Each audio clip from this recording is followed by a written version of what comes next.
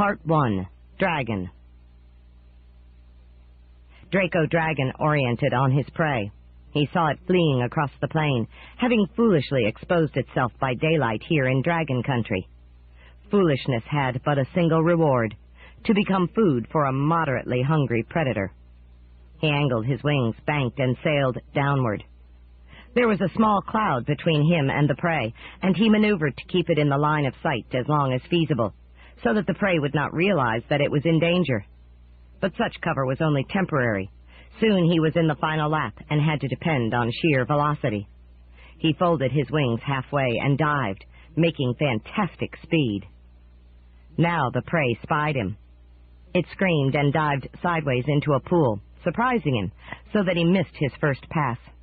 Disgusted, he nosed up, made a looping turn, and came in for the second pass. The pool was hardly more than a puddle, too shallow to provide much protection. He could still nab the meat. But the creature dived under the surface of the water, barely escaping Draco's reaching talons. He missed again, losing track in the stirred muck. Disgusted, he let fly a belch of fire, vaporizing a gout of water ahead of him. Then he banked again and came in for a landing. He would pull the creature out from under and eat it right there. He landed with a splash, holding his wings high to avoid getting them dirty. The water felt good on his legs, cooling them, and a pleasant drop landed on his tongue. This was a tasty pond. He settled in place and waited silently. The creature would have to come up for air soon. Then there would be a surprise. The prey popped up. It was a young human woman, very nicely fleshed. She would be delicious once he toasted her and burned off her clothes. He took a breath as he met her frightened gaze. There was a shimmer, and suddenly she looked twice as good, but in a different way. Then something amazing happened that entirely took away his appetite for food. Only after he dragged himself away from the pond, exhausted, did Draco figure out exactly what had occurred. He had blundered into a love spring. His intended prey had become his love object. Oh, the shame of it! He would never live it down if the other dragons heard about it. Part 2. Deal. Anime was 18, and the last thing he wanted to do was settle down on the farm and work for a living. But not much else seemed to offer. Only if he made a good living would any of the village maidens be interested in marrying him, and what would that lead to anyway? Storks and babies and more work. He wished he could go somewhere interesting and be someone exciting. But he couldn't, because his magic talent was having stupid ideas. Anything he thought of was stupid, no matter how smart it seemed at the time. For example, he had once seen a lovely young woman on a beach, and had the idea to embrace her. But she had turned out to be a sand wench, trying to lure him into a sandy grave. He had barely escaped. Another time he had found an interesting pot, and thought to clean it up and give it to a pretty maiden, thereby winning her favor. But it had turned out to be a crackpot that had not only had a bad crack on its side, it had made things around it really weird. The maiden had not been favorably impressed. "I detest my stupid life," he exclaimed angrily. There was a flicker before him. A cloud of smoke puffed out, and a face formed in it. "You called?" it inquired. Anime halted just outside his tracks. "What are you, Smokeface?" The smoke extended downward, forming a vaguely man-like figure. "I am the demon Test," he said. "Did you not speak my name?" "Listen, Jerk Cloud, I have problems enough without being bugged by demons," Anime said politely. "So why don't you go suck your foot up your nose and leave me alone?" The demon solidified, barring his way. "There is something about you that appeals somewhat to me," he said. "You seem to have the attitude of a demon." "And you have the attitude of a person," Anime said. "Now that we've exchanged insults, how about getting out of my way, you bag of dirty smoke?" "Not until we settle with each other," the demon said. "You summoned me, and so we have to deal." "How did I summon you, you waft of foul air?" "You spoke my name, D-Test. So I was duly conjured here, and now we must deal. Name your terms." Enemy was not much of a human being, but neither was he entirely stupid. I want a really good magic talent. Fair enough. I want a grungy soul. Enemy had not gotten much use from his soul, so he figured he could live without it. So let's trade. What kind of talent do you offer? D-Test considered. In my wanderings, I have scavenged a few things. Let's see if I have any good talents in here. He formed a large bag and opened it. He pulled out a small object in the shape of the letter P. When he squeezed it, a thin yellow stream jetted out. Yes, how about this peanut that can make a person... Forget it. I already have a stupid talent like that. Test reached in again. Here is the talent of time travel. He pulled out something that looked vaguely like an invisible hourglass. Time travel? You mean I can go to the future? No, this is more limited. You can go to the past and change things. So it's really the talent of unhappening. But there's a catch. A catch? Enemy asked suspiciously. His whole life seemed to have been a series of catches. You can go back only as far as right now. Right now? But this is the present. That's not time travel. It gets better. Tomorrow you can come back to now. Next year you can come back to now. You just can't go back to before you got this talent. Enemy thought about that. So I could come back to now. What could I do with now? I told you. You could unhappen events. You could change something to suit yourself better. They talked about it, and finally Enemy was satisfied. He handed over his soul and took the talent, and the deal was done. Neither of them thought about the possible long-term consequences. Part 3. Rule of 10. The ancient old wizened little man pored over his huge tome, searching for an answer. There has to be a way, he muttered grumpily. A woman appeared in the doorway, locating it by memory and touch. What is it, magician? She inquired. The magician looked up. Ordinarily he hated company, but his son's wife had a benign effect on him. Come in, Weira, he said, already feeling slightly less grumpy. She entered the dusky chamber, touching a wall lightly. The lack of sufficient light did not bother her. Is everything in order? There is a crisis coming, which will require the cooperative effort of a number of people. The effort must be kept secret, which means no more than 10 people may know of it. This is the rule of 10. That sounds sensible, Weira said. It is sensible, but in order to handle this crisis, 11 people and a bird will have to know. That means it won't be tight, and the opposition will have a chance to discover it and interfere, so the outcome is by no means certain. One of them can't be excluded? Weira asked. No, all are necessary. I have gone over the list repeatedly, and all must know. I have tried to find a way to extend the coverage to 11 or 12, but the magic won't stretch. The rule of 10 is inviolate. That's too bad, magician. What will you do? I will try to find some other way to handle it. There is an element that relates to a small flying dragon. It is peripheral, but if it should fall into place, the day may yet be saved. But, magician, suppose it doesn't fall into place. Then I will sweat, he said grimly. Weira shuddered. The good magician had never sweated in the time she had known him. She hoped he would find a better way, so they wouldn't have to fumigate the castle. There was a ding. The dingbat was signaling an event.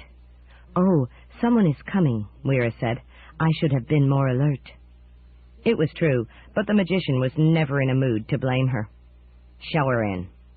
Weira departed, and he turned pages in his tome, which was the Book of Answers, reviewing what he would tell the querent.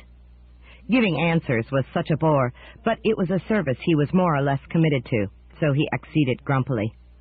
According to his research, this one was a girl, 14 years old, who wanted to know her purpose. The purpose of any girl was to settle down after a few more years and make some unworthy man moderately happy for a time. To provide a decent home for the surplus babies, the storks had to deliver somewhere. The girls might see it somewhat differently, of course, but the Book of Answers wasn't asking them. Yet the book had a question mark by her name. Her destiny had not yet been decided, oddly. What was the problem? Was he going to have to find a special purpose for her? This promised to be more work than her payment of a year of service would be worth. The magician sighed. What use could he make of an innocent girl without a purpose? He already had someone to wash the dishes and to pick up dirty socks. In any event, this girl was a crossbreed, half-dragon, and would require considerably more challenge. A bored girl could be mischief. A bored dragon could be worse. The combination could be dangerous. The castle furnishings were flammable. What did he have for her to do that would be sufficiently challenging and, preferably, away from the castle? It was bad enough trying to fathom the manner a small flying dragon related to the coming crisis of Xanth without having to guide a dragon girl. Dragon girl. Suddenly a bulb flashed, illuminating the dingy study for an instant. She could be the connection. He heard footsteps on the winding stair. Wira was bringing her in.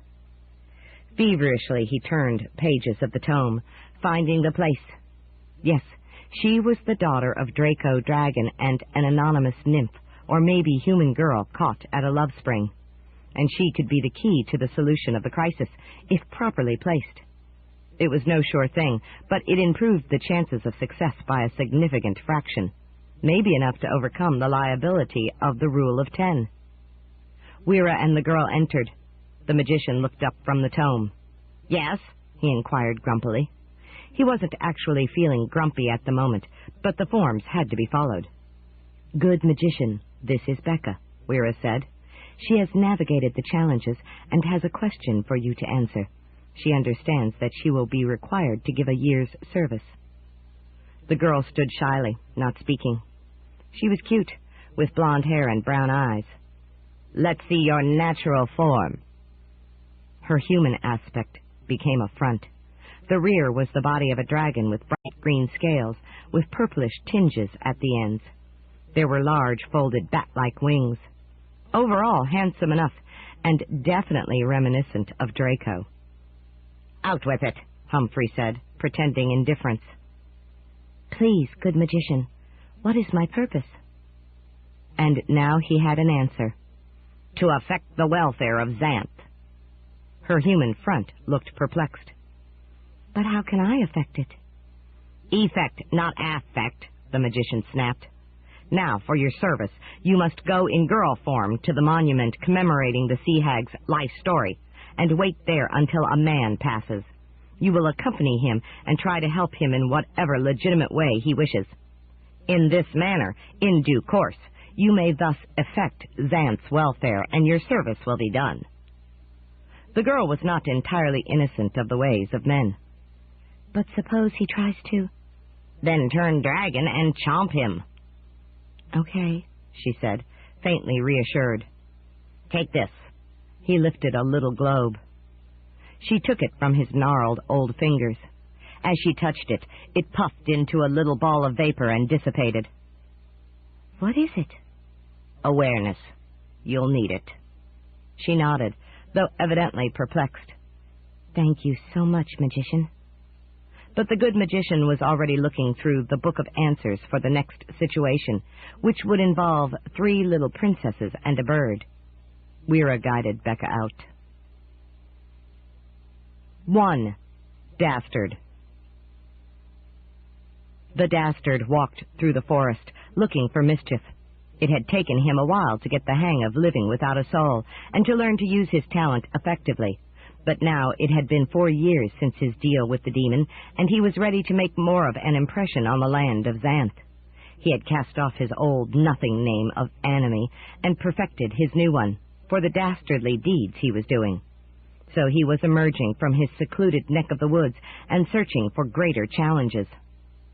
He was well equipped to search, because an aspect of his talent was to have a sense of place, time. He could tell where and when there was something significant, and so could go there to discover what it was. His sense informed him that something interesting was headed toward him on this path. All he had to do was keep going the way he was going. He encountered a little girl walking the opposite way. "Hi, mister," she called. "Is this the way to the good magician's castle?" One thing the Dastard had discovered in the course of his restricted practicing was that significant mischief could come from seemingly minor situations. He had also learned that lies were precious and vulnerable. It was best not to use one where the truth would do. That way he could save his lies for the best opportunities. So he told the truth. "No, this is not, but I can show you the correct route." She squealed in girlish fashion and clapped her hands. "Oh, thank you so much, mister. Where is it?" "First we have to go this way," he said, indicating the way he was going. "For I am just now emerging from the hinterlands, where there is nothing interesting." That was in part because he had abolished anything interesting in that region, but he didn't feel the need to clarify that aspect.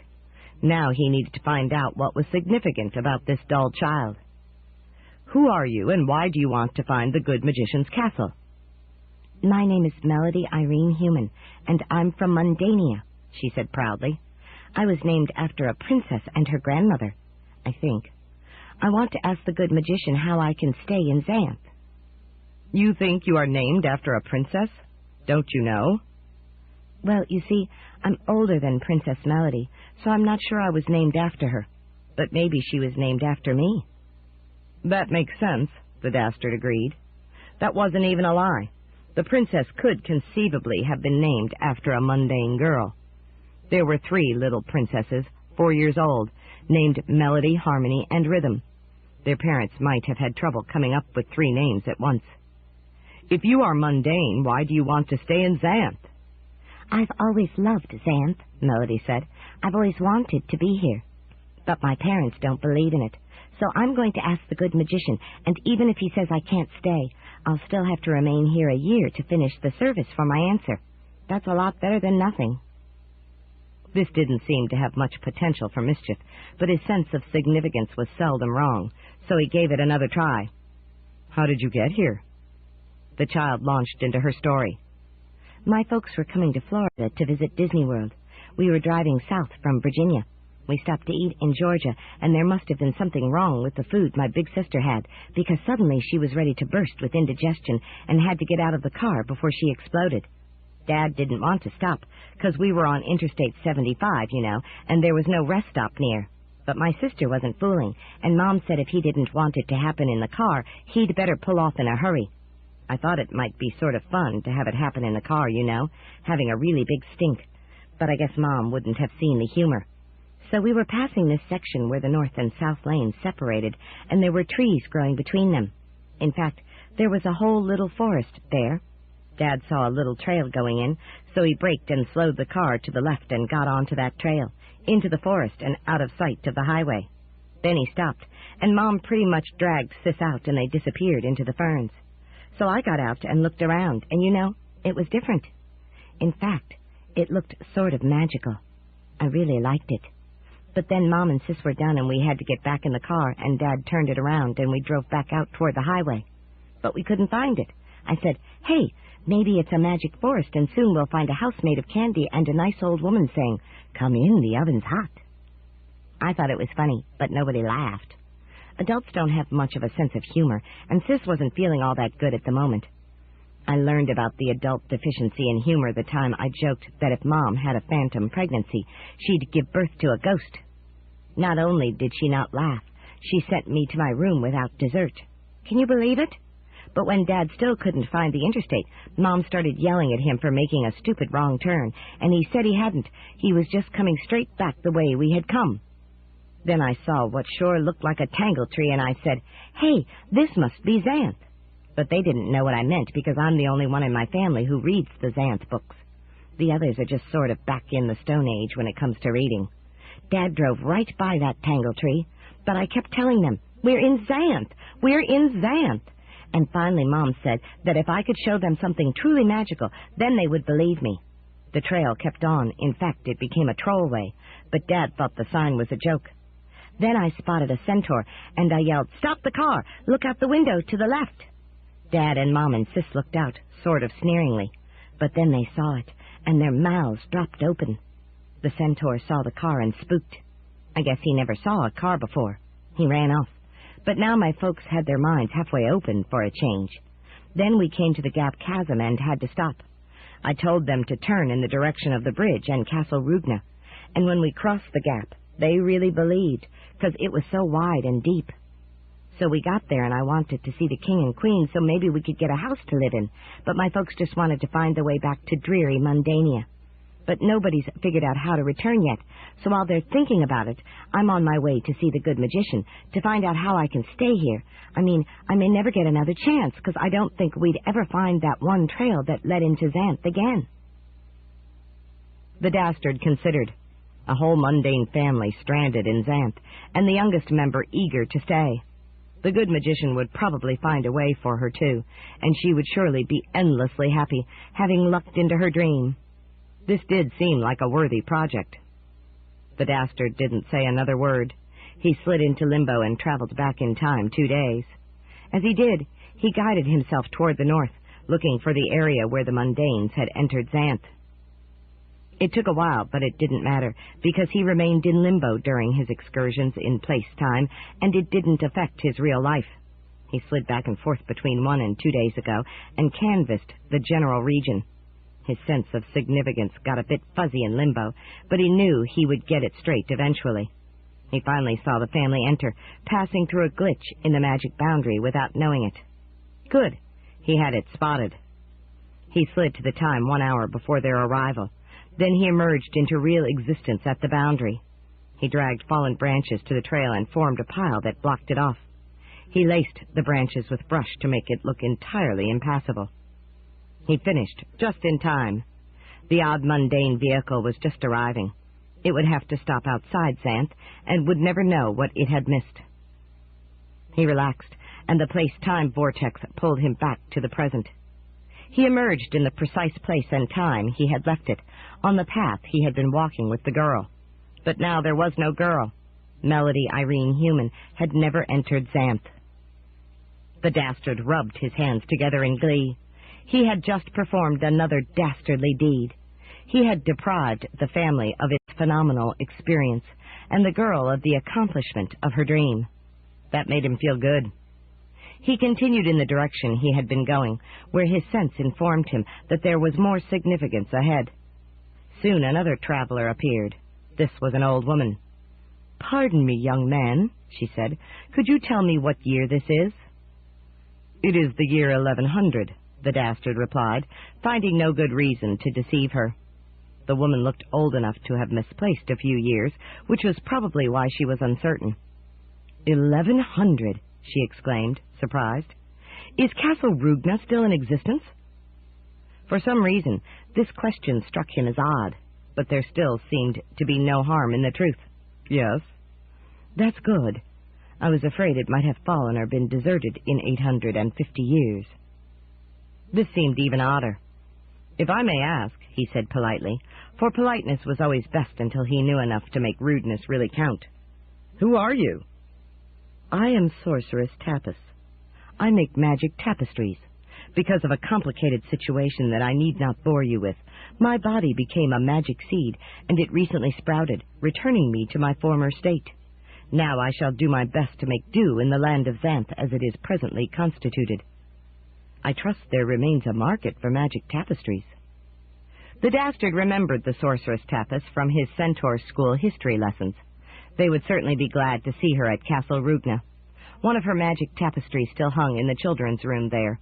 It showed all of Xanth geography and history, and was a prime source of entertainment and amusement.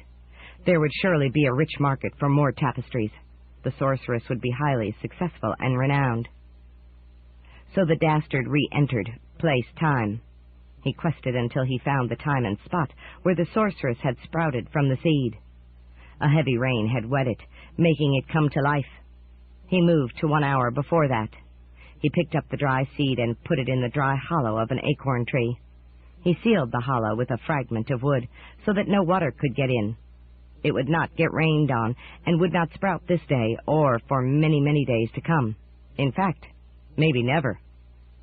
He relaxed and was drawn back to his place-time in the present. He resumed walking along the path. The sorceress Tapis was gone.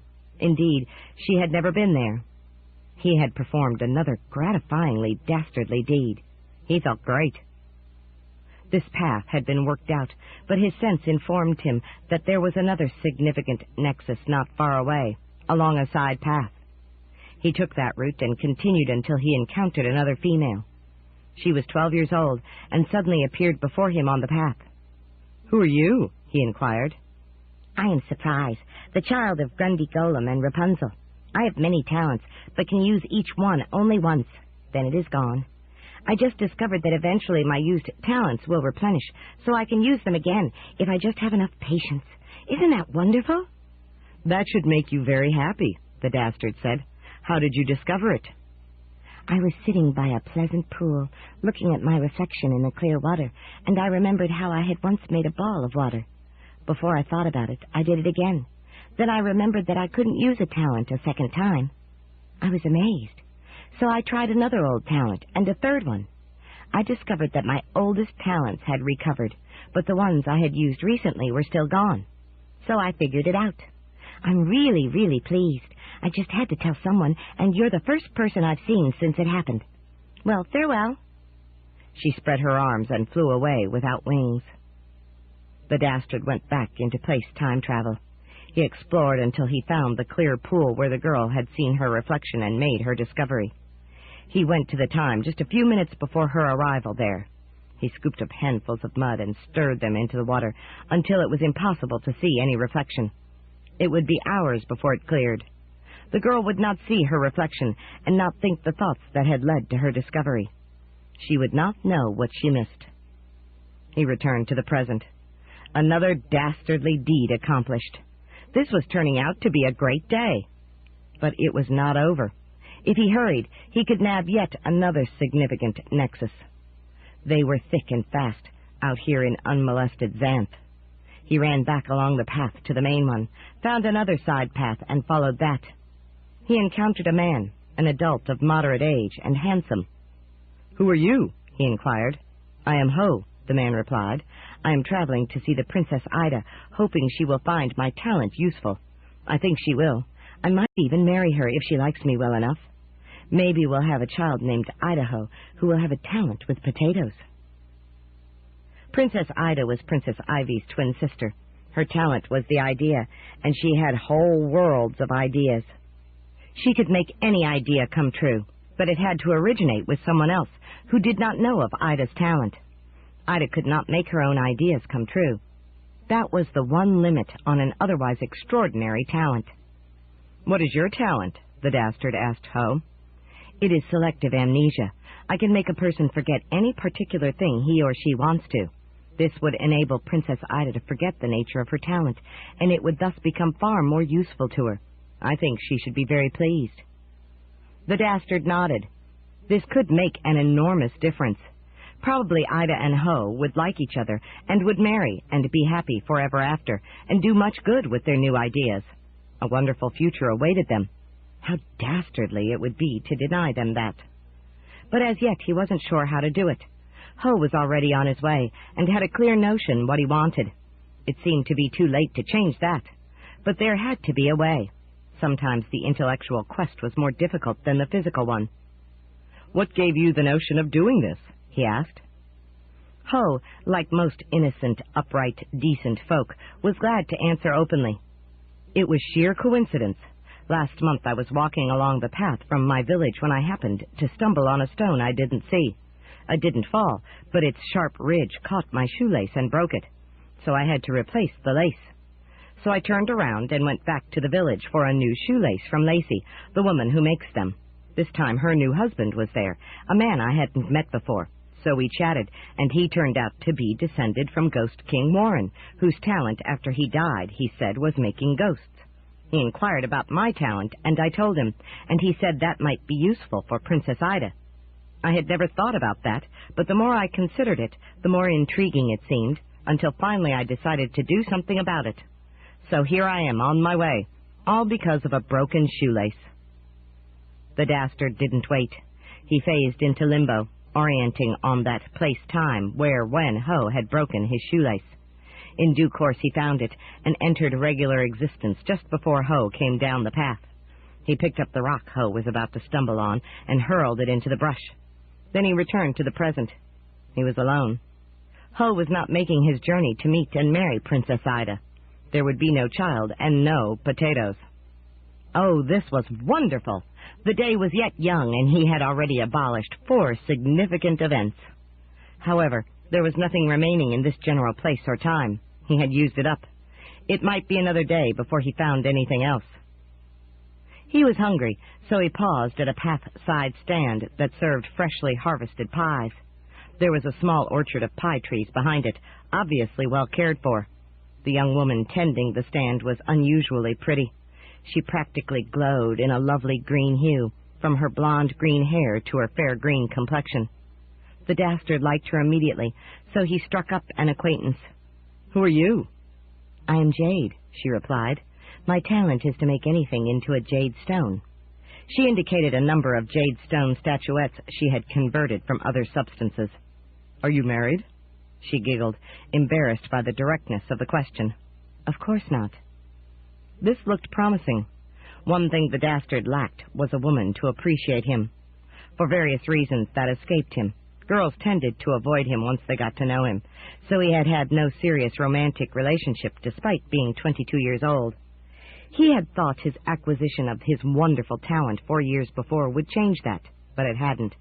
So he was still looking, and maybe Jade would do. "How about marrying me?" he asked. "Oh, I couldn't possibly do that," she said. "Why not?" "Because I'm in love with Mac." Oops! He had forgotten to ask whether she had a boyfriend. Pretty girls usually did, but maybe the situation wasn't wholly hopeless. "Who is Mac? What's his talent?" Jade was happy to talk about her boyfriend.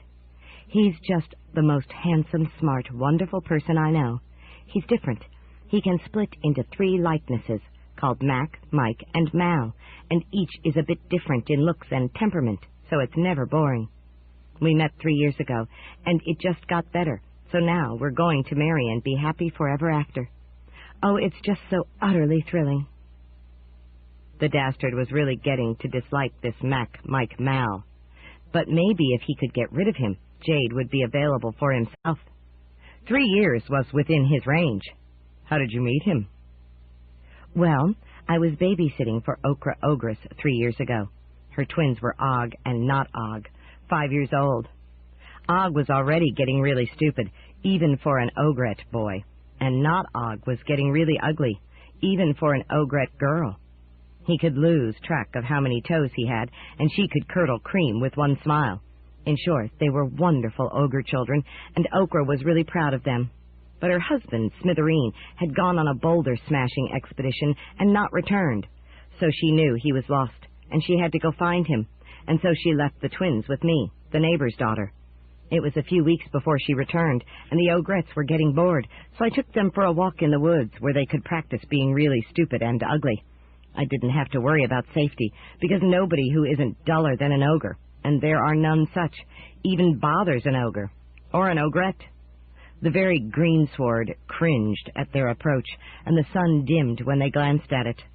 They both had fun twisting small trees into pretzels and teaching young dragons the meaning of fear. These are just things ogres naturally do. They are so justifiably proud of their strength, stupidity, and ugliness. Then Fracto drifted by. That's cumulofractonimbus, the worst of clouds, always looking for picnics to rain on or valuables to blow away. He thought he would have some fun with the ogrettes, because he figured they couldn't do anything back to him. He made a foggy face and started blowing up a storm. But it didn't turn out the way he expected. The wind stirred up half a soul that had been half buried somewhere, and as it flew by, Og grabbed it and held it, wondering whether to eat it or squeeze it into pulp. Just then a stone gargoyle happened to pass by, and Not Og smiled at it, for a moment petrifying it with her unbeauty. When it stood immobile, she pulled off one of its gargoyle socks, admiring its colors. Og saw that, grabbed it, and stuffed the half-soul into it. Not Og snatched it back. Og grabbed it again and hurled it into the cloud. The half-soul escaped and found Fracto. That made Fracto turn halfway good. He collapsed his storm front and sailed rapidly home to the region of air where his partner, Hurricane Heavybottom, lived. And they did whatever clouds do to summon the stork, and after that Frey came on their scene, and she got the half-soul. Just what sort of a cloud she will turn out to be, we don't yet know.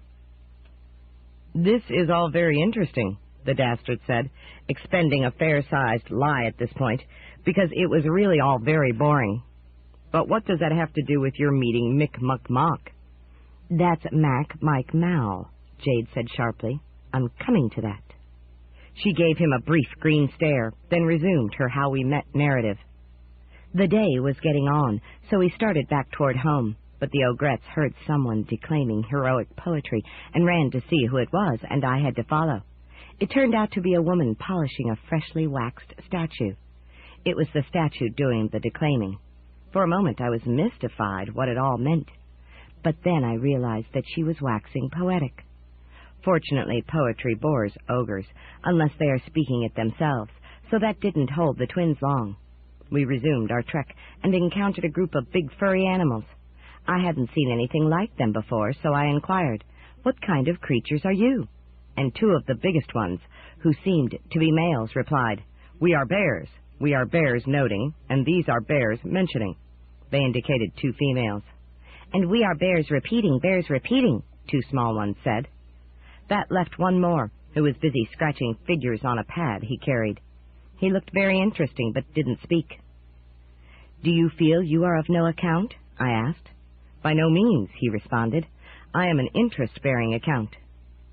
So then I understood, and we went on toward home.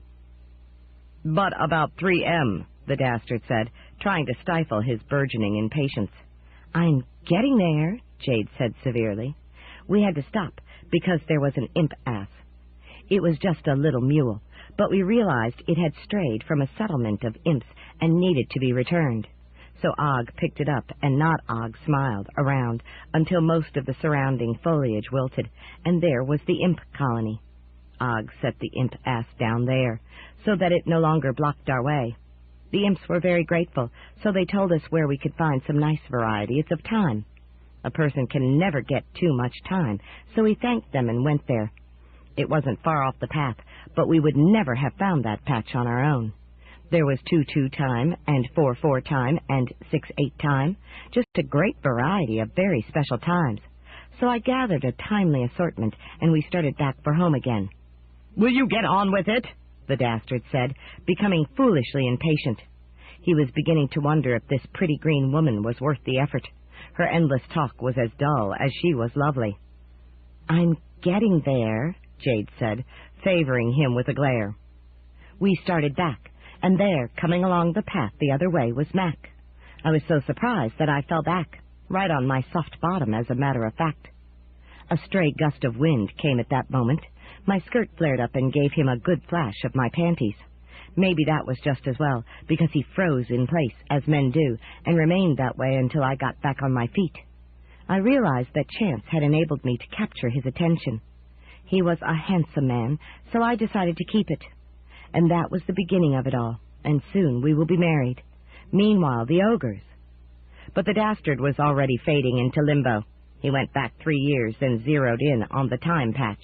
He considered half a moment, then set about fashioning a baffle. He set it up by the path, just upwind of the place Jade would tumble, so that when the stray gust of wind came, it would be deflected before it reached her skirt, and her skirt would not flare, and the man would not see her panties. So she would not catch his attention, and they would pass without noticing each other. He returned to the present. There was Jade, just as pretty as before. "So how about marrying me?" he asked again. "Oh, I couldn't possibly do that," she said. "I'm in love with Ek." "Ek?" he said distastefully. "Ek Suray, my fiancé," she explained. "He sees through things.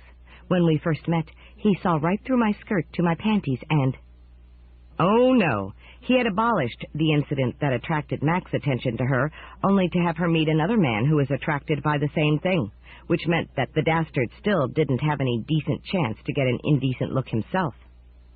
He was tired of such frustrations, so he decided to snatch what spot of pleasure he could and move on. His talent had one more aspect that could be extremely useful on occasion, and this might be such an occasion. He reached across the table and caught Jade's head. He pulled her in for a hot kiss. It was pretty good, considering that her lips were mushy. Surprise had made her forget to firm them. Then she jerked away and screamed. A huge older man appeared from the garden. "What's the matter, honey? This creep bothering you?" "Yes, Father," she said. "He kissed me." "Well, now," the man said grimly. He strode toward the Dastard, raising a ham fist. But the Dastard got out of there by going into limbo and changing his own recent past. He could do that to a limited extent. He could go back as far as a day if he hadn't been changing the lives of others, or otherwise as far back as the last change he had made. When he changed others, that fixed his own presence, lest he run afoul of paradox. So in this case he was limited to about 5 minutes, since he had abolished Mac. That was enough. He went back to just before he kissed Jade, and this time he didn't kiss her. The episode had never happened. But he remembered it. He was the only one who could remember events that he had made unhappen, so that he didn't lose his awareness of his own dastardly deeds. After all, what would be the point if he didn't remember? Jade was still talking about how great X-Ray was, and how they were going to be married soon, and then he wouldn't need to see through her clothing to see her panties, because she would show them to him any time. Sure, thank you, the Dastard said, trying to control a fit of jealousy, and moved on. She was a pretty girl, but as usual he had gotten nowhere. He hated that. There was another nexus some distance ahead.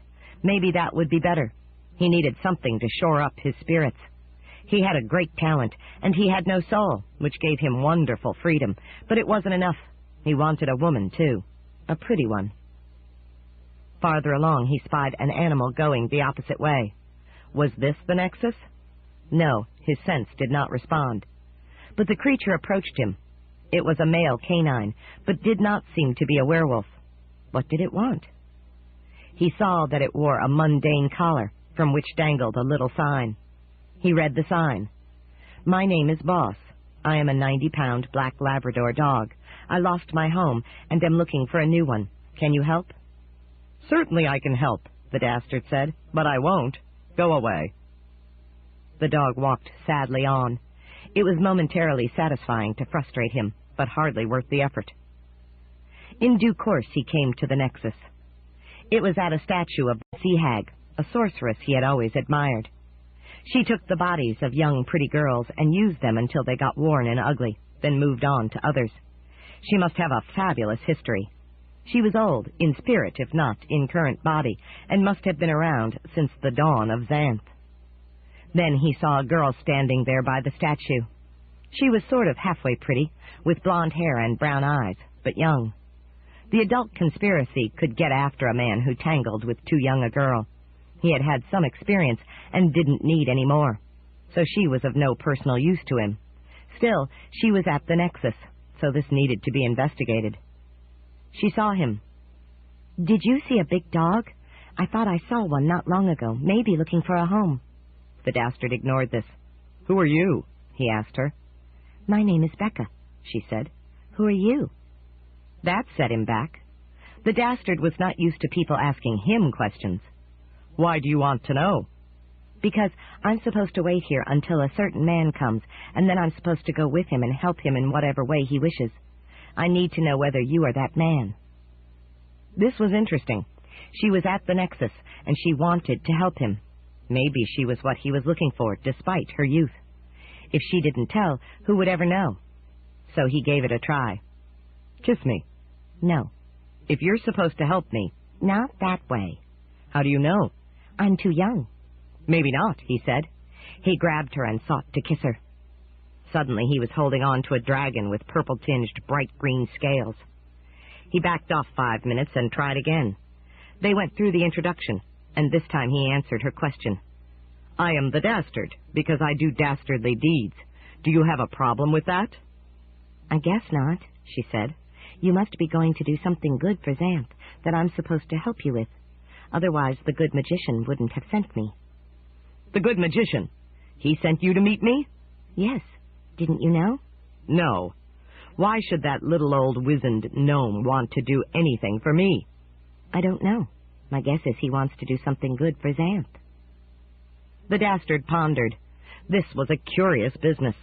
He hadn't known that Magician Humphrey even knew about him, let alone wanted to help him. Maybe it would be better to slide back through limbo and nullify that connection. but he hesitated, because he knew the good magician was a sharp old codger with a lot of information, and if he changed Humphrey's action once, he would not be able to change it again thereafter, because of the rule of paradox. Maybe the good magician was counting on that, to mess him up. So he would play along and learn more about it, not acting until he was sure. Having a good magic talent was one thing. Using it effectively was another. Meanwhile, here was this girl who could become a flying dragon. She was obviously no prospect for any romance, and not just because she was too young. She could defend herself. He hated that. But she might indeed be useful if he could figure out how.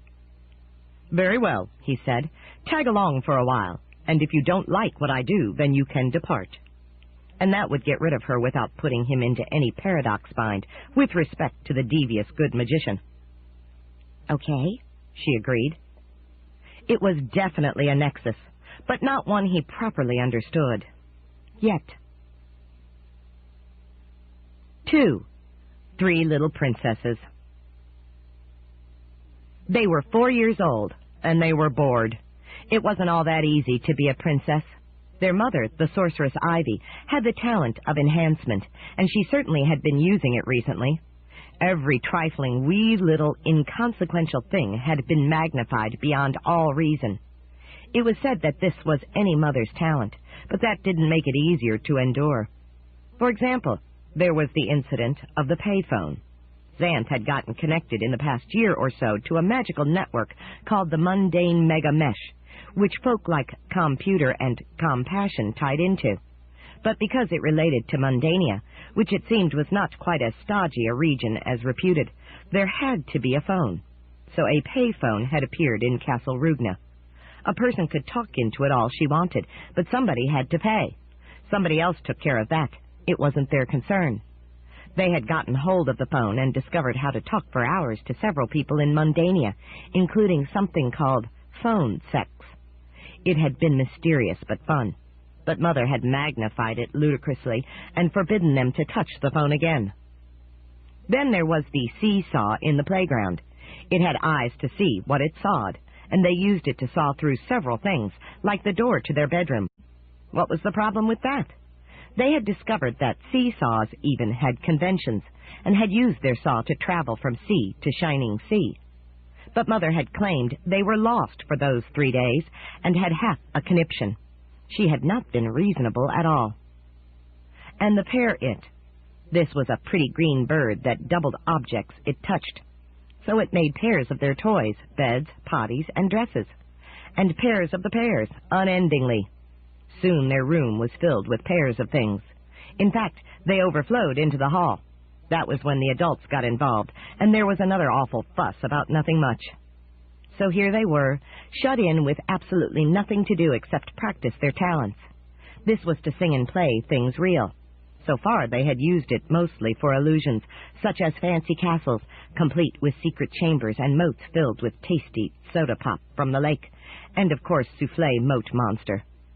They had even managed to make the castles solid, so that they were no longer illusions, but had to keep them small, like dollhouses, so they would fit in the room. But there was a limit to the interest of conjured little castles, and anyway, Mother didn't like the moat water splashing across the floor and dripping on the heads of visitors in the rooms below. Yet another molehill made into a mountain. "Maybe we can have a good pillow fight," Melody suggested. She wore her customary green dress to go with her green blonde hair. She was most like her mother Ivy, including her blue eyes. "And bash the pillows to splinterines." "Maybe we can conjure pillows with stink horns in them," Harmony said. Her dress was brown to match her hair and eyes. She was most like her father, Gray Murphy. "And stink up the whole castle." "No, we got in trouble the last time we did that," Rhythm said. Her dress was red, matching her hair, but not her green eyes. She was most like her big cousin Dawn. "Mother raised almost as much of a stink as we did." The three burst into titillations of mirth. That had indeed been fun, despite Mother's overreaction. After all, it had required only 3 days and 4 fumigation spells to deodorize the castle. So that option, too, was gone. The three sat on a bed and settled into half a funk. There was nothing whatsoever to do. There was a swirl of smoke in the center of the room. In a moment it formed an eye near the top. "You three look door," the eye observed. "Look how?" Melody asked. "Sad, dejected, sullen, moody, gloomy, all entrances closed." "Dour?" Harmony asked. "Whatever," the eye agreed, squinting irritably. "It's the demoness with the speech impediment," Rhythm said. "Oh, hi, Mitria," Melody said. "Yes, we are dour than dour," Harmony added. "Because we have nothing to do," Rhythm concluded. The smoke formed into a lovely demoness. This was Demetria, who had married, gotten half a soul, signaled the stork approximately 1,500 times in 2 years, and finally got its attention. Her half-demon son, Demon Ted, was the result. He was the same age as the triplets, and could be fun when he chose to be, because he had crazy, naughty boy notions. "How would you like the company of Ted and Monica?" Mitria asked. "Sure," the three said together. Demonica was the half-demon daughter of Demon Boar and Princess Nadanaga, and she was fun because she had naughty girl notions. She was also 4 years old. Mother did not really approve of the children's association with Ted and Monica, which made it all the more fun. Mitria dissolved back into smoke. It formed into a ball, and the ball divided into 2 parts, which drifted to the floor. One part shaped into a little boy, and the other a little girl. The boy wore blue shorts and blue sneakers, while the girl wore a pink dress with pink sandals and a red ribbon in her hair. "Hi, Triples," they said together. "Why so glum?" "We are all out of mischief," Melody explained.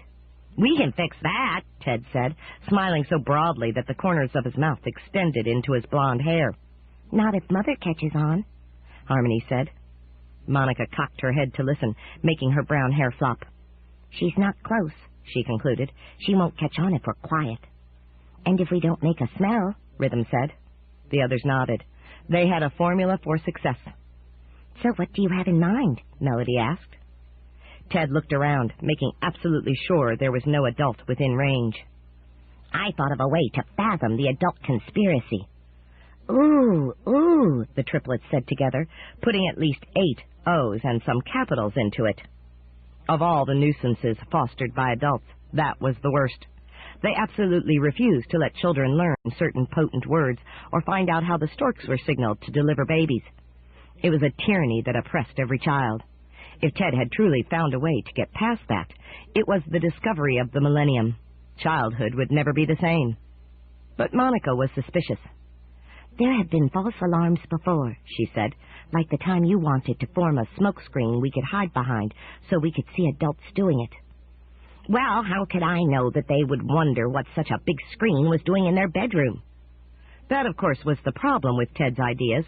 There could be aspects he didn't think of.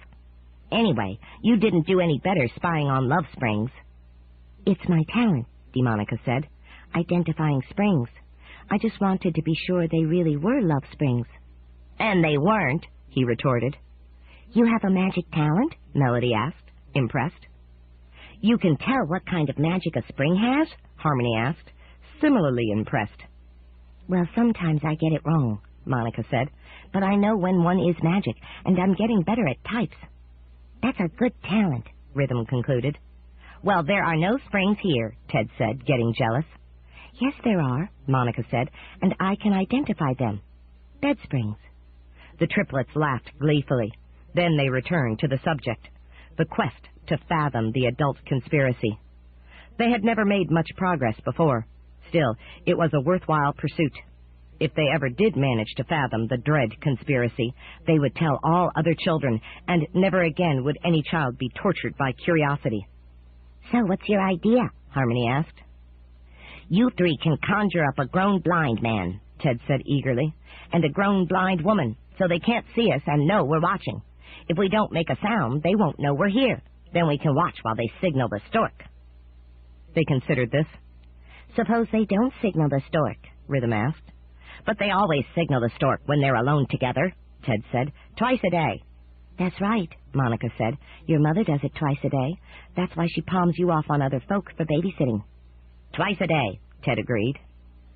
"But that doesn't mean that other grown folk do," Monica said. She was less imaginative than Ted, but more sensible. "What else would they do when there are no children watching?" Ted asked. That turned out to be a good question. They couldn't think of anything else adults would do. So they got to work on it. Melody began to hum, forming the first part of their magic. Harmony made her harmonica appear and played it in time, augmenting the magic. Rhythm conjured her little drum and made a beat, completing the magic. First, they formed the image of a grown man. When the image was complete, they solidified him. He stood there, not doing much other than breathing. They didn't yet know how to give a conjuration intelligence, but trusted it wouldn't be needed here. Then they formed the image of a grown woman, and solidified her similarly. The man was moderately handsome, and the woman was halfway pretty. Not that it much mattered, because neither had any eyes. They had been drawn blind. Now there was a problem. The figures were blind because the children didn't want to be seen, but that meant they couldn't see each other, either. They didn't know they weren't quite alone. However, after a moment, they had the man raise one hand and the woman raise a hand, and the hands banged together so they found each other. What would they do next? The children waited in absolute silence. The door opened. There was Mother. "What are you up to?" she demanded. The figures popped out of existence, and the triplets assumed an expression of perfect innocence, but not quite fast enough. Princess Ivy caught half a glimpse of the conjured figures. "So you are trying to undermine the conspiracy," she said severely. They were fairly caught. "How did you know?" Melody asked. "You were too quiet." What irony. Their very silence had betrayed them. Now they were in trouble. Again. As usual. Then Mother saw Demon Ted and Demonica. "I should have known," she muttered. "Little demons." There was nothing they could say, for she was at least half right. But there was seldom anything to be said when an adult got an attitude. They just had to wait for the storm to pass. "It is time you got some education," Ivy said severely. It was obvious that she had never been a child. "Now you sit there and watch the magic tapestry until you learn something." She departed, closing the door decisively behind her. Now they were in for truly awful dullness. The magic tapestry hung on their wall, as it had for generations, and showed nothing but animated Xanth scenes, past and present. The little woven figures came to life, in a manner, when they were watched, and reenacted their bits of Xanthly lore. It was very educational, which was what made it so dull. It had a spell on it that their friend Brianna of the Black Wave called a V-chip. It chipped out key sections, which made the scenes very dull. No storks at all. If they watched it enough, it would show them all sanitized Xanth history. What a bore. They saw an animal wandering. "What's that?" Melody asked. "Must be a werewolf," Harmony said. "No, it's mundane," Rhythm concluded. They focused on the creature, which had a little sign dangling from his collar. It had words on it, but they couldn't make them out, and anyway, they didn't know how to read. "He looks lonely," Melody said. "Maybe we should adopt him," Harmony agreed. "Mom would never let us," Rhythm said. She was obviously right. So, reluctantly, they let the dog wander off the scene and wished they could wander with him. But they had no choice. They set it for recent history. They happened to spy a nightmare racing across the scenery with her cargo of bad dreams. The picture she was going toward had a man just settling down to sleep beside a pleasant spring. Obviously, the dream was for him. The mare would arrive just after he fell asleep. The moonlight was bright. But the nightmare tripped on a stick just as she got there. The noise made the man wake, and he saw her. She tried to turn and retreat, because bad dreams just didn't work on waking folk. But both misjudged their steps and fell into the pool. Water splashed up, soaking them, and little hearts flew out in patterns. "It's a love spring," Monica exclaimed. "How romantic." "Hey, maybe we'll see them signal the stork," Ted said. It was too late for man and nightmare to escape. They had seen each other and fallen in love. They came together, and at that point a nasty cloud hid the moon, and the scene went dark. That always happened, frustratingly. When the light returned, both man and mare were gone. There was a blink, signaling elapsed time, and then a young centaur appeared. He was about 3 years old, black like the nightmare, and his face resembled that of the prior man. He was the offspring the stork had delivered to the Love Spring folk. The centaur walked oddly, moving from one shadowed section to another. Soon it was apparent that he was shadow walking, going between shadows. He was solid like his father, but walked in darkness like his mother. That was an interesting combination. Then the centaur encountered a regular man, wearing a dull gray shirt. They talked, but the tapestry did not give sounds, so what they said wasn't audible. But probably the centaur was explaining how he had come to be. He seemed to have a good future ahead of him, because he could move quite rapidly between shadows, jumping from one to another, yet do something solid when he got somewhere. The man in the gray shirt did something odd. He turned half real. His form left the scene, and a mere trace traveled backward in time. They could tell because all the other scenes on the tapestry were now running backward. This was weird. The children had not seen this effect before. The shirt man came to the Love Spring 4 years before, where the first man was settling down for the night.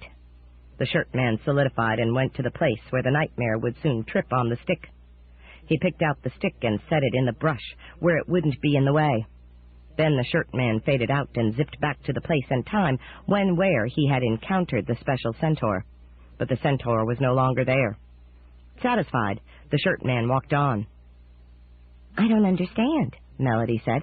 "What happened to the centaur?" "Oh," Harmony continued. 4 O's was all she could manage alone. "I think I know. That stick, he moved that stick. And that means the nightmare didn't stumble over it," Rhythm concluded. "So the sleeping man didn't wake," Ted said. "And so he received the bad dream, just as he was supposed to," Monica said. "And there was no meeting in the Love Spring," Melody added. "So they didn't signal the stork," Harmony said. "And no centaur was delivered," Rhythm finished. They sat on the bed, mulling it over.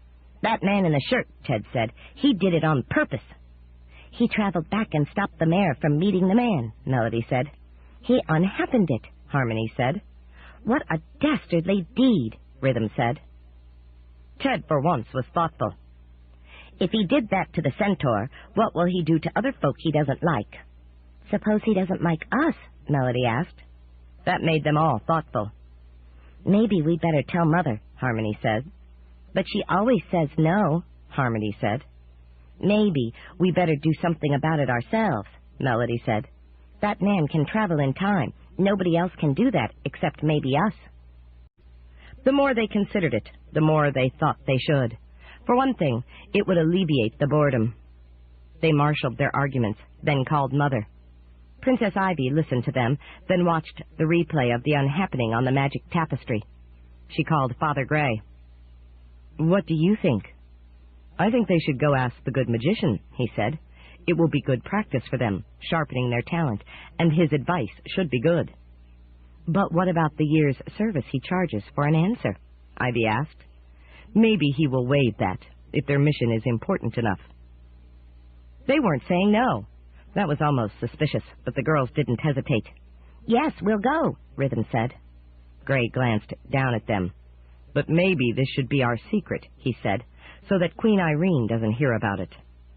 Grandma Irene would absolutely, positively, definitely say no. "Secret," Melody agreed. "That includes you two," Ivy said to Ted and Monica. "Sure," the 2 half-demons agreed together. They liked secrets almost as well as mischief. "We'll help," Ted added. "It's a great secret," Monica said. "What's this about a secret?" Demon Vor inquired, materializing. He had come to pick up the half-demons and take them home, as usual. Gray and Ivy exchanged most of a glance. "Can't readily keep secrets from demons," Gray said. "Perhaps tell only the demon parents," Ivy suggested. So they told D. Vor, and he agreed that Demetria would be the only other person told. Then he swept up Ted and Monica and faded out. So it was that the 3 little princesses made their first excursion on their own. Next morning, they sang and played a large magic carpet into existence and climbed onto it. It was a bit unsteady at first and listed to one side, but they kept working on it until it was firm. Then they floated out the window. They were on their way. They floated not too far above the ground, being nervous about going very high. They also did not go very fast, afraid the wind would blow them off. This was quite enough adventure for now. Once they had the carpet stable and moving steadily, they lifted it to just above tree height and headed toward the good magician's castle. They knew it would take a while, but they were satisfied. Then they had time to reconsider. "How come they didn't say no?" Melody asked. "Maybe they realized we're big enough to do our own things," Harmony said. Rhythm burst out laughing. After a moment, the other two joined her. Obviously, the adults had some other reason. "Maybe they want us out of the way so they can rest," Harmony said. That seemed reasonable. Then Rhythm came up with the best one. "They must want more time to signal the stork." That certainly explained it. Satisfied, the three forged on. A cloud appeared ahead. "Oopsie," Melody said. "That looks like Fracto." "In a bad mood," Harmony said. "He's always in a bad mood," Rhythm said. They tried to avoid the notice of the bad cloud, but Fracto had already spied them. He floated toward them, puffing larger. "He's going to try to blow us away," Melody said. "Or wet on us," Harmony added. "Or lose us in fog," Rhythm concluded. A huge face formed on the cloud. Wind whistled through the big mouth. "All of the above," it gusted. They pondered, considered, and thought, but time was too short to allow them to contemplate. They had to act quickly. "Let's each think of something," Melody suggested, "and each make it exist," Harmony agreed, "and use it to mess up Fracto," Rhythm finished. They concentrated. Melody thought of a cold snap. She snapped her fingers in the carpet, and air around them turned cold. That didn't help because it made them cold without bothering Fracto, who reveled in cold air and hot air and turbulent mixings of the two. Fracto's mouth blew out more gusts. "Ho, ho, ho," it laughed. Harmony thought of a compact disc. She formed it and held it before her. It was small but marvelously shiny. She threw it toward the cloud, and it skated along, whirling, and when it struck the cloud, it compacted the cloud flat. Fracto went whoosh and became a big spinning disc. But that didn't stop him long. He whirled so fast he flew apart, and then reformed as a larger, fiercer cloud. Now he was annoyed. "No more, Mr. Nice Guy." Rhythm knew she needed something more effective. She conjured something she had barely heard of. It looked like a line of obscure numbers. "What do you have?" Melody asked. "It's a Dow Jones." "What does it do?" Harmony asked. "It's supposed to make things rise or fall when certain magic words are spoken." "What are the words?" Melody asked. "I can't remember," Rhythm wailed. Meanwhile, Fracto was looming almost over them. In a moment he would fog them, wet them, and blow them away. They guessed desperately at words. "Hello and goodbye," Melody said, but nothing happened. "Ice cream and chocolate sauce," Harmony said. Nothing happened. "Hugs and kisses," Rhythm said. Nothing. Fracto surrounded them, marshalling his fog. "Joy and grief. Buttons and bows." "I think it's animals," Rhythm said, almost remembering. Fracto filled a bowl-shaped cloudlet with water, sailed it directly over them, and began to tilt it. They were about to be wet on. This wasn't exactly a fate worse than spinach for supper, but they hated to let the mean cloud win. "Dragons and griffins," Melody said. "Werewolves and nightmares," Harmony called. "Spiders and bugs," Rhythm shouted. The water came down on their heads, soaking them. "Eek!" Melody shrieked, putting all the E's into it her age allowed. Next year she would be able to manage 5. "We're all wet," Harmony cried, pulling off her soaking brown dress. The others did the same. "We're all bare," Rhythm said, shivering. Then a light bulb flashed over her head. "Bear!" she exclaimed. The carpet dropped toward the ground. She had found one of the words. Bears crunched down. Fracto pursued them, pouring more water. "What's the other word?" Melody asked as she clutched the sinking carpet. "Yes, what makes things rise?" Harmony asked as she hung on to their loose dresses. Rhythm remembered. "Bull! It leaps up." The carpet stopped falling and started to rise. Fracto blew at them. The Dow Jones flew from Rhythm's hand and disappeared into the boiling mist. They had lost it. But now they had the word. Quickly they got together. Melody hummed, Harmony played her harmonica, and Rhythm beat her drum. "Bull!" they sang together. Fracto suddenly rose straight up, trailing cloudlets of fog. He rose so high that the weird magic of perspective came into play, making him small. The bright sun was uncovered and shone down warmly. They sang and played to enhance the warmth, drying their dresses, and soon everything was all right. "I guess that blew him away," Melody said with satisfaction. "I guess that parade dried up his rain," Harmony agreed. "I guess that fogged his bottom," Rhythm said, and they all burst out laughing. Much cheered, they resumed their flight to the good magician's castle. They had proven once again that while any one of them might be bested despite being a sorceress, the three of them together were something else. Soon the castle came into sight.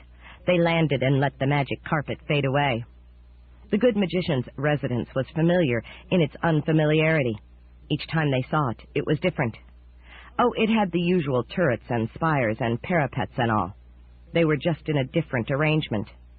The moat was there, but this time it was surrounded by a garden of S-shaped flowers. A sign identified it. Nature. There was a fierce-looking animal chained before the drawbridge. A sign there said, Ishan. A woman relaxed on a deck chair at the edge of the garden. A sign by her said, A cause. "This is a challenge," Melody said, recognizing the type.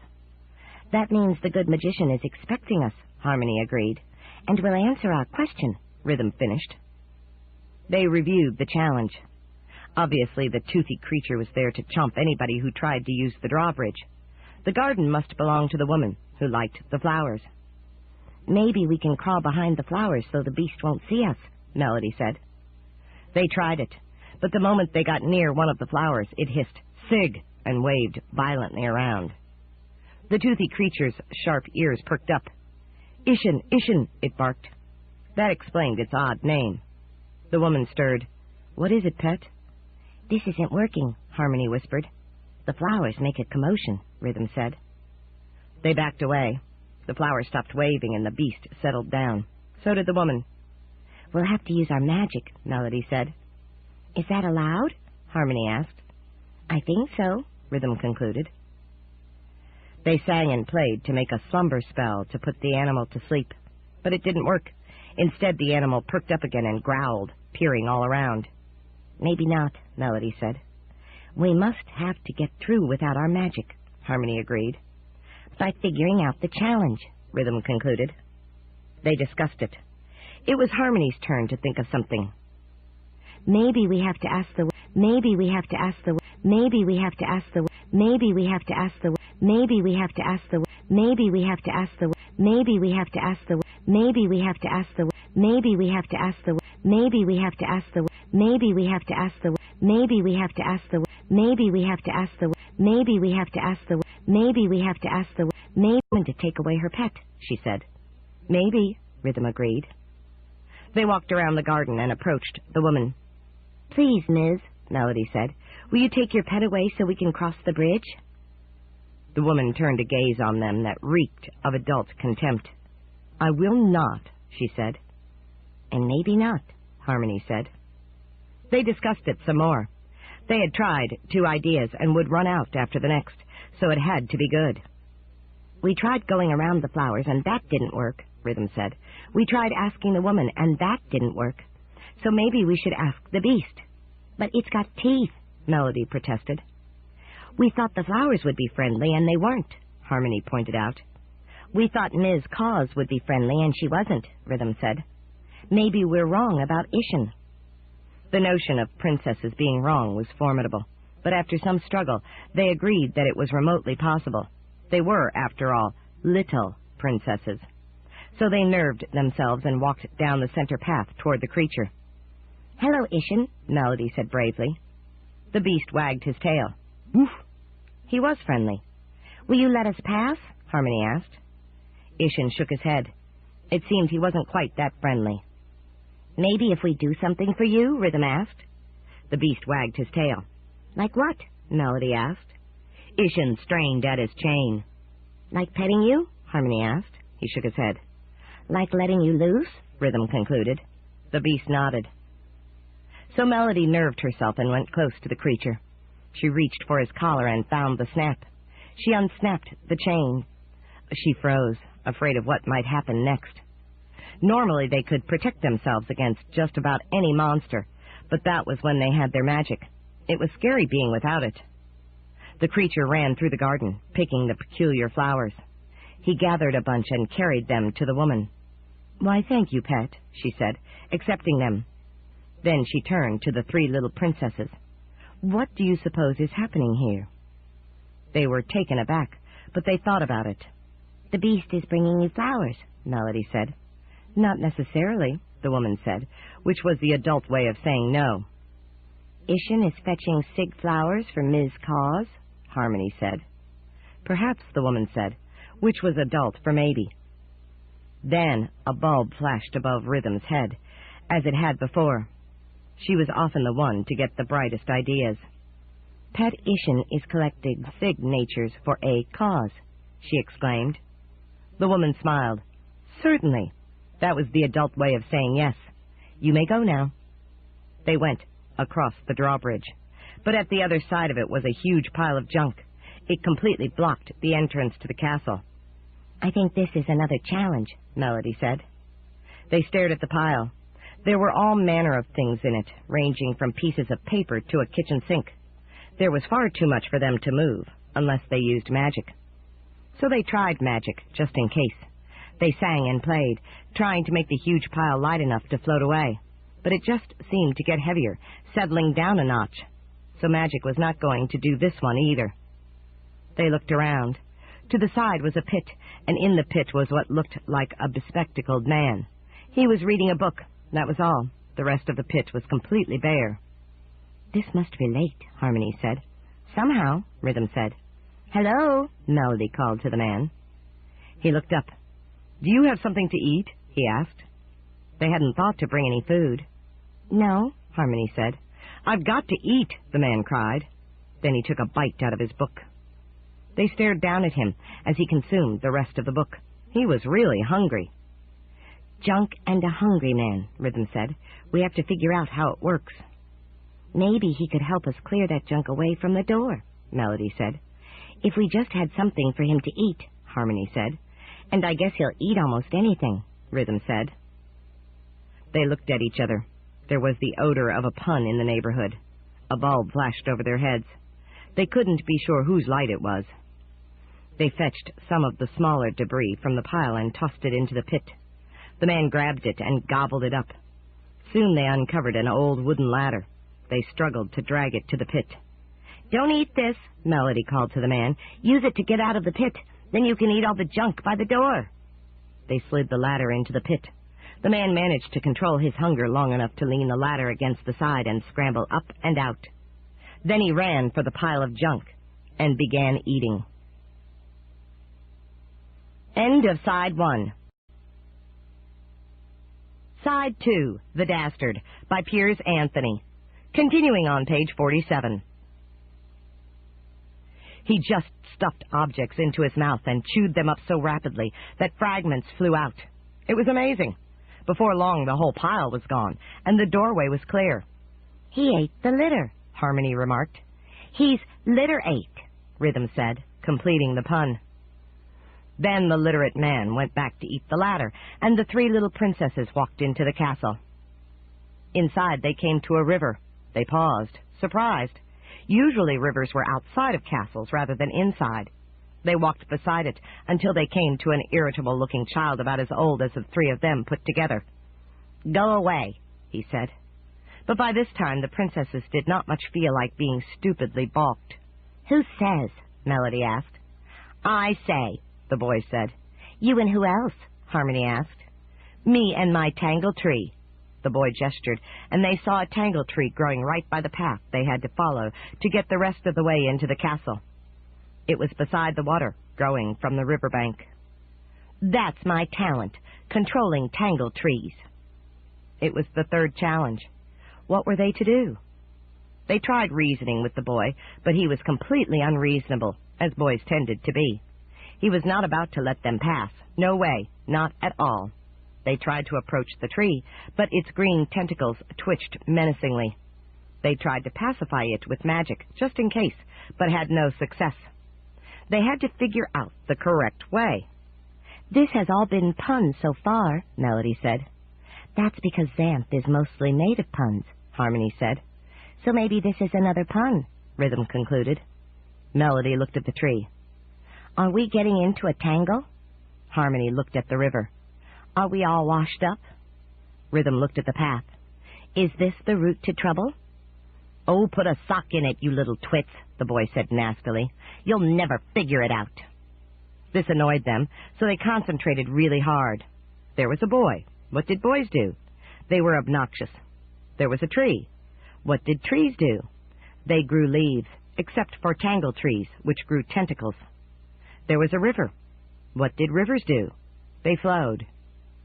They weren't getting anywhere, so they changed places and tried again from their new perspectives. The boy, the tree, the river. The tentacles, the riverbank, the path. Still nothing.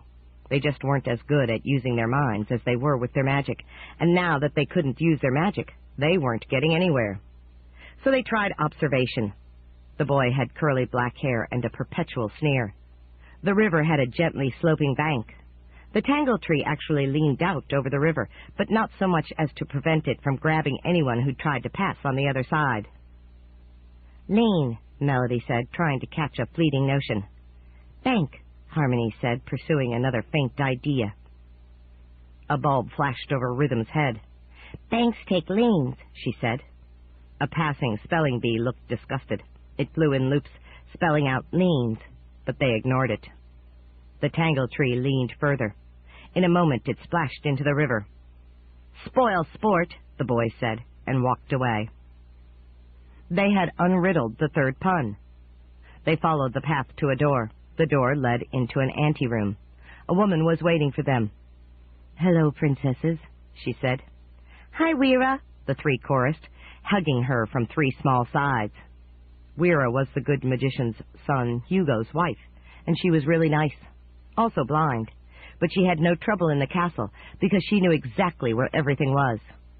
The good magician is expecting you. We know, they said. They followed her into the rest of the castle. 3. Purpose.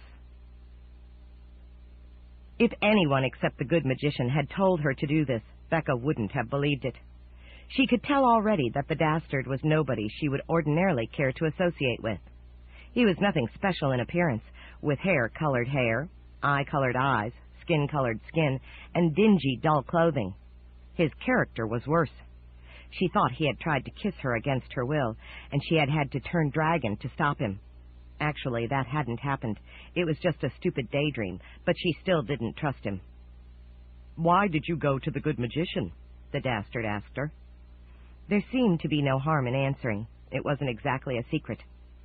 I wanted to know my purpose in life. What did he say? That my purpose was to affect the welfare of Xanth. How can you affect it? Effect, not affect. I don't know how. The man considered. You intrigue me, he said.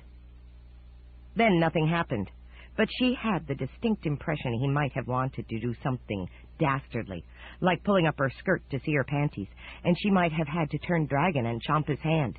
He hadn't, of course, and she hadn't, but there was an odd half-memory, as though it might have been, maybe in some other realm. It was unsettling. I'm supposed to help you, she said. That's all. Then fetch me something to eat. So he thought she was some kind of servant. That rankled. But maybe that was the way she was supposed to help him, to affect the welfare of Xanth, far-fetched as it seemed. So she explored the area, looking for food. She spied a group of cattails growing in a swampy section. Some varieties of those were edible, so she went to pull some off. But the first one she grabbed made a horrendous screech. Then the cat tore out of the ground, then bounded away. Oh, for some stupid reason she had thought it was a plant. She saw a tree with a number of unfamiliar fruits. Those might be good. She went to pick one that looked like a little bomb, but it exploded at her touch, splattering juice all around. It wasn't a cherry. It must have been overripe. She tried another that looked somewhat wasted, but its touch made her feel devastated. The third one resisted her pull, refusing to be plucked. The fourth one was tangled up in vines and thorns, making it too much of a project to get to it. What was going on here? Then she recognized the type of tree. It was a shun tree, whose seeming fruits were really bad seeds. The seeds of destruction, devastation, opposition, complication, and the like. Smart folk shunned this tree, as it bore nothing worthwhile. She saw several sleepy-looking plants with fruits like buttons. Those might be good. She picked one and was about to eat it, when she hesitated. She vaguely remembered something like this, and it wasn't necessarily good, so she merely touched her tongue to it. Sure enough, she suddenly felt drowsy. It was a snooze button that tasted good but put people to sleep. She hardly needed this. Then she reconsidered and picked several buttons and put them in her handbag. They might, after all, be useful sometime, for someone else. She went on and encountered a walking shape. It seemed to be a book, but it wore a skirt. "Hello," she said uncertainly. "If you don't mind my asking, what are you?" "I am Novella," the book replied. "A small female novel. Isn't it obvious?" In retrospect, it was. "I guess I'm not much of a reader," Becca said, embarrassed. "I'm just looking for something to eat." "Food can be a long story," Novella said. "I think the chain smoker knows where there's some. He's right over there." She pointed with a page. "Thank you." Becca went to the chain smoker, who was a man sitting with his back against a tree trunk, smoking a long chain. "Sir Smoker, can you tell me where there is some food?" "My friend, the pack rat, has plenty," Chain replied. He patted the head of the rat sitting next to him. The pack rat obligingly opened his knapsack and gave her several rocks and what looked like a squashed squash. "But this isn't food," she protested. "It's pyrite and nice and disgusting gourd refuse." "Yes, it is," Smoker said. "That's pyrite and nice and a punchkin pie." Becca looked again. So it was. "Oh, thank you very much." She wrapped the pies in a section of sheet and carried them back the way she had come. The Dastard was not grateful. "What's this sheet?" he demanded. "That's just a piece of sheetrock I used to wrap the pies," Becca explained, "to keep them clean." He lifted one of the punkin pies. "I recognize this. If I take one bite, I'll be emitting foul puns for the next hour." Becca had forgotten about that quality of the pies. "Then I'll eat them," she said regretfully, for she was hungry. "Then I'll have to listen to you emitting the stinking things," he complained. "Throw them away." She realized he was right. It was bad enough when men ate pumpkin. For girls, it was downright unladylike. She knew they tasted good enough, but they did cause pun digestion, and nobody else could stand to be in the company of someone constantly letting fly with the filthy things. Reluctantly, she took the punkin pies and set them on a small round stone she saw nearby. Immediately they sank into the stone, and an arrow in it spun around to point at the remaining smear. Oh no, she had converted it into a pun dial. Careless disposal of pun refuse was dangerous. It contaminated everything it touched. Becca ate a leftover piece of pie, but part of it had hardened into stone. When she unwittingly chewed down on it, it knocked out a tooth. Ouch! Fortunately, she had some toothpaste in her emergency kit. She brought it out, spread it on the tooth, and put it back in her mouth. The paste attached it securely back, just about as good as new. There was nothing like being prepared. By this time, they had wandered away from the statue of the sea hag, which was a relief. Becca had heard ugly stories about that ugly sorceress. Why anyone would want to commemorate her life history was beyond her. Another person was coming along the path toward them. It seemed to be a huge face with little arms and legs. "What in Xanth are you?" the Dastard asked it. "I'm an interface," the thing replied. "I can make things easy or hard." "Make what things easy or hard?" "Well, like relating to something," Interface said. "For example, if you were trying to relate to that girl with you, I could make it much easier or much harder. That's my talent, to make things relate one way or another." The Dastard considered. He glanced sidelong at Becca in a way she didn't like. "So you could make her show me her panties?" "Now wait a minute," Becca protested. "Sure," Interface said. "Go ahead then. Do it." "No way," Becca snapped. "No." "What?" The Dastard was clearly annoyed. "I said no, she's too young." What if I say she's not? Doesn't matter. She's obviously only 14, 4 years before she can show anything like that. Becca knew of girls who had done it before then, but she decided to keep her mouth shut. Do it anyway, the Dastard said. Say, what are you? Interface demanded. Some kind of pervert? I'm the Dastard. I do dastardly deeds. It's my nature. I'm trying to get this girl to be of some use to me. So are you going to do it? Of course not.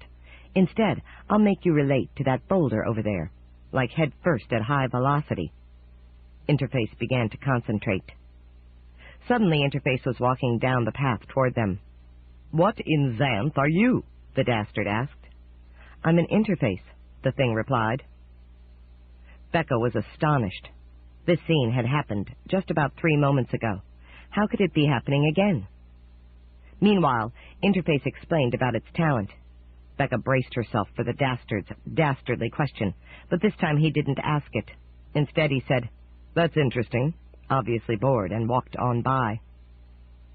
Becca was having trouble assimilating this. Finally, she asked, "What happened?" "Nothing happened," the Dastard replied blithely. "Yes, it did. The Interface met us twice. It..." "Oh, that's my talent. I make things unhappen." "You tried to get it to make me show my panties," she said accusingly. "Well, it was worth a try." "You're not even sorry." "Of course not," he agreed. "Why should I be? I'm sure they're a fine sight." "Don't you even have a conscience?" The Dastard paused, thinking. "I suppose I don't. I used to. I know because it kept getting in my way. But it hasn't bothered me since I made the deal with the demon, trading my soul for this talent. The conscience must have gone with the soul." "You have no soul?" she asked, appalled. "None," he agreed, satisfied. "But how can you live that way? Everybody needs a soul." "I don't. I get along just fine without mine." "So when you tried to see my... You have no morality at all." "Right. So why don't you either give up your foolish reluctance or go somewhere else?" Becca really wanted to be somewhere else, but the good magician had sent her here to help this despicable man, so she was committed. "No, I'm not going and not showing." "Too bad," he said indifferently. But she wasn't through figuring things out. "You tried before, but I turned dragon, so you unhappened it." He turned to her. "Now that's interesting. You actually remember?" "Some. I thought I was just imagining it, but it happened, didn't it?" "Yes, happened and unhappened. The first time I tried to kiss you. The second time to pull up your skirt. I got a good look, too." "You did not," she flared, reddening. "I turned dragon before you saw anything." He nodded. "So you do remember. Nobody else does. You must have a bit of extra talent." "You're trying to see underage panties, and you don't care at all." She was so angry she was starting to see around trees. "Certainly I care. I'm frustrated because my effort was wasted. All I can see is your stupid feet." "I ought to turn dragon now and chomp you." The Dastard was unimpressed. "I'd only unhappen it. You may remember, but you won't get to chomp." He was probably right. That made her madder than ever. Then she remembered the snooze buttons she had saved. If she sneaked one of those into his food, he would fall asleep, and then she would be able to chomp him. If he ever succeeded in getting a dirty look at her panties, she would do that. But until then, she would try to follow the good magician's directive and remain to help this utter cad in some way. She had heard that the good magician's answers could seem irrelevant or crazy, but always made sense in the end. She had to hope that this service also made sense. Somehow. Eventually. By some incredible coincidence. Another creature came down the path. This was a busy route. This one looked like a wolf. Could it be that lonesome dog she had almost seen before? No, it looked different. "What are you?" the Dastard asked it. "I am a who-what werewolf by the name of Howl," he replied. "I have a real nose for news and a tail for truth. Well, can you tell me how I'll get to see the panties of this obdurate girl?" Becca shuddered. The man had no shame at all. Shame must be another quality of conscience or soul. The wolf looked at Becca. "No, she's underage." The Dastard looked so frustrated, he seemed about to burst. He didn't, but she did. Becca burst out laughing. She couldn't help herself. It was so great to see the heel balked. But this time the Dastard didn't make it unhappen. Instead, he continued to question Haul. "What else can you tell me?" Haul took a step forward and sniffed him. "You are a man without a soul," he said, "and a devastatingly devious magic talent." "Don't bother with the flattery. Will I succeed in my objectives?" "That depends on what your objectives are." "To do dastardly deeds, mess up Xanth, become somebody, and marry a princess." Haul pondered a moment. "I'm much better at sniffing out the past than the future. It does seem likely that you will succeed, considering the indications, but I can't be quite sure. There is a force gathering against you that may succeed in stopping you." "What force?" the Dastard demanded. Haul pondered again. "I can't quite smell it. It's far away and secret. It may be fathomable, as there seems to be more than 10 folk who know it, but I can't quite sniff it out. This girl has something to do with it."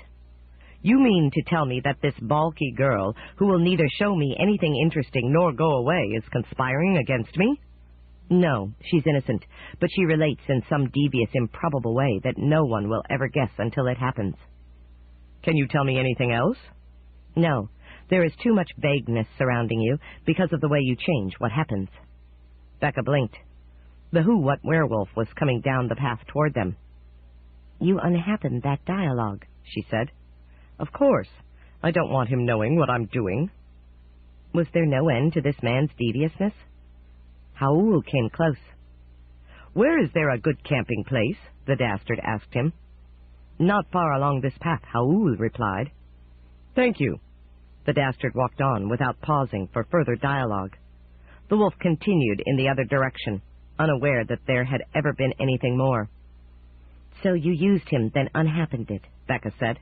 "But I remember. Are you going to unhappen me?" "I can't unhappen people," the Dastard said seriously. "I merely change their encounters with me." "Why do I think you're not telling me the whole truth?" "Because I'm not. I see you're not entirely dull." "So you'll find out all you can about how I relate to the force against you, then unhappen our whole interaction?" "Of course." Becca decided to gamble. "You're lying." He was unbothered. "You know, I could almost get to like you. If you showed me your—" "No!" He sighed. "If I tell you more of the truth, will you show me more of—" "No!" "Then you hardly seem worth my company." Becca realized that he didn't really want her company. He was trying to make her go away. But why should he bother to do that, when he could readily unhappen their entire association, remembering all of it himself? That would get rid of her most effectively. Yet he wasn't doing that. This didn't seem to make sense. So she gambled. "Well, I'm not leaving, and I'm not showing you anything. So go ahead and unhappen our association." "What a mean-spirited tart you are." "And I'll get meaner if you don't get rid of me. So do it. Why wait? I'll only get in your way." "You think I won't?" "Yes, I think you won't, because I think you can't." "I don't want to get rid of you until I know exactly how you relate to the force against me. Obviously, the good magician sent you to me for some devious reason. I need to know that reason so I can foil it." "I can't tell you, because I don't know it myself. But I'll be glad to foil you if I can. So you might as well get rid of me, or admit you can't." He considered again. "If I tell you the whole truth, will you be my servant without baiting me?" That was a different offer. She didn't care to be his or anybody's servant, but she did want to fulfill her obligation to the good magician, and she was getting really curious about the Dastard's devious magic. "No, I'll help you with routine things, the way the good magician told me to, but that's all. I'm nobody's servant." Saying that made her feel better. "Then how about not interfering with me?" "Interfering?" she asked blankly. "Trying to mess up what I do."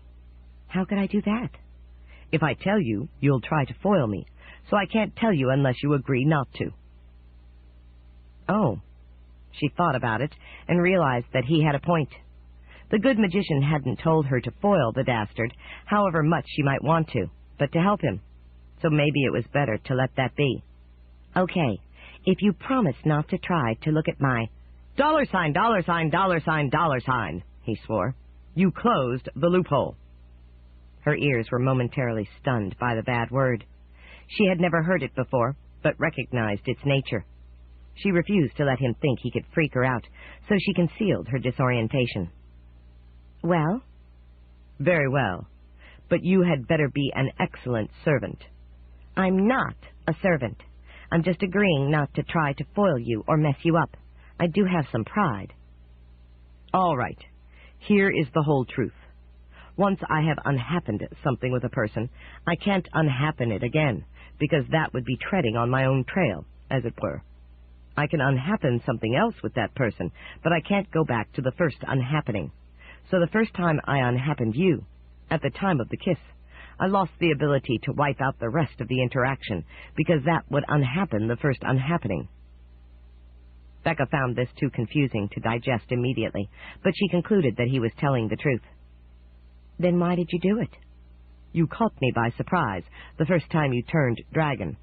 I unhappened it automatically. I suspect the good magician knew it would be that way, so he stuck me with you. That did make sense. It was the kind of devious logic the good magician was reputed to have. His reason for sending her here was beginning to clarify. What else? I can unhappen things going back as far as 4 years ago, when I got my talent, and I can unhappen myself as far back as a day, if I haven't unhappened something else in that time. Yourself?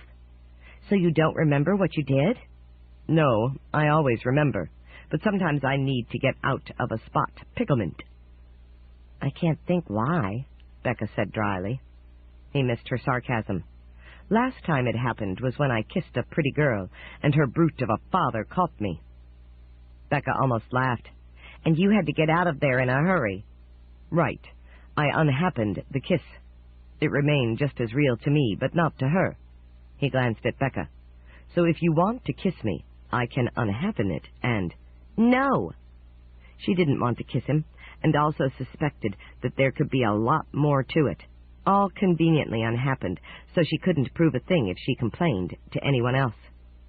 It would be their secret, and the Dastard was a liar, so wouldn't admit it. This also gave her more of a hint why the Dastard hadn't told her to go away at the outset. He wanted to get his hands on a cute girl, one way or another. If she weren't what she was, a dragon girl, she would have been in trouble, as the good magician must also have known. She was coming to better appreciate Humphrey's cleverness, though she wasn't at all sure she liked it. Did she really have the whole truth now? Not quite.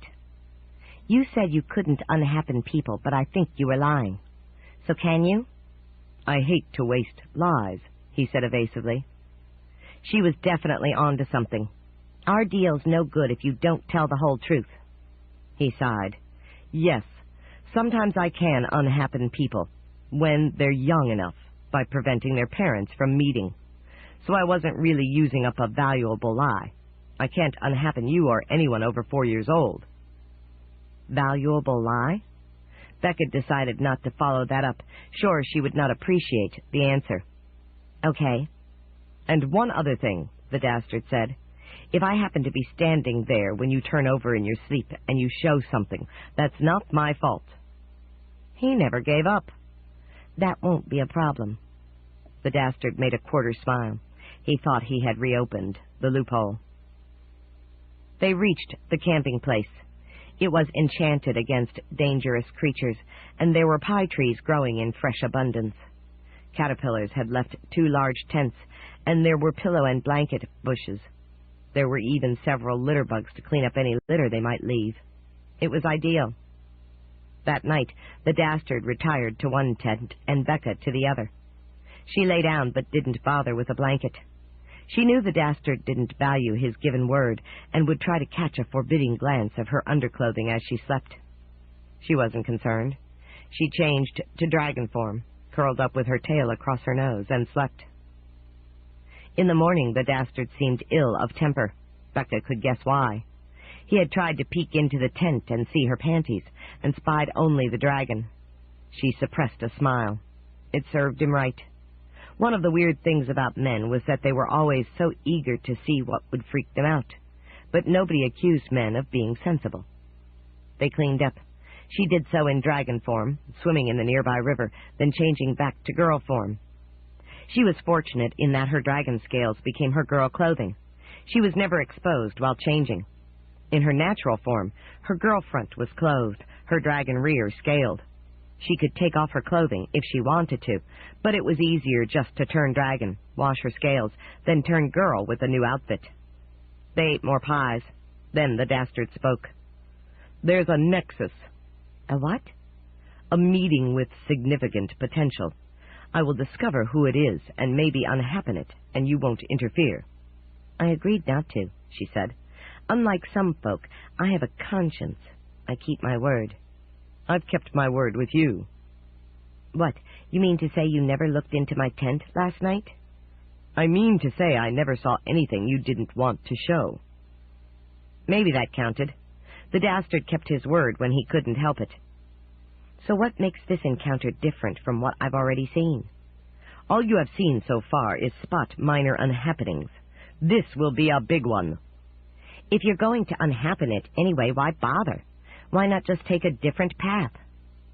"Because this is how I get my pleasure in life, by changing things to make other people worse off than I am." This took more than a passing effort of understanding. "You enjoy making others unhappy?" "Yes, because that makes me better off than they are." "But why don't you just use your talent to make yourself better off without hurting anyone else?" "I would if I could. I'd like to marry a princess and spend the rest of my life in useless indolence, much respected by all who meet me. But I haven't found a princess to marry, or even a girl to smooch along the way." He glanced sidelong at Becca, but she turned dragon for just a moment, warning him off. "So it's easier to make others worse off." He did have a point, of a sort, but she was short on sympathy, knowing his nature. "Well then, maybe you should just find a princess to smooch, instead of messing with unimportant folk." "If I find one, I will certainly do my best to win her. Meanwhile, I'll continue to seek Nexi." Becca wondered if she was supposed to help him find a princess, but she didn't know any princesses. "Okay, I'll just watch and not interfere." "Thank you," he said insincerely. "This way." He walked back along the path they had followed the day before. "But we've already been there," she protested. "I have a sense about it. I go where there is a nexus. I don't care what direction it is." So they walked back toward the sea hag's statue. Becca would have preferred some other direction, because the statue was creepy, but had no choice. After an hour, they met a young woman walking the opposite way. She was rather pretty, in a disheveled way, if a person liked that type. She had wild black hair and wild black eyes, and her clothing seemed to have been randomly assembled without regard to color or pattern. But beneath it all, she had a somewhat too prominent bosom that sported more than an eyeful of cleavage, thanks to inadequate buttoning. Naturally, the Dastard's eyeballs were heating. Becca was disgusted. "Who are you?" the Dastard inquired in his crudely abrupt way. The creature let out a laugh that was halfway between the squeak of a stuck door hinge and the squeal of a stuck roadhog. "I'm Anne Archie. My talent is absent-mindedness." Obviously true. Her wardrobe and hairstyle suggested as much. But the Dastard's eyes were still glued to her bouncily heaving décolletage. There was something else. As the woman spoke, a fuzzy balloon appeared over her head, then faded. She was an odd one, certainly. Since the Dastard was, for the moment, distracted, Becca asked a question. "What is that bubble over your head?" "Well, it's a medium-length story," Anne said, and sort of scattered, or maybe I should say scatterbrained. "Go ahead and tell it," the Dastard said. "We're listen—" But his voice cut off in mid-word, leaving the ing cut off and dropping to the ground, for Anne had just inhaled, popping loose a button. Becca didn't want to admit she was jealous of such ability, so she kept her mouth shut, in contrast to the Dastard, whose mouth was hanging open. "I came from Mundania," Anne said. "I was always sort of disorganized, always losing thoughts. Then I wandered into—" "What's this land called?" "Xanth," Becca said. "Xanth. Anne agreed. I got here. I don't know how. I just sort of blundered and couldn't find my way out, and so I decided to make the best of it, and I kept going and didn't know where I was, so I just found this path, and I guess I'll wander forever and ever until maybe I get somewhere, or maybe not, and... Thank you, Becca said, cutting her off. It was evident that she really was disorganized and needed some help. What about the bubble? The bubble? Anne glanced up and saw another just fading out. Oh, yes. I keep losing my thoughts, and in Mundania they really were lost beyond recovery, unless someone happened to catch them and remind me. But that didn't always happen, and sometimes I could look for weeks and never find them again. And it was just so frustrating, and... The bubble, Becca said again. Oh, yes. When I got into this magic land, what's its name, Xanadu? My lost thoughts just started to pop out in these speech balloons, like a comic strip or something, and it's been really distracting. In fact, I don't know what to make of it. So I just traipse along, hoping to get somewhere, and I'm not even sure where I should look. She raised her hand to brush away a disorganized strand of hair. In the process, she interrupted the Dastard's line of sight to her bosom. Look, he echoed blankly. Then his wits returned. So you're not a princess. Anne burst out laughing. Princess? You think I'm a princess? That's really weird, because I am a princess. Now Becca's jaw dropped. You are? Of course. A very disorganized one, of course. Maybe it doesn't count here in Xanth, but back home where I'm lost from. You don't happen to know the way back, do you? I got lost, and I really don't know how to find my way anywhere. Anne had dropped her arm, exposing her cleavage again, and the Dastard's eyeballs were locking in again. If they had their way, they might pop out of his head and right into the woman's frontal valley and be lost amidst the mountains. Let me help you with your buttons, Becca said, and reached out to get the woman's shirt correctly fastened. That restored the Dastard.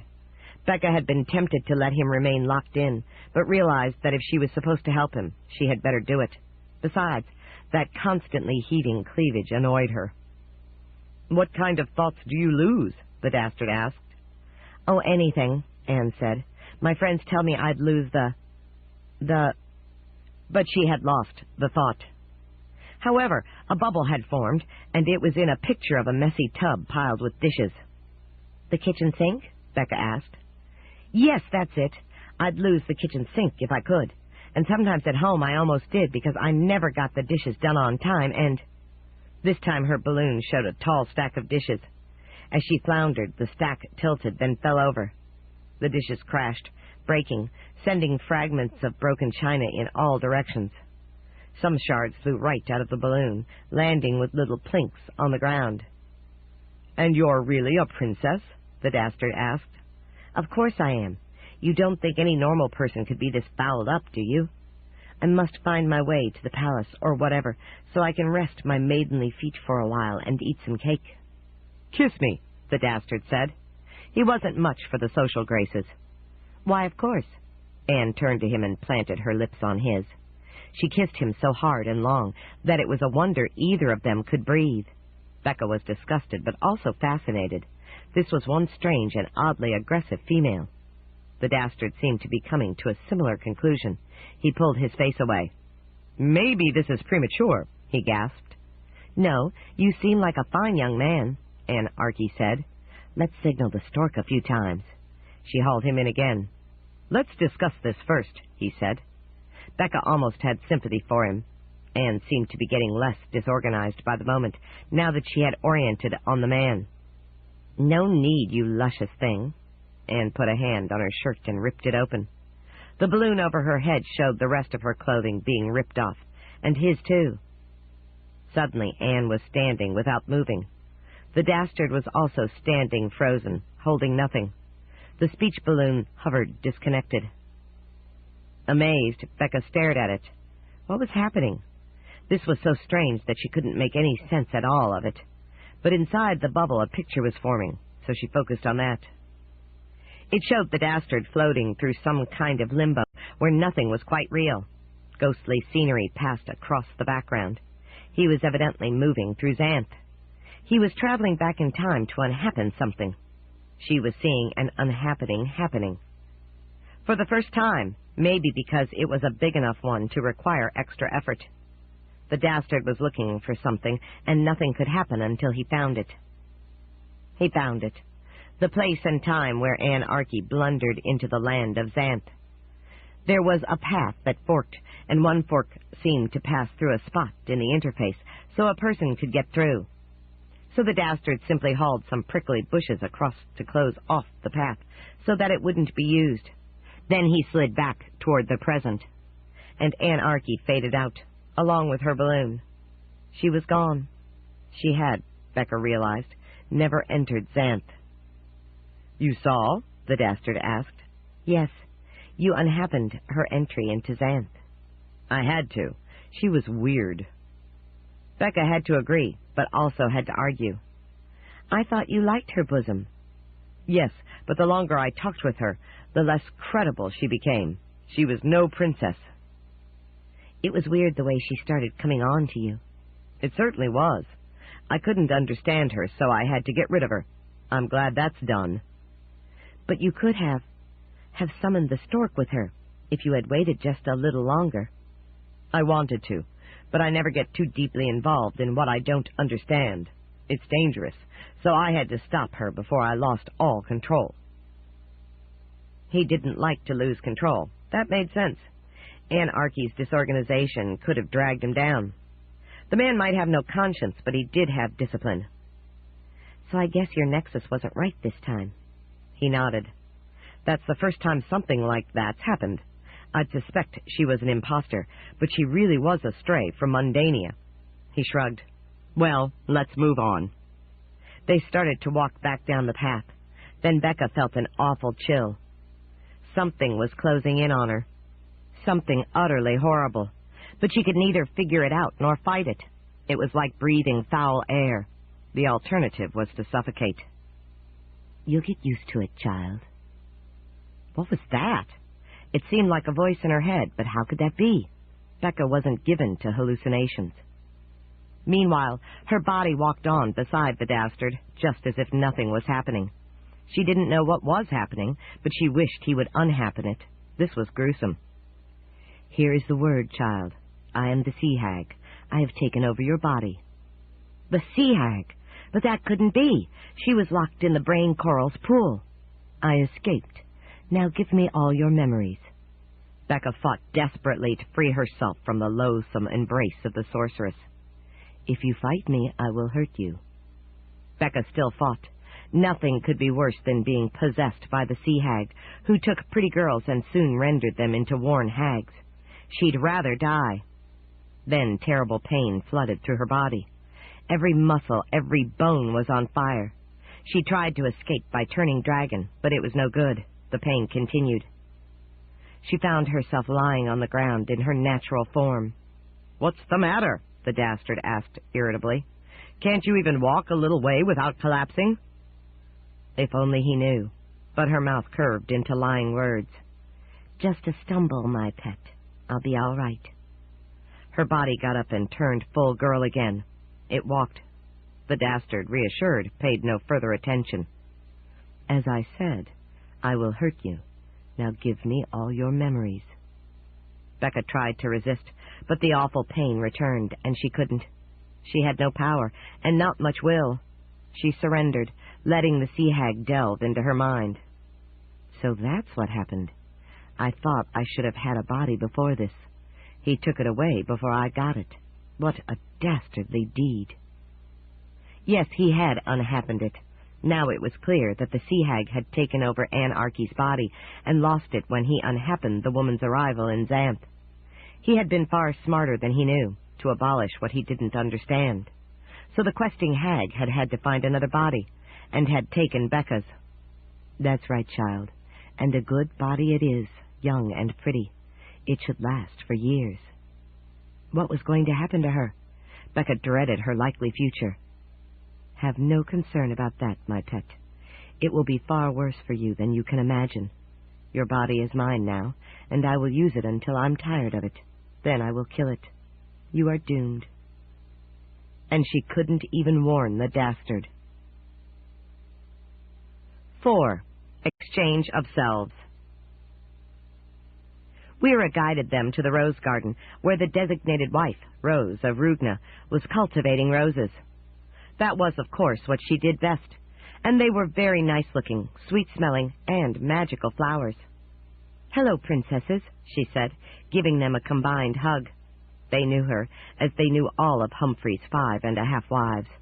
Some of her roses still grew in Castle Rugna, signaling love for those who were in doubt. Uncle Dolph had used them to prove that he knew the meaning of love, even at age 9.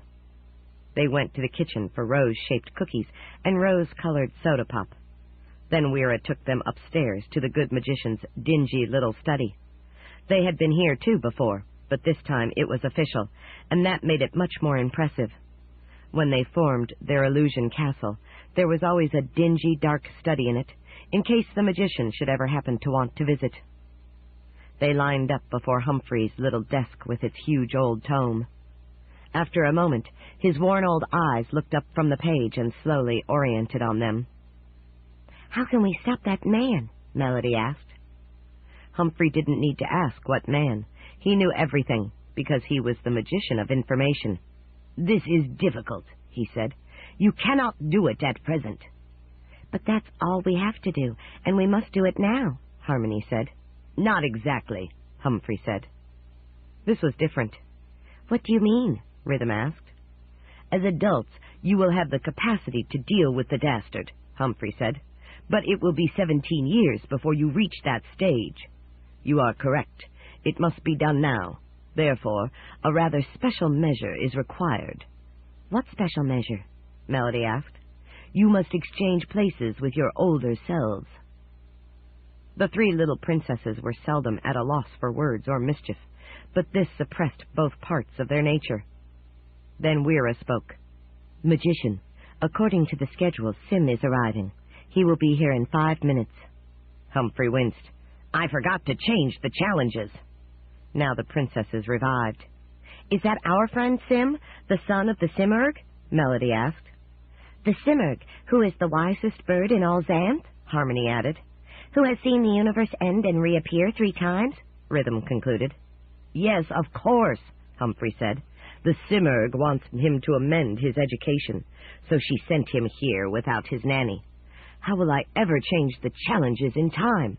"We'll help," Melody said. "If you tell us what to do," Harmony added. "If you let us use our magic," Rhythm finished. "But I had a different service in mind for you," he protested. "Okay," Melody said, her little feelings hurt. "We'll get out of your way," Harmony said sadly. "We were just trying to help," Rhythm said, wiping away a sweet tiny tear.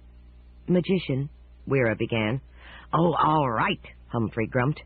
If any person existed to whom he couldn't say no, she was the one. "Conjure yourselves to the supply room and—" The 3 princesses held each other's hands, forming a ring. Melody hummed, and Harmony tootled on the harmonica that appeared in her mouth, and Rhythm tapped her toes to make the beat. They pictured the supply room, and suddenly it was around them. They didn't hear the last of the good magician's instructions. This was a fascinating place. Weird things were piled up like junk. They had no idea what was needed, but that didn't stop them from proceeding. Melody grabbed an armful of little angel figures. Harmony grabbed a model of a winged monster. Rhythm grabbed a bag of tiny green tentacles. Then they made another circle as well as they could, and hummed and played and timed their music, making the region just outside the moat become real around them. The challenge they had faced remained in place. Melody threw the angel figures into the air, and they expanded and became real angels, flying uncertainly around. Harmony put the winged monster where Ishan had been, and it expanded into a fair-sized dragon. Rhythm tossed handfuls of tentacles across the Sig Nature Garden, and they landed and sprouted into full tangle trees. "What are you doing?" Cause demanded. She was rising from her chair, with Ishan beside her. "We're changing the challenge," Melody told her, "so that Sim can use it," Harmony added. "And here he comes now," Rhythm concluded. Indeed, a bird figure was cresting the hill. "But there has to be a plan, organization, a point," Cause protested severely. "Each challenge is carefully crafted to fit the querent." "Too late for that," Melody said. "We didn't know," Harmony added sadly. We were just trying to help, Rhythm said, a tear forming. The severity melted. It will have to do, Akaz decided. We must get away from here immediately. The three princesses made a circle around the woman and beast, holding hands and sang and played to make the inside of the castle reel around them. Why, hello, Anna, Rose said, surprised.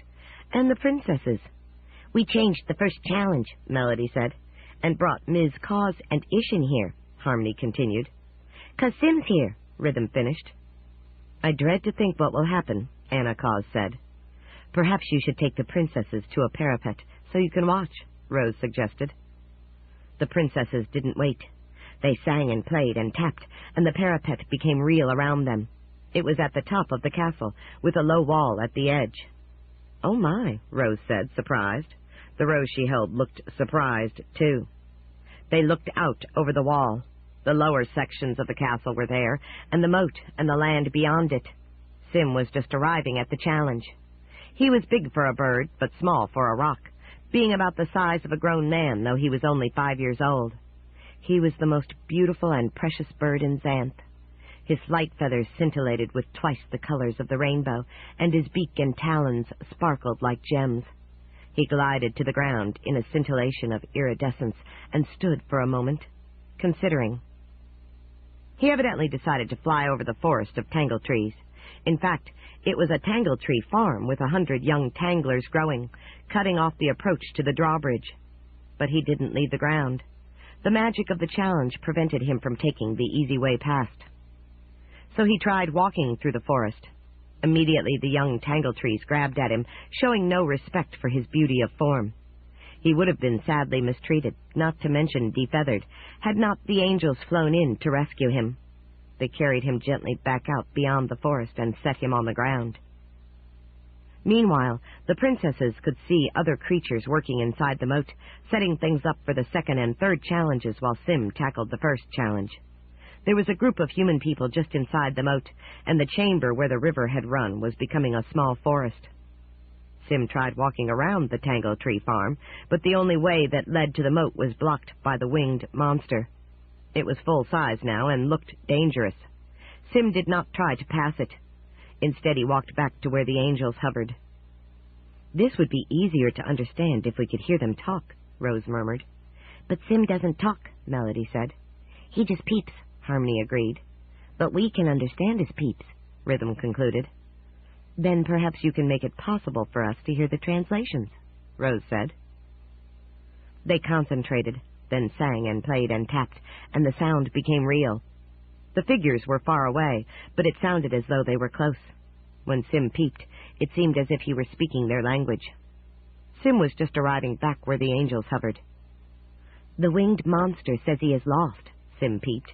He followed an airline and thought he was getting somewhere, but it became a nightline and he had to leave it, and now he has no idea where he is or what he is supposed to do. That's too bad, the angels sang in a sweet chorus. Meanwhile, he thinks he's supposed to stop anyone from passing until he gets unlost. How unfortunate, they sang sweetly. So now will you carry me to the other side of the forest so I can cross the moat? No, they sang with angelic regret. We are lost too. We found ourselves here with no hint of where we are supposed to be or what we are supposed to do. Sim considered. I never heard of angels in Xanth before. Where do you live? In heaven, they chorused. Where is that? We don't know. Sim considered further. He was not a stupid bird. Maybe you need to make heaven. Then you will know where it is. But we have nothing to put in heaven, they chorused. I think you need a nice young forest, Sim peeped, and a guardian for your gate. They were intrigued. Where could we find a forest? Consider this tangle tree farm. Once this challenge is over, there will be no place for these poor trees to go. They need a permanent home. I'm sure they could make a very nice forest with angelic guidance. Why, so they could, the angels agreed. But where could we find a guardian for our gate? The lost dragon should make an excellent one. Why, so it should, they agreed. We hadn't thought of that. But maybe he has somewhere else to go. If he did, he would have gone there. He is lost and needs to be found. He needs a place to call home and a job to do." The angels nodded. Then they set about fashioning a floating heaven, and they took the tree farm into it. The trees became greener and brighter and considerably more friendly in that beneficent environment. Then they took the lost monster into it, and he took up his position by the pearly front gate, and was no longer lost. Heaven floated away, carrying its lovely scene, leaving the ground of Xanth bare and dull. Sim walked to the drawbridge unchallenged. He had overcome the first challenge. That was a good performance, considering the random nature of its institution. "But now he faces a genuine challenge," Rose said, watching the bird cross the drawbridge. On the inside side of the moat sat a morose man. He blocked the main gate. Sim approached. He tried to walk past the man, but abruptly stopped. "What happened?" Anacause asked. The little princesses concentrated, and soon the mood of the bird became real to them. "The man's talent is making others feel shame," Melody said. "Or embarrassment," Harmony agreed. "So nobody can get by him without being overcome by Morta.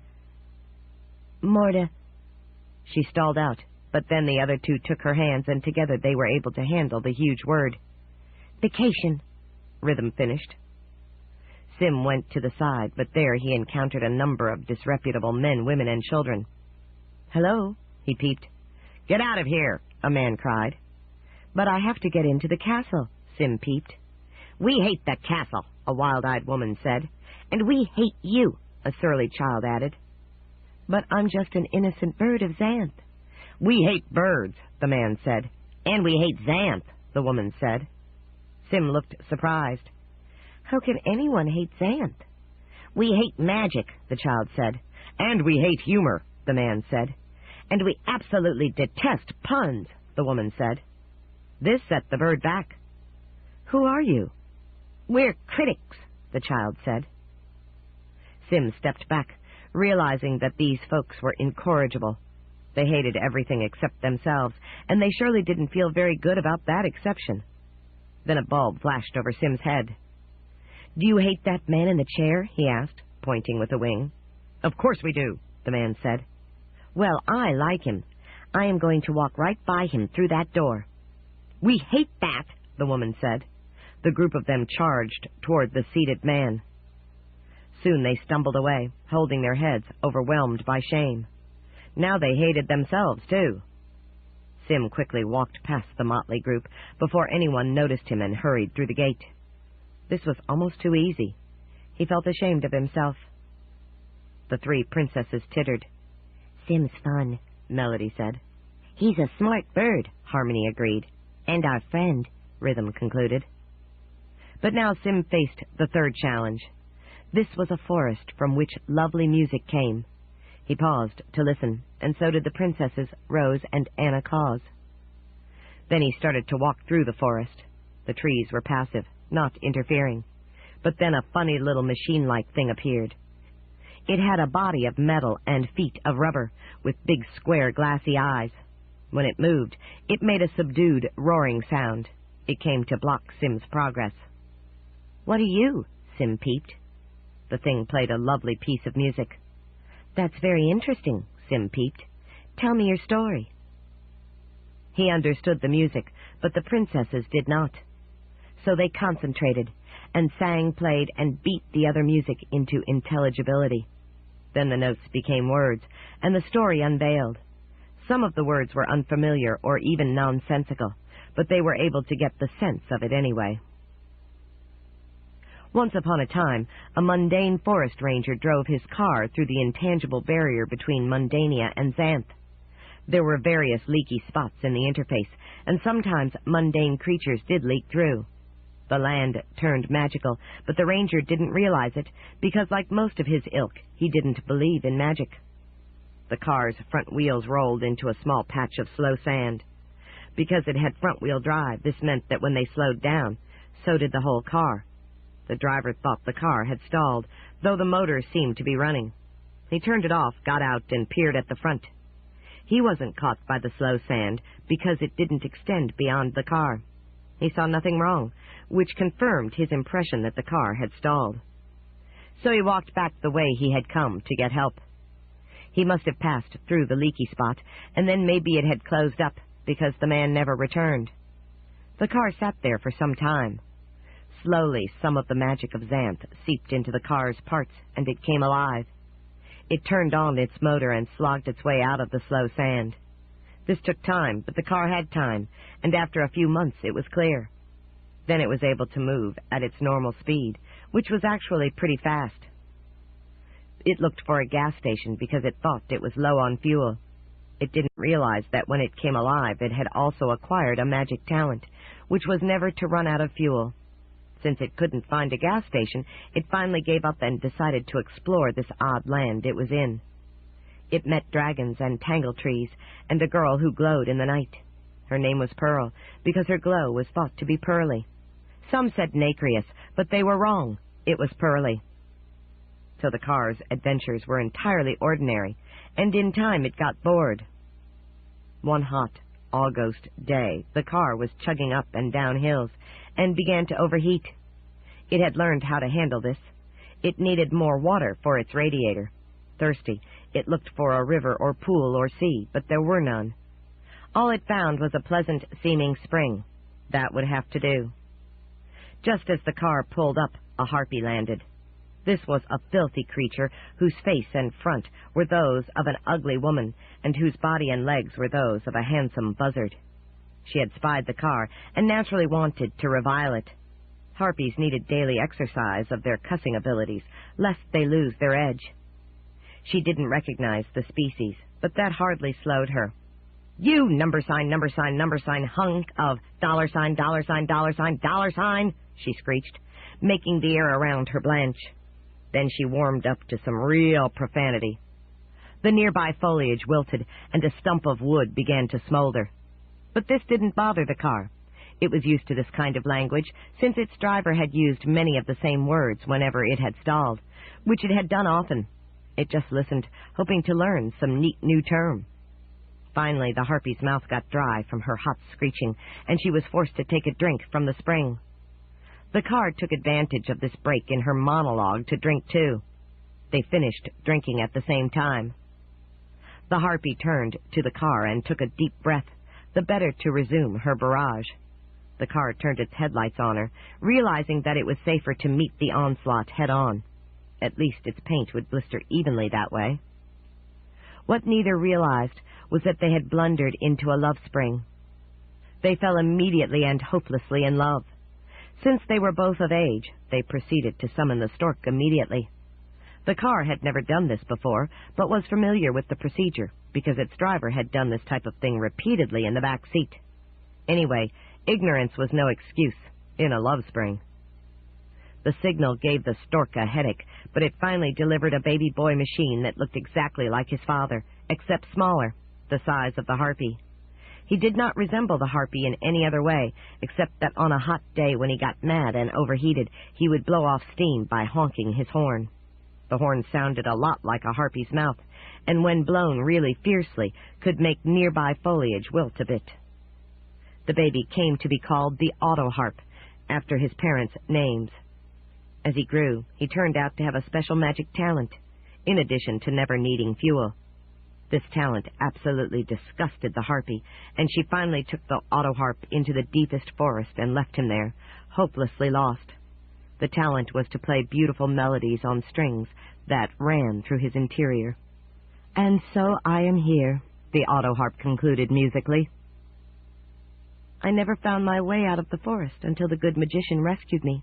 Now I work for him until I find something better to do with my mechanical life." Sim realized that he would not get past the Autoharp as long as the little car worked for the good magician.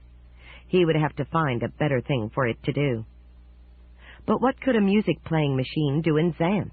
Sim pondered and came up with a really stupid suggestion, but he had to say something.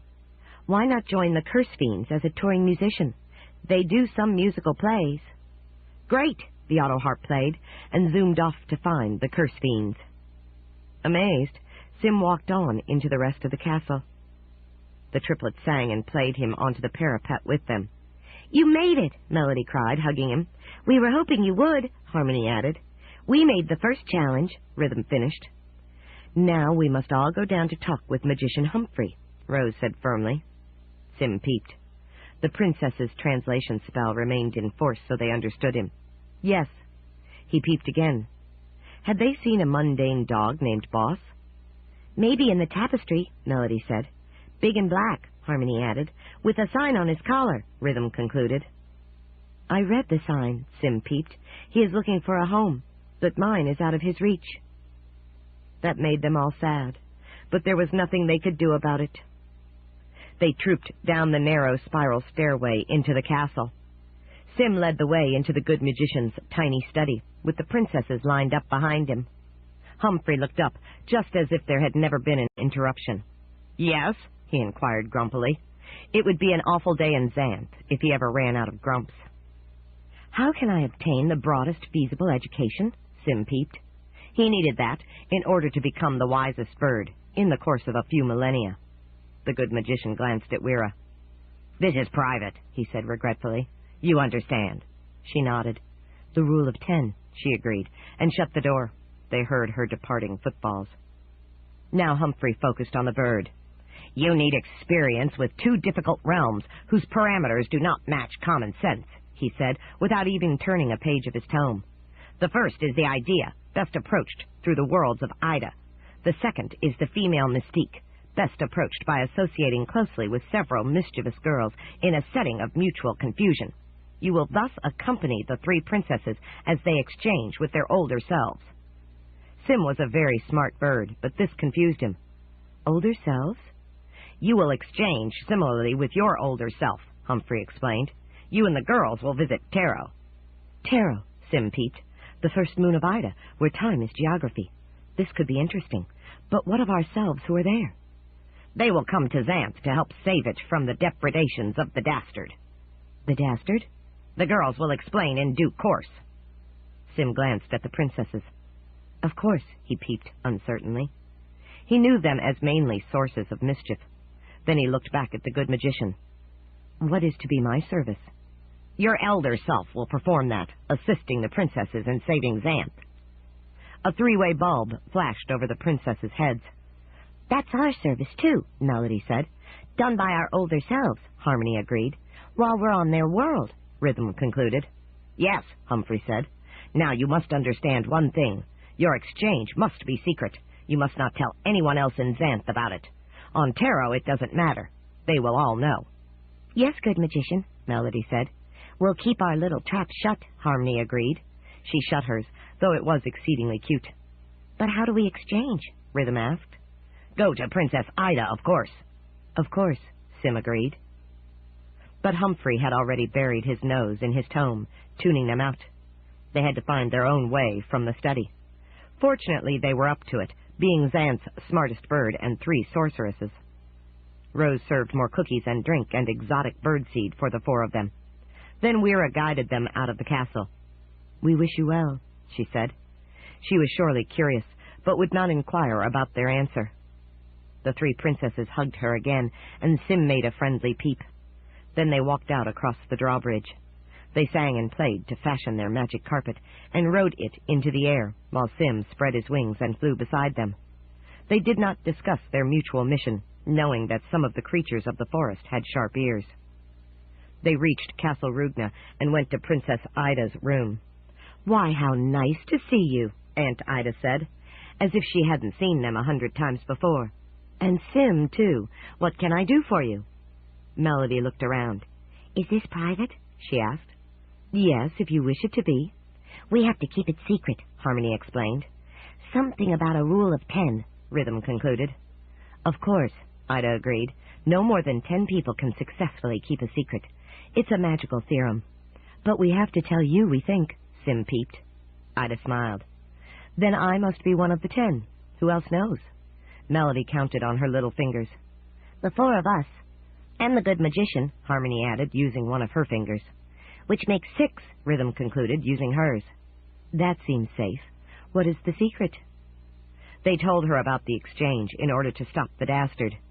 Sim was interested because he had not known about this person. Ida nodded. I can effect the exchange, though this has not been done before. As you know, my worlds contain all the folk who ever existed or who will exist or who might exist. There are a number of worlds because there are a great many folk to occupy them. They do contain every person and creature who lives in Xanth, but are missing the year in each person's life that matches the time they spend in Xanth. Different rules of magic apply to each world. You should find this educational. That is the point, Sim peeped. However, there will have to be some people added to the secret. Your parents, for example. Ah, the three princesses said together. Let me explain. Your grown selves cannot simply take your place here without attracting some attention. They will need help to conceal the exchange. Princess Ivy and Magician Gray Murphy will be able to do that, but only if they know exactly what is occurring. The three princesses reluctantly nodded. It did seem difficult to conceal such a change from parents who already seemed to know entirely too much about childish business. And the Simurgh, Ida said. Sim peeped. No, she wishes me to broaden this aspect of my education by myself. That's why she gave Roxanne Rock and Shay Centaur a holiday. She does not want to know it this time. Excellent, Ida said. That makes the number 8. That's comfortable. I will bring the 2. She walked to a magic mirror and spoke to it. I would like to speak with the princess's parents at this time. The mirror made a pattern of lines and blips, then cleared. Princess Ivy's face appeared in it. What have those little nuisances done this time? Princess Ida kept a straight face. Adults were good at that. I think it best to keep the matter confidential, sister dear. Remember, they're your nieces. We'll be there in a moment. The mirror zapped into background noise. In precisely a moment, Mother and Father appeared at the door. They looked grim. The three princesses almost felt guilty, because usually they had done something disastrous, if not outright funny, when conferences like this were called. But Ida quickly set them straight. The three little princesses quailed, afraid that Mother would say no, and Father would back her up, as he always did. But when they heard about the Dastard, they looked thoughtful and withheld judgment. This does need to be dealt with, Gray Murphy said. That Dastard is dangerous. Their mature magic, coupled with Sim's knowledge, should be sufficient. They should be safe on Terra, since death is unknown there, and our analogues will be there to guide them, Ivy said, and it will be good experience for them. They were working their way around to agreeing. What a miracle. However, Gray Murphy said, that was a chilling signal. There is a complication. The princesses hated complications, because they were usually another way of saying no. This is true, Ivy said. That was just as bad. The three little princesses had become expert at interpreting adult speak. A complication? Aunt Ida inquired politely. She was always polite, which meant that most folk underestimated her. The princesses had learned better. There was no magic quite like hers, though they weren't sure of its full nature. We shall have to add 2 more to the secret, Gray Murphy said. 4, Ivy said. The princesses counted rapidly on their digits. But 8 plus 4 is over 10, Melody protested, running out of fingers. In fact, it's 12, Harmony said, having the wit to go on to her twinkly toes. That's too many, Rhythm concluded. Are you sure? Ida asked the parents. She was really on the princess's side, as she usually was, but she never opposed other adults directly. That was perhaps her one weakness. We may be able to conceal the presence of adult-aged daughters, Gray said, but not the absence of juvenile daughters. Ida nodded. Even Sim agreed. Others would know you were gone in the first hour, he peeped. That would ruin the secret. The first 10 minutes, Ivy said grimly. The princesses exchanged 3 mortified little glances. That was true. The whole castle would feel the absence of mischief the moment they were gone. They couldn't expect their grown selves to have the proper sense of mischief. Adults were notorious for changing their ways the moment they joined the adult conspiracy. So we shall need to elicit the support of your little friends, Demon Ted and Demonica, Ivy said. They will be able to emulate 2 of you at a time, and that may suffice. They will surely be glad to do it. But that's only 2 more, Melody said. Gray Murphy shook his head. Your mother is correct. Their parents will have to know, too. At least their demon parents. There will be no keeping the secret from them once their children are involved. For one thing, they will have to bring the children. Yes, Harmony agreed reluctantly. 12, Rhythm said gloomily. The secret will get out. Not necessarily, Ida said. The rule of 10 indicates that a secret can be breached beyond 10, not that it will be. If everyone is circumspect, it may hold. The princesses hesitated, not knowing what circumspect meant, but pretty sure it did not describe them. 4 of us will be away from here, Sim peeped. Does that bring the number down? No, dear, Ida said, because 4 other selves will replace you. However, they will indeed be more circumspect, so it should help. Well, let's do it, Grey Murphy said. We will notify the demons while you see to the transfer. It will be interesting to see our children all grown up, Ivy said. There is one other thing, Ida said. Such an exchange will be wearing on the fabric of reality, so we can achieve it for only 1 day. 1 day, Ivy said. That's hardly enough for them to get their bearings, let alone accomplish anything. I realize this makes it difficult, but I fear they will revert automatically thereafter. Perhaps it is 1 day for each of us, Sim peeped. That would make 4 days in all for the group. Princess Ida opened her mouth in a manner indicating an adult objection.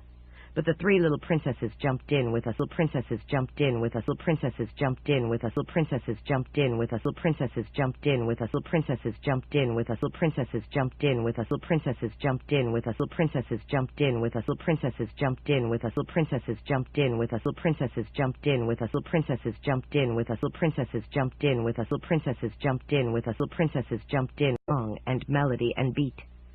A day each, 4 days, 4 days.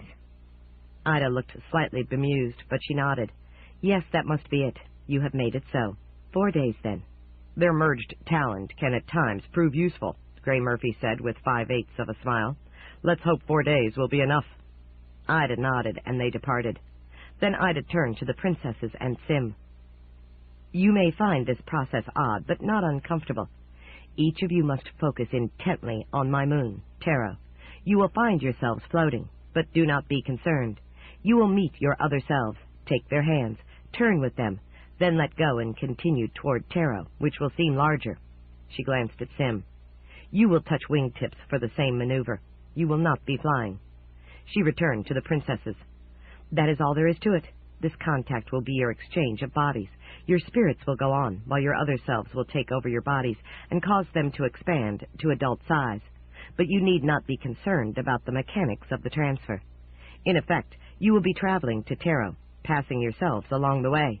Try to stay together. Once you are there, be sure to get the advice of those who live there. When your older selves are finished here, you will feel a signal and know it is time to exchange back. Are you ready? The 3 princesses exchanged 6 glances, because now Sim was included. The magic of numbers somehow made the necessary glances increase faster than the people did. They had never quite figured that out. None of them felt ready, but all of them knew they had to do it. In any event, it was what the adults called a rhetorical question, which was a fancy way of saying it needed no answer.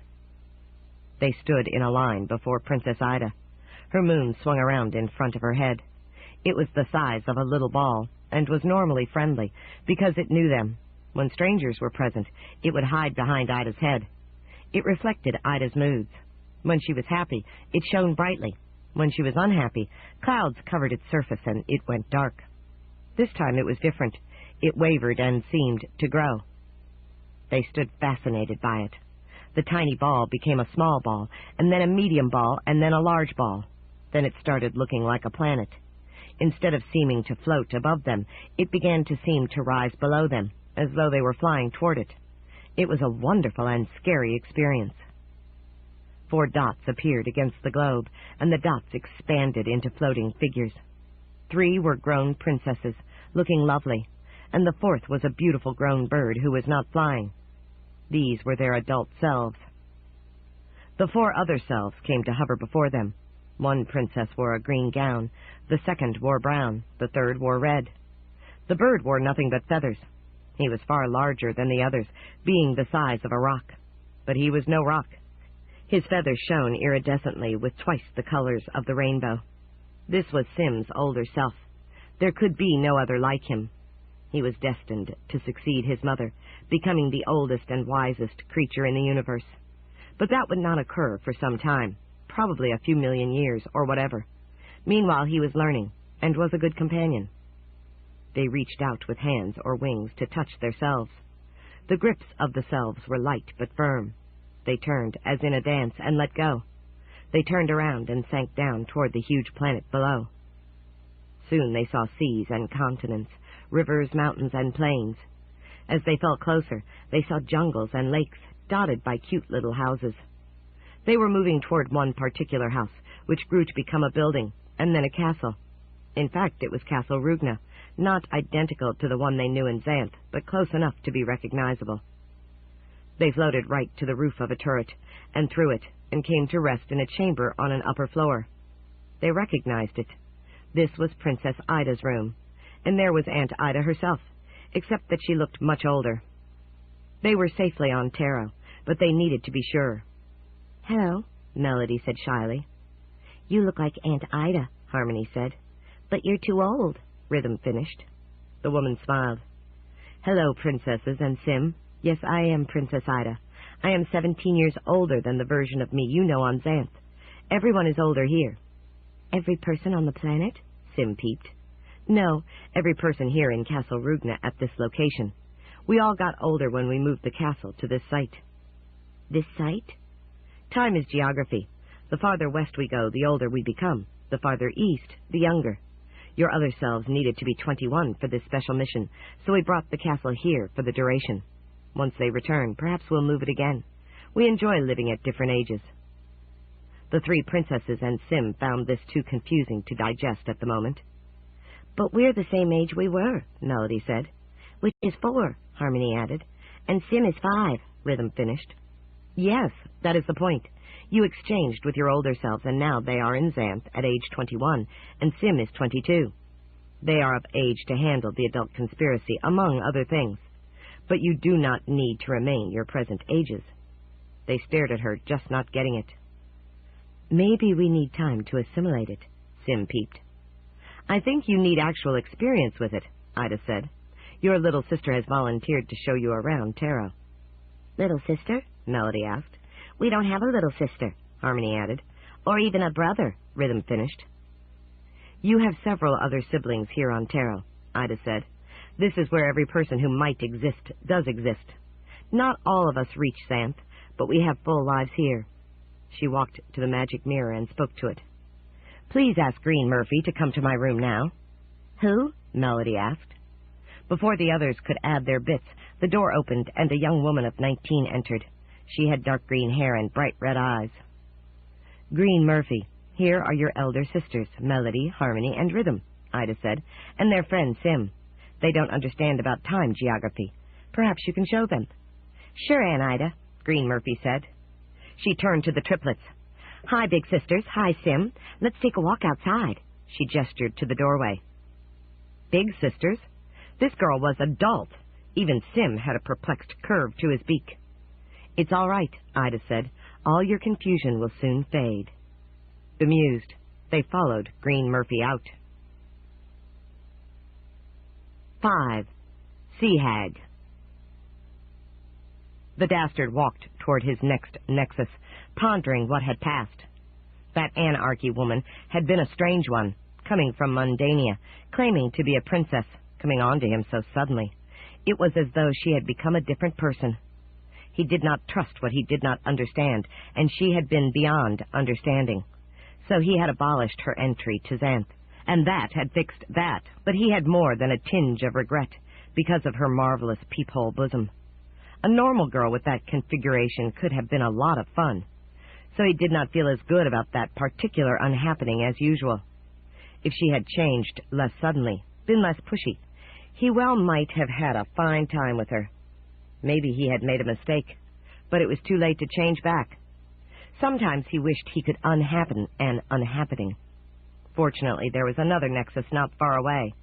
Maybe that one would make up for the last. What he really wanted was a lovely princess to marry, but that was bound to be complicated. Princesses were in much demand. If he unhappened her meeting with whoever else she might marry, she might just meet someone else, so he would gain nothing. He could unhappen that meeting, too, but unless it was quite recent, there would only be yet another other man. Still, he would be willing to make the effort if he found a suitable princess.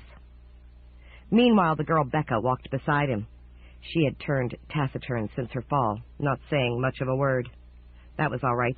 He needed to be rid of her anyway, unless he found a way to get around her dragon-enforced no with regard to showing anything interesting. He still didn't understand why the good magician had sent her to him, and he wanted to figure that out before he ditched her. They came to a centaur village. The feeling of nexus was stronger. It must be here. Would he get to unhappen a centaur event? That would be a pleasure. They thought they were such superior creatures, when they were really only crossbreeds. He followed his awareness into the village. There were stalls and storage bins and shelters. Centaurs were getting their hooves shod and practicing their archery and studying books. They wore no clothing other than quiver harnesses or head kerchiefs, and the females were spectacular, being generally better endowed than straight human women. But there was something different about these centaurs. He paused to watch several of them playing a game with a ball and an elevated basket. The object seemed to be to throw the ball through the basket. It would be easier to do if they just set the basket down within easy reach and wasted less time bouncing it on the ground and getting in each other's way. Maybe they hadn't realized that. "They're all black," Becca said. That was it. They were black wave centaurs, dark as the black wave humans in their human sections, and with vertical black stripes across their equine sections. Well, why not? They could have any colors or patterns they wanted to. Centaurs came in all types. He just hadn't encountered this particular variety before. Meanwhile, it was really interesting watching some of the females playing their game. They bounced almost as much as the ball did. But this wasn't his nexus. He managed to pull his eyes away from the female players. The eyeballs made slight sucking sounds as they came free. End of Side 2. Side 3, The Dastard, by Piers Anthony. Continuing on page 97. He walked on. Becca accompanied him without comment. Her kind didn't approve of centaur apparel. They came to a wall. It was blank except for a single spot. A centaur stood looking at the spot with a magnifying glass. "What are you doing?" the Dastard inquired. The centaur looked at him. As he did so, the spot on the wall faded out, leaving the surface blank. "How do you do?" he asked. Centaurs tended to be unduly polite. "Fine. Who are you?" "I am Cress. And you?" "I am the Dastard." "What's with that wall?" "My talent is to make a spot on the wall. Until this morning I thought it was worthless, but I happened to be carrying this magnifying glass that I found yesterday and looked at the spot with it and discovered that it's really a tiny picture, so I am studying it." This was slightly more interesting. "Let me see it." Cress gave him the magnifying glass and formed a new spot on the wall. The Dastard oriented on the spot. Lo, it was indeed a tiny picture. It showed a disreputable-looking man meeting a lovely green-haired princess wearing a green gown. Becca peered over his shoulder. "Why, that's you, Dastard. But I don't recognize the princess, which is odd because I know them all, being one myself." "What?" the Dastard asked, startled. "Nothing. I misspoke." "What do you see?" Cress asked. "It's me, and a lovely princess," the Dastard said, amazed. "But I never met her." "My pictures today have all been of me," Cress said, "with my friends." "Take a look," the Dastard said, returning the magnifying glass. The centaur looked. "Why, you are correct. This is you and a human princess. But she is too old or too young." "Old?" "The green dress and green hair and blue eyes.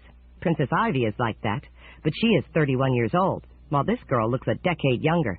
So it might be her daughter, Princess Melody, except that she is only 4 years old. So this must be someone else."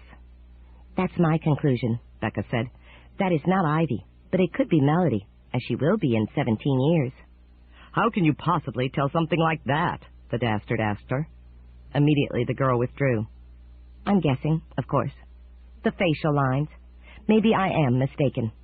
"I wonder," Cress said. "I was unable to understand these pictures before, but now it occurs to me that they are not pictures of the past or present, but of the future. I will be with my friends, and perhaps you will be with that mysterious princess." "In 17 years?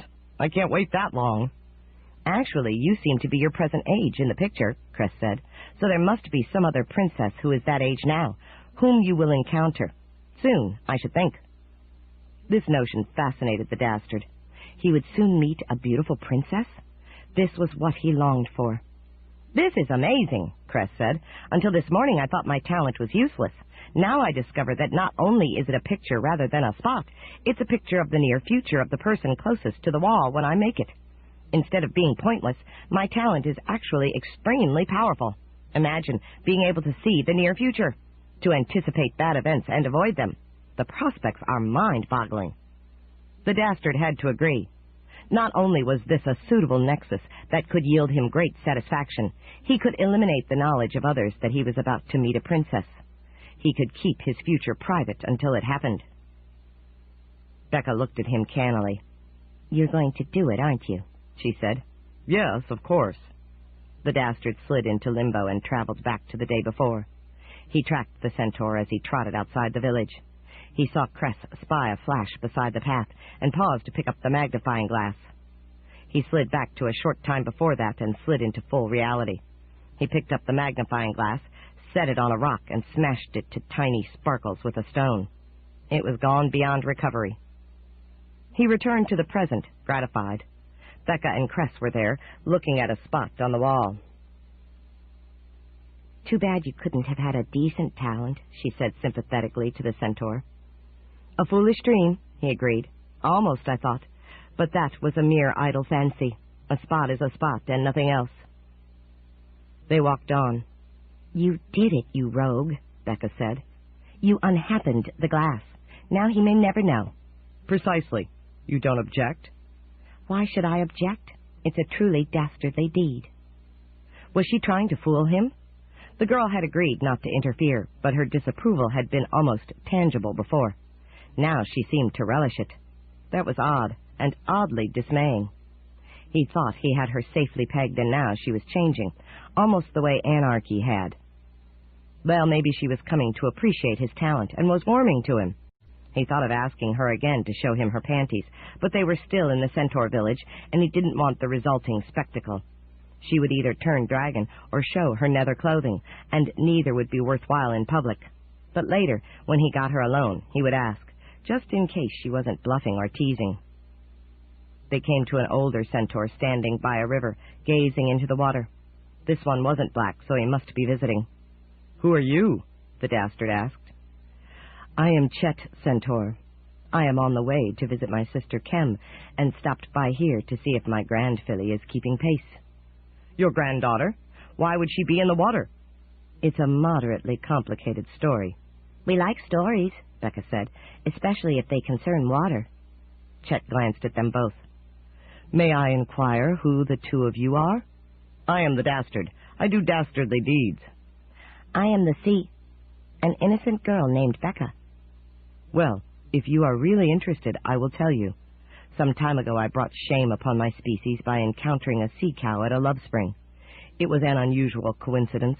I was walking alone, and the question occurred to me, how do centaurs breathe? Now you might think this is a pointless question, since I am of the centaur persuasion myself. But it caught me by surprise, and in a moment I was gasping for breath. I couldn't figure out how I breathed. Was it in the human way, with human lungs in the chest? In that case, was sustained by much greater equine mass? Or was it in the equine way, with larger lungs in the barrel of the body? In that case, what was the function of the human portion? Did I have two sets of lungs, one to breathe with and the other to talk with? That seems inefficient, and centaurs are hardly noted for their inefficiency. So it was a difficult riddle. The Dastard was getting bored with this, but Becca seemed interested, and he was interested in her interest. Was she becoming more than a shallow child? If so, what accounted for the transformation? Maybe he would learn something useful by observing her reactions. "Fascinating," Becca said. "Do go on, my pet." That riddle quickly led to others, the centaur continued readily enough. He seemed to like having someone listen. How do centaurs eat?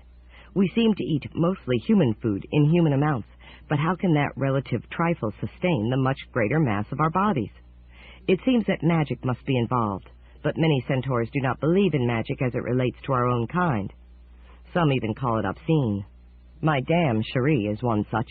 She hardly cares to hear of any magic talent associated with any centaurs, though in truth my sibling, Kem, and I both have talents. Mine is to reduce stones to pebbles called calcs, which are useful in calculating. In fact, the mathematical term calculus, a special system of algebraic notations that greatly facilitate complex computations, derives from that term for pebble. Naturally, I am an excellent mathematician. My talent with stones greatly facilitates this. The centaur paused, as if expecting an expression of disinterest. The dastard was more than ready to express it, but the stupid girl said, "Do go on, Chet. This is a most interesting discussion." As if she had half the wit to understand even a calculated fraction of what Chet was saying. The dastard himself certainly didn't. Who cared about pebbles and calculations? Gratified, the centaur continued. "So I freely confess I do possess magic, as does my sister. She has done well in life, incidentally. She had a liaison with a hippogriff and bore Chex, one of the first winged centaurs.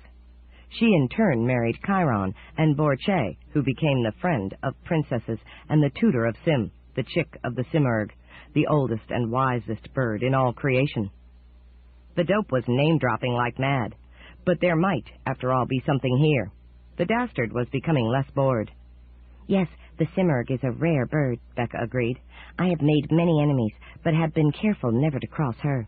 She has too much knowledge and power." The girl's talk was getting crazier. She was only 14 years old. How could she have had any experience with the Simurgh? But the centaur was talking again. "But my history is less glamorous, though perhaps not without interest. Because I was pondering questions like these, I was not paying sufficient attention to where I was going. My right forehoof splashed into a small puddle. I didn't realize that it had been made by a colony of love bugs and was a temporary love spring. It caused me to fall in love with the first female I spied thereafter. This happened to be a fat sea cow in a neighboring lake. Ordinarily, I would not have given her a second glance, but suddenly I had to possess her. I galloped to the lake, plunged in, and proceeded to summon the stork with her. She seemed somewhat surprised, but flattered by the attention. Soon my passion abated. It was, after all, a very small love puddle, and I emerged from the lake and went home, somewhat ashamed for my lapse from centaurly standards. After all other species are naturally inferior, and we normally breed only with our own kind. But what was done, and I did not try to conceal it. My sister was very understanding. In fact, she later had her own out-of-species liaison. My dam disowned me. That was painful, but I understand her sentiment." "Forbidden love," Becca breathed raptly. The result was a sen cow, a healthy centaur sea cow crossbreed who had a human head, a sea cow tail, and 6 limbs adapted for swimming and manipulating objects. I visited the shore often to tutor him in centaurly matters, and I must say he was clever enough. I admit to having some pride in him, though I did not go out of my way to call attention to him. He grew up to breeding age, but found no females of his particular crossbreed type. So he frequented the region where the love bugs clustered, and in due course his patience was rewarded. A female griffin took an unwitting drink from one of their love puddles. She glanced up, and there was Sen Cow. She immediately flew across to join him. Their liaison was awkward, because she could not submerge and he could not leave the water, but love found a way, and they managed. The dastard tried to picture that liaison, and failed. He had to take it on faith. Becca seemed rapt. In due course, the griffin produced 3 offspring. They had the form, surprisingly, of human beings, and seemed to be throwbacks to a more primitive aspect of our ancestry. Both Sen Cow and the griffiness were disappointed, but soon the silver lining appeared on their cloud. The 3 foals had remarkable talents. Mare, the first female, could change to any winged creature, and so could join her mother in flight. Maesta, the second female, could change to any sea creature, and so could join Sen Cow in swimming. Del, the male, could change into any land-bound creature, and so could join me as a centaur. That was very nice. "So why are you waiting here for your granddaughter?" the dastard asked impatiently. "Because I am traveling with all 3 of my grandfoals, and we have agreed to meet periodically and do a stint mutually afoot. Mare and Del will be along shortly, but it is harder for Maesta to keep the pace, so I have paused here at a convenient riverbank, trusting that she will appear." At that point, magically on cue, 2 fat sea cows swam up to the bank. One was big, the other small. The small one poked her nose out of the water, then changed into a young mermaid. Chet reached down with a hand and caught her hand, hauling her up out of the water. As she came, she changed into a fully human girl. She landed on the ground and shook herself dry. Chet reached into his backpack and brought out a dress, which he dropped over the girl. She shrugged into it and smiled as she adjusted her hair. "Hi, Grandpa." "Hello, Grandfilly." She stepped forward and gave him as much of a hug as she could manage. "Who are your friends?" "We're not friends," the Dastard said. Seeing how well the Centaur's illicit liaison had turned out, he would have been inclined to unhappen it, but couldn't. The girl was 7 or 8 years old, beyond his limit. And of course Chet's key event was decades ago, way beyond. How unfortunate. So he forced himself to make nice. "Have a nice walk." "Thank you," Chet said. The sea cow mooed and departed, having gotten her grandchild safely to the rendezvous. "Bye, Grandma," the girl called. "Thanks." The Dastard realized that he could unhappen his dialogue with Chet's centaur, but that wouldn't accomplish anything either.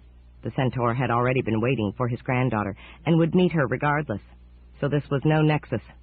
There was nothing dastardly he could do. Maesta climbed up on Chet's back, and he walked away. As he did so, a griffin flew down from the sky, landed before them, and changed into another girl. "Hi, Mireille," Maesta called. "Hi, Maesta. Hi, Grandpa." She joined her sister on the centaur's back. Then 2 small young sphinxes strode up. They had the bodies of lions, the heads of humans, and the female had vestigial wings.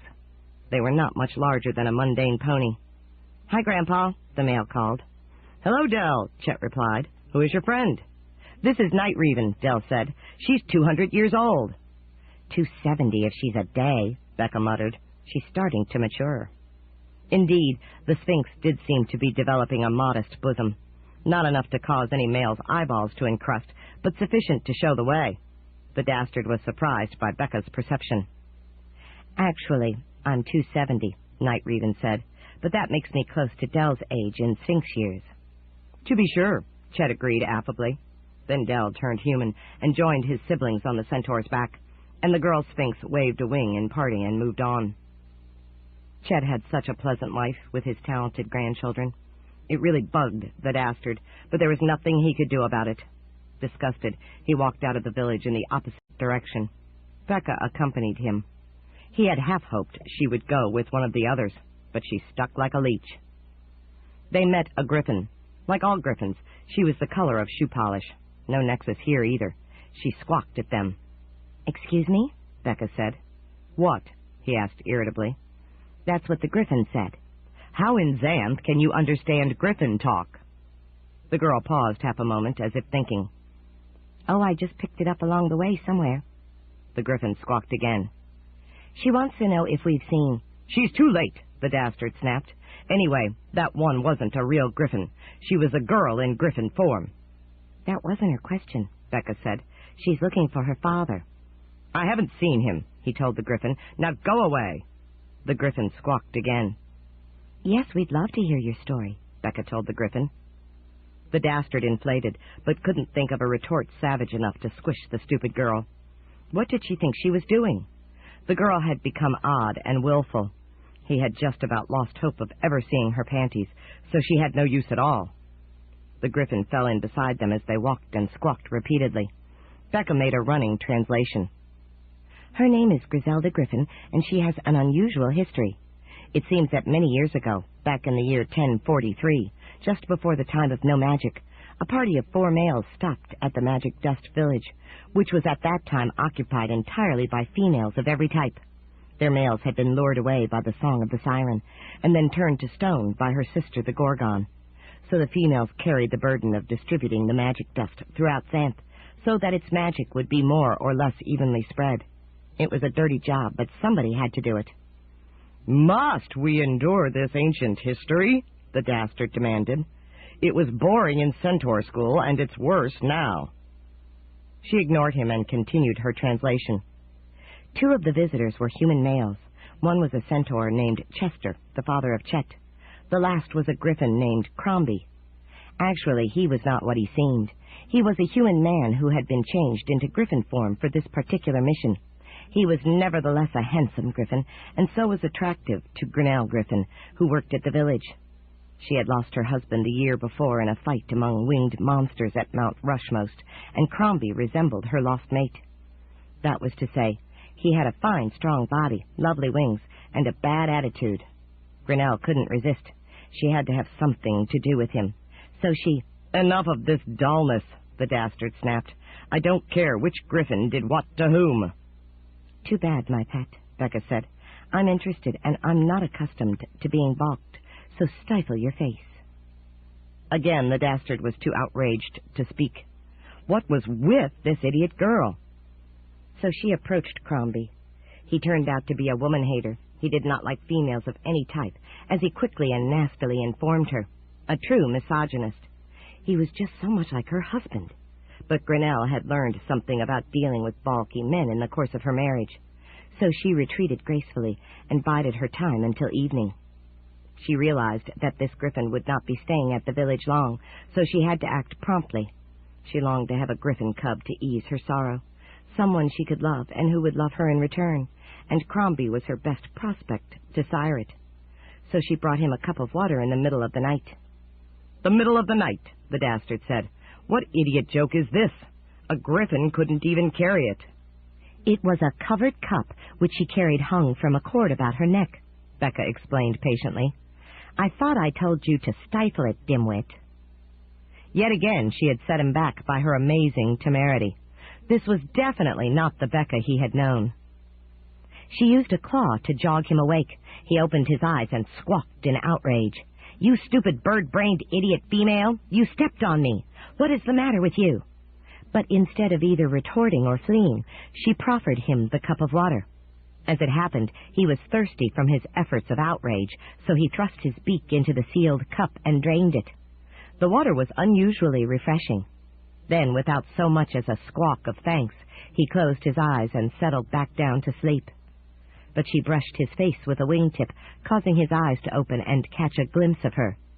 That was when he discovered that the water he had just drunk was from a love spring.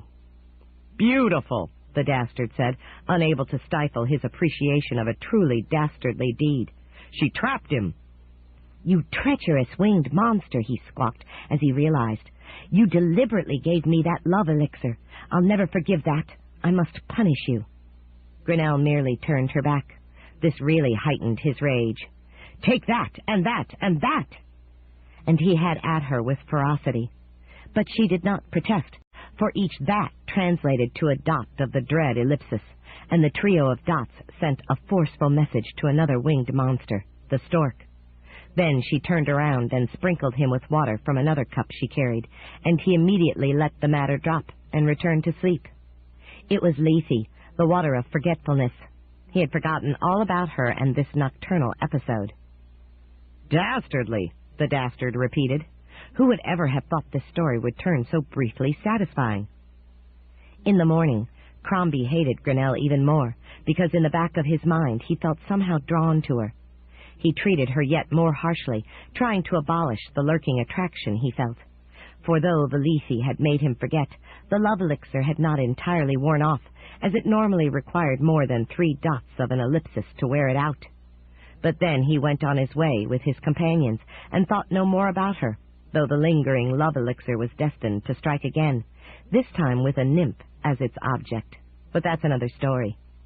"I hope this one is almost done," the Dastard said wearily. However, it had given him an idea. If he found that green-haired princess, maybe he should have some of that love elixir handy to use on her. Grinnell, in due course, not long after the time of no magic, received a bundle from the stork, a baby griffin girl cub, which she treasured and named Griselda. She had astonishing color for her kind, a yellow beak, red mane, and blue wingtip feathers. Only as she grew did it become evident that Griselda, though griffin in body, was essentially human in mind. She was very smart, and had a soul. She never felt completely at home among the griffins, and finally Grinnell had to tell her the truth about her origin. She had a human father. So when she was 18 in human years, she set out to find her father, but because he had reverted to his human form, she did not know how to locate him.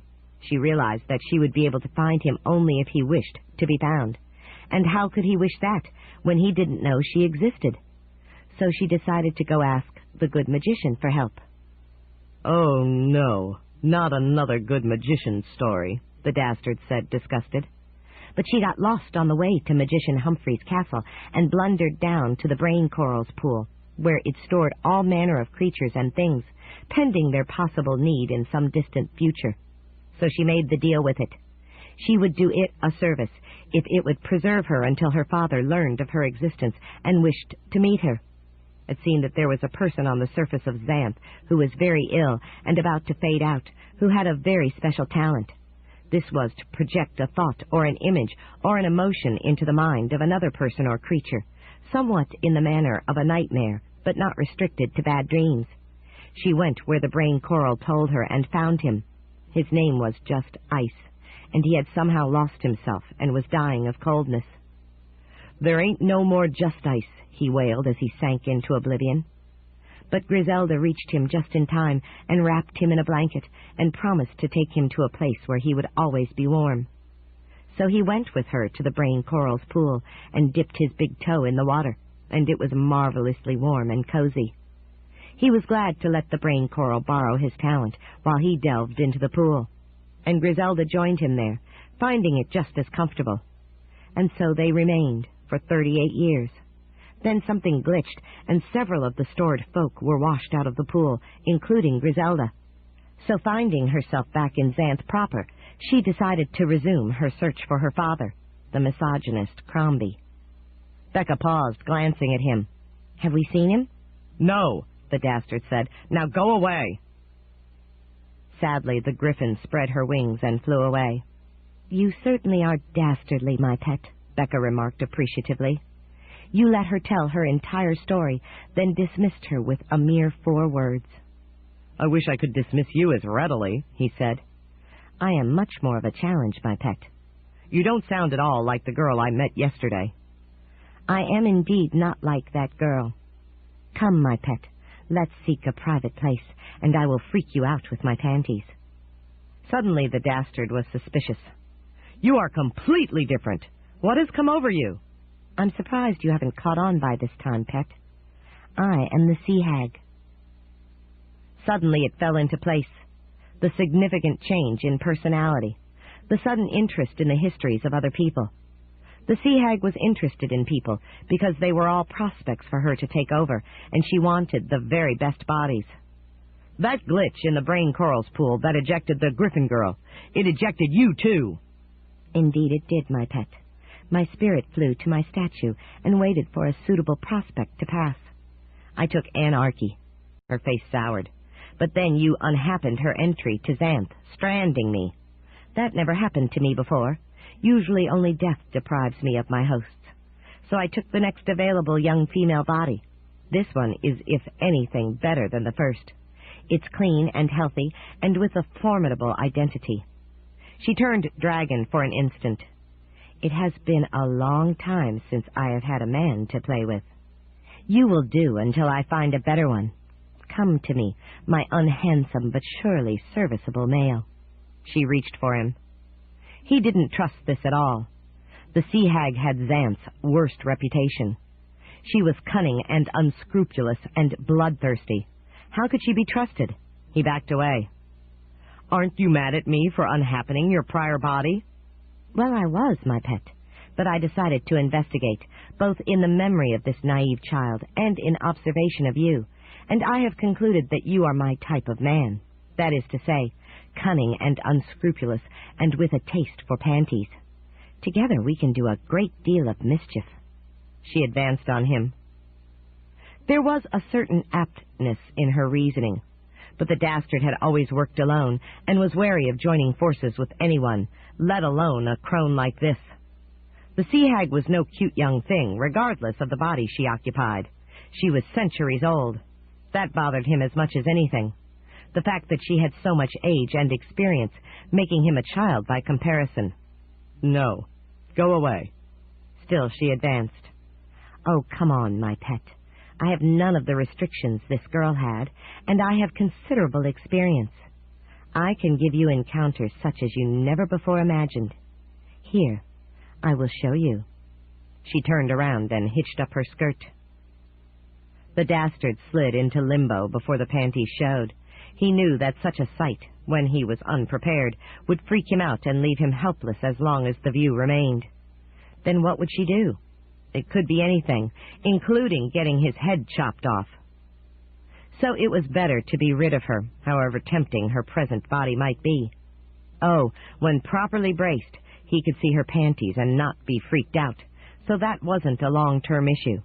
But he could never trust her disreputable mind. She knew too much and was too cynical, and would never be in his thrall. He needed a real girl, or a real princess. It was better to unhappen her again. He could do so, because it postdated his last unhappening of the girl Becca. He would not be treading on his own tracks. So he went back to the time the hag must have taken over the girl, and hesitated. Had it been then, or could she have done it earlier, and taken a while to give any sign? It could have happened any time after he had unhappened Anarchy. Also, how could he stop a spirit from infusing the girl? He couldn't see it, and a simple change of direction or paths wouldn't suffice. He had to not only unhappen it, but fix it so the hag couldn't take the girl again later. A moment's thought yielded an answer. There was a herb that repelled loose spirits. He could fetch some of that and put it on her after he unhappened the takeover. That would make her safe. He slid to a patch of spirit herbs and picked several good ones. He tied them together with vine, making a clumsy necklace. Then he slid to the point right after dealing with Anarchy. There stood Becca in all her innocence. She thought that her ability to turn dragon protected her from any threat. How little she knew. He put the necklace over her head. "Never take this off," he told her urgently. "I'll explain tomorrow." Then he slid back to the present. He never remained longer in the past than he had to, as it became wearing. In the present, Becca stared at him. "The sea hag," she gasped. "She had me. I couldn't escape, but now she's gone." "I unhappened her takeover of you," he said, "but you must always wear those herbs to keep her away." "I will. Oh, it was utterly horrible. I tried to resist, but she made me hurt until I couldn't stand it. She ransacked my memory. She used my body. She was merciless." "You remember it all?" He still wasn't quite used to her ability to remember unhappened things. "I wish I could forget. Oh, thank you for rescuing me." "You're welcome. Now, will you show me your—" "No." That was, oddly, the correct answer. It meant it really was Becca, and not the sea hag pretending to be her. "What did she plan for me?" Becca grimaced as she remembered. "She was going to give you my body, not because she wanted to please you, but because she wanted to control you. If it didn't work, she was going to kill you and look for a man she could control. She has no use for men, except to the extent she can make them do her will." "That's what I thought. Keep wearing those herbs, so she can't get you again. She evidently likes your body." "Yes, it was horrible. Her thoughts. She vaulted me right past the adult conspiracy in sickening detail. She's had so much experience. So ugly. She's worse than you are." "That's why I unhappened her possession of you. I want an innocent girl, not a creature like her." "I'm a whole lot less innocent than I was a day ago, but I'll never be like her." She clutched the herbs. "I'll never give these up." They walked on. An outsider might have thought that nothing had happened. How wrong that impression would be. "Will she come again?" Becca asked. "I mean, will she take some other poor girl's body and look for us to get back at us for balking her?" That was an excellent question. "I think she will," the Dastard said. "She will be angry. Different as you and I are, I think we must do our best to guard against that." The girl shuddered. "Yes." 6. 3 Big Princesses. Melody touched fingers with her 4-year-old younger self. Mel Jr. was certainly a cute child in her green dress and hair, looking much like Melody herself when she traveled to From, Ontario, and became 5 years old. In fact, she looked much like Harmony and Rhythm at that age, too, but not quite the same. They were said to be fraternal triplets rather than identical. That had never made much sense to her, because obviously they were sisters, not brothers. At any rate, the little ones did look almost alike, and would have been hard to tell apart without their distinguishing colors. Melody remembered a game they sometimes played, calling each other Greenie or Brownie or Reddy for their hair. If the little princesses were to color their hair the same and wear matching dresses, only their eyes would give them away. She glanced to the side. Sim Bird was touching wingtips with his junior self, too, and there the contrast was startling. Sim was the size of a rock, though he wasn't exactly a rock, while his younger self was the size of a human person. He was the prettiest bird in Xanth or Tarot because of his iridescence, but was also uncommonly intelligent and a pleasant companion. She was glad he was coming along on this mission, and not just because he would make travel easy.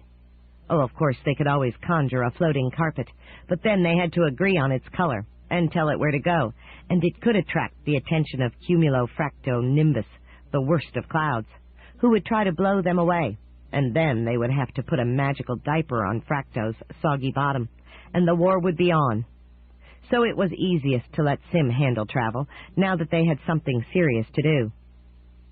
Mel Jr. giggled soundlessly. She must have picked up the image of Fracto in a diaper, firing off enraged thunderbolts. Melody Sr. smiled. Teasing the cantankerous cloud was fun. They turned around in their little dance of passage and separated. They floated on toward Xanth. The vague background gradually formed into a monstrous chamber, which became a huge chamber, and then a large chamber, then an ordinary one, and finally a small one. On the way, Sim diverged, flying away from them and out a window. She knew why. He would not be able to fit in a small interior chamber when he expanded to full size. He would have to settle outside the castle. They touched the floor and caught their balance. There was Aunt Ida, looking more like age 31 than the 48 she had been when they left her on Tarot. "Hello, nieces," she said. "Hello, Aunt Ida," they said almost together. "You look beautiful." "So do you," Melody said graciously. Of course, nobody that age could truly be beautiful, but part of the adult conspiracy was to be sincerely insincere. "Have you been properly briefed on the nature of this mission?" "Not yet," Harmony said. "We just understand that it's important and that our mature talents are needed. Yes, there is a man called the Dastard who is going around unhappening events. That is, he travels back in time to cause something not to happen. This might be beneficial, but in his case it is not. He seems to be mean-spirited and causes nice encounters not to happen.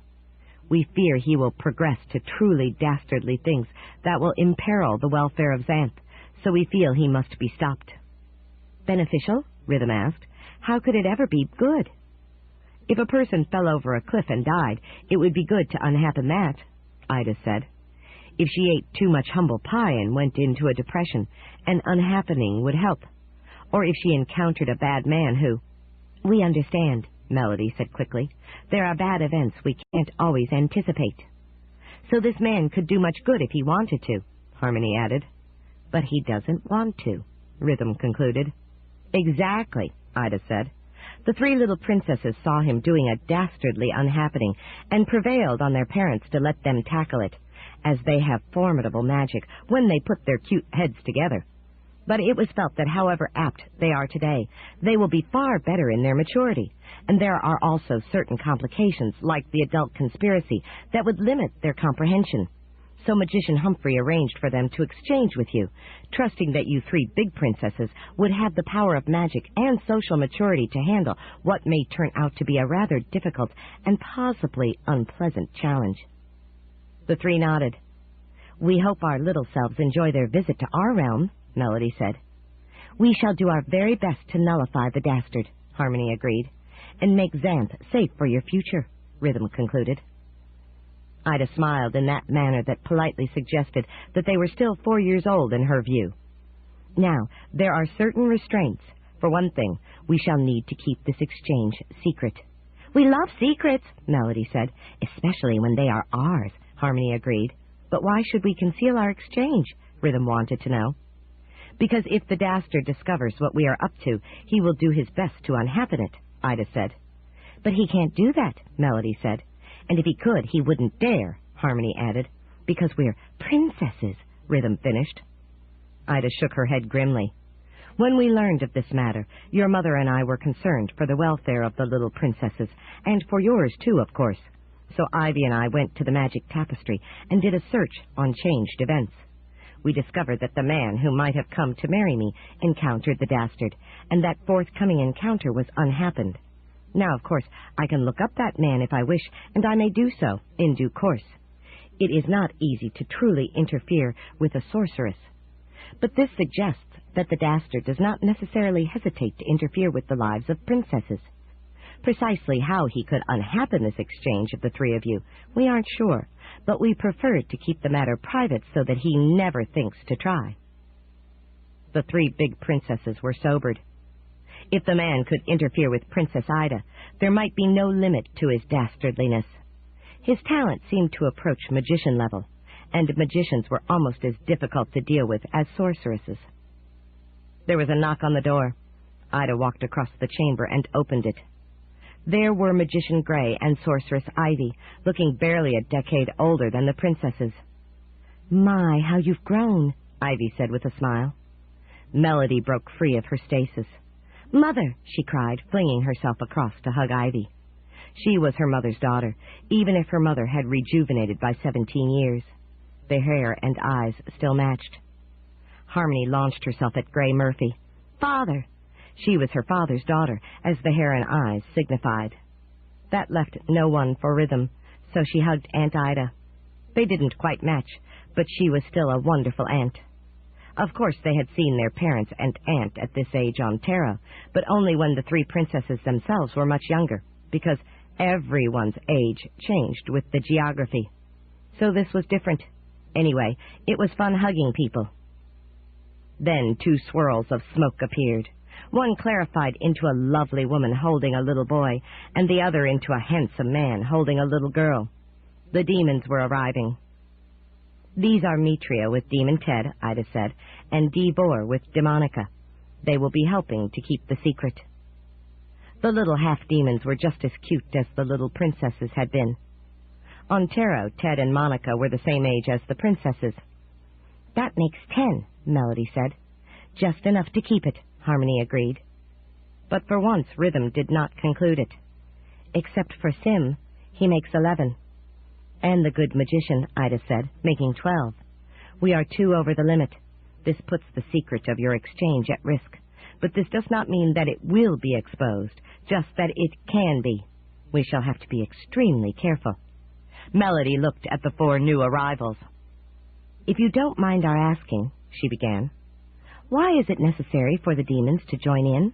Harmony continued. "Do they have a need to know?" Rhythm concluded. "Yes, they do," Ida said, "because it is not merely your presence here we must conceal, but the absence of your younger selves. If someone notices that they are not running around the castle making their usual mischief, there will be questions." "But we can do that," Melody said. She began to hum.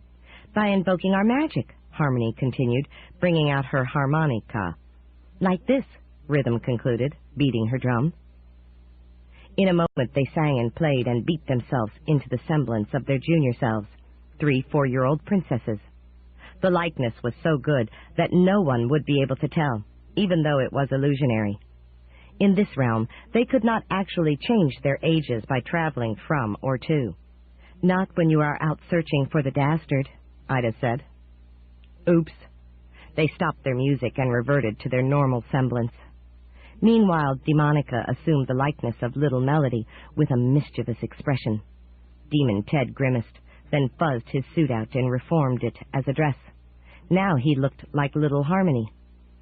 "But I'm missing," Big Rhythm protested, in her distraction speaking out of turn. Demoness Mitria turned smoky, then reformed as her alter ego, the waif Woe-Betide. Then she changed further and became Rhythm. Now they were 3. "One of the demon adults must bring the children, for they are only half demon and can't pop in and out as we can," Devor explained. "So that adult can take the place of the 3rd child. Our demonly nature enables us to better emulate the mischief of children. The other demon adult can keep in touch with others, establishing a liaison between the big and little princesses. I will now explain things to Big Sim." He popped off.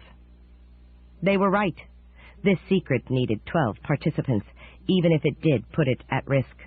The folk of Xanth had figured things out carefully. Even so, it could be chancy. We shall certainly do our best, Melody said. But we need a bit of advice, Harmony added. What is our strategy for nullifying the Dastard? Rhythm finished. We have considered that, Ida said. We see 3 possibilities. First, we might banish him to Taro, or one of its satellite worlds, where he could do no further mischief. But would he go? Melody asked. If he didn't want to, Harmony added. How could we make him? Rhythm concluded. We do see that as a problem, Ida said. We hesitate to suggest this, but it occurred to us that you are quite attractive young women. It seems that his ambition is to marry a princess. If one of you distracted him, you might be able to lead him to Taro. Distract him? Melody asked, not fully pleased. Ida pursed her lips, but evidently hesitated to answer. It seemed the matter was indelicate. He also seems to have a taste for the look and feel of panties, Magician Grey Murphy said, stepping into the breach. The 3 fake little princesses giggled, partly at the mention of the naughty word panties, and partly at the unvoiced near pun of breeches. So if one of you were to... No way, Harmony snapped inharmoniously. Of course, Ida said, princesses don't. What's the second way? Rhythm asked. This time Ivy answered. We have managed to secure a loose soul that is in need of a host. If that soul could be given to the Dastard, it would provide him with a conscience, and he would then cease being dastardly. Are you sure? Melody asked. The imitation rhythm expanded into Demetria. Some of us have had experience with half-souls or even quarter-souls, she said. It will be effective. Demon Vor returned and nodded agreement. Souls had power. But doesn't a soul have to be taken voluntarily? Harmony asked. Suppose he won't take it, Rhythm finished. It doesn't have to be entirely voluntarily, Devor said. When I married Nada Naga, I got half her soul. I had no choice. And I got half of my husband's soul, Metria said. Later I passed half of that on to Ted, but I remain unconscionably decent regardless. A soul is a hard taskmaster. But the Dastard is not about to marry anyone, surely, Melody said. And none of us are about to marry him, Harmony agreed. And suppose he sees that loose soul coming and flees, Rhythm concluded. That is our concern, Ida agreed. So what's the third way? Melody asked. Persuasion, Ida said. The 3 princesses considered this. You mean just talk to him? Harmony asked. Trying to make him see the light? Rhythm asked. This may not be as far-fetched as it seems, Grey Murphy said. Folk who do good are normally held in higher esteem than those who do evil. We suspect that it is esteem that he most desires, though he may not realize it. If he could be made to see that he will be more respected if he uses his talent for good, he might do it. And suppose he doesn't? Melody asked. The others shrugged. We do not see this as an easy mission, Ida confessed. So it may be that, initially, all you will be able to do is damage control. Damage control? Harmony asked. Your magic should enable you to follow him in time and space, and perhaps prevent his dastardly deeds, Ida said. This would be a stopgap expedient, but possibly the best you can do until one of the other options proves feasible. We can find him, Rhythm said confidently. But what we're going to do with him when we catch him, we don't know. You will have to conceal your princessly nature, Ida said, and Sim will have to mute his feathered brilliance. Otherwise the secret will be out the moment anyone sees you. The 3 princesses didn't even need to exchange a glance. Half a glance sufficed. They sang, played, and beat themselves into the semblance of 3 mature but rather common women wearing green, brown, and red clothing, suitably dull. Their little crowns became sensible kerchiefs. They went outside to find Sim. He was chatting with Soufflé Moat Monster. Oops, that would bring one more creature into the secret, even if Sim hadn't told him anything, because Sim was such a remarkable bird. Sim, you will have to be more circumspect, Melody told him, or you'll give us away before we start, Harmony agreed, and we can't afford that, Rhythm concluded. Oh, I know, Sim squawked. They had not given him the power to speak in human talk, but they understood him well enough. I explained to Souffle. He did, the moat monster agreed in monster tongue, which they also understood. I was introducing my apprentice, Chip. We don't see him, Melody said. Right here, Souffle indicated a spot on the water beside him. Now they spied a tiny creature. It was a sea monster the size of a chipmouth. He looks small, Harmony said. Is he young? No, he's full grown. He will serve duty with the imps. They need guardians, too, Rhythm agreed. It did make sense. The imps were very small. But now we shall have to depart, Sim squawked. Souffle nodded. Zap us. They sang, played, and beat a magic tune, and Sim assumed the aspect of an ordinary rock bird, and Souffle looked blank, then sank out of sight. So did Chip. They had forgotten all about the big bird's visit. But another creature came by.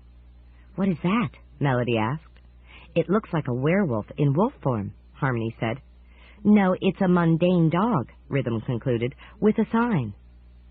They read the sign and learned that this was Boss, looking for a home.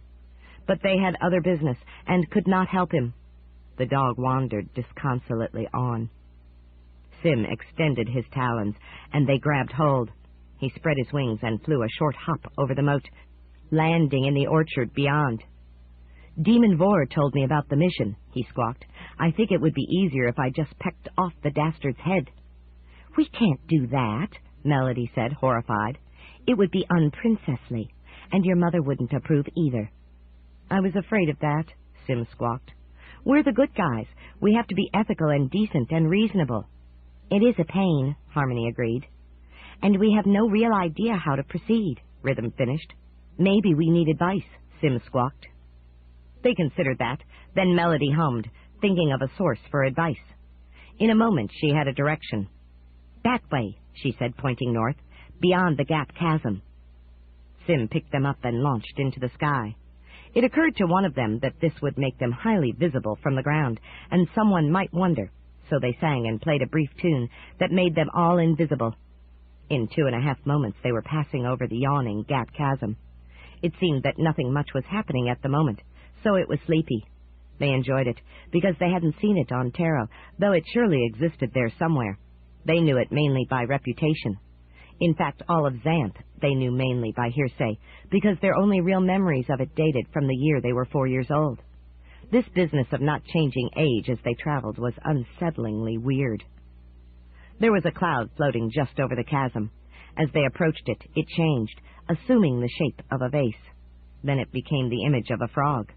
Then the torso of a shapely woman. It obviously wasn't Fracto. He never posed like that. Cloud sculpturing, Melody exclaimed. That must be somebody's talent, Harmony agreed. And there she is, standing at the brink of the chasm, Rhythm said. Indeed, there was a girl looking up at the cloud. She was evidently practicing her talent, having found a suitable cloud. Such magic might not be practical, but it was aesthetic. Maybe someday that girl would put on an artistic exhibition in the sky. Melody gave Spot directions, based on her magic awareness of where there was advice, and soon they landed near a lovely cave. They let go of Sim's talons and walked toward it. A swirling cloud of smoke formed before them. It formed into a handsome demon man, Devor. Aren't you forgetting something? He inquired. Like what? Harmony asked. Like being still invisible? Oopsie, Rhythm said. That would be confusing. They abolished the invisibility and became the 3 garden variety women. Sim hunched down, still invisible, knowing he would never fit in the cave. Vor swirled back into smoke and dissipated. Then Melody suffered a siege of vague alarm. She paused, trying to fathom it. What's the matter? Harmony asked. You look as if you're seeing half a ghost, Rhythm concluded. Maybe I am, Melody said. It's as if someone is looking at me, recognizing me.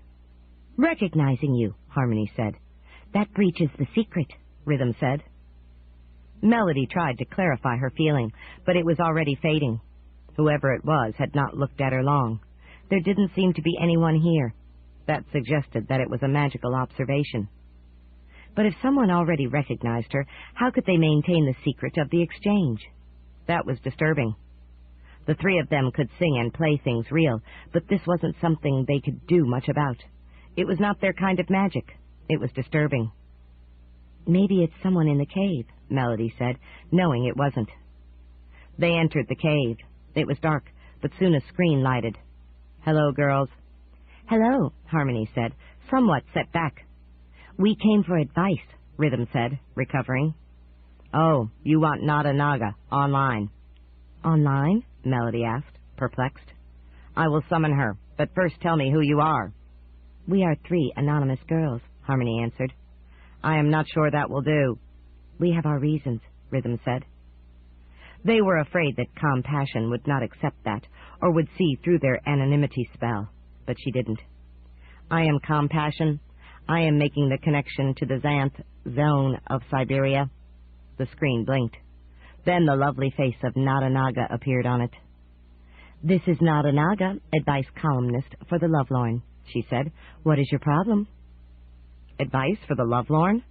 The 3 exchanged as much of a glance as would fit in the confined space. They hadn't thought to check the kind of advice being offered, and it was becoming obvious that they couldn't get relevant advice without giving away their secret, so they were not starting their mission very well. But Melody thought of something. I feel someone watching me, she said, but I don't know who. Nada considered. Let me get a look at you. She squinted from the screen. My, you look almost familiar. I'm just an ordinary anonymous girl, Melody said quickly, wishing she had thought to change her hair color. Of course she knew Nada on Tarot.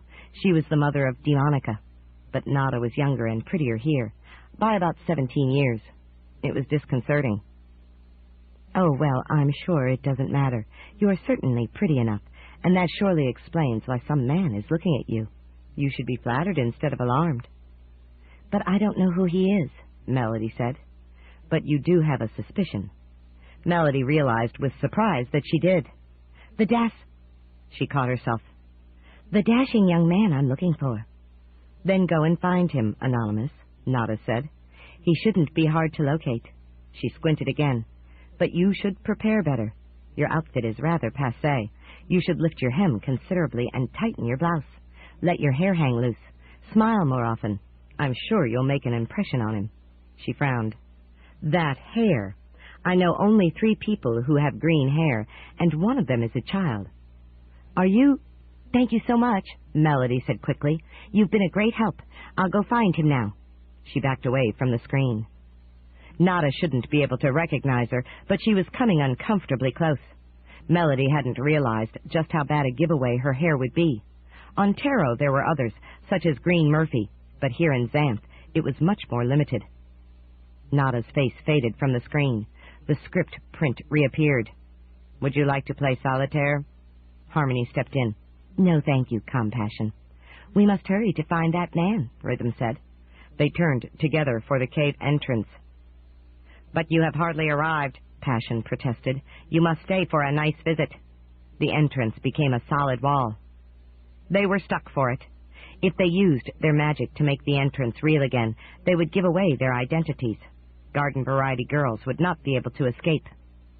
Maybe we will visit for a while, Melody said. We don't mean to be rude. Excellent. Then the screen flickered. Oh, I'm getting an incoming call. Pardon me a moment. The print held for exactly 1 moment, then faded. A new face appeared, one Melody didn't recognize. It was a rather pretty mundane woman. My Pia, how nice to hear from you. The script now ran along the screen below the face.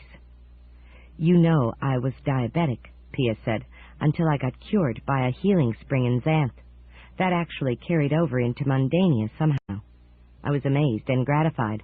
I think NIMBY had something to do with it. Then I heard of someone, and I thought she must be from Xanth, and I was curious, so I thought I'd call and inquire. Of course, dear. However, I have visitors at the moment. Pia was embarrassed. Oh, I didn't mean to interrupt. I'll call back another time. No, Harmony cried. Stay and visit. Yes, we are interested, Rhythm said, for this might distract the friendly machine from the 3 anonymous princesses. Pia looked out from the screen. Do I know you? No, Melody said, not really. For now she remembered. They had met this woman, briefly when they were 3 years old. The memory had almost faded in 18 years. "We are 3 young women looking for a man," Harmony added. "Who stopped by to get advice from Nada Naga," Rhythm finished. "That's odd," Pia said. "You are beginning to remind me of someone. The way you talk, more than the way you look. But—" "No, we are nothing," Melody said desperately. Their habit of alternating speech was giving them away. They would have to break that up. Pia was remembering that, but hadn't made the connection to the children she had encountered. Yet. "Oh, well, if you don't mind my interrupting your visit." "We don't mind," Melody said. She fired a glance at her sisters, warning them to be quiet. "Please continue, Pia," Passion suggested. Pia found her place. "Well, this person I heard of is called Diana Beddick. She had the talent to make things that are sweet become less so, and those that are not sweet seem sweet, so as to increase the ease of eating things without messing up her blood sugar levels. She pretty well has to be from Xanth, doesn't she? I mean, Mundanians don't have magic talents." "She must be," Melody said, though she didn't know what blood sugar levels meant. "She can make other people act sweet, too," Pia continued. "She has a magical monitor lizard, her pet and companion, who tells her what her blood glucose level is when he tastes her blood." "Tastes her blood!" Melody exclaimed, appalled.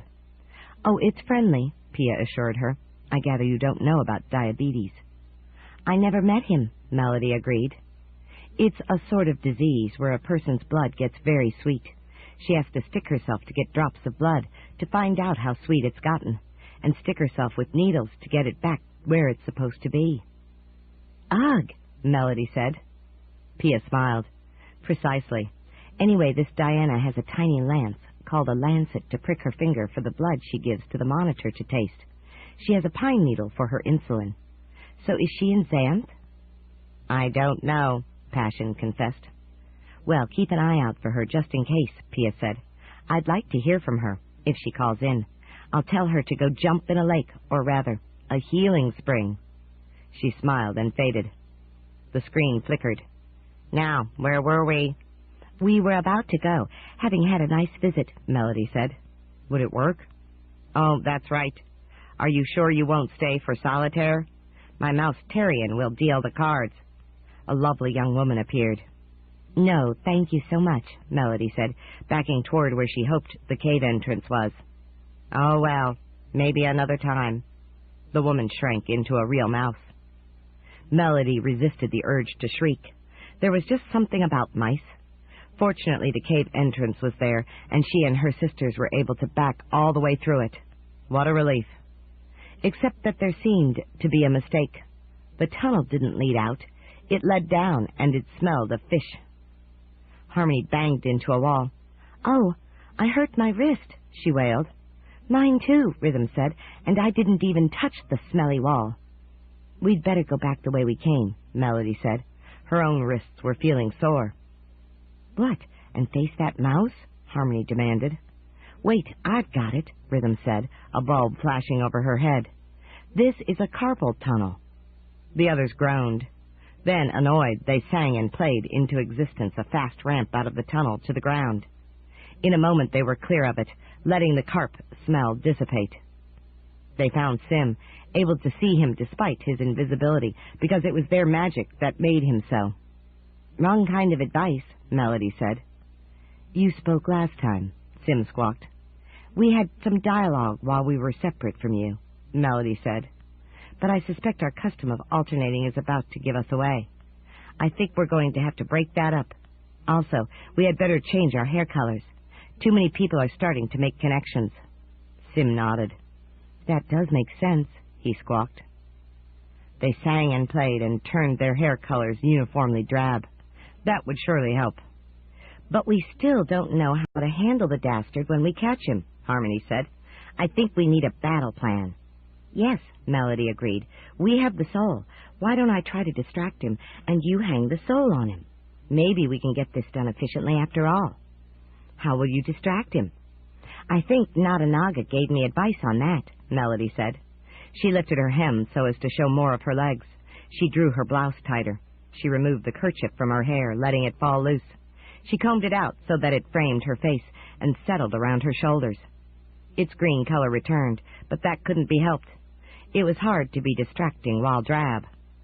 But suppose that isn't enough, Rhythm asked. Melody pondered. I suppose we have to decide just how badly we want to wrap this up efficiently. Daddy suggested flashing him some panties. Yes, but we agreed that that would be going too far, Harmony said. We're not Dawn and Eve, you know. Though sometimes I envy them, Rhythm said. Dawn likes to show almost too much above, and Eve likes to show more than enough below. You must admit it works. Certainly it works, Harmony retorted, but who wants Ben's eyeballs popping out and falling on the ground? We have standards to maintain. Oh, come, Mel. Don't you ever want to make a man do that? Or to freak out and not be able to move as long as you flash him? Melody was weakening. Well, maybe sometimes. But wouldn't it be degrading to... Not if it put him away in a hurry and stopped his depredations in Xanth. Melody sighed. All right, I'll shorten my dress some more. But you be good and ready with that sole. I don't want to expose my... You know, 1 instant longer than I absolutely have to. And you must promise never to tell. We promise, Harmony and Rhythm said together. Melody hummed, using her individual magic to hike her dress up almost to the knees, and made her blouse half a size smaller. Each of them had magic that was close to sorceress caliber, but 2 of them cooperating had more, and the 3 together had what was generally conceded to be the strongest talent known. They just had to agree on what it was they were doing at the moment. More, Harmony said. Melody sighed. She hummed her skirt up to just above her knees and shrank her blouse another half size. Since her bosom didn't shrink, this made her blouse stretch rather tightly. Still more, Rhythm ordered. Melody adjusted her dress until it was halfway up her thighs and made her blouse another size smaller, but the others still weren't satisfied. Harmony played and Rhythm beat, and suddenly Melody's skirt barely covered her bottom, and her blouse developed a décolletage so tight and low that it made walking at anything more than a sedate pace dangerous. Oh, come on, she protested. This is ridiculous, not to mention unbearably explosive. Explosive is more like it, Harmony said with satisfaction. His eyeballs will pop loose, bounce off the moon, and fall into your bra, Rhythm said. So we'd better get rid of the bra, Harmony said wickedly. Then they'll fall into your panty. Hey, Melody protested as her bosom abruptly lost what little remaining restraint it had. Don't shout, Harmony said. You'll tear your shirt, Rhythm explained. Melody glanced down. Indeed, her chest was threatening to push holes in what remained of her shirt if it didn't leapfrog right out of it. She tilted, trying to get things better settled. Sim squawked. He was laughing. Don't do that, Harmony said, alarmed. You must stay vertical, or it won't be just his eyeballs that pop out and droop to the ground. Gee, thanks, Melody said. She was, of course, being teased, as she liked to think that firm was a better description of her bosom, even unbound, than droop. And your rear exposure is almost freaking me out, Rhythm said, giving Melody's skirt a tiny tug downward. It seemed it was unable to cope when she bent forward. I'll fix both aspects, Melody said. More height above, more depth below. She started to restore some fabric in both places. No, her sisters said together. You're fine as you are, Harmony continued. Just keep it barely confined until time, Rhythm concluded. Well, I don't see you two volunteering, Melody said sharply. You have exactly the same figures as I do, you know. No, you're the one of us who always takes the lead, Harmony said. We wouldn't be good at that. And we don't want to waste all our tedious effort to make you combine the best or worst of Dawn and Eve, Rhythm said. Melody shook her head ruefully. This had better work, because she would expire of shame otherwise. 7. Heart of the Forest. Becca was still shuddering from the awful experience of possession by the sea hag. She had never in her life felt so utterly helpless and degraded. The hag had ruled her body and ravished her mind, and it would have gotten worse had not the Dastard finally caught on and unhappened, caught on and unhappened, caught on and unhappened, caught on and unhappened, caught on and unhappened, caught on and unhappened, caught on and unhappened, caught on and unhappened, caught on and unhappened, caught on and unhappened, caught on and unhappened, caught on and unhappened, caught on and unhappened, caught on and unhappened, caught on and unhappened, caught on and unhappened. The possession. What an irony. She owed her restoration to the Dastard. She didn't like him, she didn't respect him, but he had saved her from a fate that really would have been worse than death. She wished the good magician had not sent her here, but she was stuck with it. She would have to help the Dastard as well as she could.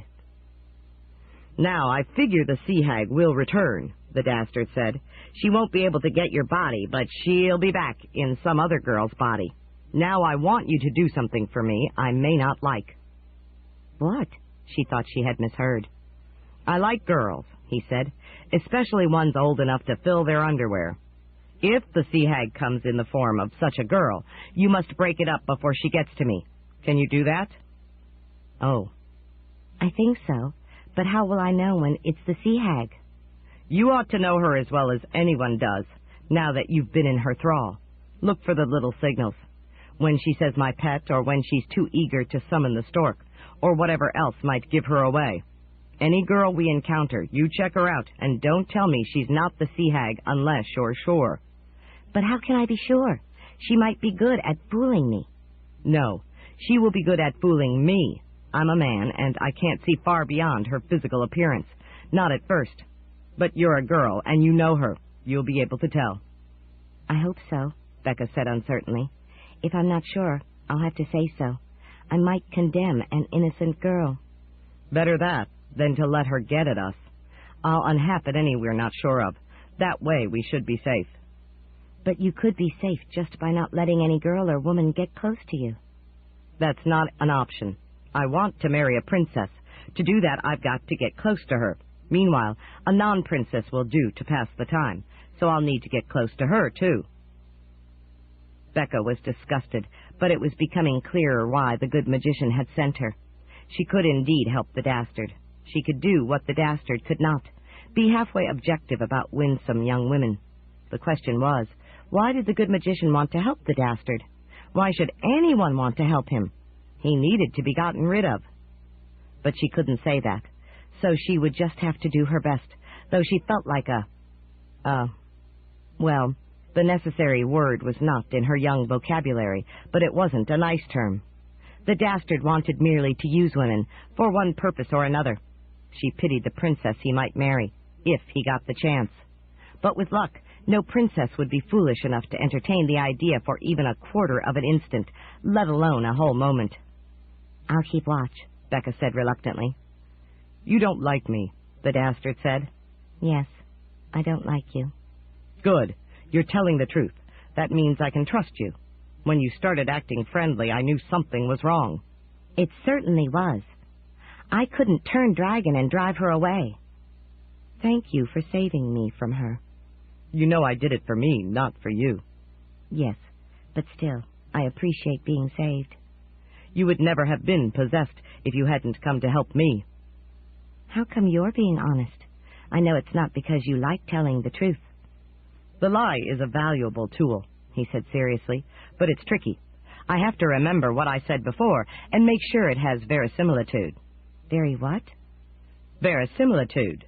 That means that it seems true. It's not always easy to craft a lie that has the semblance of truth. So I never waste a good lie. I tell the truth always, unless there is something to be gained by a lie." "And I guess you have nothing to gain by lying to me." "Nothing at all. You're not going to be fooled into showing your panties. And at this point, you're more useful to sieve out the other girls I'll meet. So why bother?" Despite herself, Becca was getting curious. The Dastard was a jerk, but he wasn't stupid. "How about not hurting my feelings?" "Why should I care about your feelings?" That was right. He had no soul, so had no conscience, and no human emotions like love or commitment. He simply wanted what he wanted for pure self-interest. "So I will try to help you better than I have before." "You're helping me because the good magician sent you, so you're stuck for it regardless. Your feelings are irrelevant." Becca nodded. That was the case. At least they understood each other. Certainly his brutal honesty was better than possession by the sea hag. "So, where are we going?" "I'm sniffing another nexus, maybe. It's not far ahead." "Maybe? Don't you know?" "Nexi aren't necessarily simple. Some are minor, some are significant. I have to study each to be sure, and since the appearance of the sea hag, they may even be dangerous." "Dangerous for you, you mean?" "Of course. What else could I mean?" "How about the people you hurt?" she demanded. "I don't hurt anyone. I merely change events. They never know what they are missing." He had a point. Not a great one, but it was true that he wasn't actually harming others, just denying them benefit. So as bad men went, he was mediocre. A dim bulb flashed. That could be why the good magician wanted to help the Dastard, to make some use of him, since he had a very strong and devious talent. And a second bulb flashed.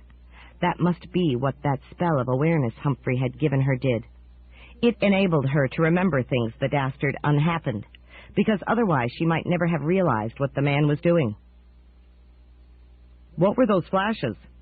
She was tempted to say none of his business, but it was his business, and she didn't want to lie, albeit for a different reason than the Dastard had. To her, a lie was not a valuable thing. It was a dirty thing. So she told him. "I just realized that the good magician must want to make some use of you, and that's why he sent me, and that he gave me a spell to enable me to remember your unhappenings." The Dastard actually paused in his walking, looking at her. "You must be right. The old codger never does a favor for anyone without demanding a year's service or the equivalent. So he fixed it so you could help me. But he's an idiot if he thinks I'll do anything for him in return." Becca doubted that the good magician was any idiot, but she didn't argue the case. They resumed their walk toward his next nexus. They rounded a bend in the path and saw a girl looking confused. She was dark of hair and eye and unusually pretty for her age. "Who are you?" the Dastard demanded. "I am Nadine Naga, daughter of Prince Naldo Naga and Mela Merwoman." "You're a princess?" the Dastard exclaimed. "Of course. Shouldn't I be?" "But you're young." "I'm 8 years old," she said proudly. Becca realized that the Dastard was trying to figure out how to marry a princess when she was too young to marry. This needed to be broken up. "What are you doing here alone?" "I wasn't alone. I was with my mother, but she gets tired of walking on legs, so she slipped into a pond and made her tail. And I walked around exploring, and then I got, lost. So I was wondering how to find my way back to the pool. Then you came. Do you know where it is?" "No," the Dastard said, in his careless-of-feelings way. Nadine angled her head, looking canny. "Suppose I show you where the leak in the Fountain of Youth is. Then will you help me find my mother?" "The Fountain of Youth?" the Dastard asked. Becca could almost see the wheels turning in his head. He was old, at least 22, and surely felt the ravages of age. If he had a secret source of youth elixir, he would never have to grow yet older. "Yes, there's a leak, and the water dribbles out and forms an underground streamlet that winds secretly o'er hill and dale and comes out near an ancient farmstead known only to me. I'll show you that, and maybe more." She twitched her little skirt. At that point, Becca became suspicious, but she wasn't quite sure. Maybe the girl was just inventing a story in order to enlist the Dastard's help. "Yes, show me that," the Dastard agreed eagerly. It had to be the youth elixir he wanted. He couldn't be interested in a skirt, Becca hoped. "Certainly." The girl assumed her Naga form, with the body of a serpent and the head of a person, and slithered off the trail. In the process, she left her clothing behind. Becca picked up shirt, skirt, and shoes, and followed. The Naga girl would need them again. At such time, she changed back to full human form. They lunged through thick and thin forest, and o'er hill and dale, and came to a farmstead in a small hidden valley. But it was hardly ancient. The house looked as if it had been built last week. The farmer's boy seemed to be about 12 years old, and his sister 11. The crops seemed to be youthful lollipops. "See, there it is," Nadine said. The Dastard plowed right ahead. "How old are you?" he asked the farmer. 302, the boy said, "and my wife here is 298. We haven't seen another person for 50 years, and that was an old hag who filled her canteen with our water and hobbled away. How many lollipops do you want for your family? None at the moment. I'm more interested in a drink of your water. Meanwhile, Nadine had slithered behind a young silo and reverted to human. Becca hastily returned her clothing to her. Thank you, my pet. You're the sea hag, Becca exclaimed. Curses! Foiled again. She changed to full serpent form, deserting her clothing again, and slithered instantly out of sight. Becca ran up to the Dastard. Nadine's the sea hag, she cried. The Dastard paused in his negotiation. How do you know? She realized that he might not appreciate the significance of the phrase, my pet, or the shaking of an underage skirt. So she tried reason instead. She has to be. She said she couldn't find her mother at a nearby pond, yet she knew her way unerringly to this long-hidden farmstead. How could she know its secret when no one has been here for 50 years? What secret? The farmer asked. We have no secrets here. Just good, clean living and hard work keep us young. They don't know, the Dastard murmured appreciatively. You're right, girl. She must be the sea hag. Where is she? She turned serpent and slithered away when I caught on to her real nature. We'll never find her now. Find who? The farmer asked. She's dangerous, the Dastard said. She's probably setting a trap for us, now that she has us isolated. I can turn dragon and defend us, Becca said. Dragon? Where? The farmer asked. Not from her devious devices. She might douse you with youth elixir and make you a baby. Then there would be no bar to her getting at me. I'll have to unhappen this whole sequence. What are you talking about? The farmer asked. Then the Dastard focused.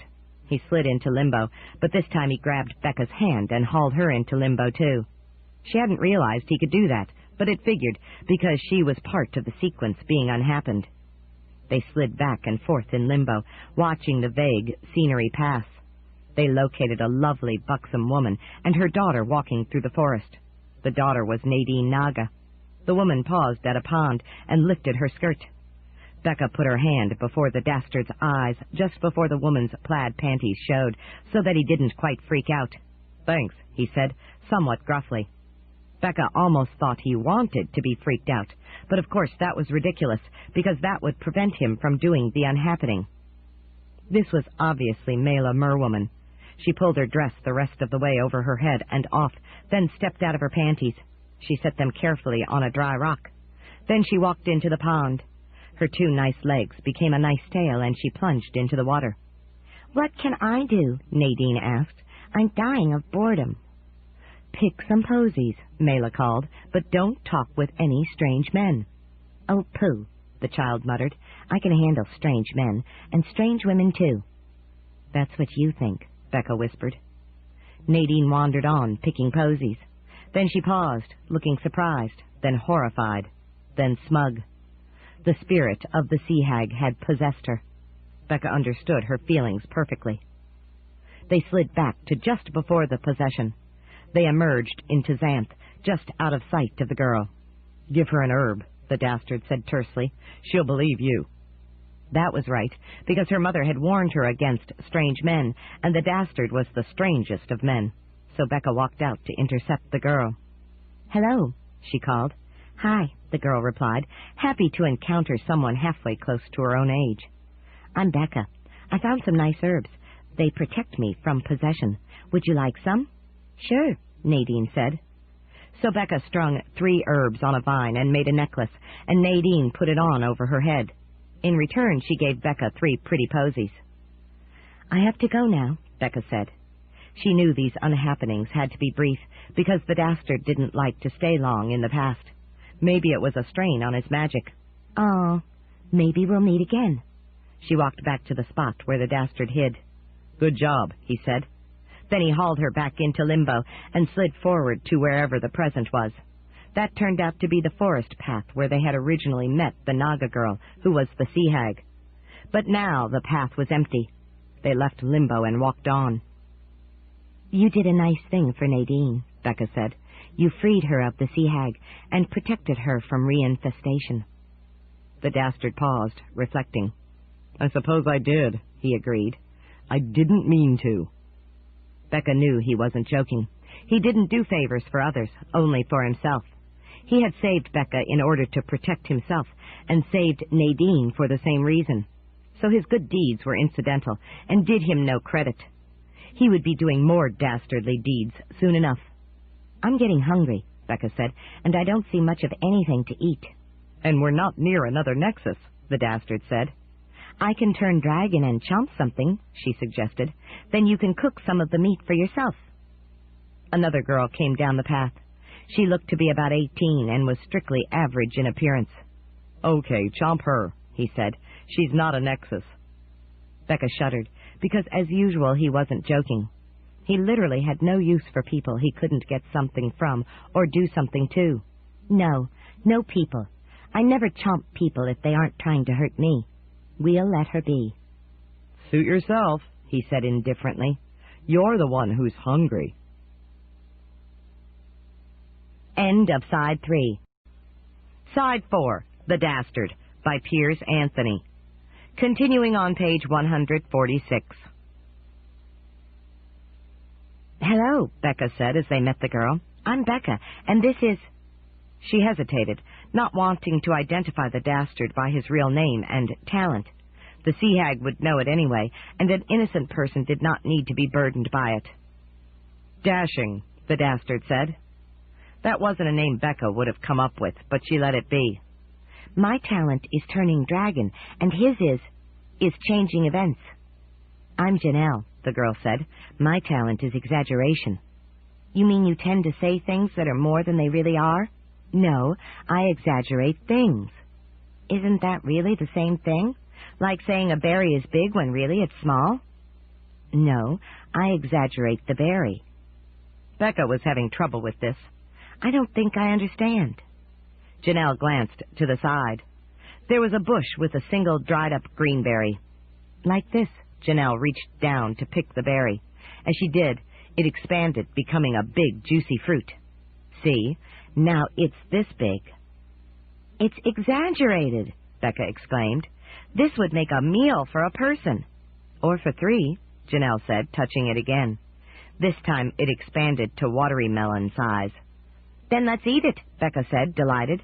I was hungry, and this will feed us all. We don't have any place to sit down and eat, the Dastard grumped. Let me exaggerate this rock, Janelle said. She touched a stone by the side of the path, and it expanded into a small boulder.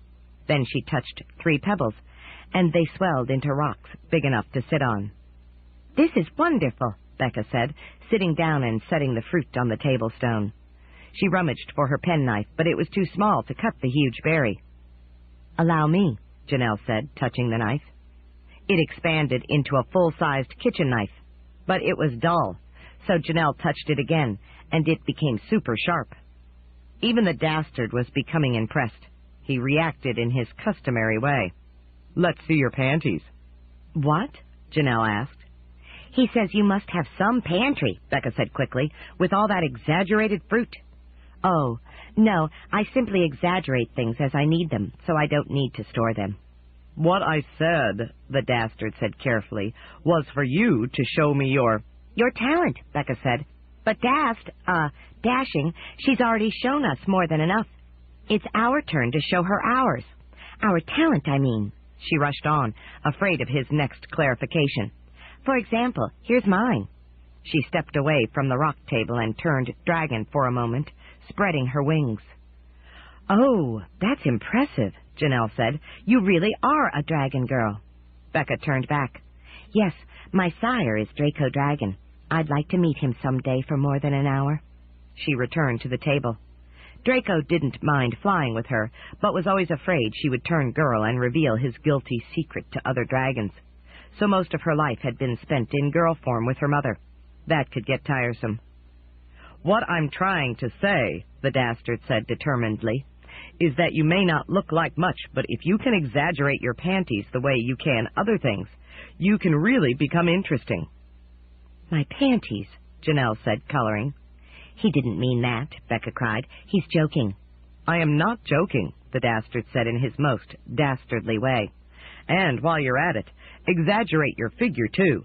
Then we can... It's just talk, Becca said desperately. He doesn't realize how it sounds. But her protests were inadequate to stem the tide. I think I understand him well enough, Janelle said grimly. She looked at the Dastard. All you see of me is a pair of panties to get into, if you deem them good enough. Now at last you understand, the Dastard agreed. Little hard lines appeared around Janelle's eyes. And do you know what I see in you? Becca decided to butt out. It was becoming apparent that this woman could handle herself. No, who cares? Janelle reached across the table to touch his hand. I see a surpassingly ugly man with a dirty mouth. The Dastard suddenly sprouted green warts, purple tufts of hair in the wrong places, and brown wrinkles galore. He resembled a huge toad with a loathsome disease. He opened his mouth to speak, but instead a big dead fly fell out. Who is already halfway to hell, Janelle continued inexorably. The Dastard disappeared. Becca understood. He was literally halfway to hell, wherever that might be. Exaggeration was versatile. Sorry about that, Janelle said, but I doubt he's worth your time.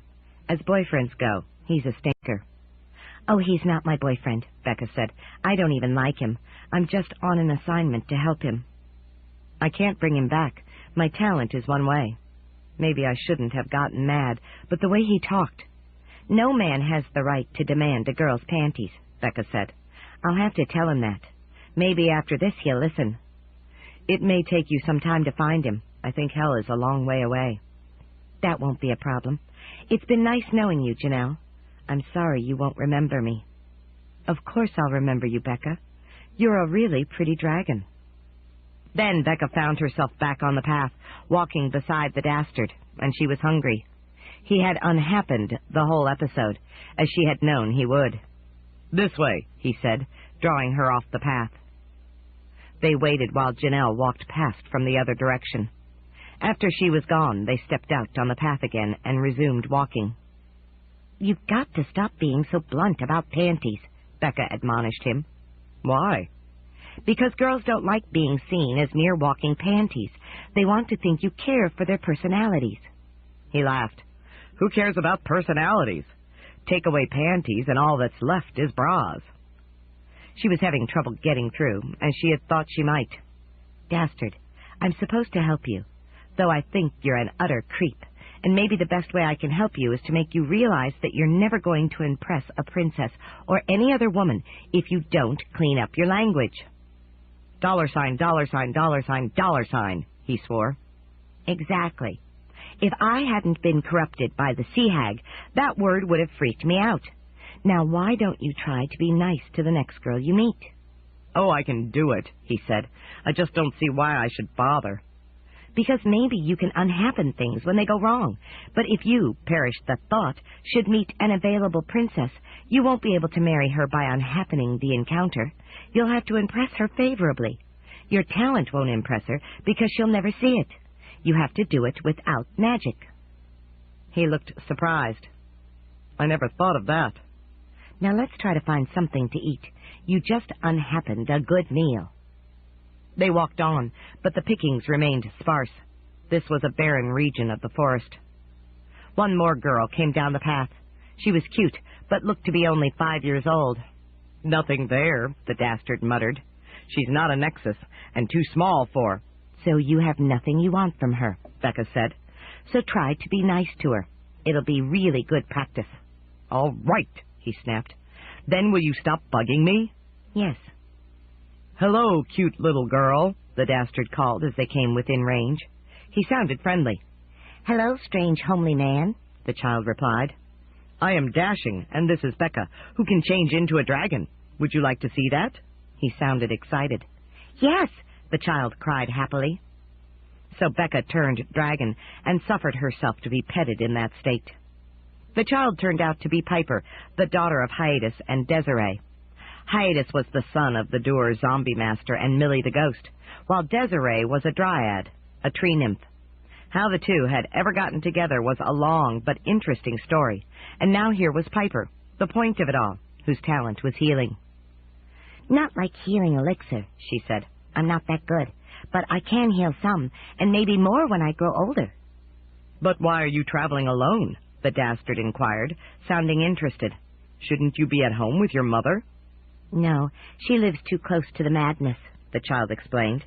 It waxes and wanes and gets kind of crazy, so when it does, I go visit Castle Zombie for a while. I know my way around the forest. You surely do, the Dastard agreed, sounding impressed. Your mother would have made sure of that. Yes, she can't leave her tree, but I can. Well, bye, you nice people. I gotta go. And she went cheerily on down the path. The Dastard turned to Becca. Well, he sounded disgusted. I'm amazed. You were charming. You do know how to do it. I told you I did. I just don't see the point if there's nothing I want from her. So now we're rid of the little brat, and I don't want to hear any more from you. Becca realized that without a soul, he would never see the point. Okay.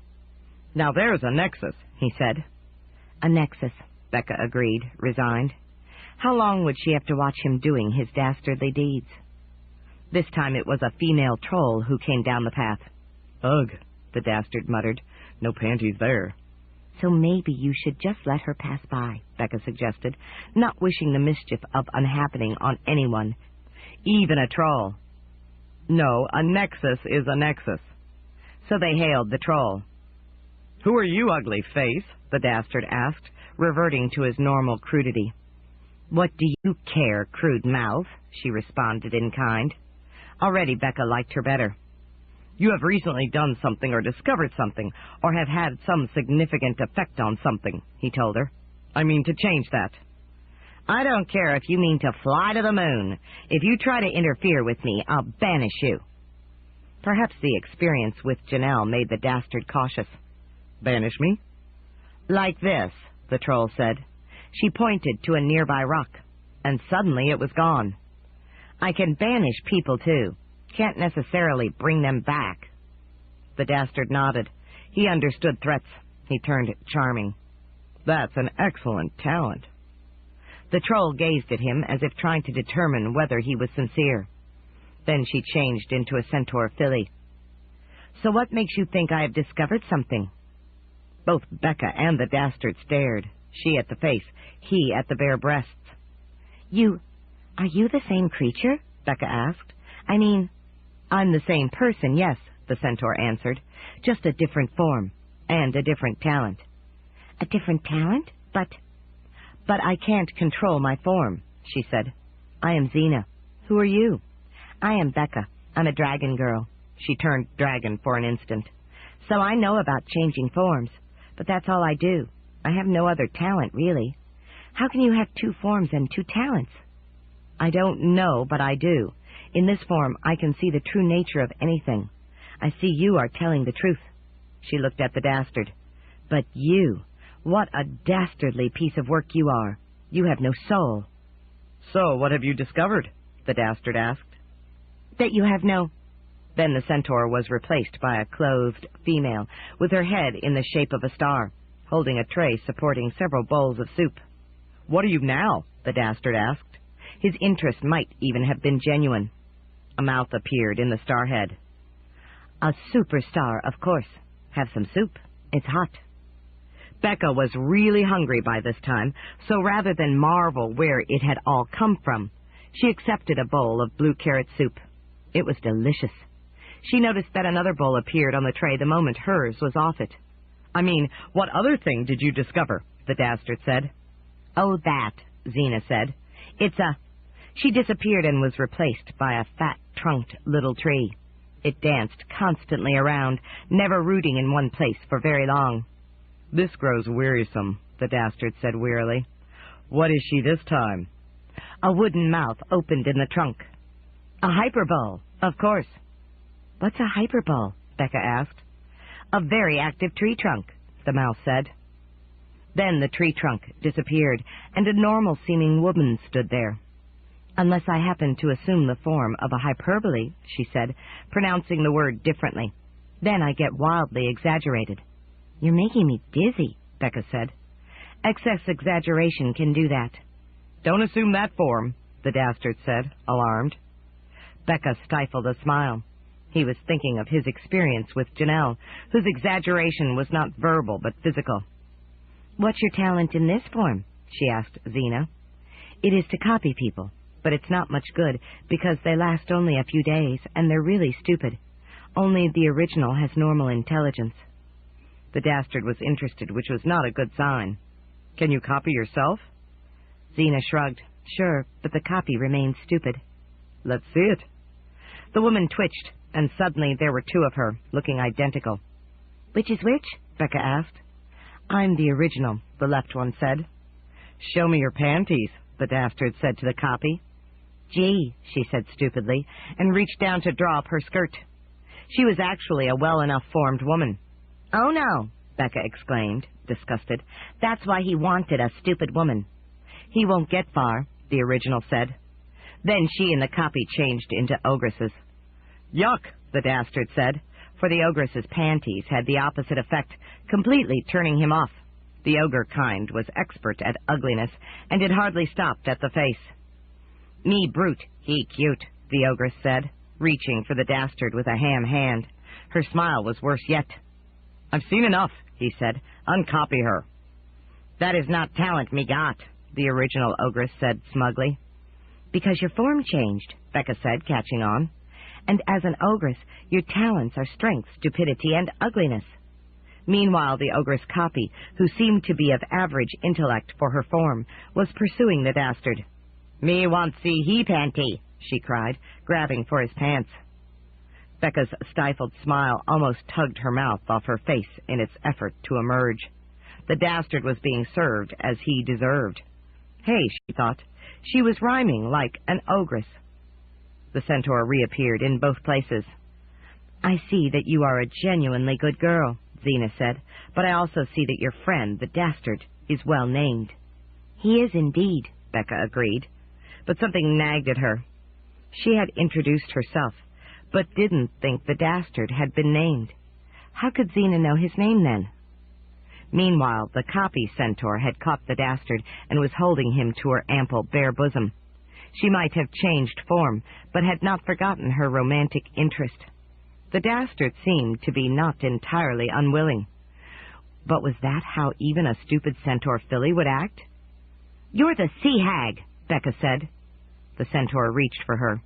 "I'll stifle you before he catches on." Becca turned dragged and chomped her hand. Xena shrieked. The Dastard heard her.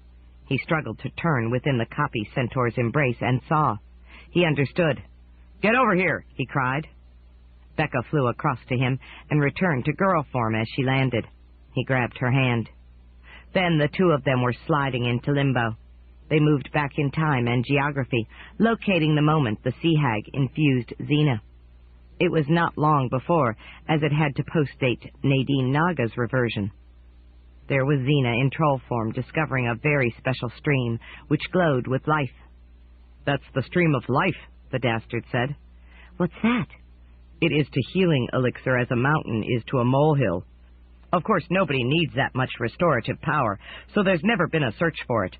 But it would probably attract the sea hag." Xena changed to hyperbole form and reacted wildly. She dipped a damaged root into the stream, and the root was suddenly whole and vigorously healthy. After a moment, Xena became the centaur, and the centaur paused, looking surprised, then repelled, then smug. The sea hag had come. They slid back to the time between the stream and the possession. The Dastard emerged into the regular scene and gave Becca a shove. "Introduce yourself, give her some herbs, and tell her to meet your friend where we met her before." "You're still after her panties," she exclaimed, disgusted. "Two things, girl. First, she's obviously of age, so can show me her panties if she wants to. Second, those panties are too brief between changes to be feasible, so what I'm after is the nexus, which I have not yet identified." He was right. She was being unduly suspicious and restrictive. It was not her business to police his morals. Her experience with the sea hag had shown her how much worse morals could be. Embarrassed, she walked out to intercept Xena. "Hello, centaur filly." "Greetings, human girl." "I'm Becca, a dragon girl." "So I see, and you do mean well." "I'm Xena, a multiple." Suddenly she was the ogress. "Me be torn, many form." "You have many forms?" Becca asked, drawing on her prior experience to catch on remarkably quickly. "That's your talent?" "Talents, too, different do," the ogress said. "A different talent for each form? That's remarkable." "Mainly painly," the ogress said, looking un-ogreshly pensive. "You don't like it? Well, I'm afraid I can't help you with that, but let me give you something. These herbs will protect you from some other threat. Take them." She proffered a string of herbs. "Girl give she, gift me see?" the ogress asked, dully astonished. She donned the necklace. "Yes, and—" But now the ogress was the superstar. "Oh, good," Xena said through her star-shaped head. "Now I can repay you. Please have some nice hot soup before I change again." "Thank you." Becca took a steaming bowl of black potato soup and tasted it. It was just as good as the other soup had been, or rather, would be. "I think I saw you discover something a moment ago. What was it?" "The stream of life," Xena said. "I thought it was mythical, but I just stumbled upon it. Well, actually, I was looking for it, but I never expected to find it." Becca was aware that time was passing. She had to get back to the Dastard. "Look, Xena, I'd like you to meet, an associate." She couldn't push the word friend through her reluctant mouth. "Why don't you walk on down this path, and I'll take a brief errand behind some bushes. Then I'll tell him about you, and then you can tell us everything." "Very well," the troll said. "Keep the soup." "Thank you." The troll walked on down the path. Becca rejoined the Dastard, who pulled her right into limbo, then reverted to their present.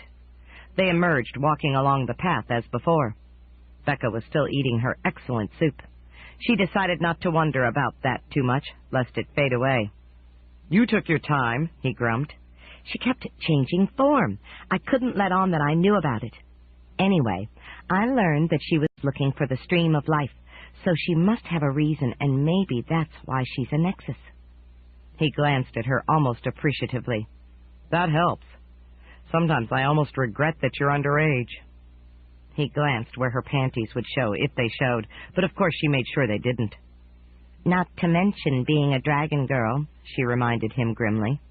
One of his problems, by no means the worst, was that he could not appreciate a girl or woman at all without orienting on her underwear. Age had very little to do with it. What princess of any age would ever put up with that? He ought to settle for a nymph who liked being forever chaste and, what did they call it? Celebrated. Maybe she should suggest that. They rounded a turn, and there was Xena, in her woman form. "Hello, Xena," Becca called. "You know me?" the woman asked, surprised. "Did you see this form?" "I recognize the herb necklace." "Oh, of course. And you have the soup." "Yes, it's wonderful." "This is the Dashing. He's very interested in what you found." "Yes," the Dastard said. "What use do you have for the stream of life?" "I want it to revive the heart of the forest. It's the only thing that can. For years I have searched for the stream, and now at last I have found it. I filled a can." She became the centaur. "Teen with it." She stared at the Dastard. "But I am not at all sure I should tell you about it. You are not a nice man." She paused, reflecting. "But there is that in your mind that suggests I owe you a considerable favor." How true that was, Becca thought. He had, for purely selfish reason, saved her from the sea hag. "If you held your human form long enough to show me your panties," the Dastard said suggestively, "I'd show you how nice I can be. For a little while." Xena considered. "You know my nature, and you want to get at my panties?" "You know mine, and you want to give them to me?" "Perhaps. It is true that no man has been interested in me after the first or second change." Becca was amazed and slightly appalled. They were working it out. She knew she should keep her mouth shut, but it opened anyway. "But you want to marry a princess," she reminded the Dastard. "True, but until I find one, I want to find a temporary relationship, one I can throw away as convenient. This is a prospect." "A throwaway prospect," Xena agreed. "Your soulless candor is refreshing. I'll consider it. Certainly I wouldn't want to associate with you for very long." She became the ogress. "Me choose, he use." "Why do you want to revive the heart of the forest?" the Dastard asked. That's a separate story that perhaps would bore you, the Centaur filly replied. We're interested, Becca said. The superstar reappeared. Apparently the order of change was random, as was the duration of a particular form. Soup? Becca had finished her prior bowl. She took another. So did the Dastard. Tell us while we eat, the Dastard said. Very well, the Starhead said.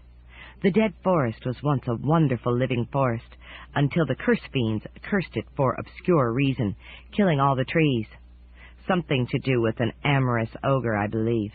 But I live near it, and I regret that it suffers such a fate. I learned that it is not quite dead, merely dormant. In its center is its heart, and if the heart of the forest were to be revived, the whole forest would quickly recover. So I resolved to revive it. The only thing that can revive the heart is water from the stream of life. I have been searching for it for years. Today, at last, I found it. Now I can revive that forest. It will be the culmination of my generally indifferent life. Becca heard this narration with increasing distress. This was a truly worthy thing to do, and so naturally the Dastard would unhappen it, and the forest would never be revived. What a pity. The Centaur returned. So that is why. And, she stared at the Dastard, and you intend to ruin it. I ought to kick your head. Maybe there's another way, Becca cried desperately. She knew that if the Centaur filly tried to kick his head, he would just unhappen the event, then unhappen her project. Both together, probably, to avoid overlapping. That dead forest has become a landmark. It's famous. People chart their courses by it. It would be a horrible shock to almost everyone if it suddenly changed. What you really want to unhappen is the dead forest itself. The Dastard considered, surprised. You could be right. He was buying it. And if you help her revive it, maybe she really will show you her pan... She couldn't get the word out in this naughty context. You know. Now he was definitely intrigued. Would you? He asked Xena. Oh, I think so, the Centaur agreed. In one of my forms that has them. After the dead forest revives. Shall we call it a deal? Deal, he said immediately. He was very quick to appreciate a net gain. Of course, his word was not good, but he would go along with what profited him in one way or another, or both. They walked on down the path toward the dead forest. Xena changed forms erratically, but maintained her side of the dialogue well enough. She did seem pleased to be associating with someone for more than a change or two. Her life was surely a lonely and frustrating one, and, Becca forcefully reminded herself, she was an adult and could do as she chose, even with a heel like the Dastard. So Becca sipped her soup as she walked and let it be. In due course they approached the dead forest. Superstar handed Becca a flask. Follow this path on to the center of the forest, she said. The heart will be there. Pour the stream of life water out onto it and observe what happens. But I thought you wanted to do that yourself, Becca said, surprised. I want to be sure that it is done, the Centaur said, but I know you will do it. Meanwhile, there is a nice private bower here that I think will do for the other. Will do for what other? Becca asked, perplexed. I am bound to assume my woman form before long. We need to be ready, as there may not be much time. Ready for what? Xena and the Dastard just looked at her. After a moment, Becca blushed as deeply as she could manage. Oh. She turned and walked on down the path. The fire on her face slowly burned off, leaving her merely embarrassed. She wished the sea hag hadn't so brutally educated her about the secrets of the adult conspiracy. There were some things she would gladly have waited several more years to know. She saw the dead trees on either side of the path. They were huge and gnarled and bare. This was a really gloomy region, and would have been scary were she not a dragon girl. It seemed impossible that these trees could ever live again, but she would find out. She came to the center. This was a heart-shaped clearing, slightly raised. Obviously, this was where the heart was supposed to be. But where was it? She looked all around and didn't see it. Just this dirty mound. She squatted and tapped the ground to see what kind of rock it was. But it wasn't rock. It was wood. This was an old, worn, weathered, battered mass of wood, maybe the remnant of some giant ancient tree. Everything must have rotted away except the heartwood. Heartwood. A bulb flashed. "The heart!" she exclaimed. "This is it!" She uncorked the canteen and poured it out on the wood, spreading the fluid around. A gentle, sweet-smelling vapor rose from it. The liquid flowed across the ridges and cracks, finding its way into the crevices of the giant wooden heart. She backed away, still pouring, until the last of the elixir was gone. There had not been nearly enough to cover the whole surface, but she hoped that wasn't necessary. The wood began to swell where the water from the stream of life touched it. Becca hastily got the rest of the way off it and stood by the edge of the clearing, watching. The effect was expanding, and the surface was beginning to move slowly up and down. There came a sound, deep and increasingly powerful, as of a drum being slowly pounded. Ba-boom, ba-boom, ba-boom. In fact, the heart was beating. Becca watched and listened, awed. The heart was now a dramatically living thing, pumping its fluid through the dead forest, and the trees were coming alive too. Buds were swelling, leaves were growing, even some flowers were blooming. The entire forest was turning green. It was absolutely lovely. Becca stood there, entranced by the wonder and sheer splendor of it all. What a marvel this was, the dead returning so dramatically to life. All because she had poured a few cups of healing water onto the heart. If this was the only really good thing she ever accomplished in her life, still it was enough to give her life meaning. She was utterly thrilled. 8. Tarot. Little Princess Melody looked around. Castle Rugna looked just like the real one on Xanth, but so far the people were either too old or odd.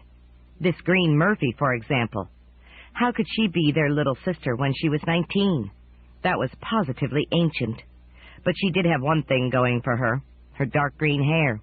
Melody could relate to a person with green hair. There weren't many, apart from her mother Ivy and Grandma Irene. Green Murphy led the four of them out of the castle. There was the surrounding moat, and the moat monster. Melody didn't recognize the latter. "What happened to Soufflé?" she asked. "Oh, this is Chip, Soufflé's apprentice," Green said. She called to the moat monster. "Hi, Chip." The huge serpent slid through the water toward them.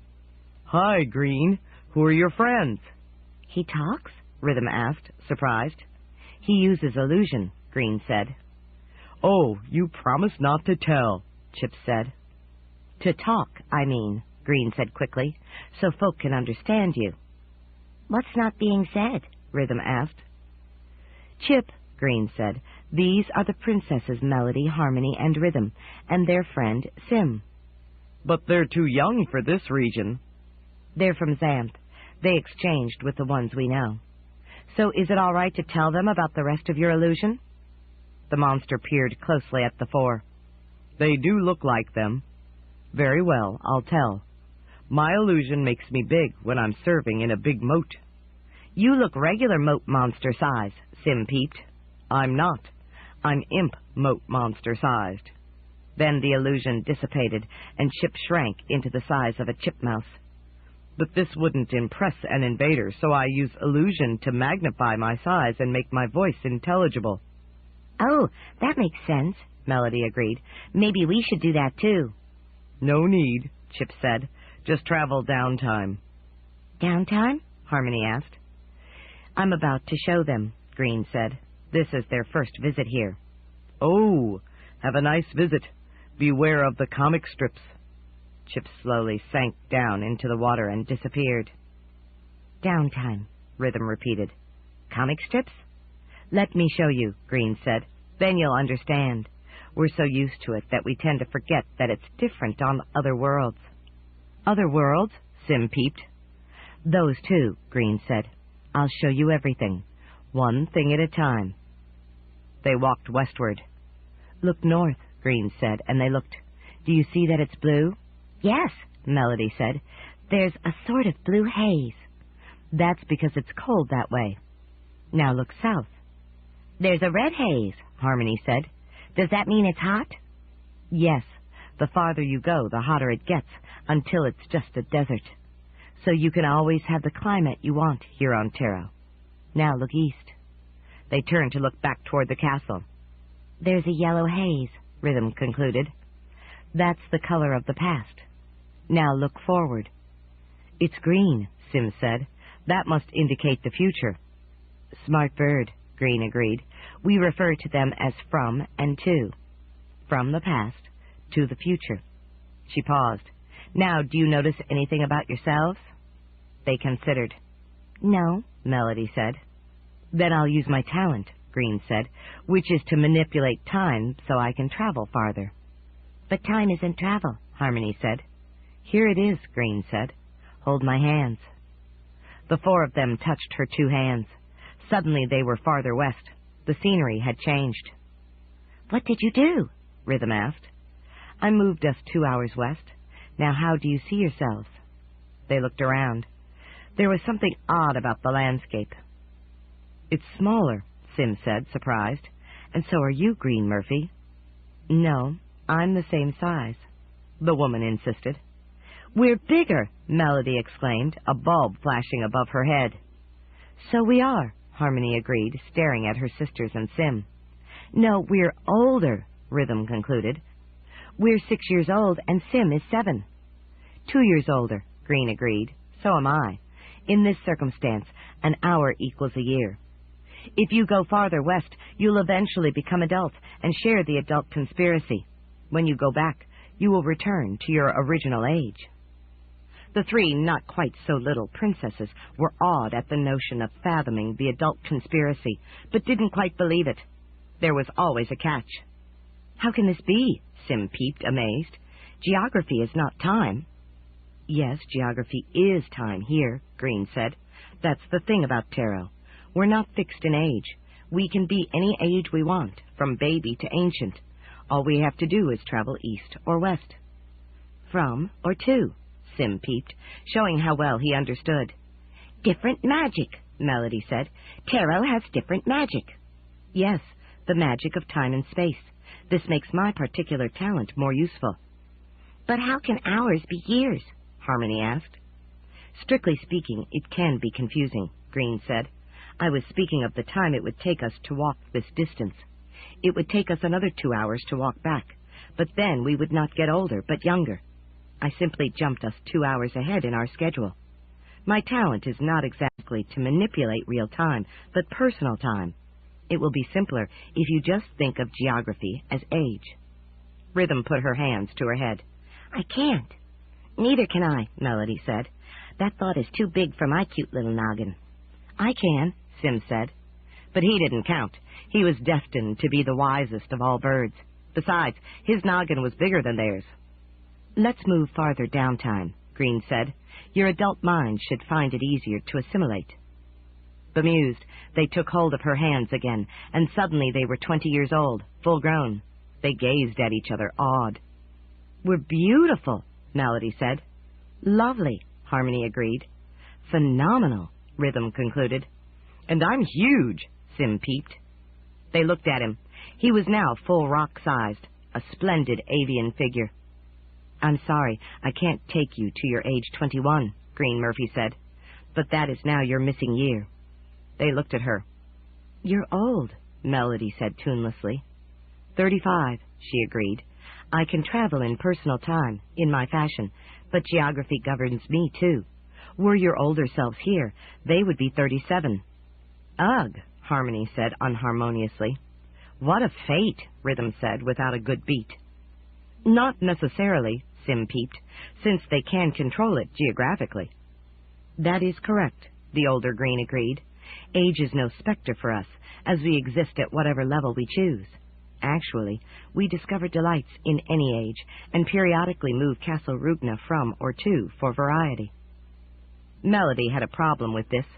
She found that her new adult mind was more reasonable and rational than her child mind, but it couldn't make sense of all aspects. If you can be any age, when do you fade out? We don't. We remain indefinitely without beginning or end. We are immortal. Harmony's mind was also more mature. Yet you have babyhood and seniorhood. How can that be if you never pass from the scene? We are constrained by our natural lifespans, Green explained. We can travel anywhere within them, but not beyond them. So I've been back to age 2 and forward to age 82, and enjoyed both and all between. But if I want to know what is beyond, I must ask someone whose life extends before mine or after mine. Thus our geography is limited, not our existence. But what of us in Xanth? Rhythm asked. By not much of a coincidence, her mind, too, was mature. We do grow old and fade out if we don't get youth elixir. What happens to us? Why, you return here, of course. You are mortal only temporarily, but immortal forever. This does not seem like such a bad place, Sim peeped. It isn't. Of course, it's not very exciting either, but it's what we have. Sometimes we arrange to visit the smaller worlds, for variety. Those would be the other worlds you mentioned before? Sim inquired. Yes. Perhaps it is time to explain about them. Taro, as you know, is actually a moon orbiting your Princess Ida's head. Princess Ida on Taro also has a moon. Oh, we didn't see it, Melody said. It is shy about folk it doesn't know. I'm sure soon you can see it, if you wish. It is pyramid, with 4 triangular sides, each a different color. Its rules of magic differ from those of Xanth or Taro, but are consistent to their world. Harmony's brow furrowed. Is there a Princess Ida on Pyramid? Yes, and she has her own moon, called Taurus, in the shape of a donut. All 4 of them burst out laughing. We hope nobody eats it, Rhythm said. And Taurus, too, has an Ida? Sim inquired. He was always interested in learning more. Yes, it is called Cone, because it is in the shape of a cone. It is filled with water, which is a mighty sea to those who live there. Land folk live on the outside, and water folk under the sea, but they can summon the stork only by getting together with each other. So there is a lot of activity at the shore. The stork, Melody exclaimed, amazed. We know how to signal the stork. But you will forget it when you return to your younger age, Green said. The 3 considered. It isn't as if it's all that much, Harmony said. All that curiosity wasted on such a dull business, Rhythm concluded, disgusted. Let's learn more about this world, Sim peeped. I thought I would show you a comic strip, Green Murphy said. Didn't Chipmote Monster warn us against them? Melody asked. Yes, he did, Harmony agreed. So naturally, we're most curious about them, Rhythm finished. I thought you would be, Green said. There's one not far north of here. They walked toward the blue haze. It did not get perceptibly colder, so Melody realized that the really cold weather was probably a long way away. That was fine with her. Before they got there, they encountered 2 somewhat seedy-looking adults. Hello, Green, the woman called. Hello, Zelda, Green called back. They came together. Who are your friends? The man inquired. They look like the royal triplets, but they're the wrong age. They are the triplets, Green explained. They exchanged with their other selves for a Xanth mission, so they're 17 years younger now. So is Sim. She turned to the 4. These are Xander and Zelda Zombie, twins, children of Xavier and Zora. His talent is electromagnetism, and hers is slowing time. But King Xanth is Zav and Zora's son, Melody protested. We were delivered the year after, Zelda explained. We never made it to Xanth. Never made it? Harmony asked. Like me, Green said. Taro is filled with folk who aren't in Xanth. We wish we could be there, but there simply isn't room for all of us might-bees there. She looked sad. Can't you go to Xanth? Rhythm asked. No, we can't, Xander said. We have to be taken there by the stork, and the storks don't take every person who wants to go. But we're glad our brother Xanth made good. There are not great opportunities for zombies or half-zombies there, but things are improving. Especially since the zombie master found us a world of our own, Zelda said. Yes, now you can all rot together, Sim peeped.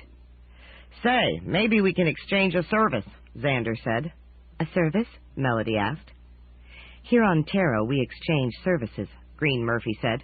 Nobody does anything for anybody else without a fair exchange. But you're showing us around, Harmony said. That is part of the exchange of services you 4 are making. Your friends on Xanth are surely helping your other selves to manage there, and we are helping you to manage here. So we don't have to do anything for you, Rhythm concluded, but we can for Xander. What do you wish? Sim peeped. I thought of something I want to tell Magician Trent, the half-zombie man said. But telling Trent here is no good, because he can't affect himself in Xanth, so I need to find a messenger to take it to him there. We can do that, Melody said. Magician Trent is our great-grandpa. He and Grandma Iris were euthaned. They moved to the Isle of Illusion, where they set up an embassy to the merfolk, Harmony added. And they have a daughter, Rhythm said. I forget her name. Irenti or Trentia, Melody said. Yes, she's here on Tarot. That is what made me think of this. I think he should go back and rescue his first wife in Mundania and bring her to Xanth. But she died, Harmony protested. Awful things like that happen in Mundania. But a person in Xanth can visit Mundania any time, Zelda put in, so he could cross over and catch her before she died. They considered that. It did seem possible. But then what about Great-Grandma Iris? Rhythm asked. Would we have to change her? You can't do that, Sim peeped. That would be paradox, not to mention the elimination of their daughter. No, we're thinking of having him rescue her now, in your present time, Xander said, so it wouldn't change anything for you, but she would be alive and young, and he could have her back. I don't think Iris would mind. Melody wasn't sure of that, but didn't think it was her place to make such a decision. We can tell him, she said. What he does then will be his own business. Excellent, Xander said. Now, what can we do for you? The girls exchanged a glance. It was a much larger glance than usual, because they were now several times as old as they were used to. Thus it conveyed several times as much information. We'd like to see Mother and Father when they were little, Harmony said, so we can prove they messed up too, Rhythm finished. We were delivered 5 years after Princess Ivy, Zelda said. We can go back to when she was 5, but we can't take you there because you are too young. Your territory does not extend that far. Maybe you can, Sim peeped. The princesses have very special magic, if it works here. It does work here, Green said, but as far as we know, no magic can enable a person to travel beyond her lifetime. If we sing and play it real, we might do it, Melody said. At least in illusion. That would be good enough, Harmony agreed. We just want to see them. Illusion, Xander said, to recreate the scene, based on our observation. Yes, Rhythm said. You can go back there and send what you see, and we'll see it. The man nodded. Maybe that will work. We can certainly try it. But it would be better to start from our home, instead of out here in the open, so we won't be disturbed. But we live across the comic strip, Zelda said. You wouldn't want to go there. Yes, we do, Melody said. We were headed for it anyway. What's supposed to be so bad about the comic strip? Harmony asked. It sounds funny. It's disgusting, Xander said, which was an odd thing for a half-zombie to say. It's not dangerous, is it? Rhythm asked. This time it was Xander, Zelda, and Green who exchanged an adult-sized glance. No, it's not dangerous to the body. It's just something you have to experience to properly appreciate, Green said. But what is it? Sim asked. The regions of Tarot are separated by no creature's land, strips of puns, Green said. We live in the human section. Xander and Zelda live in the zombie section, and the centaurs live in the centaur section, and so on. There are many mixed sections where crossbreeds exist, and of course folk don't have to live with their own kind. The folk of the different sections don't bother each other much, because it's so uncomfortable crossing the strips. Because we're half zombie, Zelda said, our brains are half festering anyway, so we can tolerate the comic strips, so we can explore freely. But you completely human folk may suffer worse. You have sane minds. They were acting as if mere puns were horrible. Melody thought they must be exaggerating. Let's go see, she said. Every person just has to learn the hard way, Green murmured. They walked on as a group. There it is, Xander said. All we have to do is cross to the other side, Zelda said. She looked a bit pale, even for a half-zombie. They looked. It seemed to be a thin zone of odd plants and objects. It did not look frightening or gruesome. Puns, do your worst, Harmony said, striding forward. Here we come, Rhythm said, joining her. Melody would have hesitated, but had to join her sisters. Sim seemed to have similar reservations, but came along also. They stepped across the vague line almost together. Nothing happened. Melody saw what looked like beans lying scattered on the ground. She stooped to pick one up. It seemed soft, so she squeezed it. There was a squirt of fluid from its end that vaporized and formed into letters. "Beware! Puns ahead!" Melody stared at it, not getting the point. Of course there were puns ahead. "I get it," Sim peeped. "That's ample warning." Slowly that registered, Melody groaned. As puns went, that was egregious. Meanwhile, Harmony found a little package. She opened it, and everything went still. There was no motion anywhere. It was as if they were all frozen, but they weren't exactly. Zelda joined them.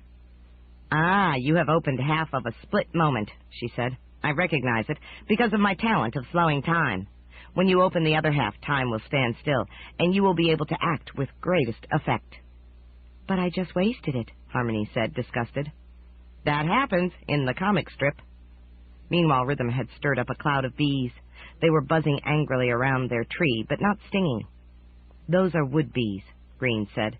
"They have grown up to be has-beens. That's why they can't sting." "I feel like a has-bee myself," Rhythm confessed, appreciating the awfulness of the pun. Sim passed nearby and stirred up more bees. They didn't sting either. Instead, they banged into things, and whatever they touched sprouted a little sign saying no charge. He considered that for a moment, then brightened. "Freebies!" Melody took another step, and suddenly she was half stuck in tar. She slipped in it and fell, getting more of it on her. Tar was everywhere, coating her clothing and limbs. "Ook!" she cried. "No, it's Tar Nation," Xander clarified. "Everything in it is made of tar. You'll just have to drag on through it." Next to her, Harmony was stepping in a puddle. She felt something under her foot and bent to pick it up. It was a fish in the shape of her foot. "Oh, no, a sole," she exclaimed, disgusted. Rhythm left her bees behind and came up against a huge, flat, freestanding sign. "Bill is bored," it said. "A billboard," she muttered. Sim blundered into a bog in which tall, thin plants with expanded muffs grew. The moment he touched one, it moved, pulling out of the bog to reveal a body below. It was a tail. "Do you know that Sean Mundane and Willow Elf summoned the stork?" it demanded, "and I'll tell you exactly how they did it." "A tattletale," Sim peeped. "We've got to get out of here," Melody cried. She linked hands with her sisters and charged for the nearest clear region, with Sim right beside them.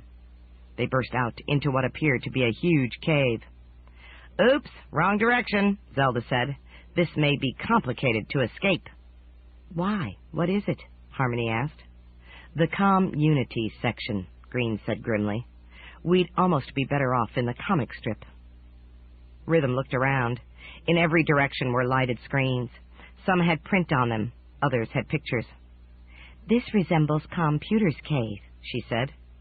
"Which suggests that these machines can change local reality," Sim concluded.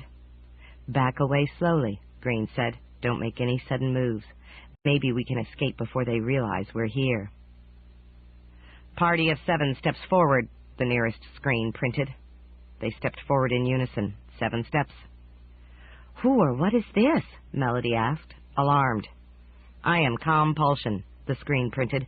"I change the reality of visitors who do not wish to obey. Who are you?" She felt compelled to answer. "I am Sorceress Melody, and these are my sisters and companions." "Who are the others?" Harmony asked. In answer, words appeared in each screen identifying them. "Com, mute.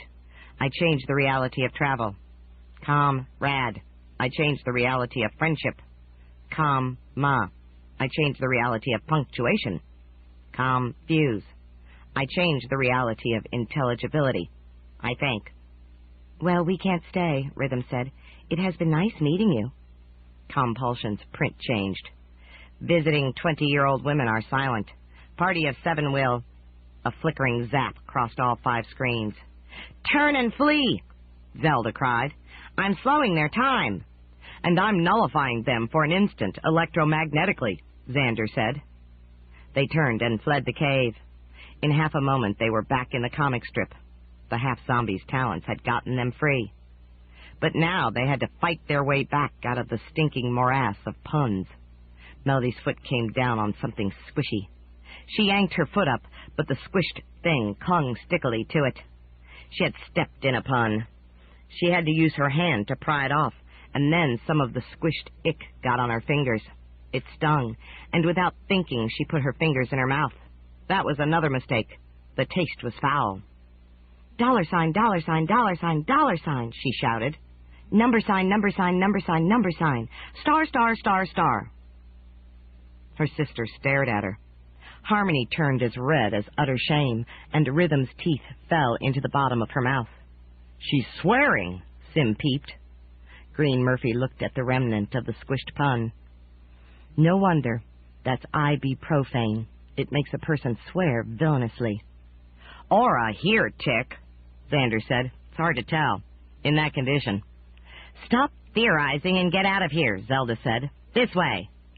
They followed her into a blinding light. Suddenly they were flung outward. Melody found herself sitting on the ground, the dread comic strip behind her. The others were sprawled around her. "What happened?" Sim peeped. His lovely feathers were severely ruffled. "I found a white hole," Zelda said. "It throws everything out." "Thank you," Melody gasped. "I couldn't stand much more of that." "You were right about the comic strip," Harmony said. "It's horrible." "Yuck," Rhythm concluded. They were evidently in the zombie region because the grass of the lawn was somewhat rotten and the trees dripped slime, but it seemed wonderful. What was a little honest rot compared to spoiling puns? They got to their feet, got themselves organized, and walked the rest of the way to the half-zombie house. The house, of course, was something less than pristine. It reminded Melody of the zombie master's castle back on Xanth, only on a lesser scale. "Why didn't you join the zombies on their new world?" she asked.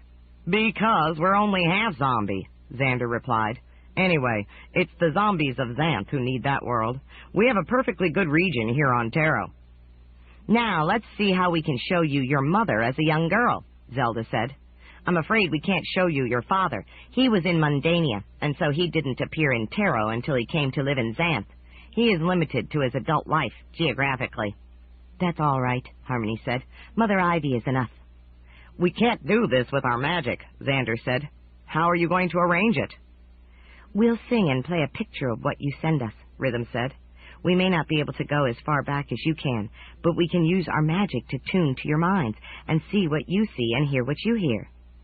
"I'm not sure I understand," he said. "I don't have the healthiest mind." "I think I understand," Green Murphy said. "It's not that your mind is bad, but that the concept is tricky. But I've seen them do it before, when their other selves wanted to travel beyond their lifespans. They set up a connection to you and maintain it while you travel. So it's as though you're in touch with a magic mirror." "This is formidable magic," he said. "They are sorceresses, and their power squares when two of them act together, and cubes when three do. They can be formidable manipulators of time when they try." "That is indeed formidable," Zelda agreed. "It makes my talent seem like a spot on the wall." "And mine seem like garden variety," Green agreed, "though I am myself a sorceress." Melody refrained from reminding them that time was only one aspect of their joint talent. They could be formidable in several types of magic, when they tried. She realized that her sense of discretion was now adultish instead of childish. "We'll start our picture now," she said, "so you can see how it works." Melody sang wordlessly.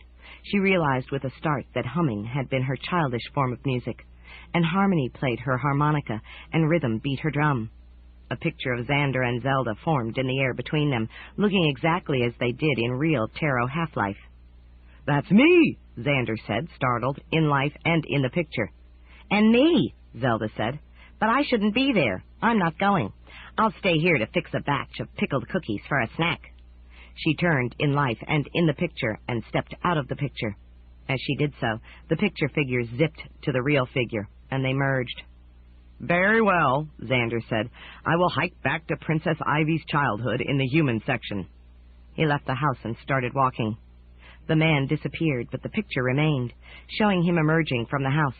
Then he looked around. "Are you still there?" "There's a picture in front of you," Green said. Only you can see it, but it's there. Just focus your eyes on it. Oh, there you are, he agreed, right there inside the house. But you know, it will take me several hours to get there, even electromagnetically enhancing my velocity. I'll fast-forward us to your arrival, Green said. Maybe that's just as well. I will have to cross a comic strip on the way there. Fast forward, Harmony said. The picture wavered because she had to interrupt her playing, but it steadied when she resumed. The others laughed. I'll bake those cookies, Zelda said, leaving the room. Then they were several hours later. Melody could tell because the hands of the decrepit clock on the wall had jumped. Zelda was just returning with a hot plateful of cookies. Green had used her talent, which was proving to be useful to alleviate boredom. The cookies looked slightly putrid, but tasted good. They were not actually rotten. While they ate, they contacted Xander. Are you there? Sim peeped.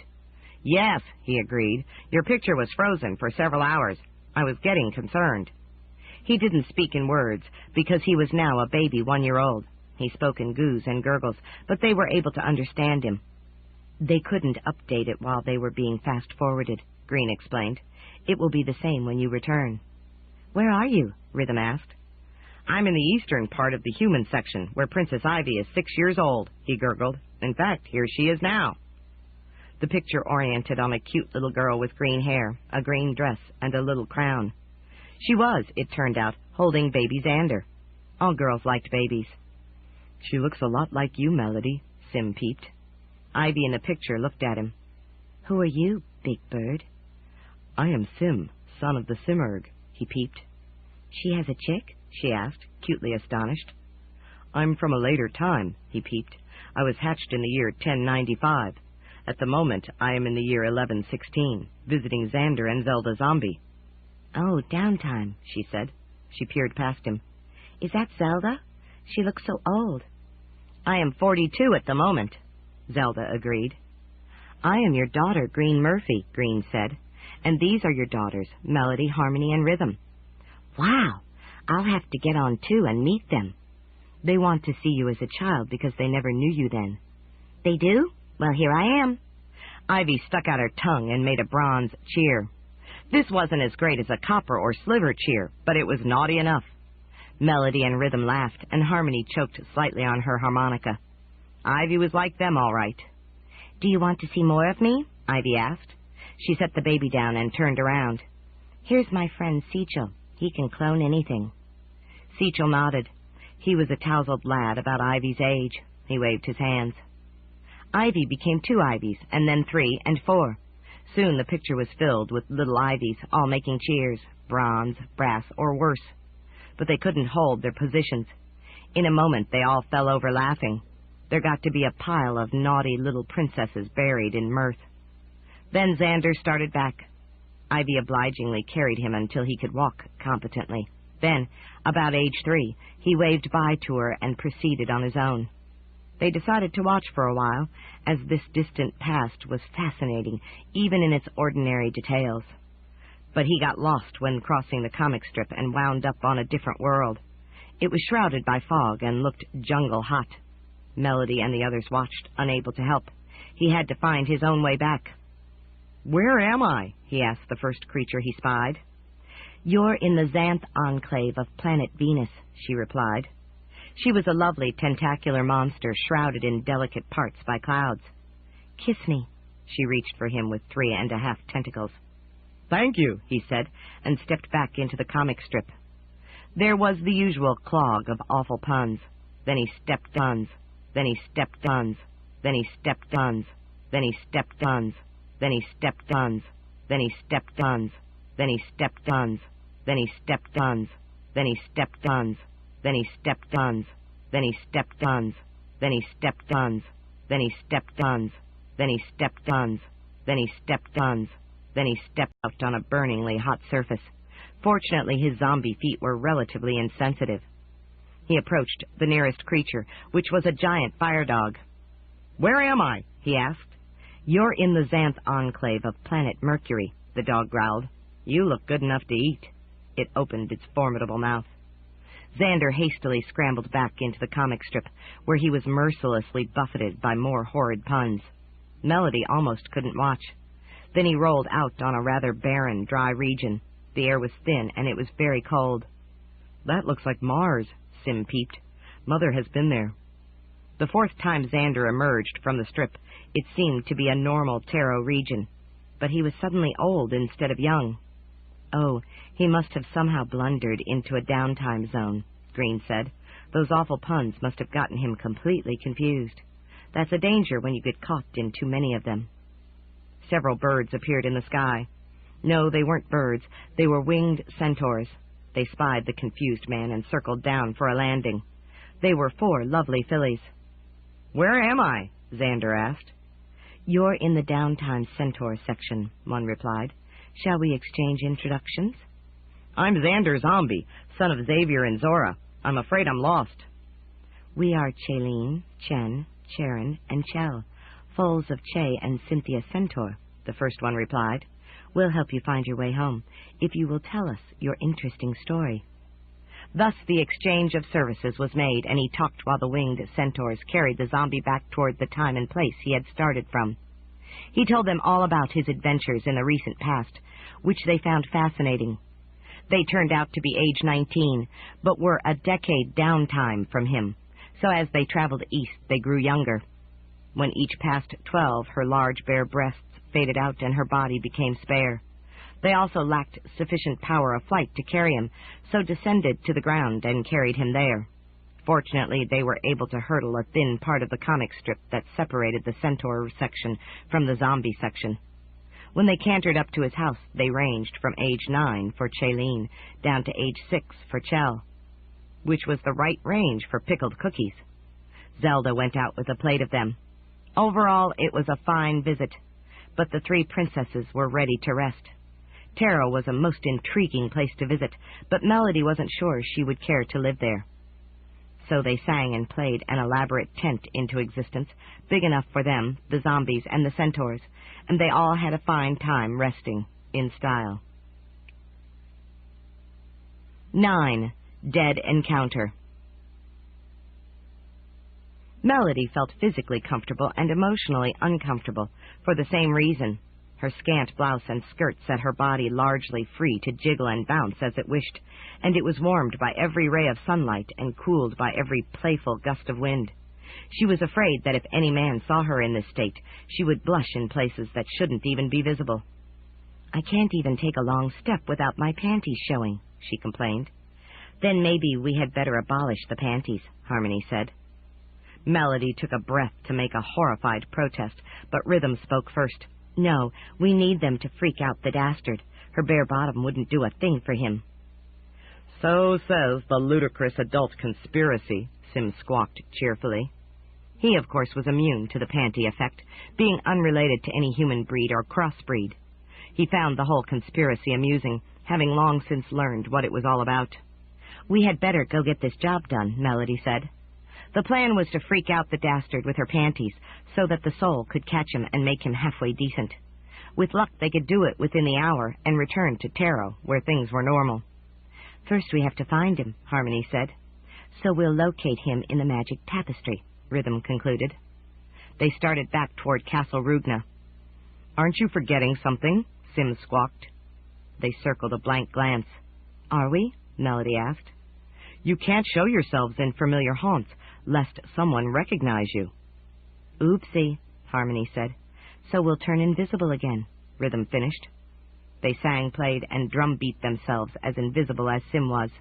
Then he carried them to the roof of the castle, and they left him there and went quietly down into the upper hall. There were 3 wild little princesses dashing madly along, playing fawn and nymph without the benefit of any fawns. They simply liked running and screaming. "Were we like that?" Melody whispered rhetorically. "We must have been," Harmony agreed. "We still are when we get young on Taro," Rhythm said. Princess Ivy appeared, properly appalled. "Girls, at least put on some clothing." "Aw," they protested in unison, and went into their room. "No one will ever know we're gone," Melody said, satisfied. "The demon kids are doing a good job," Harmony agreed. "And so is Demetria," Rhythm said. Ivy looked around, smiling.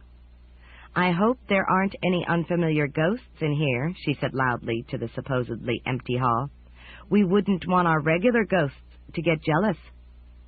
Melody realized that they needed to be silent as well as invisible, lest they arouse suspicion. They shut up and went to the tapestry room. Fortunately, it was empty. They directed their thoughts to the Dastard, and in a moment a picture formed of Lutens riding horses hard at night, just across the border in Mundania. The poor animals were getting worn out, but the beastly Lutens had no mercy. "That's not it," Melody complained. "We're looking for the Dastard." The scene changed. Now it showed northwest Xanth, just inside the border with Mundania. Animals were crossing, traveling from Mundania into Xanth. They were weird. Cats, cows, frogs, and other mundanish beasts in great numbers. "Why, it's an animal wave," Harmony said, amazed. "Like a human wave, only comprised of animals." "But we never heard of such a wave," Rhythm protested. Then a nondescript man appeared in the picture. He saw the animals and disappeared. But the picture changed, following him as he reappeared at the border just as the first animal was finding a path into Xanth.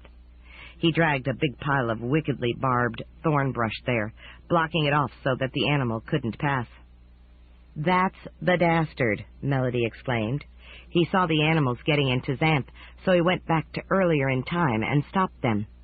"Is he trying to protect Xanth?" Harmony asked, perplexed. "We don't need protection from animals," Rhythm pointed out. "Their offspring will have magic soon enough." An invisible light bulb flashed over Melody's invisible head. "He did it to mess up the animals. They were happy discovering Xanth, so he stopped them." "What a dastardly deed," Harmony said, outraged. "Precisely," Rhythm agreed. "That's what he does. That's why we have to stop him." "But what was that prior picture of the Lutens riding the mundane horses?" Melody asked. "Maybe it related and we didn't realize it," Harmony said. They turned the tapestry back to that scene and discovered that this time the Dastard had made a hole in the interface that let the Lutens out so that they could bring misery to mundane horses. This wasn't to help the Lutens, for they became gnarled and unhappy without the magic of Xanth, but to torment the horses. Another dastardly deed. "We oriented the tapestry on the Dastard," Rhythm said, "but we didn't tell it when. We should have specified the present time." The tapestry evidently heard, for the picture changed again. Now it showed the Dastard with a centaur filly. The filly was leading the way into a bower at the edge of the dead forest. Then suddenly she became a moderately pretty adult woman.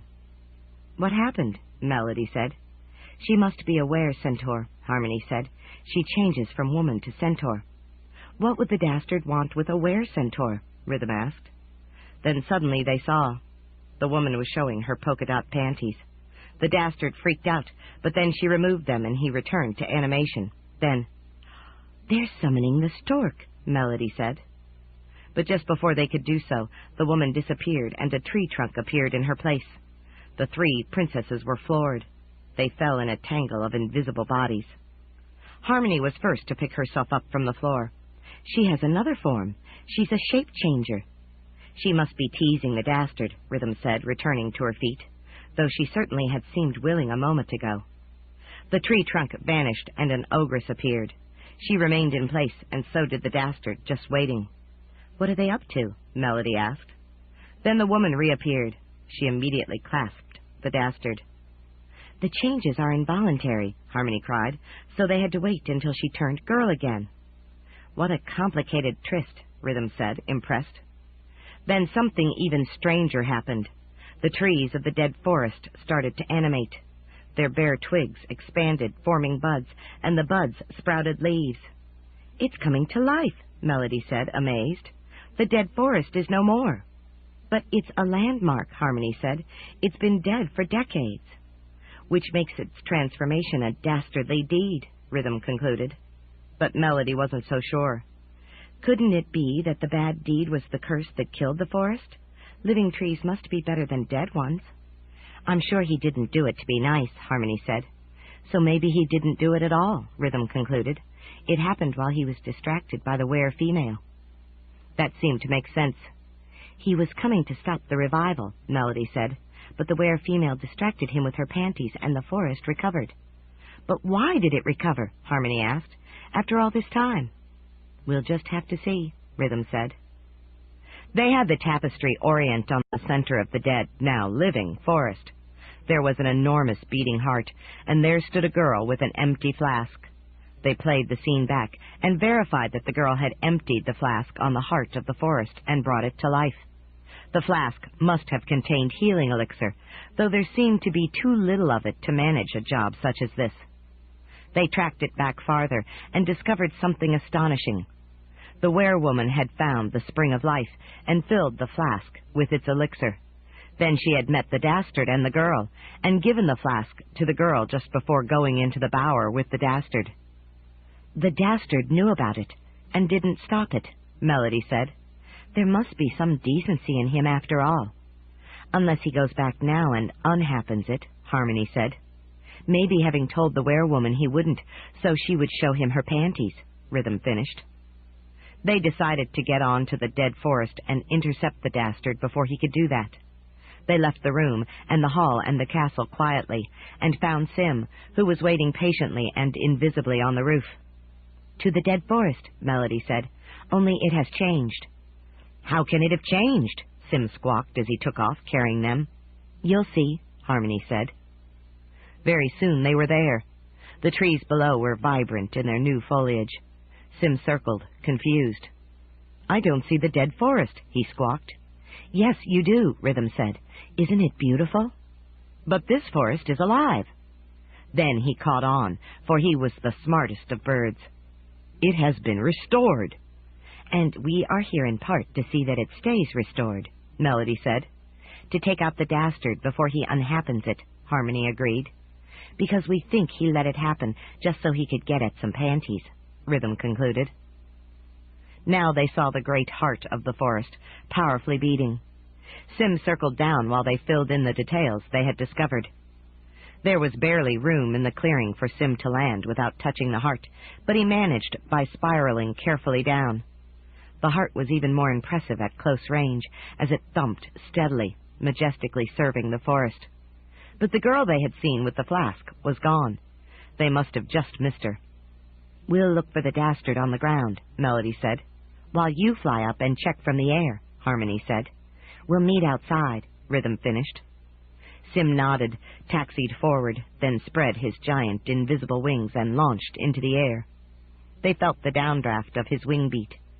Then they started walking.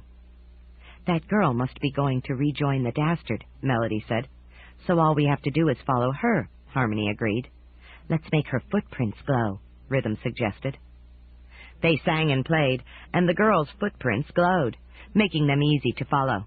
The three invisible princesses did not hurry, as they did not want to catch up until after the girl rejoined the Dastard. Then they saw two young men walking the other way. Maybe they've seen the Dastard, Melody said. We had better talk to them, Harmony agreed. So we'll have to turn visible, Rhythm said. Maybe better if just one of us does, Melody said. You, Harmony agreed. Now, Rhythm agreed. So Melody turned visible and approached the two young men. They spied her and came close to freaking out. Oh no! She had forgotten how she was garbed, with a bulging low blouse and skirt so short that it was dangerous to turn her back. She hastily shored up the blouse and shored down the skirt. The men recovered somewhat. Hello, fair maiden, one called. Hello, halfway handsome man, she replied. I am Mel, with a talent of maybe appearing prettier than I am. She didn't like lying, but she couldn't tell the truth. I am Geo, he said. This is my brother, Graffy. We are twins who know where every place is. But we've never seen this forest before, Graffy said, so we're investigating. I believe I can help you there, Melody said. This is the dead forest. Its heart evidently started beating again and restored it to vitality. The dead forest, Geo said, amazed. This is where it is supposed to be. But it was so different we couldn't believe it, Graffy said. I found it hard to believe too, Melody said, but I just saw the beating heart. We must verify that, Geo said. No offense intended. We simply have to see everything for ourselves. I understand, Melody said. I won't stand in your way. Oh, we would like to have you stand in our way, Graffy said. Are you by any chance looking for company? Not at the moment, Melody said. Did you see a girl walking the same way I am? Nobody could walk the way you do, Geo said, trying to draw his eyes from her blouse. Nobody, Graffy agreed, trying to pull his eyes from her skirt. Oh, I mean the same direction. Yes, Geo said. Her name is Becca, and she's 14. She seems like a nice girl, but a bit young. Maybe I'll catch up with her, Melody said. She walked on. Maybe we'll meet again, when the moment is better, Graffy said as they walked on. Maybe, Melody agreed non-committally. She, of course, could not make any commitments here in Xanth, because she would soon be returning to Taro. Too bad, Harmony said invisibly when they were clear. They're cute boys, Rhythm said. But only 2 of them, Melody reminded them, and 3 of us. Still, we might look them up back on Taro, Harmony said. 2 dates are better than none, Rhythm agreed. Melody was about to say something else when something weird happened, rapidly becoming unpleasant. Something was taking over her body. She tried to fight it, but the thing was horribly proficient and powerful. She tried to cry out, but the alien spirit stopped her mouth. What was this, she wondered, trying to throw the thing off. I am the sea hag, my pet, and now you are mine. Melody quailed. The horrible sea hag was supposed to be locked away in the brain coral's pool. Times change, my precious. Now give me all your memory, or I will hurt you. The awful mind crawled into her mind like a loathsome disease. Melody fought to defend her mind, resisting with all her might. Then terrible pain flared, bringing her to her knees. Melody, Harmony cried, you fell. What's the matter? Rhythm asked, concerned. Melody's mouth worked. I'm all right. I just tripped. She wasn't saying it. The sea hag was. The others helped her up. Melody tried to cry out to them, but her jaw locked. The pain came again, less intense but quite bad enough. I will hurt you. There was no question of that. The sea hag was notorious for stealing young, beautiful bodies and wearing them rapidly out, making them old before their time. Then she threw them away by getting them killed and went on to the next. It was the most horrible fate imaginable. I see you understand, my pet. Now cease opposing me, and I will hurt you less. Open your memory.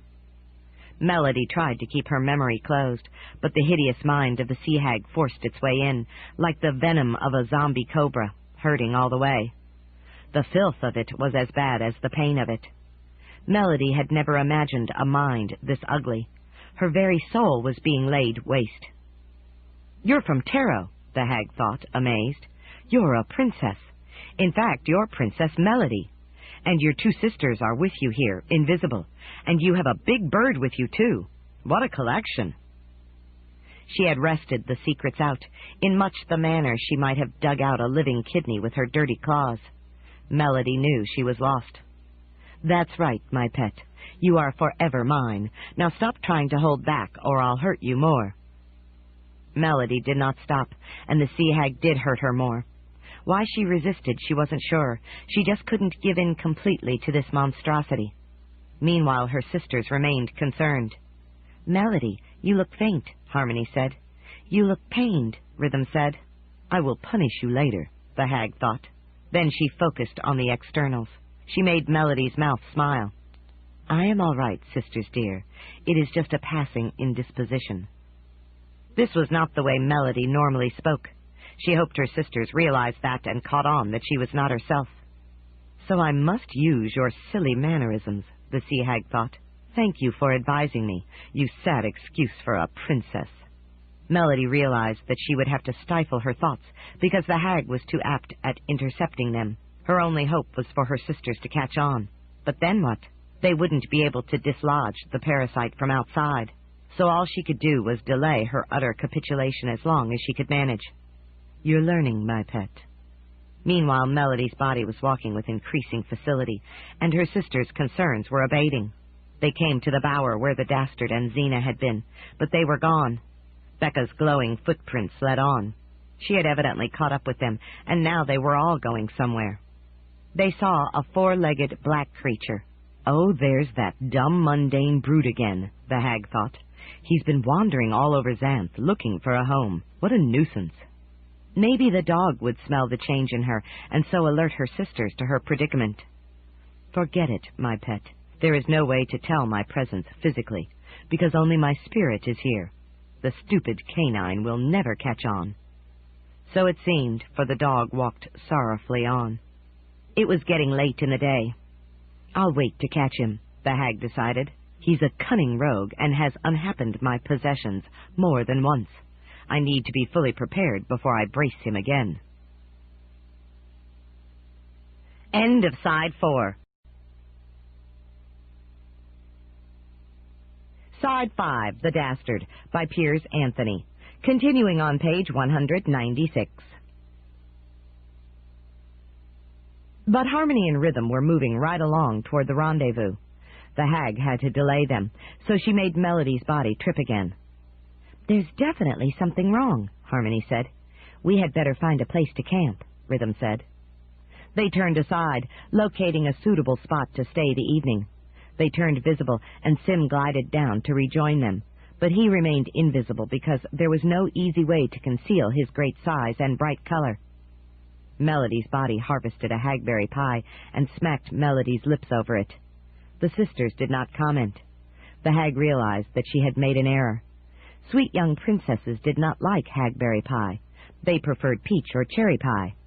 Then, as the hag fashioned a nest for the night, she used Melody's mouth to speak silently to Melody. "Now I can in time roust out your entire personal history," she spoke. "But what use is it?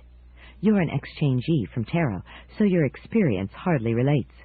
I'm certainly not going to let you return there, so first I'll have to separate you from your siblings. I can do that tonight when they sleep." Melody feared that Harmony and Rhythm would never realize. They would think she had gotten up in the night for a call of whatever and gotten lost. "You three princesses do seem somewhat naive," the hag remarked silently. "I suppose that comes from living on an unreal world so long." It probably did. They simply lacked experience of Xanth, where geography was not time and people's ages were firmly fixed. They had never thought to encounter anyone as smart as the sea hag. "Enough of your dull thoughts," the hag decided. "I have to remain awake until they sleep, so I'll educate you by reviewing my early history, which is far more interesting than yours." Then she sent her memory back, way back, perhaps thousands of years. She had long since lost count, to when she had her first incarnation as a girl in the year -2200. "Back then we counted years backwards," she said, "because it was before the first official human wave of colonization, from which the current dating system derives. So I was a girl from -2200 to -2190, and a woman thereafter. I didn't much like it. For one thing, I didn't know I had magic. I was the daughter of two of the true first human colonists of Xanth, and they, being mundane in origin, didn't have talents and didn't know about them. Later, of course, some of them would be breeding with assorted other species, as they ran afoul of love springs, giving rise to centaurs, harpies, merfolk, naga, sphinxes, ogres, goblins, elves, fauns, nymphs, fairies, imps, gnomes, werewolves, skeletons, vampires, and other crossbreeds and variants, populating Xanth with the hybrids we know and love today. But those other species tend to be close-mouthed about their origins, not liking to admit that their lineage was ever debased by human stock. I even recently encountered a dragon girl whose sire barely acknowledged her. But that was all in our future. We were just trying to make our living in this odd magic estate." As she spoke, the hag pictured that ancient land, and Melody saw it take form. It was as if she was Sea Girl, as the sea hag was called then, because she lived by the seashore and gathered pretty seashells to trade for the necessities of life. She was a rather scrawny child with a tangle of wild hair and sea-colored eyes. On the day she was 10 years old, she went out as usual to seek seashells and found several rather nice ones. She brought them home, thinking her stern, salty father would be pleased. But instead her mother was there, her eyes rimmed with tears. "Daughter, today your father was toasted and eaten by a dragon," she said. "I can no longer afford to maintain you." "But where will I go? What will I do?" Sea Girl inquired plaintively. I will have to sell you to the Green Horn, Mother said sadly. That will enable me to survive, and he will take care of you in his fashion. The Greenhorn! Seagirl exclaimed, horrified. But he's not even human. He's a leprechaun. No, he just looks like one, Mother said. He's quite human in ways that count, unfortunately. He has had his evil eye on you for some time, and now you must go to him and do whatever he wants. How will I know what he wants? He always speaks in riddles. I'm sure he will make his desire known, Mother said with a shudder. How will I find him? He lives hidden in the deepest, darkest forest. He will send a coach for you. Then tearfully she hugged Seagirl and sent her off with no more than half an electronic cookie, which had also been sent by the Greenhorn. She stood by the trail out of the village and ate the cookie as she was supposed to. It tingled in her mouth as its current animated her.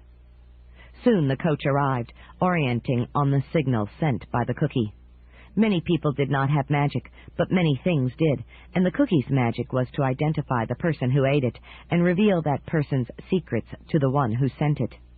Had Seagirl known that at the time, she would never have eaten it. She would have fed it to a basilisk. The coach was surprisingly fancy. In fact, it was a chariot, formed in the shape of a huge cherry. It rolled smartly up, and the burdened beast that pulled it halted. Its red door opened. Seagirl hesitated. This fancy coach can't be for me, she protested. I'm just an anonymous orphaned waif. It's just a stage, the charioteer told her. Reassured, she boarded, and the coach rolled into the deepest, darkest forest. Seagirl shed a tear as she left her village. She would have shed another if she had realized that she would never see her beloved sea again. Not in this life. Seagirl dreaded her upcoming encounter with Greenhorn, but this was because she hardly knew him. Had she known him better, she would have been properly appalled. The ride was not easy, because a rat spied the chariot and decided to eat it. The rat race had recently immigrated from Mundania and had taken a liking to racing. Rats would race anything and do anything to win, and would eat the loser after winning the race. No one else liked a rat race. The charioteer whipped the beast of burden cruelly, making it gallop blindly ahead, outrunning the shorter-legged rats. But the coach bounced so much it almost fell apart. Seagirl grew nauseous and wished the ride was over. But had she realized what was at its end, she would have been truly sickened.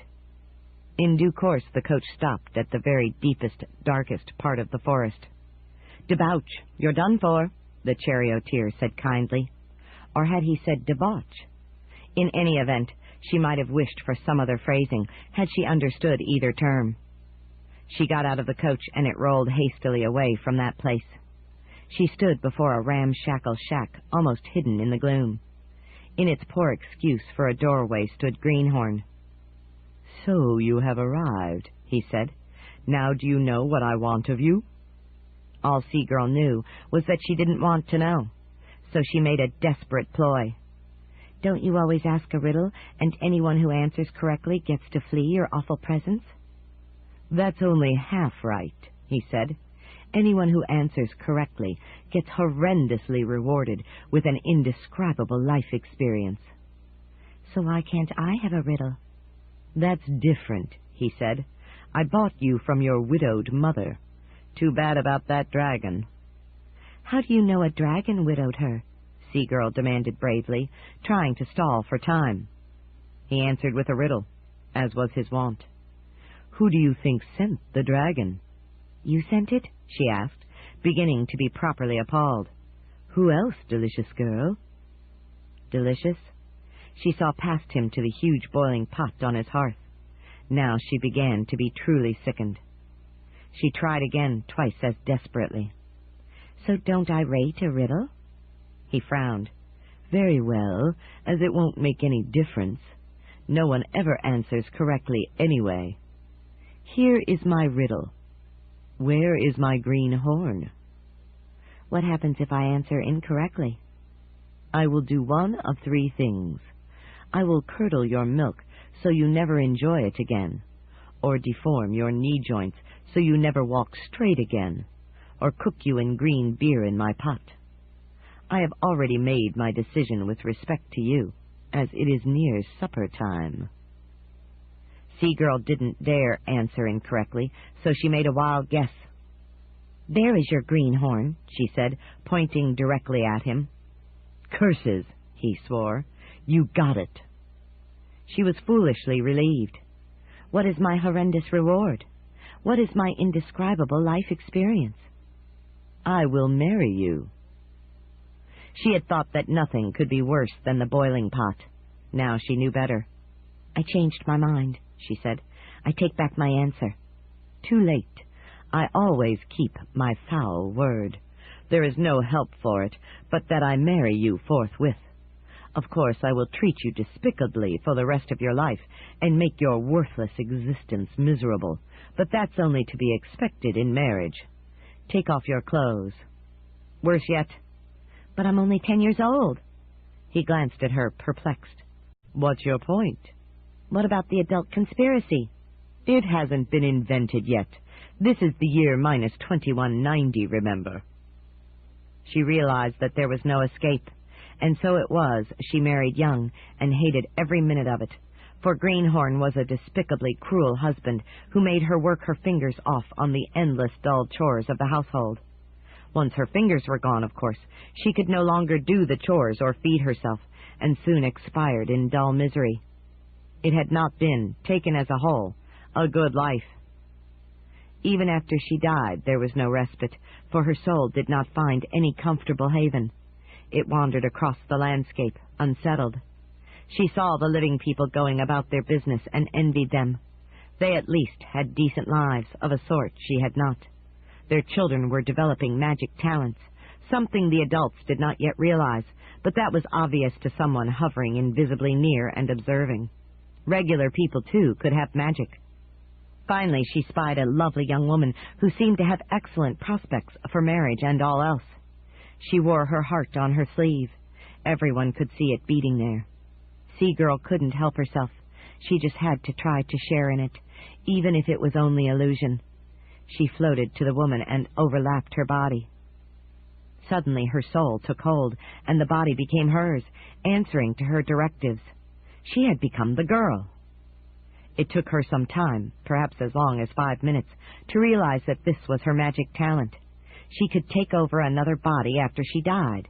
She could live her life over again. But her marriage to the Greenhorn had hopelessly spoiled her for conventional existence. She had so much bitterness accumulated that it would take several lifetimes to wear it out. So she decided to do something about it. The first thing she wanted was vengeance. She left the girl's village and made her way to the Greenhorn's ramshackle shack. "Ho, miscreant," she called at the door. "Get your sorry donkey out here." Greenhorn appeared, astonished at the appearance of so lovely a woman. "What is your concern?" he asked, almost politely, for normally attractive women would have nothing to do with him. "Aren't you the Riddler?" she demanded, knowing the answer. "That I am. Have you come for a riddle?" "No, I didn't come for a riddle. I came to marry you." He could hardly believe what he took to be his good fortune. So they were married, and on their wedding night she made him a cake of wild thyme.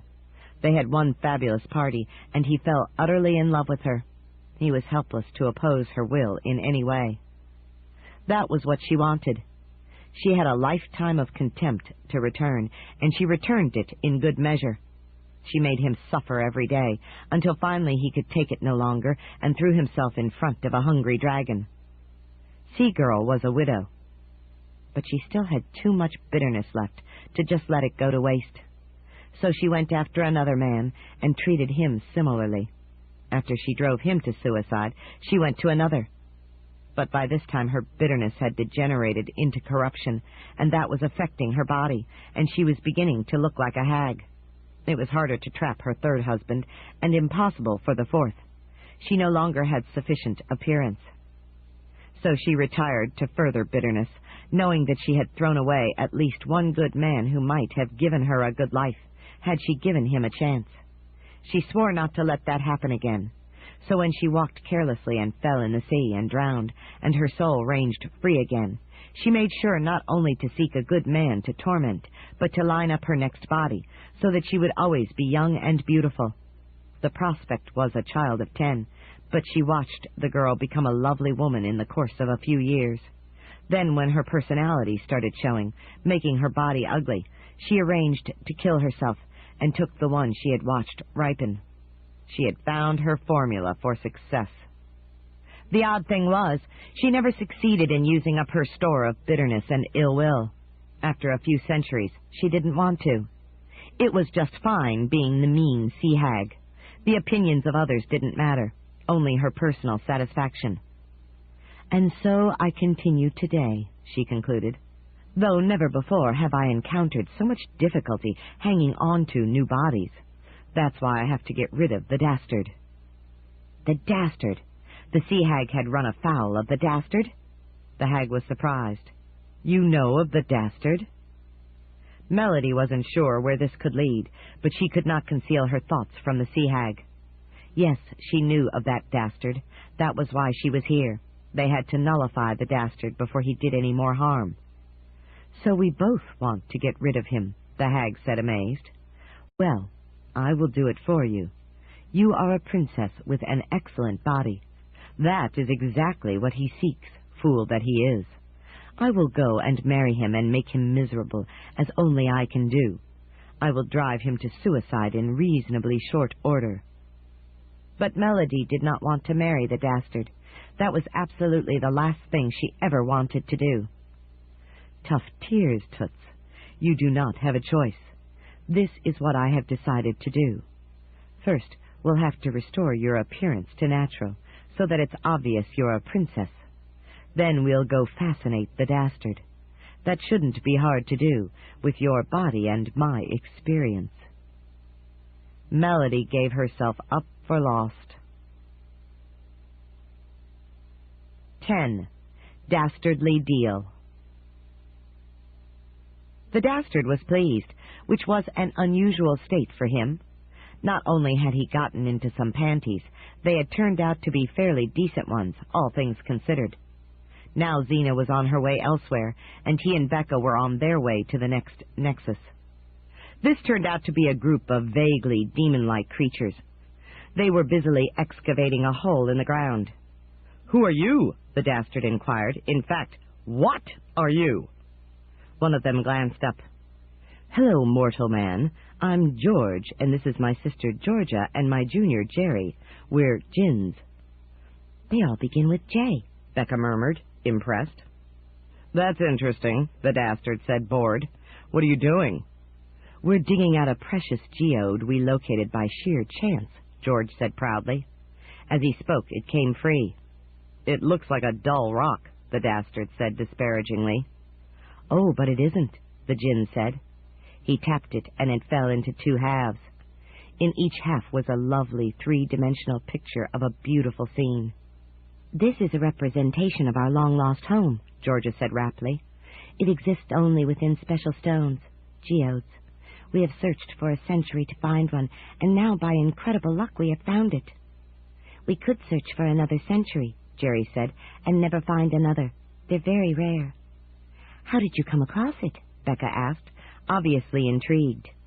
"I happened to see the faintest glint from a speck on its surface in a momentary beam of sunlight," George said. "Had I not, by amazing fortune, been looking in that direction at that instant, I would have missed it." "This is the culmination of our eternal ambition," Georgia said. "Now we can at last relax and bask in its special beauty and relevance to our lost land." "But why don't you just go home, if you like it so much?" Becca asked. A tear welled in Jerry's eye. "We can't," he said. "It was destroyed by a terrible storm." "That sounds like Fracto," Becca said, "the worst of clouds." "Yes, it was cumulofractonimbus," Georgia agreed. "He's really a type of demon. The demon queen was so angry at this breach of interdisciplinary etiquette that she enchanted him to take solid form for the next 3.9 years. But the damage was done, and Fracto has long since finished his sentence and returned to his mean-spirited ways, while we searched endlessly for what little we could salvage of our home. She gazed at the seams in the half-stones. Now at last we have our desire. The Demon Queen can do that? Becca asked, amazed. Oh, yes, Jerry answered. She could transform King Dor into a dormouse if she wanted to. The Dastard had heard enough. He grabbed Becca's hand and slid into limbo.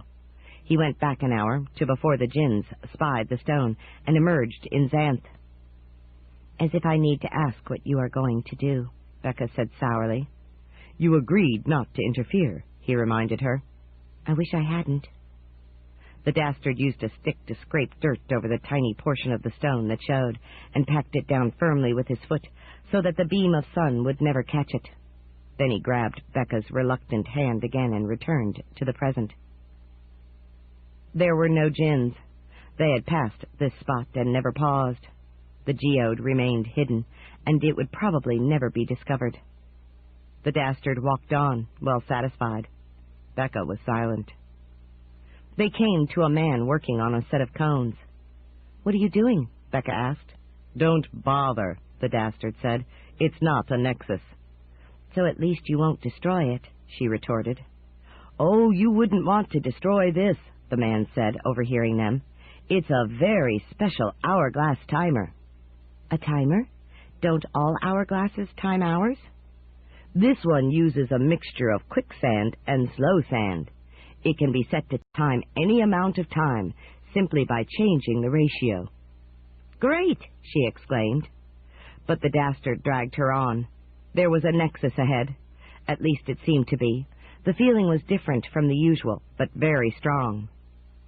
There, coming toward them on the path, was the mysterious green-haired princess he had seen in the vision of the future. She was every bit as wonderful as he had ever dreamed. Her bosom jiggled in her tight, low-cut blouse, and her skirt was so short it barely covered her panties. And she was smiling at him. That's the princess, Becca whispered, astonished, complete with her little crown. The princess walked boldly up to them. Hello, she said cheerily. I am Princess Melody. I am visiting Xanth for 4 days. You look like an interesting man. The Dastard was speechless for a moment. This was partly because the last thing he had expected was for her to approach him directly, and partly because from up this close he could see down into her flexing bosom. Becca took up the slack. Hello, Princess. I'm Becca, and this is the... He calls himself Dashing. He certainly looks dashing to me, Melody said. I think I'll kiss him. She stepped up close and planted her lovely, warm mouth on his. The Dastard was not only speechless, he was senseless. He collapsed in a heap. Only a glimmer of consciousness remained, just enough to enable him to hear their dialogue and feel their touches. Oh, horrors, he must have fainted, the princess cried, sweetly dismayed. She touched him with her soft hands, setting his limp body straight. I think he's just surprised, Becca said. Still, I never saw him as the fainting type. Maybe the lip balm helped, the princess said somewhat smugly. Lip balm? Never mind. Why are you with him? The good magician assigned me to help him, so I'm trying to do that, though I can't say I like it. How is it that you came here? That's my business, my pet. Do you think he likes me? I'm sure he does, the girl said. You see, we saw a vision of you in his future. I think he started to fall in love with you then, but we didn't know who you were. I told you, I'm Princess Melody. But you can't be. She's only 4 years old. There was a pause. Then there was a different quality to the princess' voice. That has changed. I am from planet Taro. I exchanged places with my younger self so I could come here. I am 21 years old, and I think the Dastard is handsome. How do you know his name? Becca demanded. I introduced him as Dashing. You ask a lot of questions, my pet. You risk getting answers you don't like. You're the sea hag, Becca exclaimed. I'd know you anywhere. And the Dastard realized she was right. His dream princess had finally come to him, possessed by his enemy.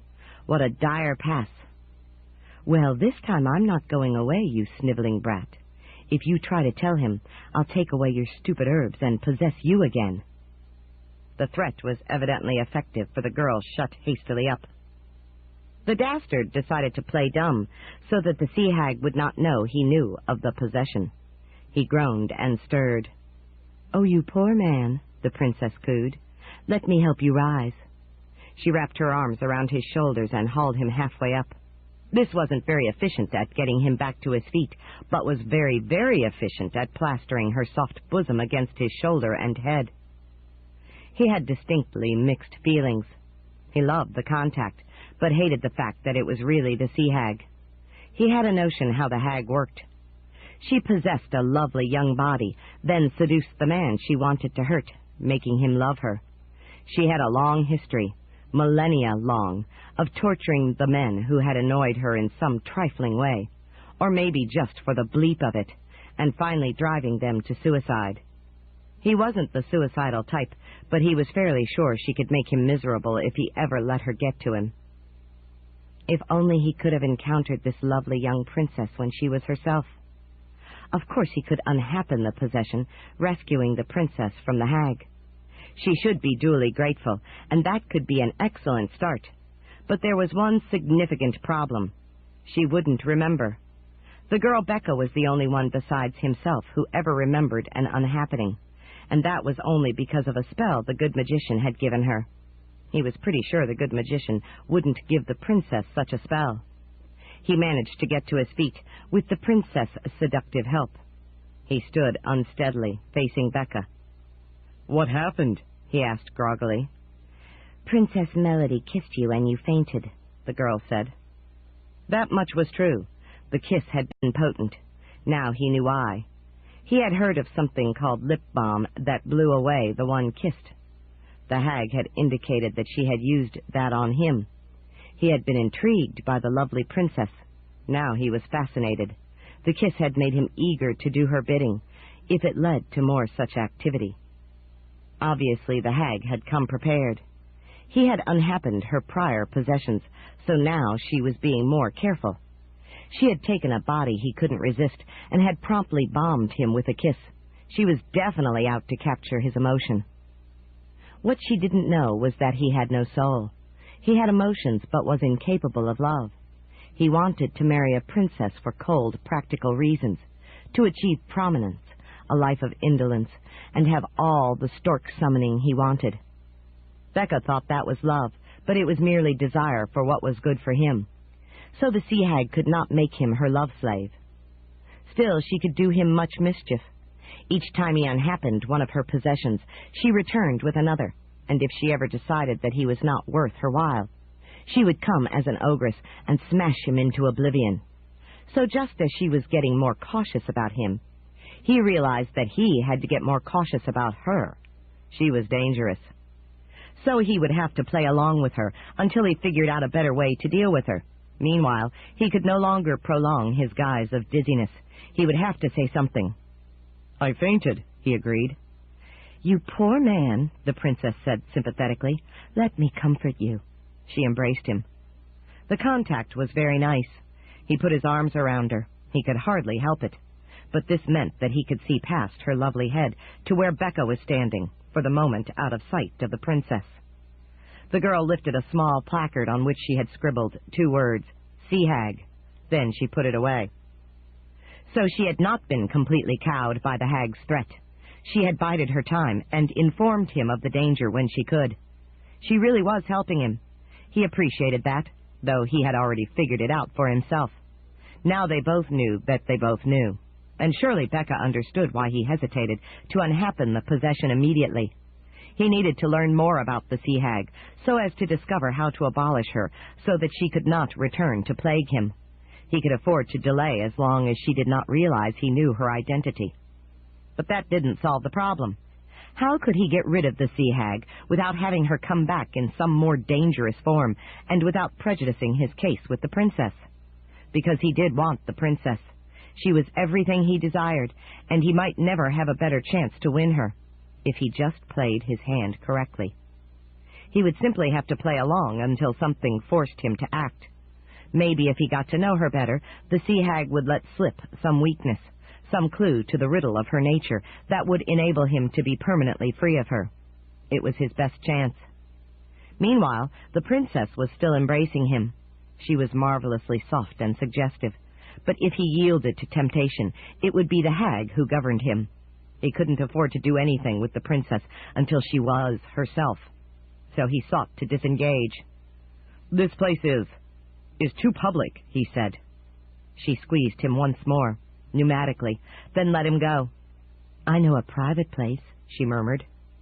Surely she did. He could not afford to go there. The form she had taken was too alluring. She would tempt him into something the princess would not forget or forgive when she got her body back, if she learned of it, and that would ruin any future he might have with her. But how could he avoid it? Becca stepped in. "Dashing, you can't tarry with her. You have to go on happen something." "No, you don't," the princess said sharply. That was another giveaway. The princess would not know his nature, while the hag did. "I can show you something much better." It was a straw, and he grasped it. "No, she's right. I have to unhappen something every day. I must do it now." That was a lie, but a really necessary one. Would she fall for it? "But this is a huge potential unhappening," the princess hag said, falling for it. "One truly worthy of your talent, and only I know where to find it." Again, this would have given her away, had she not already done that. How did she know about the nature of his talent? The word unhappen should have confused the princess, but the sea hag understood it well. "Where?" he asked guardedly. "It's on the Isle of Fellowship," she said eagerly, "one of the temporary islands off the coast of Xanth. It is hidden most of the time, but I know how to invoke it. Come, handsome man, I will lead you to it." "But the coast is far away," Becca protested. "Then you will take us there, dragon girl," the princess said. Was this a good choice? Was there really an island, or was this some other nefarious scheme of the sea hag? He would just have to find out. He wasn't accustomed to dealing with someone who was a worse person than he was. "Very well, we'll go there, but it had better be worth my while."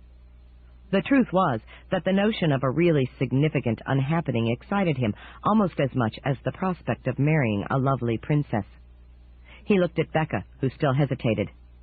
"I can't carry two people through the air," she said. "But you can move rapidly along the ground, my pet, can't you?" the princess said. "That will do." The girl looked as if she wanted to protest some more, but finally changed into her dragon form. She stood there with her bright green scales with their purple tips. The Dastard helped the princess to climb onto the dragon's back, then mounted himself, using pillows plucked from a pillow bush to protect their legs. She sat before him, close and warm and excruciatingly desirable. "West," the princess said, in a peremptory tone. She leaned back slightly to touch him. "Put your arms around me, lest I fall," she murmured to him. The sweet fragrance of her body encompassed him. The Dastard wanted to refrain, because this was seductive, but her request made sense. So he put his arms around her and felt the supple female nature of her body. If only she were real. The dragon hesitated, evidently not liking this, but then got moving. She chose her route, wending between trees, and made good time. But the ride was bouncy, and the princess bounced within his embrace. Her hair flounced across his face, caressing it. "Hold me more tightly, lest I bounce off," she whispered. He had to do it, though it made him want to do more than hold. She was quite bouncy already. He knew she knew this. She was trying to seduce him despite his caution, and it was getting harder to fend off the desire. The time seemed eternal and instant. She was so special in his arms, yet so dangerous. How much longer could he dare to let her continue impressing him? Maybe he should just unhappen the possession now and take his chances on meeting the princess himself.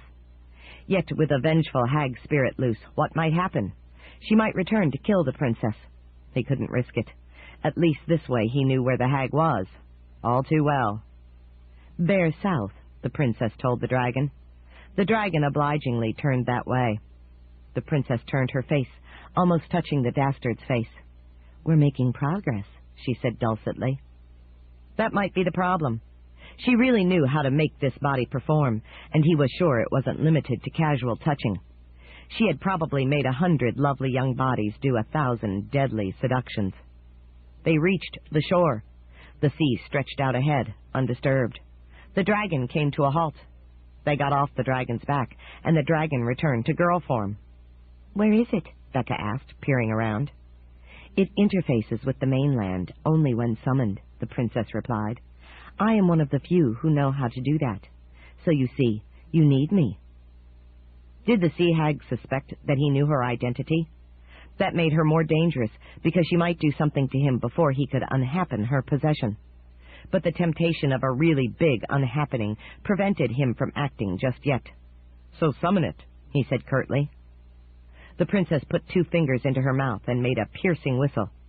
Fog swirled in and formed into the shape of an island, complete with trees and a beach. It solidified, and there appeared a causeway to the mainland. "I can whistle like that," Becca said. The Dastard glanced at her. He knew she wanted to be rid of the sea hag as soon as possible. He agreed with her. Now that they had found the island, they no longer needed the dangerous dame. "They are alert for intruders," the princess said. "You will need me to introduce you." "We can introduce ourselves," Becca said. Again, she had a point. He should play it safe and unhappen the hag now. Of course, that would mean they would not be here at the Isle, but since both he and Becca would remember its location, that was no problem. "Ah, but are you good at lying?" the princess asked. Becca stood mute. The hag had scored on her weak point. Few naturally souled folk could lie well. Their consciences interfered. "Of course," the Dastard said. But it was true that a person familiar with the culture of the Isle would better know how to lie to the people there. The princess nodded, seeing that she had made her point, and led the way across. When they reached the island, the Dastard looked back. The mainland looked like a bank of fog. Then it dissipated, leaving only endless sea. "We can't get off this island," Becca said, alarmed. "Oh, we can, my pet," the princess said, "when it is time. Now let's meet the denizens." She forged ahead, finding a path. Both Becca and the Dastard hesitated. The hag, princess, had taken over their course, and this clearly made the girl as nervous as it made him. Just what was on this mysterious island? If he unhappened her now, he would not know, so he would have to wait just a little longer. The princess paused, glancing back. "Come," she said. They came. There was a swirl of smoke just ahead, which soon formed into a large male figure.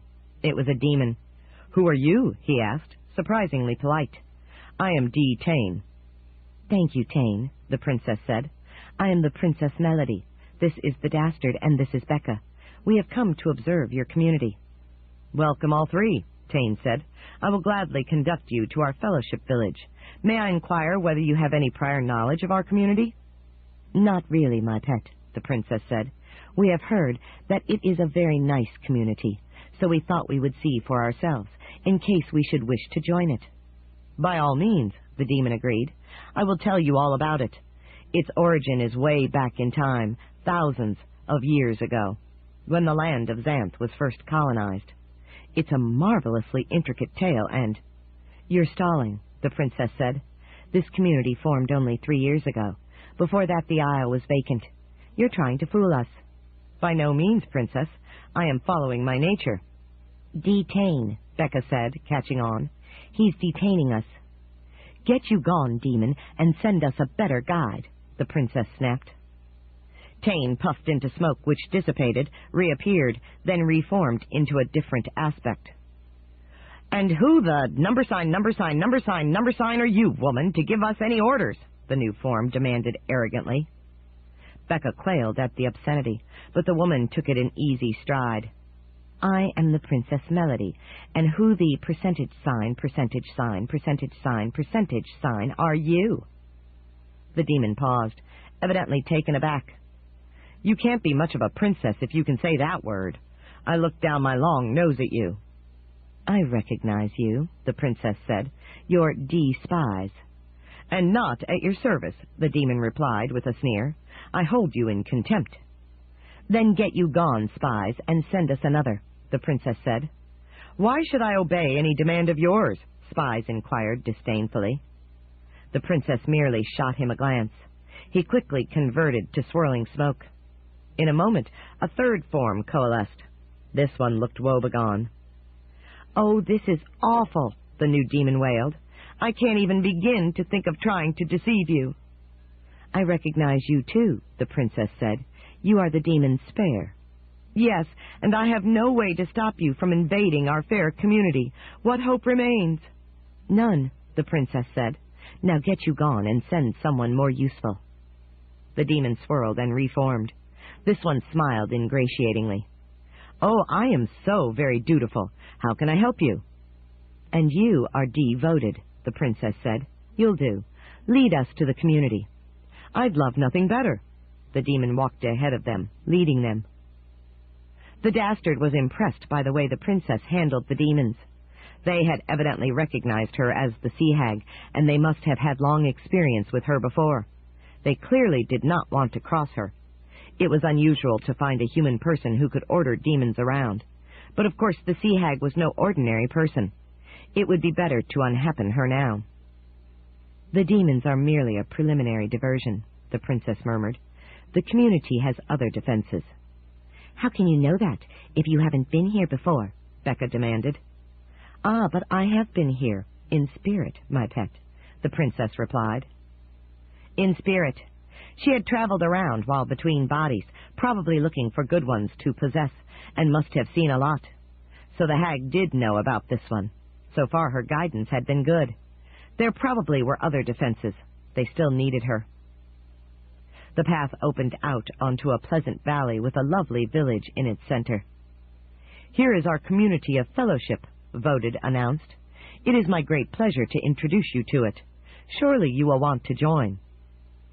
Surely he didn't want to join, the Dastard thought, but it was a good pose to learn how to unhappen it.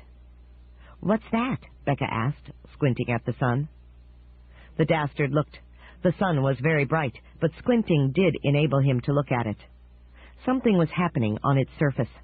There seemed to be small human forms lying on it or in it. Some seemed to be washing children in the flames. "Those are sunbathers," Voted explained, "and a few sunbathers, too.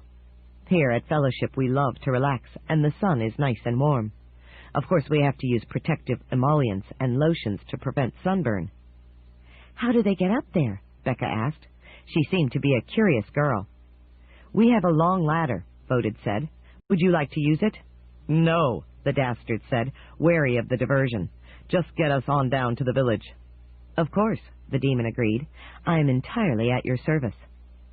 They passed a palm tree, whose open hands held time sprigs, spelling out days of the month. Beside it were 2 eyeballs. "H.I., Voted, one of the eyes observed. "So nice to see you, Al," the demon answered. "Well, I try to get along with others," Al Eye said. He turned toward the other eye. "Say hi to the visitors, May," he said. "Oh, may I?" the lady eye asked, batting her lashes. "You may," Voted told her. Then to the visitors he said, "This is the date palm. The eyes have it. They met here when they were looking for some time. They are Al and May." "Al Eye and May Eye got a date," Becca murmured.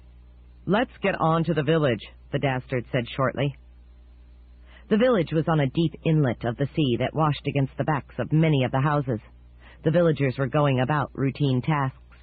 What surprised the Dastard was that they were of several different species. Demons, centaurs, goblins, nagas, and merfolk were mixing freely. Normally each species associated mostly with its own type. This did seem to be an unusual community. A centaur stallion trotted up, followed by a filly with the usual ample bare breasts. The Dastard had to fight his eyeball's inclination to stare. This wasn't a human creature after all. "I am Caesar Centaur," the male said. "How may we be of service?" "You can show us around," the princess said. "We're thinking of joining the community." She was right. She lied well. The filly clapped her hands. "Wonderful," she said generously. "I am Charity Centaur. I will help." Actually, the Dastard didn't want to meet a whole lot of villagers. He wanted to find out how this community had started, so he could figure out how to unhappen it. This promised to be a boring session. "Here is Anchovy," Caesar said, indicating a merwoman reclining at the edge of the water. She lifted a hand to wave languidly. She had herringbone stripes along her sides. "And her husband straight." A demon appeared. But he's a demon, Becca protested. Of course, Charity said. All our couples are mixed. It is the way of fellowship. But I thought you, Caesar... We are siblings, not spouses, Caesar said. My wife is Glitter Goblin. He indicated a pretty goblin girl who approached, smiling. And my husband is Narrow Naga, Charity said, indicating a Naga man who slithered up. Oh, you mean there's a love spring here, Becca said. No love spring, Caesar said. Just good fellowship. But this is amazing, the princess said, pretending to be amazed. Do you mean to say that if we settled here, we would have to marry others not of our own species? You wouldn't have to, Charity said, but we hope you would want to. It preserves amity. It's weird, Becca muttered, and for once the Dastard agreed with her. But maybe now was his chance. How did this come about? He asked. That is Anne's story, Caesar said. They oriented on the merwoman. She was much like a mermaid, except that she was, of course, a saltwater creature, a bit firmer in the tail and generous in the bosom, to handle the rougher tides of the sea. If you are really interested, she said. We are, the Dastard said. With luck, this would give him the key to the community. Well, I was swimming alone, exploring the inlets of the sea, Anne said. I found a rather interesting island I hadn't seen before. In fact, it was this one. We hadn't named it then. I followed an inlet inward as far as I could, trying to see more, because I am not one of those merfolk who can change their tails into legs. Then the tide reversed and I found myself stranded. I couldn't return the way I had come, and was in danger of getting beached. That would have been a horrible fate. I thought all mermaids could make legs, Becca said. No mermaids I know of, Anne said, and only some merwomen. I'm not sure what the rule is. Anyway, as I said, I'm not one. I would have had to try to crawl over land, and it would have scratched my tail awfully. I would have trouble breathing, too. I need the support of the water to function properly. There's a fair amount of weight on my chest. It needs uplifting. So there I was, trapped in a diminishing pool, when suddenly a demon appeared. She looked around expectantly. Demon Straight had faded out. Now he reappeared. Aha! He cried. A helpless but generously endowed mer-girl. Eek! A demon! Anne screamed. Whatever do you want with me? I am about to demonstrate that, the demon said, ogling the exposed endowments. Caesar Centaur inserted a comment.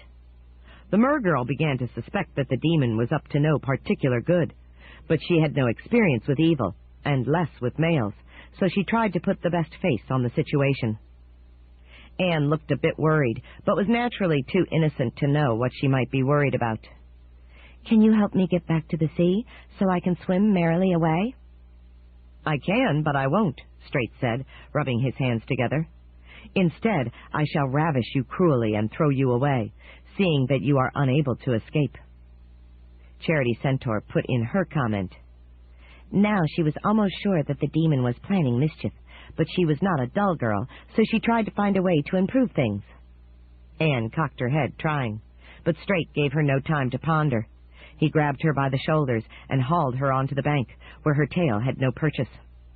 Now it is time for you to scream helplessly and struggle ineffectively, he said. I don't like cold fish. But that small delay gave Anne time to think of something, Caesar Centaur said. You're a demon, Anne said. You must have had endless experience with women. Don't you find it rather boring? Boring? Straight asked, perplexed. Doing the same thing over and over, she said. Don't you long for something truly different? Wouldn't that be more interesting? I never thought of it, the demon said, surprised. But now that you mention it, it does seem dull. Their screams are so similar. But what else is there? Why not try something truly different? Anne asked. Something no demon has done before. Something no unsouled demon would even think of doing. I can't think what you mean. Precisely. Why not try being decent? Decent? Straight asked blankly. Such as treating mortal folk with respect and kindness, helping them instead of hindering them, being nice. That would be different, Straight agreed, confused. But if I were nice to you, I wouldn't ravish you, and that would be frustrating. Charity Centaur interjected another comment. Anne realized that this was not necessarily simple. She would have to give the demon something for his trouble. Well, maybe you should try to charm me into liking you. Then you wouldn't have to ravish me. I would give you what you wanted willingly, whatever it is. Caesar Centaur stepped in again. Demon Straight thought about that. He had never encountered a willing female. He hadn't realized that such a thing was possible. All the demon females were endless teases, and all the non-demon females hated being ravished. So he tried being nice to her, and to his amazement she was nice to him in return. Very nice. It was interesting and fun. One thing led to another, and now they are married and have a son. A small swirl of smoke appeared. It coalesced into a little merboy. That's my cue, he said, splashing the water with his tail. And after that, Charity continued, they named the island the Isle of Fellowship and encouraged others to try interspecies cooperation. A number of others were interested, and so an experimental community developed. It is still growing. Every month more folk hear about it, and some come to see, and a few remain. There's Charnel Centaur with Merla Merwoman, and Gizmo Goblin with Nancy Naga, and... I get it, the Dastard said. Everybody gets along because Anchovy had the big idea of getting along instead of getting ravished. I think I've heard enough. This was certainly well worth unhappening. He could change the lives of dozens of folk with a single unhappening. It would be a record. Becca tugged at his elbow. Dashing, she murmured. Not yet. He looked at her annoyed. Why not? Because you can't unhappen an unhappening. If you do this one now... Shut up, girl, the princess snapped. But she had said enough. If he unhappened the Isle of Fellowship community now, he would not be able to unhappen the sea hag's possession of the princess, because that would overlap this one. The hag would be locked in, and he would be unable to get rid of her. It was evident that the hag knew this. She must have learned it when she possessed the dragon girl. That meant that she did remember some of it, despite being unhappened. That made her doubly dangerous. But if he unhappened the entire possession now, including their isle experience, he and Becca would retain their memories of this island, though they would never actually have visited it, and would be able to return to unhappen it later. So he could have it all, in the right order. The girl had saved him a dreadful tactical mistake. He turned to the princess. "Wait," she cried. "You obviously know, but there's an aspect you haven't considered." "What's going on?" Caesar asked, understandably confused by their dialogue. They ignored him. "Don't let her stall you," Becca said. "She's dangerous. She threatened to possess me again if I told you." "And I will, you disobedient twerp," the princess raged. "I was going to get rid of you by dumping you somewhere without food, but it's no more Ms. Nice Guy." "I don't think so, hag," Becca said. "I ate one of the herbs, so I'll still be protected if you snatch the others. And if you try, I'll chomp you something awful, but not quite enough to kill you, so you can't escape that way." The princess paused. Then her rage seemed to melt away. She was good at hiding her feelings. She returned to the Dastard, smiling prettily. "Let's make a deal. I have shown you what great things I can do for you. I can do much more. I can give you all the joys of this young, healthy, royal body. I can make you the husband of a genuine princess, but only if I keep this body." "Don't listen to her," Becca cried. "You can't trust her." "Yes, you can," the princess said. "You can trust me to do what's best for me. And what's best is to have the body of a princess, and to be assured that no one can take it away from me. And so it will pay me to give you what you desire. We can give each other what we each most want. We don't have to like each other, or even to trust each other personally. We just each have to know that the other benefits most by continued association. Neither of us cares half a whit about anybody else. Self-interest, that never lets a person down." She was talking his language. He had never considered making a liaison with the sea hag, but it would solve the problem of making contact with the lovely princess. It would solve many problems. Did their best interests really coincide? It almost seemed that they did. "She'll kill you in your sleep," Becca warned. The Dastard wavered. The sea hag already had the body of the princess, and might simply want to lull him until she could dispatch him. "Here is the rationale," the princess said. "This body is here temporarily from planet Terra. The regular Princess Melody is only 4 years old. The two exchanged worlds, so as to get you. But working together, we can perhaps keep her here and eliminate the other two princesses of this trinity, and in time make Melody the only heir to the throne, so that eventually she will become king of Xanth. Then we will have all power. I can't do it alone. I need you to unhappen adverse events as they occur. Only you can do that. With you, I can achieve ultimate power. Without you, I can't. All my life I have wanted to rule Xanth. This is my best chance yet. So I'm not going to do anything to hurt you. In fact, I'll do everything in my power, which is considerable, to make you surpassingly happy you associate with me. She was making more sense than ever. He did want to marry a princess and to be recognized as a great man. She could give him that. Still, inside that lovely young body was an ugly old mind. That daunted him. Beginning immediately, the princess said, and lifted her skirt almost to panty height. Several of the Isle males almost freaked out. I know tricks no princess ever dreamed of. I have no scruples. In fact, I rather like a good intergender tussle. Try it day by day, and if I don't completely satisfy you, you can still unhappen me. That decided him. Okay, he said. It's a deal. This is a disaster, Becca cried. But both of them ignored her. They moved together for an embrace. It was a fitting partnership because neither of them were inhibited by conscience. The land of Xanth would never be the same.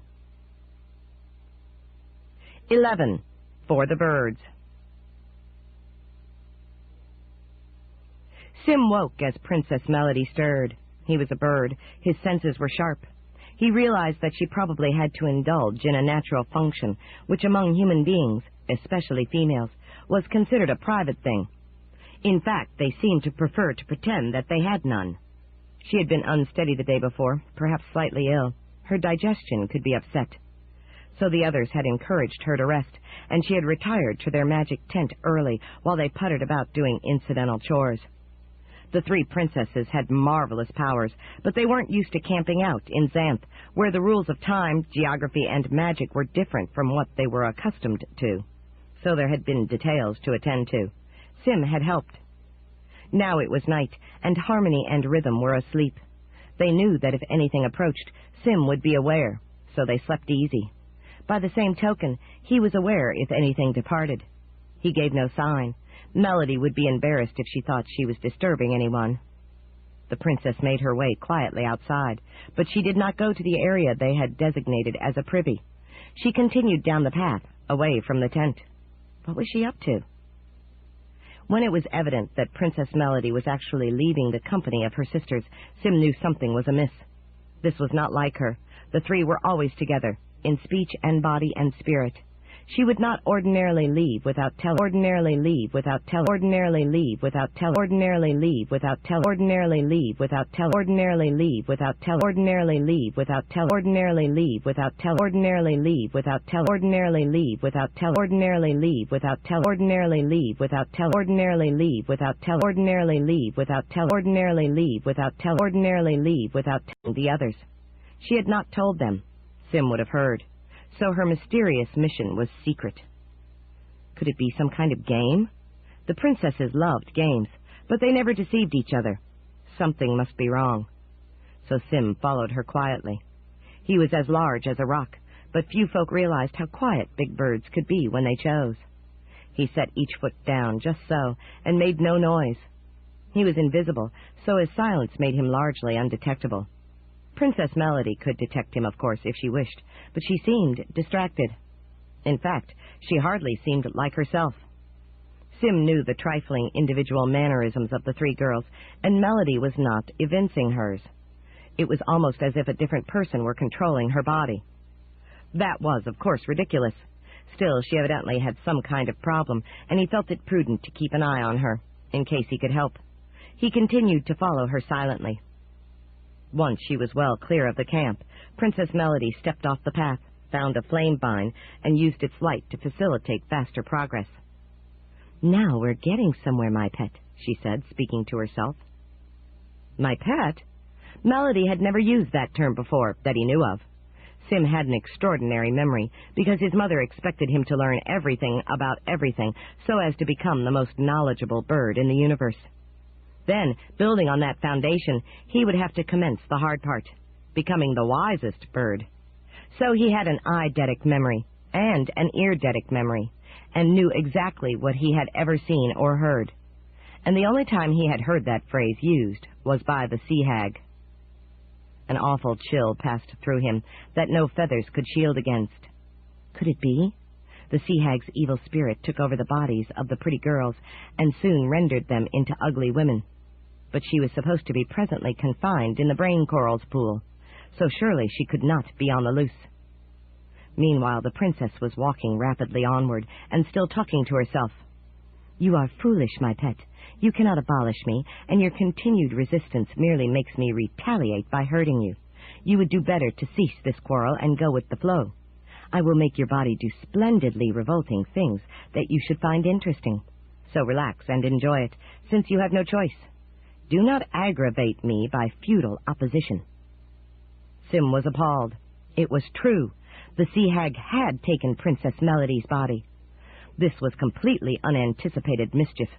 He knew of no way but death to free a person of the hag's possession, and of course he couldn't kill Melody. Could the other two princesses do it? They had, collectively, the strongest magic in Xanth. Each by herself was a minimal sorceress, and two of them together could do things only a maximal sorceress could. But the three acting in concert could do virtually anything they might put their minds to. So the three together could surely defeat the sea hag. But what about the two of them, when the third was captive of the hag? Sim put his fine mind to work on it, calculating the variables, and concluded that the other two could, just barely, accomplish it. They could drive out the hag without killing their sister. He would return and tell them that, and they would handle it immediately. But first he had to know exactly where the hag was going, so they could find her promptly without alerting her. But the news got worse. The princess went to a hidden bower that the hag must have prepared at another time, and proceeded to make herself look quite pretty in a rather cheap, explosive way. She came to look like a princess, complete with crown, instead of an anonymous young woman, but with a very tight blouse and short skirt. Then, as dawn came, she set out in a new direction. He followed because otherwise he could lose her. The moment he knew what she would be doing, he could return to the others and acquaint them with the problem. And the sea hag intercepted the Dastard. She was joining forces with him, the one they had come to nullify. Sim recalculated. This time the result was negative. The two remaining princesses could not oust the hag from their sister when the hag had the support of the Dastard. The best they could do was stop the pair from performing more mischief for the moment. The case had become hopeless. He flew immediately back. Harmony and Rhythm were looking around, perplexed by the absence of two members of their party. They had not yet used magic because they assumed it was nothing of consequence. They were nice girls, which meant they were slow to suspect evil. He had been slow too, but he had seen what he had seen. He landed and squawked out his awful news. They were, of course, horrified. "We must act immediately," Harmony said. Then he delivered the worst news. They lacked the power to free Melody without seriously hurting or even killing her, because the Dastard would unhappen anything they tried to do to oust the sea hag. The two had made a truly dastardly deal. They were girlishly crushed. They had seldom before been at a loss, because their magic had always been more than sufficient to get them out of trouble. But they had never before encountered mischief of this magnitude. "What can we do?" Rhythm asked. Which meant it was up to Sim. He sorted through his farther memory files and found the little prince. His name was Dolan, and he was 8 years old. Circumstantial evidence indicated that he might know the answer. But there was a problem. Dolan did not exist. Sim squawked, letting them know that he had a notion. Out of kindness, he did not tell them the problem. He asked them to wait while he made a brief side excursion. Then he took off for Castle Rugna. He was, of course, familiar with the exact layout of the castle. He landed quietly and invisibly on the roof, walked to the edge, poked his head over, and peered into the window of Princess Ida's chamber. "Squawk!" he peeped. "Why, hello, Sim," Ida said, recognizing his voice. "What brings you back here already?" Squawk, he explained. What? Alone? Without the princesses? In private? Squawk, he agreed. As you wish. She angled her head so that Taro swung into view. He oriented on it and felt himself shrinking. In a moment he spread his wings and flew toward the little planet. As he moved, it expanded, and a figure came from it to meet him. It was his junior self, summoned by his approach. They met and circled. He regretted that he could not explain, but he was sure the other would understand that there was excellent reason. He parted and flew on toward Taro. Soon he landed and looked around. He was in the place his other self had departed from, because that was the nature of the exchange. Unfortunately, that was not precisely where he needed to be. Worse, he wasn't sure exactly where he did need to be, which meant he would have to look. He sifted through his memory again. Taro was where every person or creature who had ever existed, or who would exist, or who might have existed. Prince Dolan was one of the mites.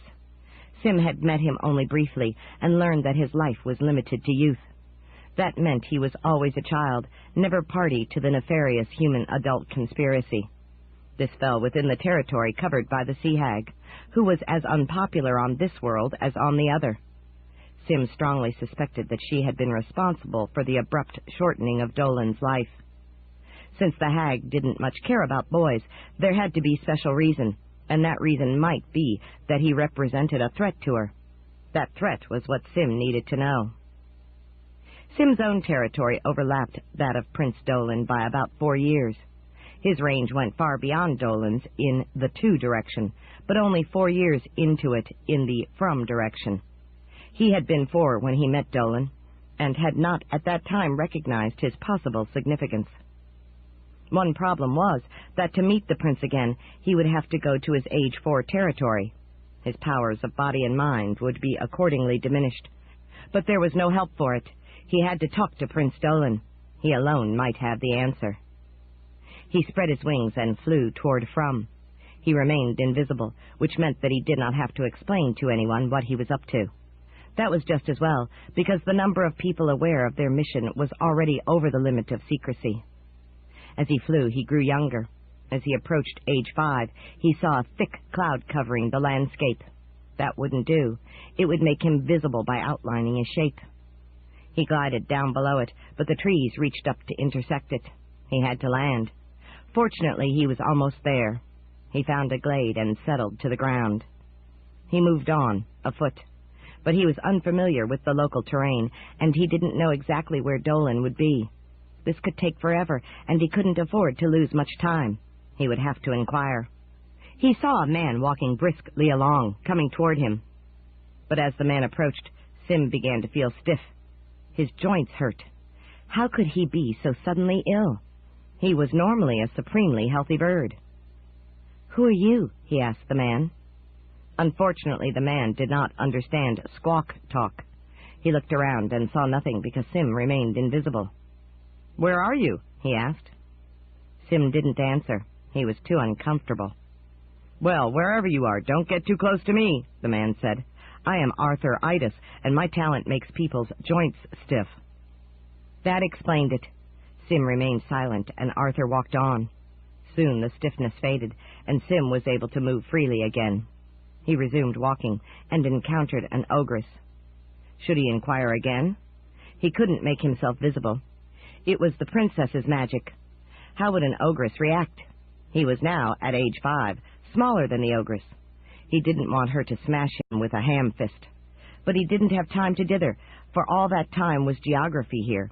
He had to find the little prince. "Hello, ogress," he squawked. She paused and looked around. "With all due respect, I have to confess I do not perceive you," she said. Sim was taken aback. This was an ogress? "I am not visible at the moment," he said. "Is this a problem?"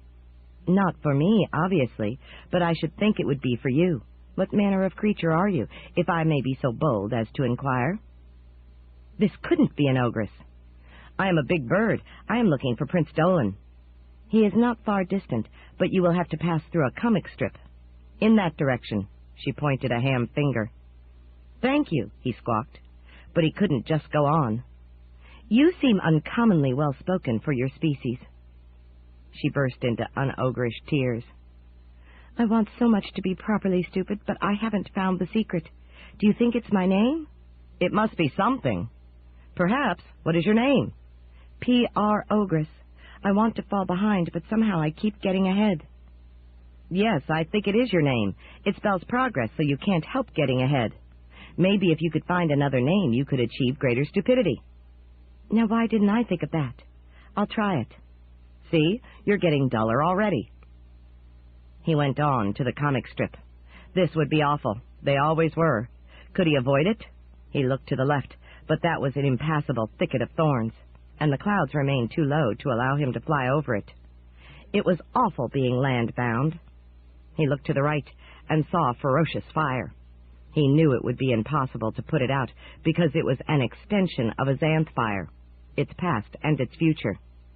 He had learned that some mundane fires had managed to cross over into Xanth, where dragons had eagerly amplified them. That was one of the nasty things about Mundania. Sometimes it exported its problems to Xanth. At any rate, there was no passage there. Sim firmed his beak and plunged into the comic strip. He regretted it immediately. There was an awful engine sound above, and a wedge-shaped object caromed off a cloud. A shower of coins came down. What weirdness was this? He ducked a roll of bills and collided with a soft body. It was a young woman of ordinary aspect. Hair, shirt, skirt, slippers. I beg your pardon, she said politely as she brushed money out of her hair. I didn't see you. My fault, Sim squawked. I'm invisible. He spread a wing to fend off another flurry of bills. Oh, how do you do? I'm Lackey. She spat out a small coin. She seemed to have no trouble understanding him. He decided that the truth wouldn't hurt here, as they were in the same predicament. I am Sim, a big bird.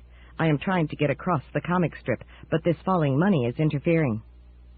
That's from the plane, she said. It does its banking in the clouds. She ducked as the flying plane banked off another cloud, shading off a curl of vapor, which coalesced into another wad of bills. The cloud bank, Sim agreed. He was becoming temporarily visible because of a coating of money. Yes, I suppose I will have to make it go away. You can do that? Who are you? I am Lackey, daughter of Lacuna and Vernon. My talent is to write things true, briefly. She brought out a pencil and a pad of notepaper. Briefly? He asked as she scribbled. He remembered that Lacuna's talent was to change the print in books or make print appear elsewhere. Children didn't often have talents similar to those of their parents, but sometimes it happened. It doesn't last very long. That's why I had hoped the plane would pass on its own. She finished her written sentence. There. She held up the pad. The plane abruptly banked off one more cloud and flew away. The way was clear. Thank you, Sim squawked. We had better hurry, Lackey said, but I have lost my bearings. Which way is the other side? I'm not sure, Sim squawked, for the money was now swirling into fog, confusing the scene. That way, a big ant said, pointing with an antenna. Thank you, Lackey said. She and Sim plowed on in that direction, and promptly emerged on the side they had just left. That ant deceived us, Sim squawked, annoyed. Oh, now I recognize its type, Lackey said. It's an onym. It says the opposite of what it means. And onym at your service. The ant agreed from inside the comic strip. Suckers! They plunged back into the strip, but the plane was already returning. Lackey was right about the brevity of her writing. It was not for the ages. They were soon plowing through a blizzard of flying money. Lackey stumbled into a bush with small round flat berries. She stared at it. Maybe our luck has turned. Is this what it looks like? It looks like a mint plant, Sim squawked. Yes, manage mint. If we eat its fruit, we'll have authority. Authority? Over whatever is near. Better than my writing because it lasts longer. So we can tell the awful puns to get stifled. And can get on across, Sim finished gladly. They each took hold of a mint and pulled. But instead of coming loose, the mints clung to their branches. In a moment the bush changed shape and assumed the form of a little man. What are you cretins doing? He demanded angrily. Oops. We thought you were a mint, Lackey said. Well, I'm not. I'm an imp. My name is Each, and I mean what I say. Now, get you gone before I put you on trial. Sim assembled the terms. Imp, Each meant, he squawked. Meant? He meant what he said. Lackey groaned. I've got to get out of here. So do I. They plowed on. They found 2 paths going in the right direction. Neat signboards identified them, but the words had been smeared out except for the first letters, P and S. They paused, uncertain which one to take. Maybe we should each try one path, Lackey suggested, and see which one is better. They seem to be parallel, so we can compare notes as we walk. I agree.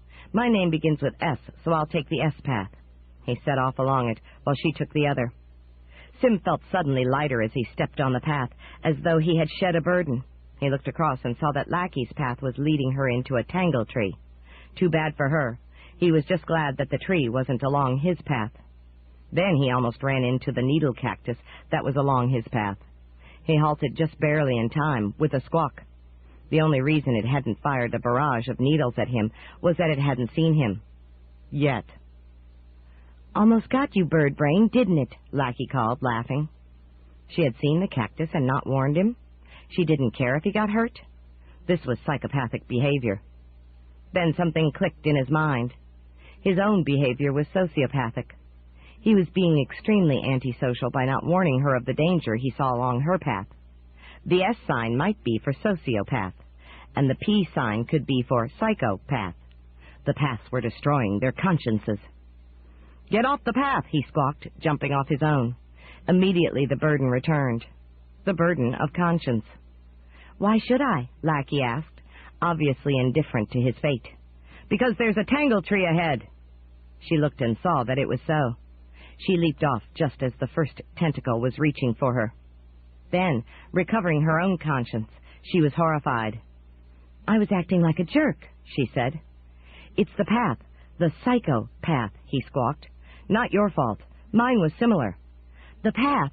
I should have known that the comic strip wouldn't give us any easy ways out. How awful. We had better stay off any other paths we find here. Yes, the puns here aren't necessarily funny. We'll be more careful now, Sim squawked. There was a fierce buzzing. That sounds like bees, Lackey said nervously. I'm a bird. I can snap bees out of the air. Not if they're wood bees, or could bees, or worse. The buzzing things came into sight. They were little horns. Worse, I fear, Sim squawked. Those look like hornets. Yes, and maybe that's good. She grabbed one from the air, put its small end to her mouth, and blew. A net flew out. That may help, Sim squawked, gratified. The nets may clear a path ahead of us. Yes. She grabbed another and blew its net ahead. All manner of dire puns cringed back, not wanting to get netted. They followed and soon emerged on the other side. Thank you, Sim squawked. I don't think I could have made it through alone. Me neither, Lackey agreed. I was going to visit a friend, but lost my way and had to risk the comic strip. But I had forgotten how awful they can be. When I return, I'll fly across, Sim squawked. It's always worse than you think possible. She nodded. Well, I think this is farewell, invisible bird. May you succeed in your mission. Thank you, Sim squawked. I hope your visit goes well. I hope so, too. I don't even know my friend. Sim paused. How can you have a friend you don't know? She looked embarrassed. I am lonely. So I wrote that I would find my best friend soon, hoping that though my writing comes true only briefly, the message would remain, and it would happen.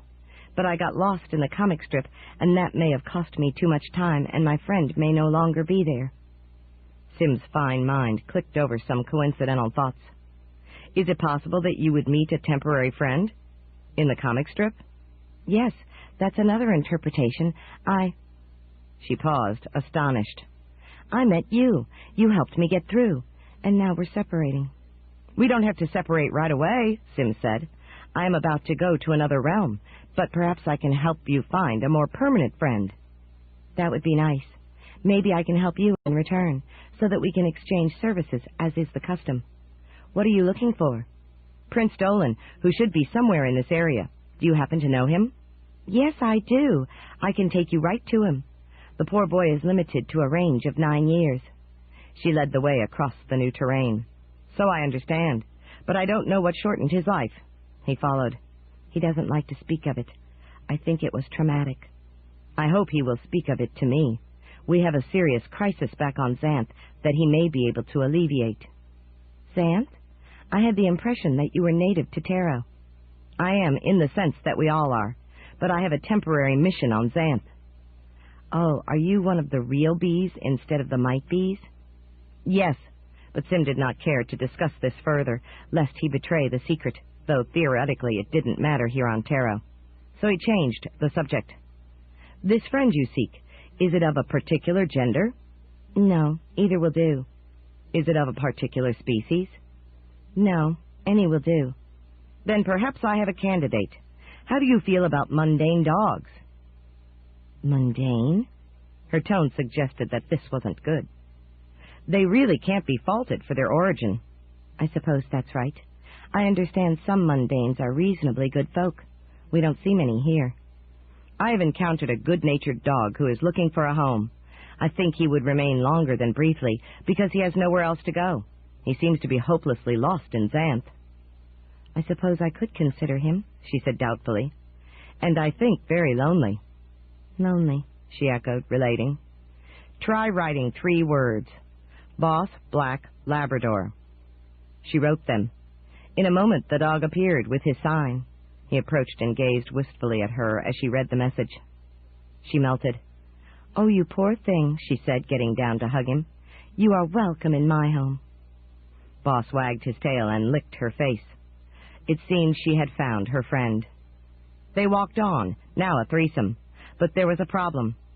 Sim arrived at his blanked year. "I can't go there," he squawked. "Oh, that's right. You real bees have your missing time, the time in your lives when you are in Xanth." "Yes, if the prince died there, then I will be unable to interview him about it." "Where is your line?" "Right here," Sim squawked, for there before him was the line that marked the missing section of his existence on Taro, extending 6 months before and after his life on Xanth. "There's no line for me, but Prince Dolan lives a little farther on. Maybe he's on the other side." "I hope so. I believe his end was masked by my missing year, but that was a year ago, so maybe I can reach it now."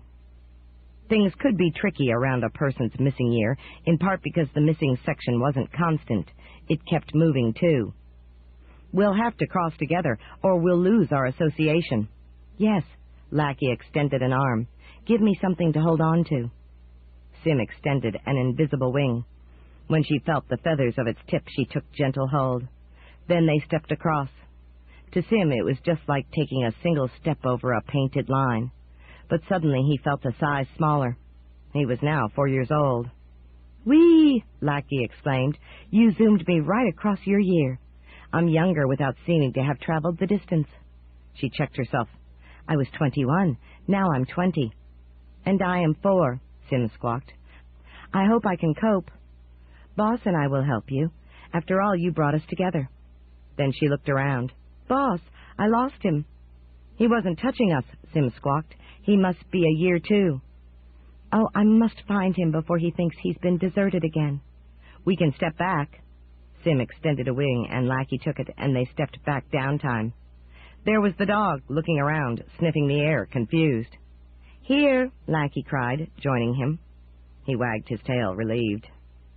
They crossed from again, this time with the dog, and resumed their trek. Boss was interested in the terrain, now that he had company. They came to a child-sized castle, with toys scattered around it and floating in its little moat. "His parents, Prince Dolph and Princess Taplin, live in a larger castle farther along," Lackey explained. "I understand they are rather upset by the brevity of their son's territory." "Just how did they get together?" Sim inquired. "In Xanth they did not." "Well, as I understand it, Prince Dolph was 9 years old and on his own adventure when he came across this sleeping princess. So he kissed her, and then later, when he grew up, he married her, and it worked out okay. She was Princess Taplin, daughter of King Merlin and Sorceress Tapis. But there wasn't much there for her, so her mother made her a coverlet, and she bit into an apple or something and slept for most of 1,000 years until Prince Dolph came." End of Side 5. Side 6, The Dastard, by Piers Anthony. Continuing on page 244. That seemed to be the right decision. How is it that it didn't work out in your reality? Magician Murphy came and messed it up, and an ordinary girl ate the apple by accident and slept and married Prince Dolph, and they had 2 daughters, Dawn and Eve. Oh, I know them. They're the same territory as Prince Dolan, at least at this end. I didn't realize they had the same father. Things can get confusing with alternate lines of history, Sim squawked. I have trouble keeping them straight myself. I hadn't known Prince Dolan's derivation. Do Dolan and Dawn and Eve know each other? But her answer was cut off by the appearance of Prince Dolan. Oh, a big mundane dog, he cried, delighted. He was about 7 years old. Yes, we have come to visit. You know Sim, I think.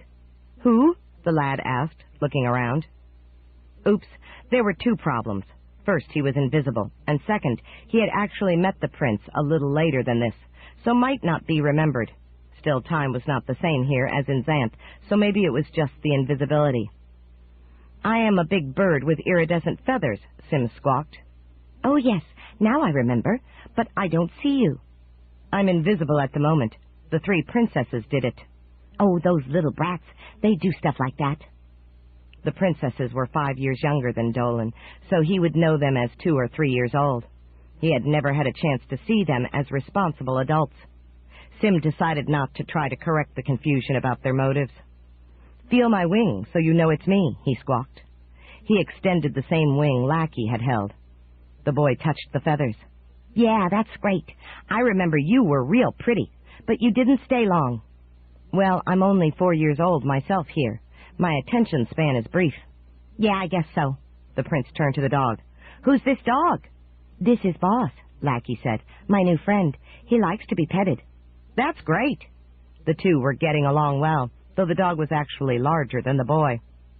Sim needs to talk to you, Lackey said with adult diplomacy. Okay. Sim firmed his beak. This might be tricky. Death was not something nice to talk about, especially with children. I need to know the details of your fading out. No. But it's important. Go away.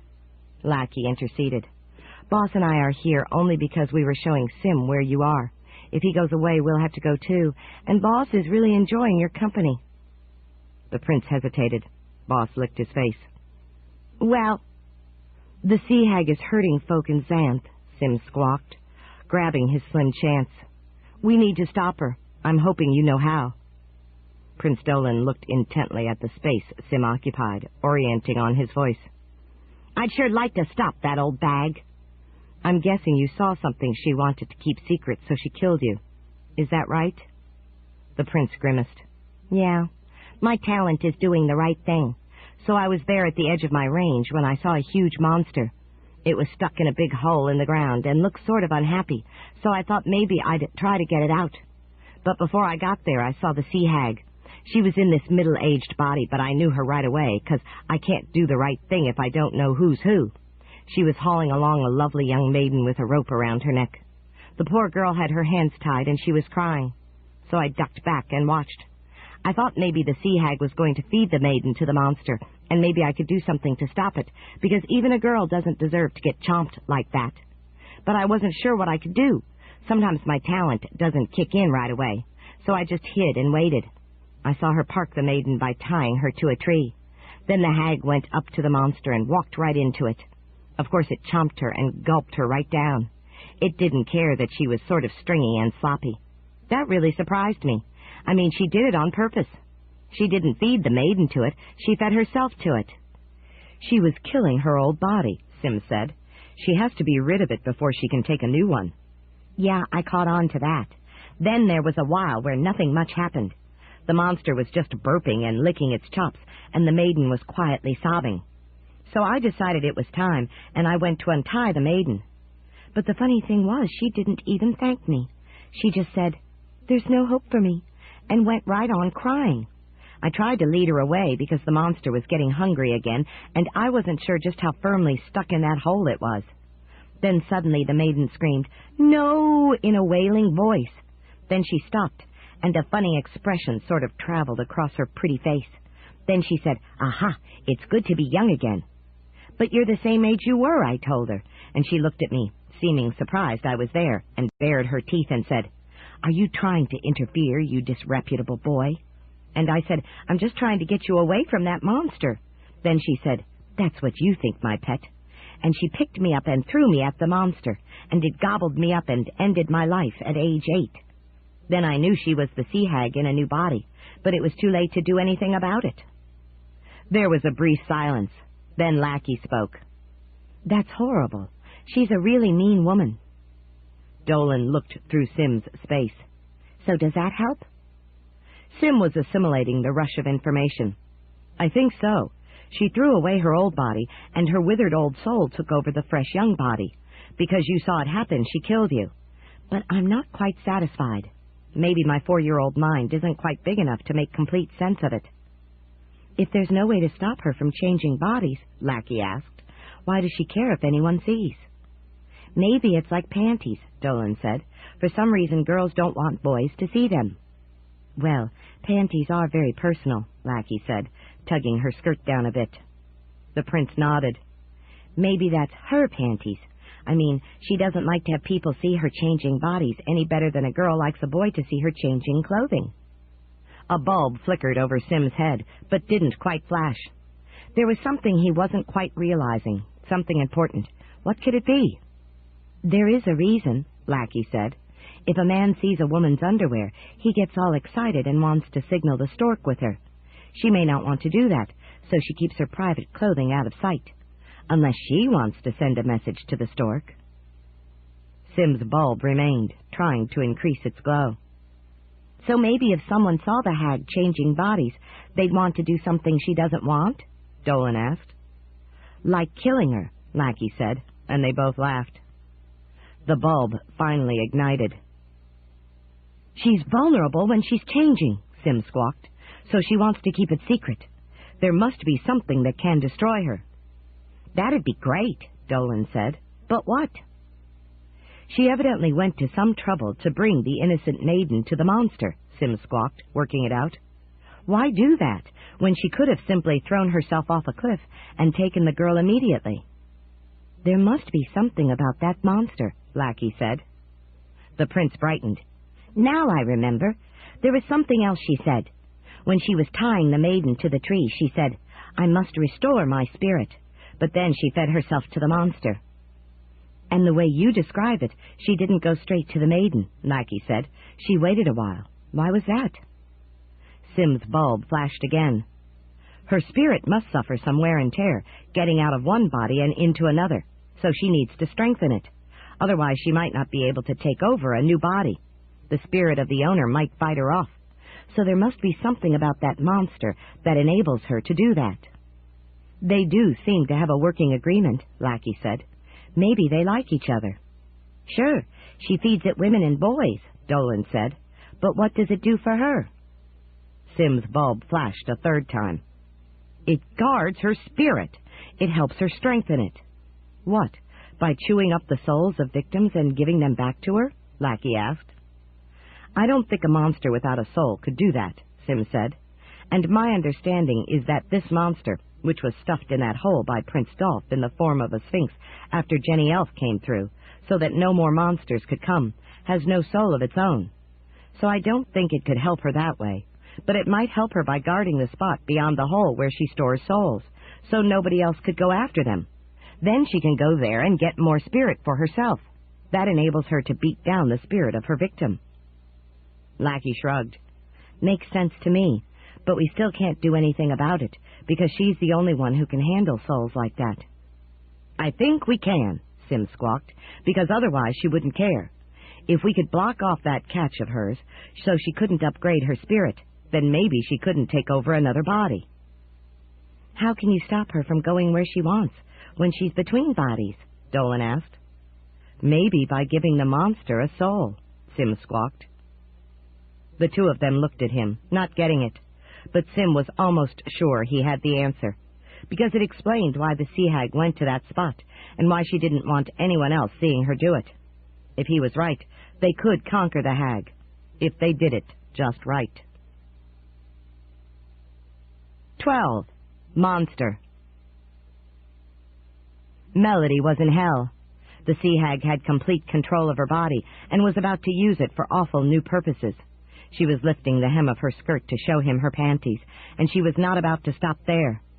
She was going to ravish Melody's body by making it do what Melody never would. The Dastard's eyes were almost bulging from his face. The girl Becca was watching with evident horror. She at least cared about what was right and wrong. The villagers of the Isle of Fellowship were beginning to realize that something was wrong, but neither the Dastard nor the sea hag cared about any of that. Melody concentrated all her remaining faint strength and forced the hem down again. "Wretched girl, stop that! I'll hurt you!" It was no empty threat, but Melody had to fight, lest she lose all.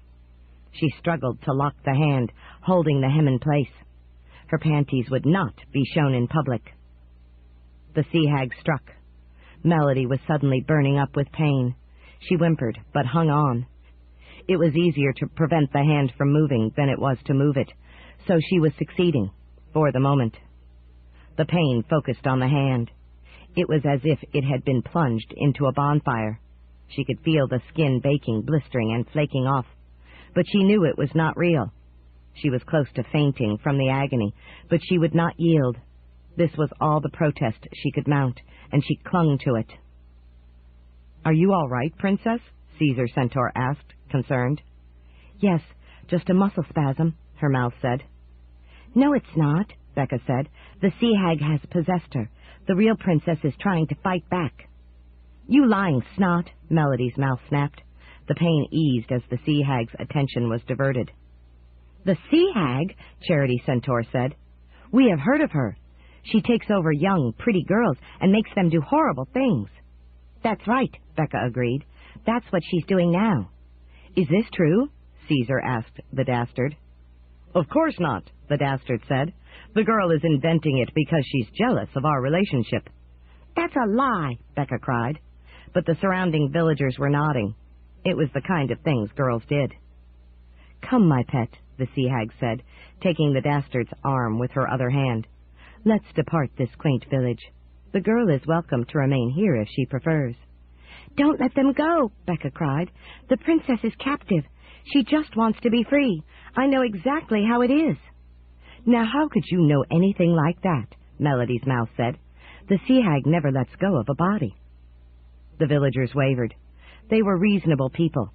The problem was that they were reluctant to believe evil of others or to credit something fantastic. "Find her sisters," Becca said. "Ask them. They'll tell you the truth." "Shut your $$, $$ mouth." The villagers were appalled by the awful word. 2 females fainted, and several children held their heads in pain. "See?" Becca cried. "No princess speaks that way. She's the hag. Stop her until you can verify what I say." That decided them. Several centaurs closed in and caught the swearing, struggling sea hag. Others surrounded the Dastard, preventing him from interfering. They conducted them to closed, separate cells and, to be fair, put Becca in a 3rd cell.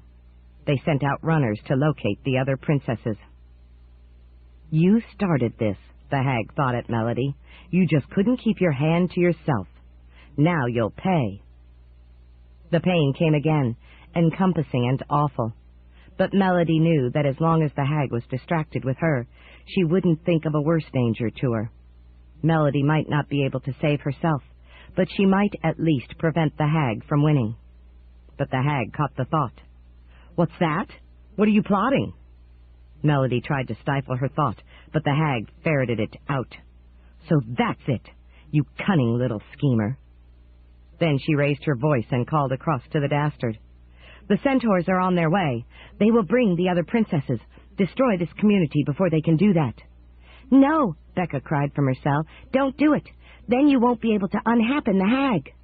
"I don't want to unhappen her," the Dastard responded. "We have a deal.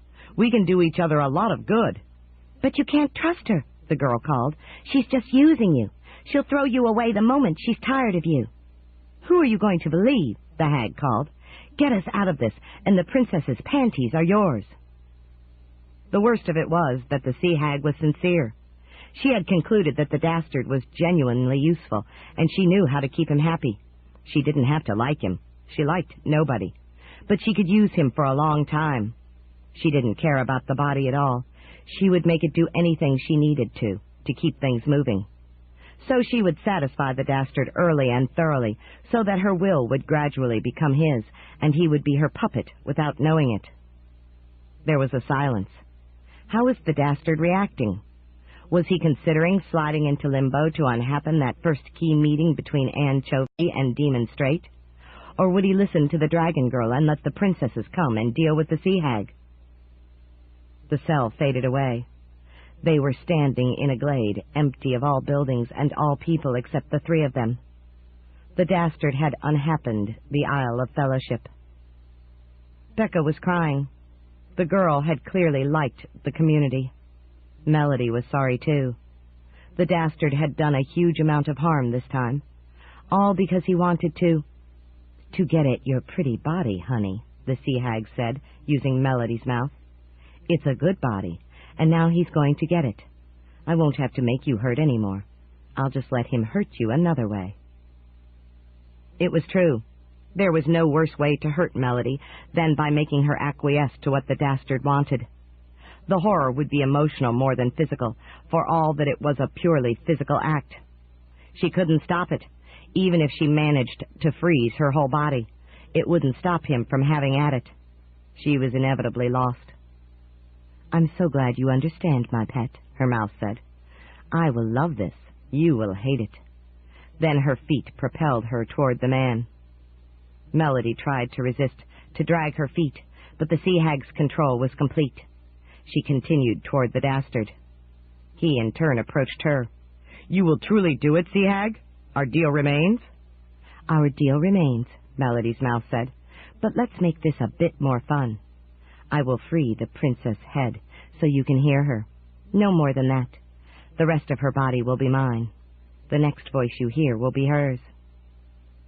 Suddenly Melody had her head back, and no more. She screamed. The man paused. You're really the Princess Melody? He asked. Yes, she cried. Don't do this. To her surprise, he actually seemed to listen. Why not? Because it's not right. I don't love you. I want you to stop doing dastardly deeds. But that's my mission in life, he said. That's how I get ahead. Melody found herself somewhat at a loss. She hadn't expected him to listen or to talk with her. She wasn't prepared. How does it help you to do dastardly deeds? It makes me feel good, because then others who were happy aren't, and I'm ahead of them. Why not feel good about doing good deeds? Because I have no soul. I traded it for my talent of unhappening. No soul. She had for the moment forgotten about that. So he had no conscience, no sense of decency. That explained a lot. She was wasting her time trying to appeal to any sense of honor. But you can't get ahead by hurting others. You have to help yourself. I'm trying to. I'm going to marry you and be a prince. But I don't want to marry you, she protested. The Dastard shrugged. The sea hag will make you. But you shouldn't do it. Why not? This grows tiresome, the hag thought. She put Melody's arms around the man and pressed her body in close to his. That's not me doing that, Melody cried. I know. I like it anyway. The Dastard moved to embrace her. Then there was a roar. A green dragon wedged in between them. Melody was caught up on its body and borne away. Somehow the dragon was supporting her as it ran, leaving the Dastard behind. The sea hag took back Melody's head. What are you doing, you despicable girl? The dragon carried her on across a stream and to an isolated glade. Then it became the girl Becca. I'm stopping you from abusing the princess, she said. You wretched thing, this is not your business. Yes, it is. I'm helping the Dastard avoid entrapment. It won't work. I'll take this body back to him. No, you won't. Why not? Because I'll stop you. Foolish girl, how do you propose to do that? If I have to, I'll bite you so that you can't walk.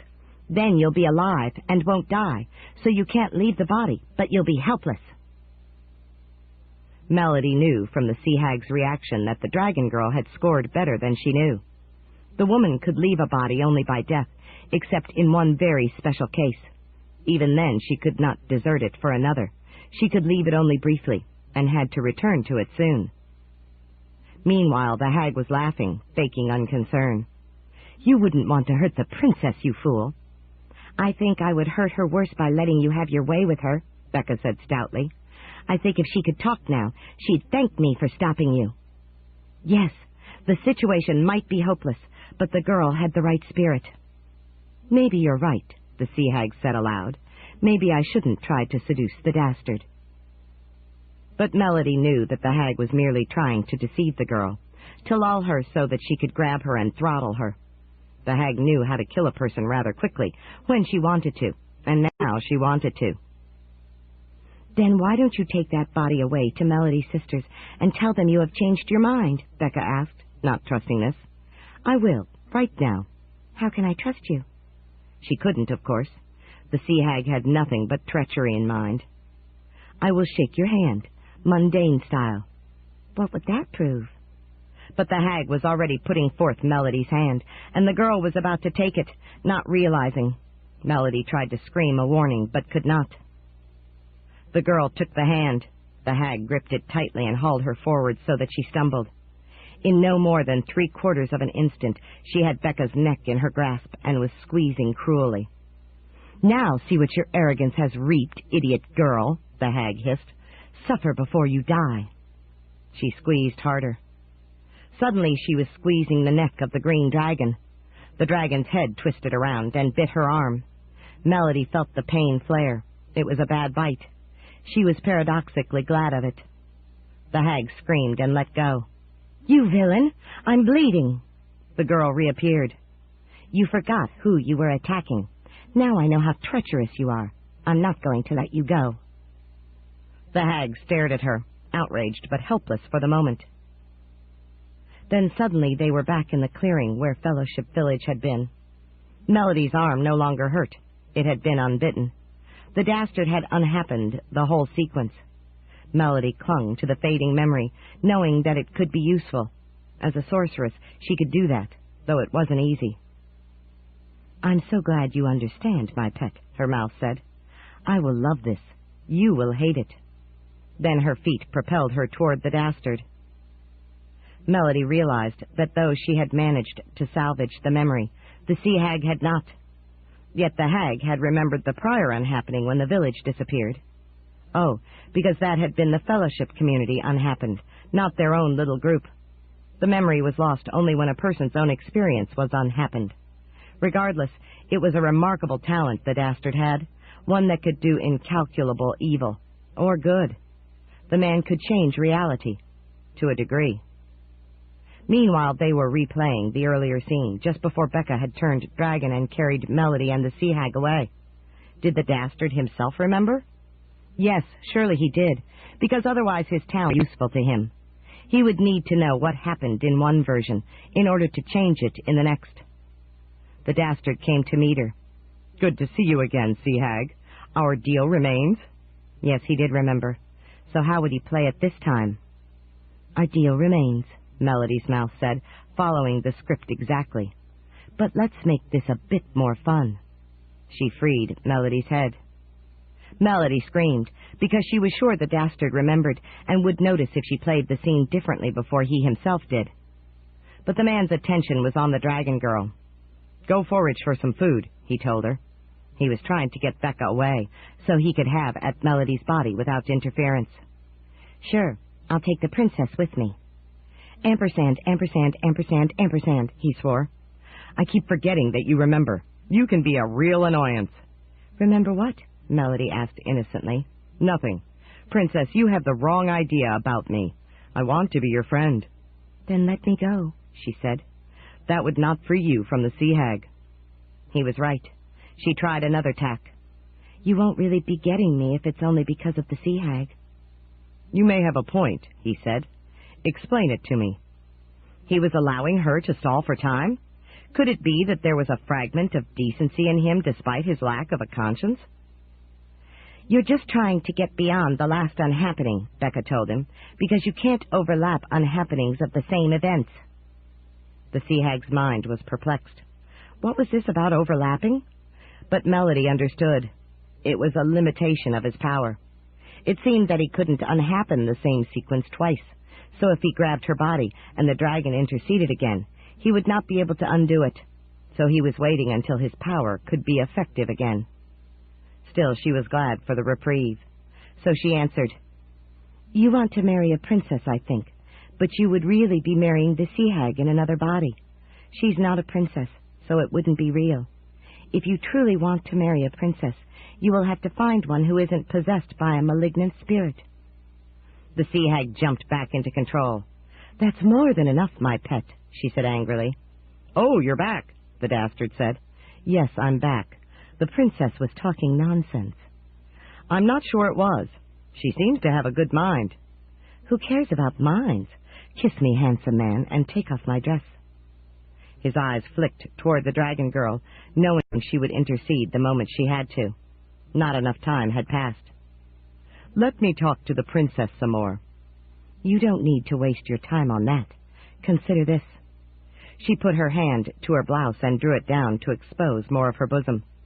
The Dastard jerked his eyes away just in time. It seemed that breasts did not freak him out as strongly as panties did, but they did have considerable effect. "Let me talk to the princess," he repeated. "To what conceivable point? She is my slave." "She's a nice girl. I like her. I want to get to know her better." Melody was amazed. The Dastard was stalling, but he didn't have any reason to lie, since he had a fair amount of control of the situation. Did he really like her for her mind rather than her body? Or for her royalty? "Oh, all right, numbskull," the sea hag said ungraciously. She turned the head back over to Melody.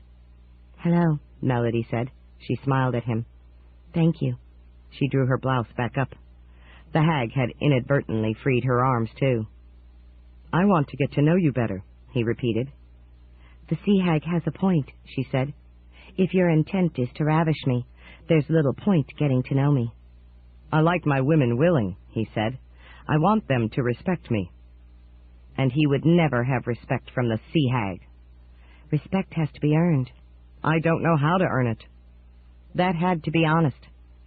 "Is it true that you lack a soul?" "Yes, I traded it for my talent." "I didn't realize that was possible." She forced another smile. "How did it happen?" "It was a demon. But enough about me. What is it like, being a princess?" The irony was that he seemed really interested.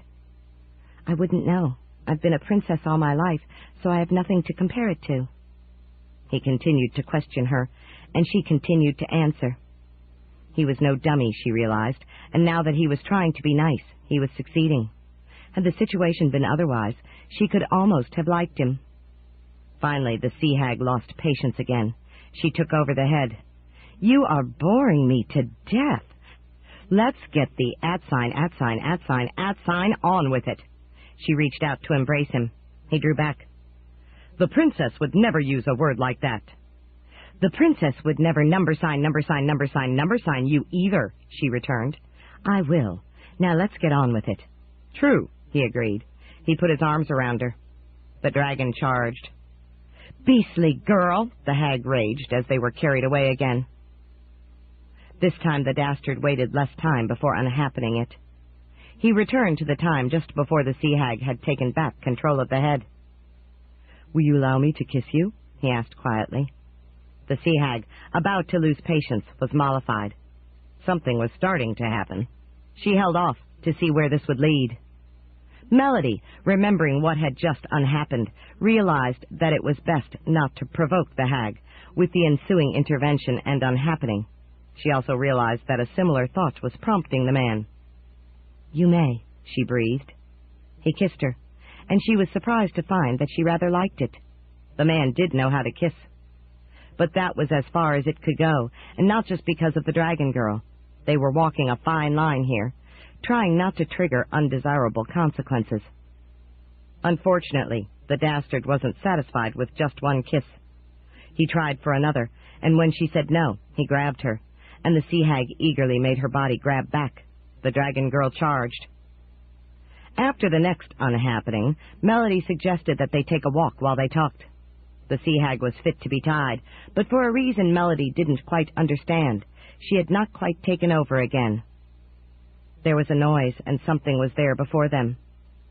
"Sister, come with us," a voice said. "Harmony." "And rhythm," her other sister said. "Stiffen your elbows. We're picking you up." Immediately the sea hag took over. "The other princesses! I'll not go with you." She raised her hands, her fingers curving as claws. There was a faint tune and a faint beat. Then Melody's body became light, and the hag was unable to prevent them from picking her up. Melody floated into the air. "What's going on?" the Dastard cried. "I'll handle this," Harmony murmured. "While I stifle the witch," Rhythm concluded. "You'll do no such," the sea hag cried, but then her voice faded out. She had been stifled by the magic of a sorceress. In fact, she became invisible as the magic continued. They had recovered Melody's body, but that would neither free it of the possession by the sea hag, nor stop the Dastard from unhappening this event. Then Melody saw Harmony become visible. She looked exactly like Melody. She was taking Melody's place. Only she was not possessed. As Melody and Rhythm floated invisibly away, she saw Harmony on the ground, walking with the Dastard. Could she possibly fool him? Oh yes, she knew Melody's mannerisms perfectly, and now that she had her appearance, she would be perfect. So she would make the Dastard think that she was Melody, so that he did not know that Melody and the sea hag were gone, and would not unhappen the exchange. "You'll never get away with this," the sea hag thought violently. Melody was afraid that was true, but she really appreciated her sister's effort to rescue her. What did they have in mind? At least they now knew of Melody's possession, and were bringing their powers to bear. Probably the hag had not had to fight two sorceresses before. The situation had changed. But had it changed enough? Soon she realized that they were not flying magically exactly. They were being carried by invisible Sim. That had been why there was noise when the exchange was made. Sim's landing. Still, though they could take Melody and the hag far from the Dastard, it wouldn't free Melody from her dreaded captivity. "That's right, my pet. They are bound to lose." Yet Melody had confidence in her sisters. They must have something in mind. They were, after all, sorceresses. "So am I, my pet. The only magic I ever encountered that could unpossess one I possessed is that of the Dastard, and even he can no longer do that. Not that he wants to." They flew to a giant tree. There, nestled in its topmost foliage, was a huge nest. That would have been made by a rock bird. Sim landed in it and carefully set them down. Rhythm became visible. "Now, Sim and I have to go fetch the one who can expunge the sea hag from your body," Rhythm said to Melody. "We were afraid that it couldn't be done, but we found a way. But it requires preparation and equipment and some delicacy. So we shall have to store you in a safe place while we get set up. There is no safe way down from here, so I don't think we need to tie you up." "That's what you think, my pet." Melody tried to speak, to warn her sister that the sea hag had devious ways to escape, but she couldn't make a sound. Invisible Sim squawked. "Oh?" Rhythm said. "Do you really think so? The hag can escape by throwing Melody's body to the ground and killing her? Then trying to take over one of us instead? We don't want that. Then we shall have to find a better place. What do you think we'll do?" Sim squawked again. "A mutant lair," Rhythm said. "All right, if you know where one is." Sim picked them up and flew across the forest to another location. This time he landed by a boulder at the base of a mountain. He squawked again. "I see," Rhythm said. "Yes, this should do very well. I'll put her inside." She turned to Melody. "Sister, this is a mute ant nest. It has no entrance and no exit. It is entirely sealed in stone. Only sorcery can get into it or escape it, so you should be safe here while we set up." Melody tried to speak, but still could not. She was silent as her sister ensorcelled her into the boulder. She was inside a hollow stone sphere, the deserted mute ant nest. It was, of course, like no other nest. "And now, my pet, we shall depart," the sea hag said with Melody's mouth. "They thought I could not draw on your powers of sorcery, but of course I can. Sing us out of here, dear." She turned Melody's mouth over to her. Melody tried to resist, but the pain started. It soon became intolerable. She didn't want to, but she had to use her magic to phase them out of the mute ant nest. If only her sister had realized how much control the sea hag had over her possessions. She opened her mouth and sang, concentrating on the stone, thinking it into vapor. Her magic acted through her mind and voice, and the stone became cloudy, and they walked through it into daylight. "Now turn us invisible and fly us that way," the hag said, pointing in a direction. Again Melody tried to resist, but again the pain welled up until she couldn't bear it. If only she could resist, she might keep the hag here until her sister returned. But she couldn't. That's what Rhythm and Sim hadn't known. She sang again, willing her body to be invisible, and it faded. Then she sang it light, very light, until it weighed no more than the air around it and could float. Then she sang webbing between her fingers and feathers on her hands so that they could catch the air. She stroked the air with those special hands and flew up into the sky. "Very good, my pet," her mouth said when the magic was complete. "I can see that you will be extremely useful to me for the rest of your life. Now I will direct us to our destination." The sea hag took over the flying. Melody wondered why the hag wasn't returning directly to the Isle of Fellowship, where they had left the Dastard. "Well, I'll tell you, my pet," her mouth replied. "You have been a difficult host, and I have had to expend some considerable effort to keep you under full control and make you perform. That bitchy dragon girl hasn't helped, and neither has the magic of your stupid siblings. So I shall have to restore my vitality sooner than I would otherwise have required." "Restore her vitality?" "Yes, my pet. My spirit is not limitless, and it loses some of its essence each time I change hosts and when I have to fight to control them. So periodically I go to a secret place where I maintain a supply of spirit. I restore myself, and then I am good for another decade or so. How unfortunate that you will never have opportunity to tell anyone else about this marginal weakness of mine." It would indeed have helped to know, for Melody would have fought yet harder despite the pain. "I know you would have, my pet, but now it no longer matters, because I am close to restoration, and thereafter you will be entirely suppressed." They flew where the sea hag directed. This was to an obscure section of jungle Melody hadn't seen before. They landed and walked forward, still invisible. Ahead was some kind of a tangle tree, or, no, it was worse. It was a monstrous monster. In fact, she recognized it now.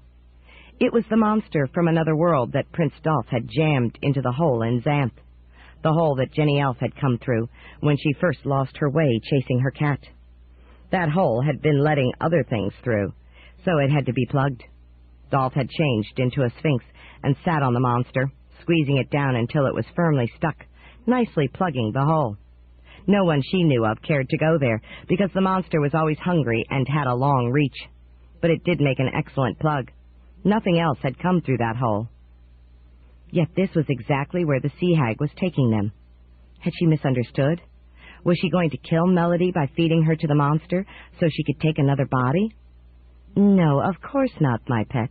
This body is far too good to give up casually, and my deal with the Dastard is too important to pass up. Seldom have my immediate prospects been better, but I shall need all my strength to eliminate your sisters. It has been centuries since I have had to fight more than one magician or sorceress at a time, and it's no easy thing." They came to a halt safely beyond the monster's reach. "Hello, my pet," the sea hag called. "I have no body for you to eat this time, but I'm sure you will endure. Now I will visit you, or more correctly, the realm just beyond you." The monster, hearing her, evidently recognized her as it waved a tentacle. The realm beyond the monster? That could only be the other side of the hole. Melody had never dreamed of such a thing. Only the sea hag would have dared venture there. "Yes, indeed, my pet. That's why I set up my cache there. Once the hole opened up, it was the safest possible place for it. The monster, of course, can't interfere, because it is soulless. My spirit passes right through it without resistance.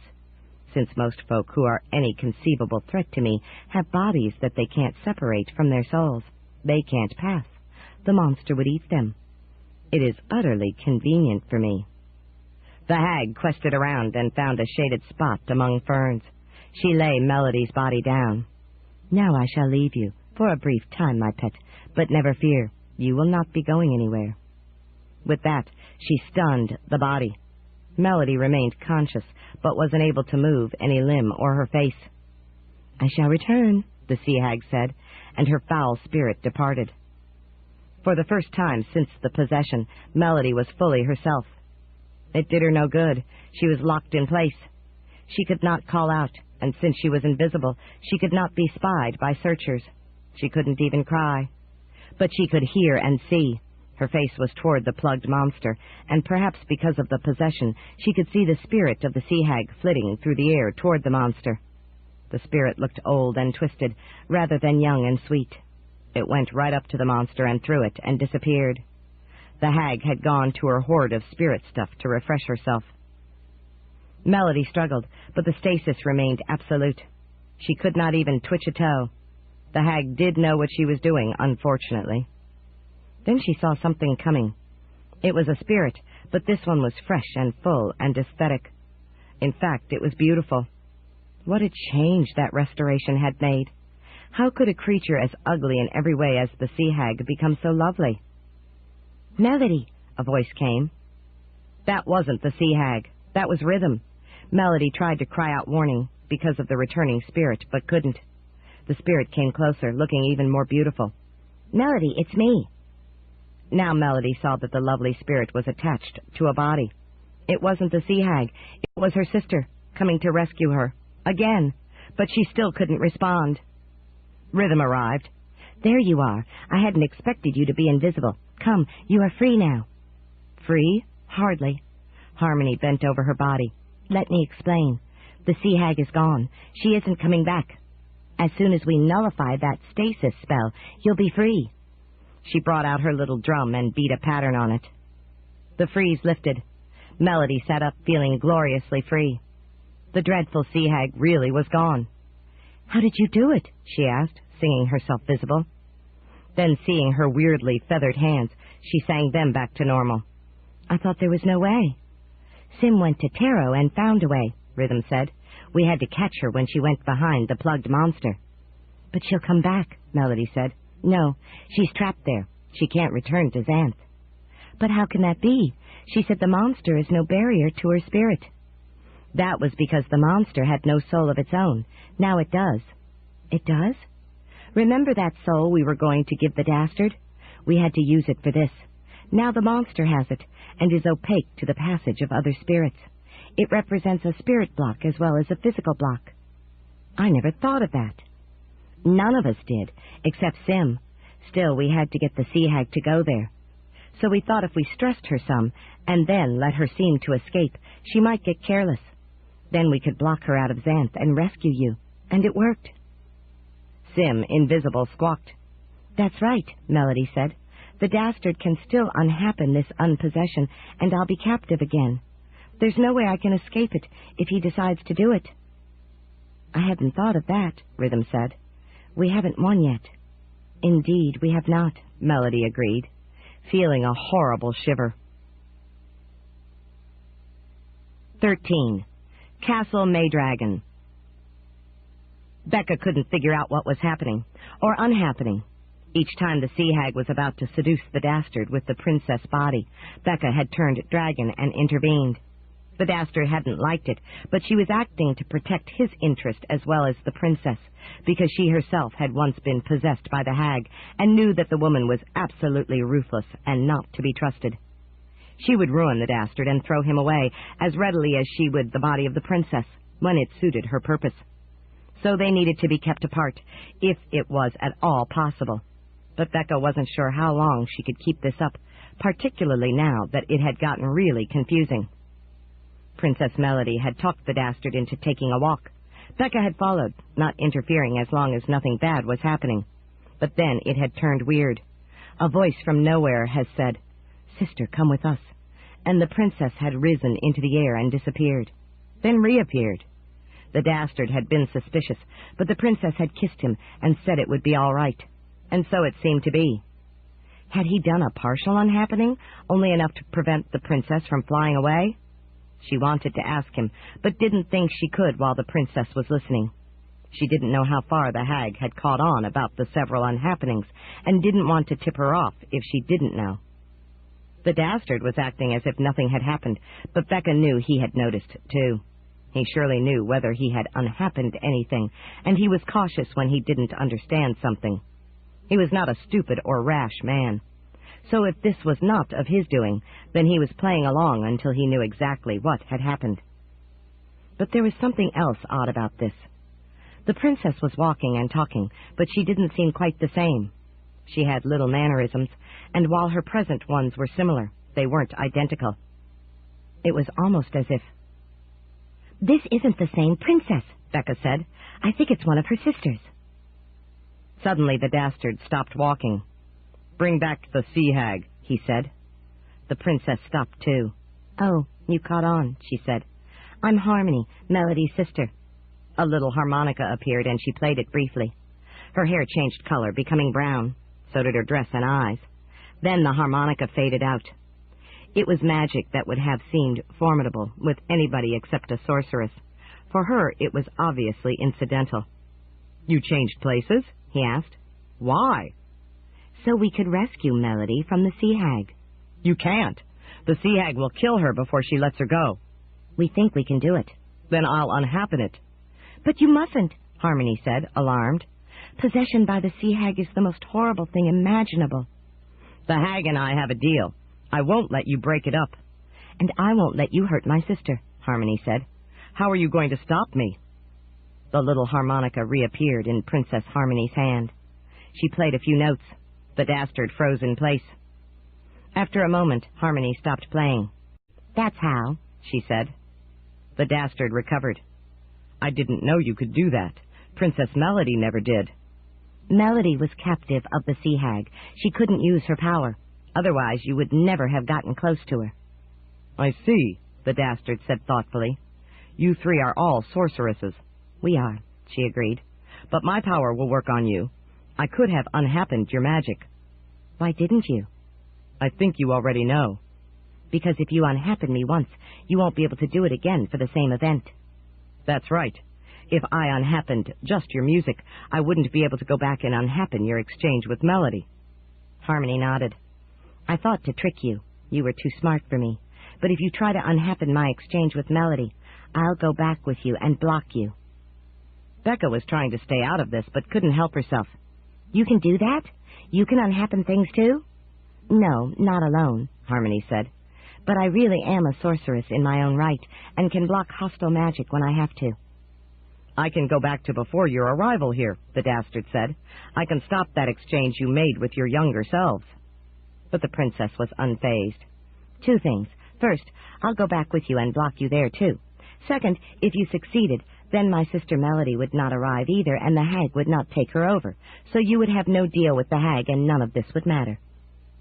The Dastard studied her appraisingly. "You're no dummy." "Neither are you. So I trust you'll know better than to start something you will regret." "I think you're bluffing. If you could go back and stop me, you would have done it already, and we would not be here discussing it." Still, she showed no distress. "You have been on happening events for 4 years. We have been here as adults only a few days. We're not used to Xanthly concepts of time and geography, but we're learning rapidly.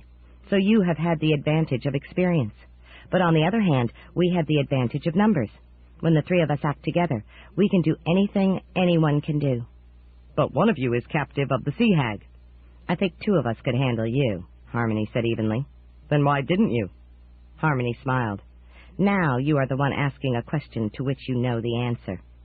"Because eliminating me would not have saved your sister," he said. "You have to deal with the sea hag first." "Yes, but if we can't save our sister, we can certainly make you regret it.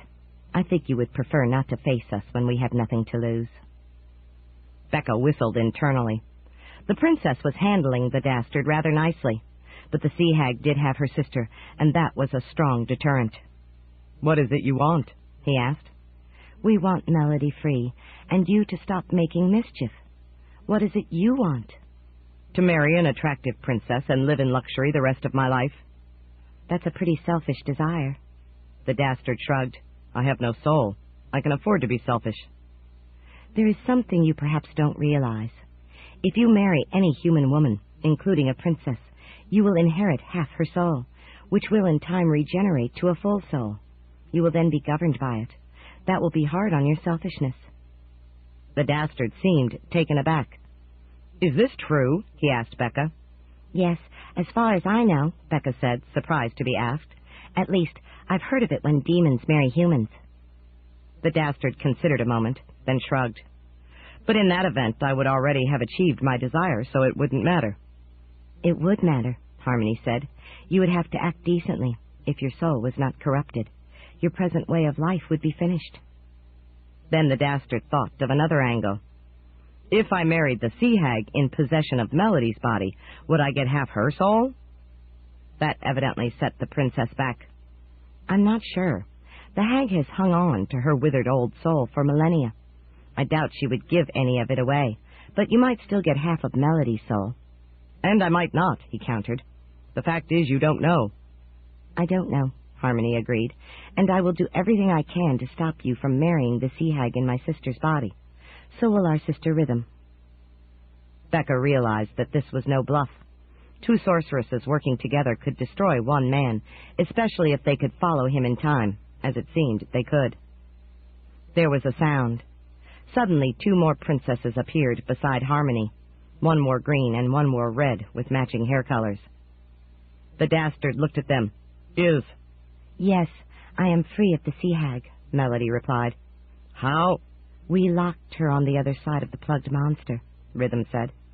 The Dastard slid into limbo. He was making his move. The three princesses slid with him. They were countering it. Becca was carried along in the powerful swirl of magic. They came to the time and place where the sea hag had been trapped. Becca saw Melody's body lie down, and a withered spirit leave it and flit toward the monster. This was how it happened. The Dastard slid back. The Dastard slid back. The Dastard slid back. The Dastard slid back. The Dastard slid back. The Dastard slid back. The Dastard slid back. The Dastard slid back. The Dastard slid back. The Dastard slid back. The Dastard slid back. The Dastard slid back. The Dastard slid back. The Dastard slid back. The Dastard slid back. The Dastard slid farther, to the time just before the hag brought Melody here. He slid into Xanth. He was going to try to warn the sea hag not to go behind the monster. The three princesses slid out with him. Melody began to hum. Harmony played her harmonica. Rhythm produced a small drum and beat lightly on it. A field of power formed around the Dastard and started to make him fade out. He slid back into limbo. The three princesses followed. Becca was again sucked along in the vortex. There was no question of the combined power of the princesses. Becca felt the surge of magic stronger now, and knew that with each experience they were discovering how to tune their magic for greater effect. They were learning rapidly, and would soon overwhelm the Dastard. They had already stopped him from unhappening the unpossession, which had surely been the trickiest aspect of this contest. He slid back to the time the princesses had exchanged with their younger selves. The three went with him. This time he didn't even make it out of limbo. Their magic bound him within it, rendering him helpless to interfere with their past. The Dastard tried once more. He slid all the way back 4 years, evidently trying to get before the time the stork delivered the little princesses. Becca realized with horror that this ploy might work. Obviously, they could not go back before the time they existed, any more than he could go back to before he got his talent. But it turned out that they had been delivered just before he got his talent. He could not unhappen their very existence. Becca was relieved. She was supposed to help the Dastard, but her sympathy was with the princesses. The Dastard snapped back to the present and returned to Xanth. The princesses returned with him, and so did Becca, carried along. She had never before experienced such strong magic. She felt its power like the strong current of a swollen river, carrying her along like a floating leaf. It was frightening and exhilarating at the same time. She was glad to be out of it for the moment. "So you can balk me," the Dastard said. "But for how long? The sea hag said you were here only 4 days. After that, I will win." The princesses looked triply stricken. "He's right," Melody said. "We have very little time to settle this," Harmony agreed. "So we'll have to do it the mean way," Rhythm concluded. Becca didn't much like the sound of this. "The mean way?" We'll have to kill him, Sim squawked. He had not accompanied them through limbo, but remained in the present scene, still invisible. Becca could see him because the princesses could, and their daunting magic encompassed her. I'll unhappen that, the Dastard said. Not if we balk you, Melody said. We'll chase you until we catch you, Harmony said, and feed you to a dragon, Rhythm finished. I'm not eating him, Becca protested. But the Dastard was plainly worried. Maybe we should negotiate. Why should we? Melody asked. You want to enslave me to the sea hag. No, I want to marry you. Will you do it without being possessed?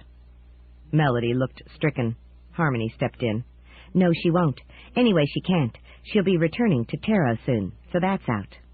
The sea hag said there was a way, he said. Her way is anathema, Rhythm said. Whatever it is. You three could make it true your way if you wanted to. But we don't want to, Melody said. I don't want to be possessed or to marry you. I just want to stop you from doing dastardly deeds. But the Dastard had her number. You don't want to kill me either. You're bluffing. But we could stop you some other way, Harmony said. Really? How? By giving you a soul, Rhythm explained. But the Dastard was ready for that, too. You used your spare soul for the plugged monster. Now you don't have one for me. The three princesses exchanged a triple glance. He's right, you know, Melody said. But souls are divisible, Harmony said. One of us could share half a soul with him. By marrying me? The Dastard asked. The three quailed. Obviously, that was not their plan. Becca was impressed. The Dastard was proving to be smarter than the princesses. Then Princess Melody tackled the matter. You have a certain advantage because you have no conscience. You can do things we can't because of our ethics. But I think we have more power than you, and if we have to make a choice between letting you tear up Xanth or stopping you permanently, we'll stop you. We have to make that decision in the next 2 days before we return to Terra. So if you have any suggestion that might enable us to stop you without killing you, we would like to hear it. And that, Becca realized, put it back on the Dastard. The three princesses did have more magic. She felt its awesome power. But they also did have consciences, and that limited them substantially. Becca could feel the difference. When she was near the Dastard, there was a kind of emptiness, while near the princesses there was the goodness of their sweet souls. It remained a standoff. Yes, I have a compromise, the Dastard said. Marry me, Melody. Share your soul with me, and we'll both have everything we want. Some other compromise, Harmony said. That's the only one I'm interested in. And it's one we are not interested in, Rhythm concluded. There was a silence. Becca wanted to help the princesses, but was supposed to help the Dastard. She made an effort to do both. Maybe if you gave it some time, she said. You're rejecting the Dastard without really knowing him. You ought to let him make his case, seeing as it is a viable compromise. No, it's not, Melody said. The gain is all his, the sacrifice all ours. Still, you shouldn't decide in ignorance, Becca argued. Maybe if you know him better, you'd be absolutely sure you would never marry him in a million years. But you have to find out first. It might be that he would improve with half a soul and be... She couldn't quite make herself say good, and needed a more neutral word. Tolerable, the Dastard suggested with 4/7 of a smile. He obviously didn't care about the soul. He just wanted the princess. Sim, does this make sense? Harmony asked the invisible bird. Yes, Sim squawked. Then I guess we'd better try it, Rhythm said. Why don't we give it 1 day, and then, if there's no other way, we can do what we have to do. All right, Melody said miserably. I will get to know him for 1 day, but I'm not going to let him do any adult conspiracy things. Becca turned to the Dastard. There, you have 1 day. If you're ever going to win a princess, this is the time, but you have to behave. The Dastard nodded. Then it's a truce, for a day. Now we have to figure out the setting, Harmony said. A magic castle, Rhythm said, with just the two of them. And no magic talents, Harmony said. No unhappenings, no singing things real. Just the two of you, getting to know each other better. Who's going to enforce this? Melody asked. Suppose someone cheats. She didn't need to clarify who might cheat. There was only one person present without a conscience. "That's no problem," the Dastard said. "You'll be watching. You'll know if I cheat. Then the deal will be off. But let's qualify it. No magic unless the other agrees." Melody and Harmony exchanged an uncertain glance. Sim understood why. "We need an objective judge," he squawked. "Someone who doesn't stand to gain or lose from this." "Becca," Rhythm said. "She can watch and judge." "Me?" Becca asked, startled. "I'm just a dragon girl. I can't stop an unhappening or the magic of a sorceress." "But we can," Harmony said, "if someone watches and alerts us." "And Sim can figure out alternatives," Rhythm said. "So after the day, maybe we'll know what to do." "But the setting," the Dastard said. "I want it limited, so she can't just run away." "Limited to a castle," Harmony said. "A fancy one, with many turrets and terraces and chambers." Rhythm smiled. "Are you thinking what I'm thinking?" "Of course I am. This is our chance to animate our chocolate castle, only in stone." "But it would take forever to conjure all that stone," Melody protested. "No, I believe you could do it in a few hours as background magic, since you have the pattern," Sim squawked. "This is Xanth, where stone is common." Becca had another concern. "You said I could watch and judge. How am I supposed to do that? I can't just follow them around." Sim squawked. "Adapt." Harmony and Rhythm nodded. "Beautiful," Harmony said. "A rehearsal for a real stone castle." "We know the design," Rhythm agreed. "All we need is practice implementing it." "You'll need my help to make it," Melody said. "We haven't done adaptation on this scale before." "I don't understand," Becca said. "You will," Sim squawked. Then the three princesses faced her. Melody sang, Harmony played her harmonica, and Rhythm beat her little drum. Magic surrounded them, becoming overwhelmingly powerful. It was as if a phenomenal storm were forming, yet there was no breath of wind. Something breathtaking was happening, but what? It seemed to reach right through her, taking hold of her very flesh and bones. Becca felt herself changing. Weirdly. "Hey!" she cried as her hair stood out from her head and current surged through her limbs. She tried to turn dragon to escape it, but the change continued. Her body expanded enormously, and her feet spread into the ground. Her scales turned into outcrops of stone, tors or battlements. Her eyes fractured painlessly into 100 panes of glass. She was becoming something huge and hard and amazingly intricate. Then she realized what it was. She was developing into a castle, a big one, with endless turrets and walls and stairways and windows and green trees growing in gardens throughout. There was a circular moat, but the castle was evidently nestled on a small hill. She had lost her eyes and ears, yet she could see and hear everything, outside and inside, via the windows and doors. She was the setting. The three princesses stopped their music. The castle was complete. What a fantastic edifice it was. Melody detached herself from the trio and walked to the front entrance. Her clothing became an ornate gown. She had been beautiful. Now she was stunning.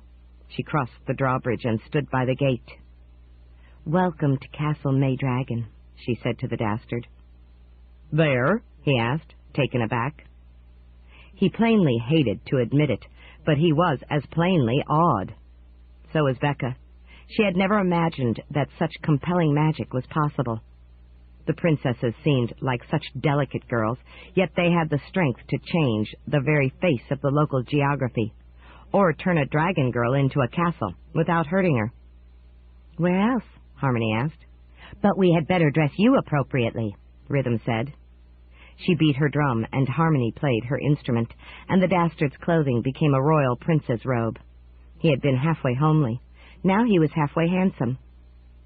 He stood on the drawbridge and looked down at his reflection. "Clothes really do make the man," he murmured. "You will look like that all the time if you marry a princess," Sim squawked. Becca realized that the big bird wanted it to happen because it would immediately nullify the danger of unscrupulous unhappenings. Unfortunately, it was Melody who needed to be persuaded. The Dastard was already more than willing. He crossed the moat and joined her. The drawbridge lifted. They were confined to their setting. and Becca could see and hear everything. She almost hoped that the Dastard would be charming enough to impress the princess, because it would solve the problem. Yet how could Melody ever make such a sacrifice? "Let me show you the castle," Melody said graciously. "We have spent years working out its details." She took his hand and led him into the first chamber. He came with her, looking almost as bemused as Becca felt. The princess was giving him her time, but in her own fashion, not that of the sea hag. She was doing what she was supposed to do, being the perfect hostess. "You actually turned the girl into the castle?" the Dastard asked, looking around at the dozen or so turrets. The castle was on so many levels it was dizzying to try to comprehend in a single gaze. "Yes, but don't be concerned. She is unharmed. We merely performed a topological technique we learned from Grandma Bodney. We will return her to her natural form when this is done." "Is she conscious?" "Oh, yes. She can see and hear everything that goes on here, because this is her. But she will communicate only with my sisters. We can ignore her." "But changing a living person into stone and trees and water." "And much, much more," Melody agreed. "Now let's change the subject. You have just 1 day to convince me to marry you, and you had better hurry because I think your chances are 1 in a googolly." "A what?" "A very big number." "I haven't heard of that number. What is it?" "It's one we invented back when we were 3 or 4 years old, just as we designed this castle. Originally it was a doll castle made of chocolate, called Castle Chocahall, but as we grew, we enlarged it and added details. We name it after whatever we make it from. We're rather proud of it, actually." "The number," he said. "Exactly what is it?" Melody made a moo. She looked really cute when she did that. "Oh, that. It's based on a googol." "What's a googol?" She made a flounce of impatience, her artful graciousness slipping a trifle. "Do you really want to know?" "Yes." "Well, it's your own time you're wasting. A googol is a 1 followed by 100 zeros. Are you with me so far?" "Yes, 10 to the 100th power." She paused, nodding. "You do understand." "I am without conscience, not without intelligence." Becca was getting to halfway like the Dastard. He had set the princess back right when she had expected him to be ignorant. "Very well. A googolplex is a 1 followed by a googol zeros." 10 to the googol power, he agreed. 10 to the 10 to the 100th power. So we made the googolly, which is a googol to the googol power. 10 to the 100th power raised to the 10 to the 100th power, he said. "Got it now. That is a very big number." "It seems appropriate in the circumstance." The Dastard had that little chance of persuading Melody? Then this exercise didn't seem to have much point. But the man seemed unbothered. "What are the chances of your killing me if we don't marry?" "About 1 in..." She paused uncomfortably. "Well, I don't know exactly." "Would you rather kill me than marry me?" "I don't want to do either." "But as long as you do neither, we have an impasse. I'm not going to change my nature without a soul, and you aren't going to let me go. If you marry me, I'll be satisfied, and I'll have a conscience, and won't do any more mischief. So your choices seem to be between letting Xanth suffer, or killing me, or marrying me. You don't seem to want to do any of those." Melody stared at him. "If this is your idea of courtship, it's not winning me over." Becca saw that the Dastard's soulless rationality was not very romantic, but she wasn't in a position to advise him, assuming that he would listen. "I don't want to win your heart, just your acquiescence." "What about love?" Melody flared. "What is love?" Without a soul, he could not love, so he had no use for it. Becca saw that, but wasn't sure the princess did. Melody turned away. "Anyway, we're proud of our castle. It has many fascinating features. The topmost turrets are good for observation. From them we can see all the way to Mundania. The trees are of many rare and magical types, not just the useful shoe trees and pie trees. The mistress bedroom is opulent and..." "What kind of bedroom?" "The mistress bedroom. That's the most important one in the castle, for the mistress of the castle. Other castles may have master bedrooms, but they weren't made by princesses. Let me show you." "I would be happy to be shown your mistress bedroom." For a reason he surely didn't understand, that just made Melody further annoyed. Becca saw her graciousness slip another notch, but the princess pretended to be unaffected. She led the way through the entrance tower, up a spiral of stone steps, and out a back door on the 3rd story. This led to a very long, narrow stairway on the top of a stout wall. There were stone railings on either side rising to waist height, so there was no danger of falling off unless pushed. The outer rail was a battlement, so that defenders could fire their arrows at a besieging force, while the inner rail was smooth. There was an embrasure halfway up toward the next turret. Becca really liked this castle, and wished she could assume it as a 3rd form, being a dragon castle girl, but of course it would be gone the moment this scene was done. The Dastard looked out, evidently intrigued. This is highly defensible. I suppose it is, though we don't have any soldiers. We prefer to spend our time in the garden inside. He looked in, over that smooth rail. I suppose. They followed the steps up to the turret. They went around it on the inside, and there was a door opening into it.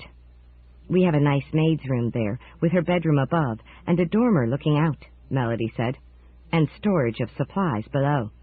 She turned the other way and indicated a courtyard with a pleasant terrace and garden. We play games there. I would be happy to play games with you. There he went again, spoiling whatever faint chance there might have been for a mood.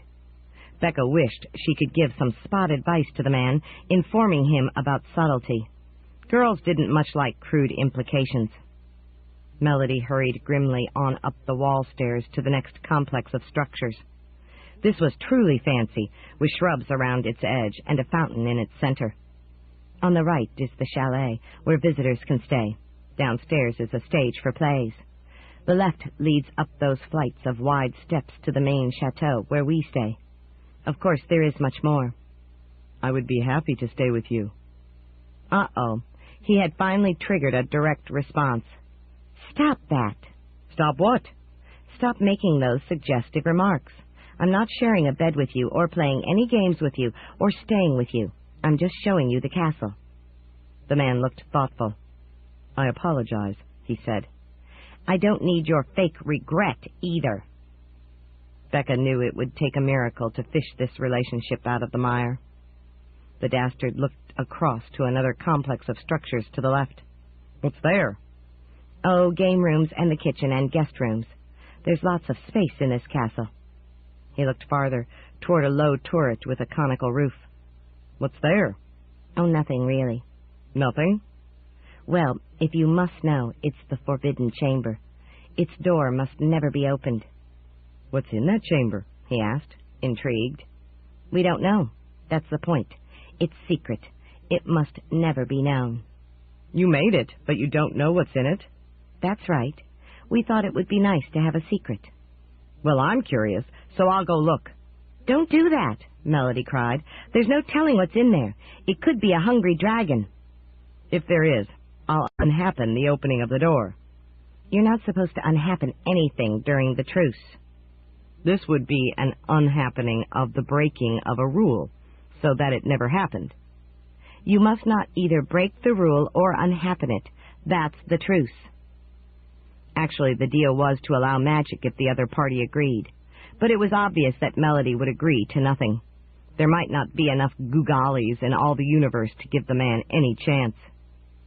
The Dastard shrugged, seeming unperturbed. Have it your way. What's there to eat? Melody waved a hand nonchalantly. Anything you want. Anything? She flushed for a reason Becca did not understand. Evidently, the Dastard had blown yet another non-existent chance. Shoe fly pie, then, she said abruptly. Made from the best flying shoes. She led the way to the dining room. They had shoe fly pie. It's good, the Dastard said. Thank you. But ice almost crackled off the words. I was making a statement of fact, not complimenting you. Worse yet. That's good. I didn't want your compliment. Then why did you thank me? I was being polite. Isn't that the same as lying? She flushed again. I apologize for lying. The Dastard had scored, but not in any way he wanted. If only the princely clothing had brought a princely manner.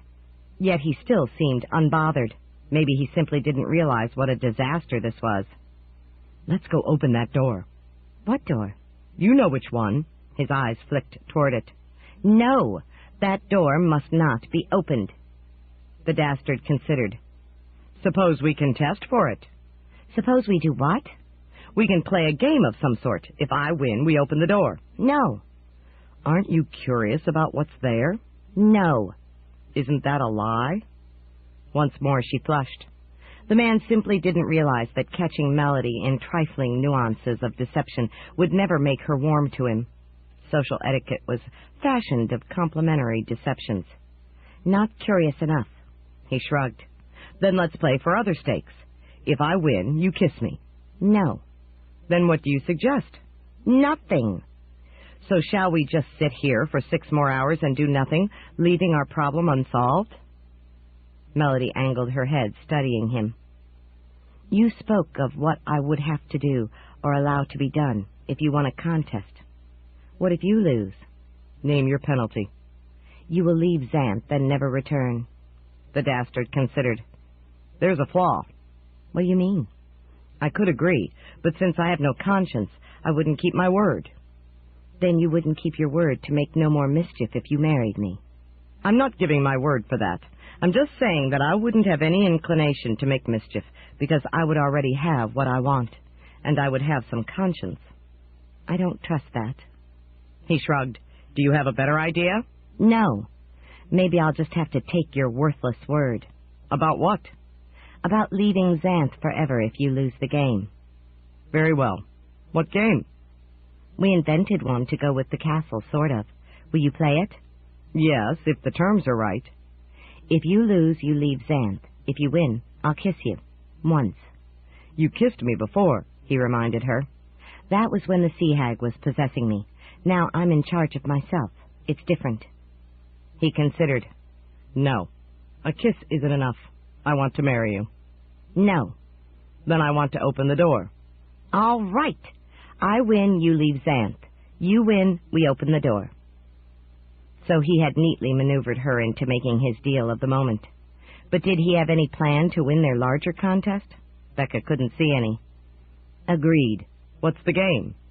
It's called Swamp Road. It's like tic-tac-toe, only different. Show me. She fetched a sheet of paper, a pencil, and an eraser from the castle supplies. Her hands in the cupboard made Becca feel ticklish, but she couldn't laugh. Here's a small sample diagram. We play it on larger ones, but this will show the way. She sketched it lightly. This is the neighboring village, where some of the castle servants live. It is laid out in a square or oblong in a swampy area. There are 9 houses, with 14 dirt roads connecting them to each other, so they can visit each other freely. When it rains, water runs over the roads, but usually doesn't hurt them. Still, it's a nuisance, and they worry about heavy rains. None of them want to be isolated by having their roads wash out, preventing them from visiting others. So when a road paver comes, one of them may have a road paved to a neighboring house so it won't wash away. This is a game? Yes, I'm giving the background. When one resident paves a road, that makes the water flow less freely through the swamp at that point, so the water level rises.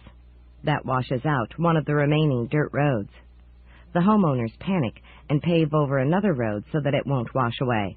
But that makes the water rise still higher, and another dirt road washes out. The homeowners are afraid that if they don't hurry, some of them will get cut off from the rest and be isolated. That would be awful. It would mean that the swamp had defeated them. So what's the game? One player is the paver. The other is the swamp, or the washer, we call it. They take turns. First the paver paves one road, then the swamp washes out one. If the game ends with all the houses still connected, however deviously, the paver wins. If any house or houses are isolated, the swamp wins. We mark the paved roads by darkening a line between houses. We mark a washout by drawing 2 lines across a road, like a ditch. She demonstrated, darkening one line and making a gap in another. That's it? She smiled grimly. It's enough to make a good game. Let's walk through it once on the sample diagram. Then we can play a serious game. But just darkening lines or erasing them on paper is dull. We can make it seem real via illusion, if you wish. Yes, reality by illusion. Melody hummed a tune. The surface of the table expanded enormously until it was the size of a village, and they were standing at its edge. Rain was drizzling down on a grid of dirt roads. At each intersection was a little thatch house. There were 9 houses, with the roads between them forming 4 squares. There were also 2 diagonal roads bisecting the grid from northeast to southwest, but no diagonals from northwest or southeast. There was a total of 14 roads. Becca was impressed again. It did look real. Some of the houses even had gardens and toys outside, as if there were children. "Here's how to pave a road," Melody said. She took a wand that appeared in her hand and stroked it along the road's surface. Immediately the road became hard and raised. "You can pave only an existing dirt road. Most diagonal routes don't exist. And here's how to wash one out." She used the wand to make 2 strokes crossing the road. A ditch appeared with water coursing through it. "Now you try it." She handed the wand to the Dastard. He used it to pave another road and to wash out one. "That's easy enough. But I want to see how the game actually plays." "Yes." Melody took back the wand and stroked it across the paves and ditches, and they disappeared. "We can play as many practice games as you want. They generally favor the paver. Do you prefer to pave?" "No, I prefer unhappening things." They walked through a game, with Melody paving and the Dastard washing. In the end, he succeeded in isolating one house on the corner. "So you see, that's your win," Melody said. "But I could have prevented you." "I'm ready," the Dastard said. "Let's play a larger game." "But there are tricks. You'll be at a disadvantage." "No, I won't. I understand this game." She shrugged. "If you're sure." She waved the wand, and a larger grid appeared, 4 houses square, with 29 roads connecting them. "Larger." She waved the wand again, and a grid of 25 houses appeared, with a total of 47 roads. The Dastard nodded. "Let's review the terms," the princess said. "If I win, you agree to leave Xanth. If you win, we open the forbidden door." "Yes." She hesitated. "But you may renege, because you have no soul and therefore no conscience." "Yes." "So why should I make any such deal?" "Because you hope that I might honor the deal if I lose, and you're curious about what's in that chamber if you lose." Melody flushed again, meaning that he had scored again. He was clearly smart enough. "All right, let's do it." They started playing the game. Becca couldn't tell who had the advantage, so she did what they couldn't. She indulged her girlish curiosity. She looked inside the forbidden room without opening the door. It was part of the castle, and she was the castle, and could see anywhere within it. The chamber was empty, except for a man-like figure standing in the center, facing the door. Across the back of his shirt was printed the word "Factor." That was all. Becca couldn't make sense of it. This was no terrifying sight. There was no dragon or bug-eyed monster or other horrendous creature. Just this standing man thing named Factor. Why should the princesses be so wary of him? She returned her attention to the game. The castle was as it had been before, but the chamber with the game seemed to be as big as all the rest of it, with the rain and marsh. That illusion was remarkable. The 2 people were even getting wet in the drizzling rain. End of Side 6. Side 7, The Dastard by Piers Anthony, continuing on page 294.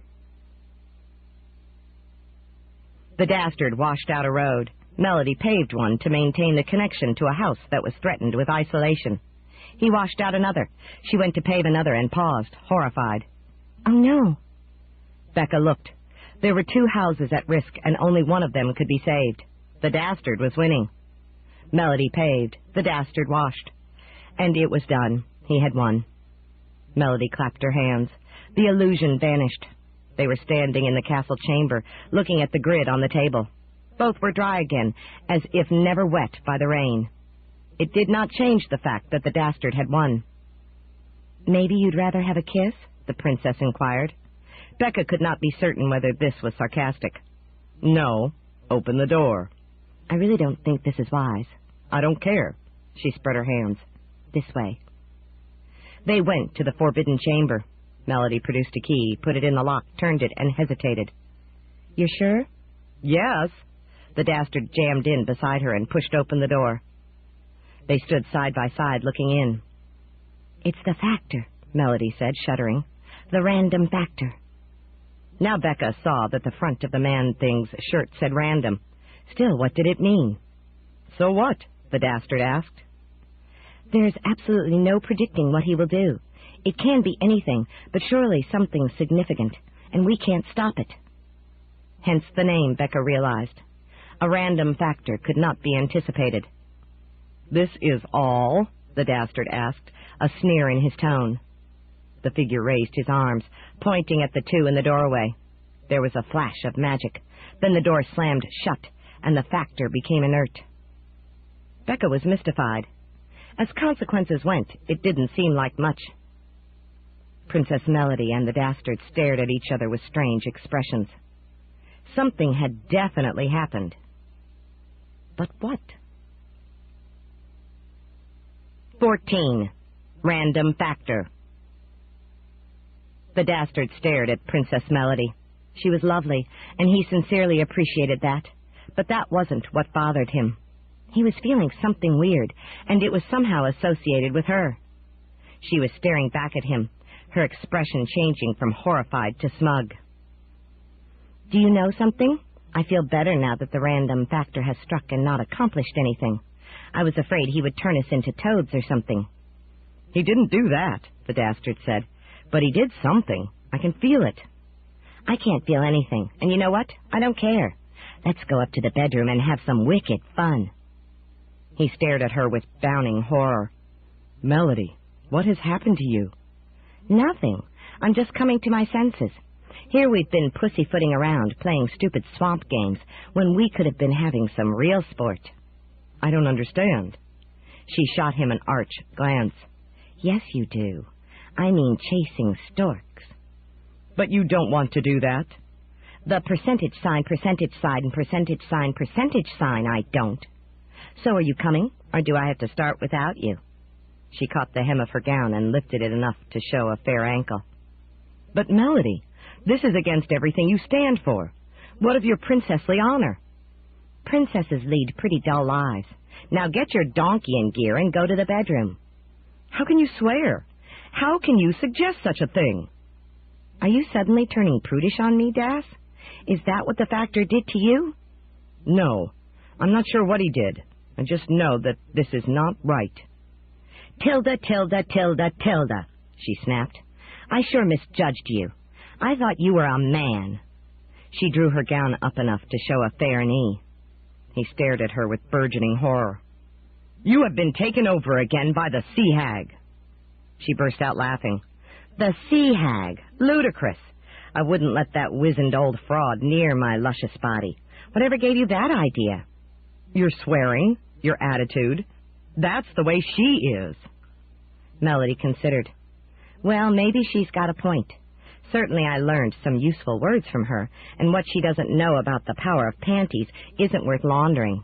Why honor foolish restrictions? But she's not here. For all I care, she can stay plugged up forever." He peered at her. "She's really not there?" "What the number sign do you care, Das? I can do anything with my body she could have. Here, I'll show you." She put the other hand to her blouse and tore it halfway asunder.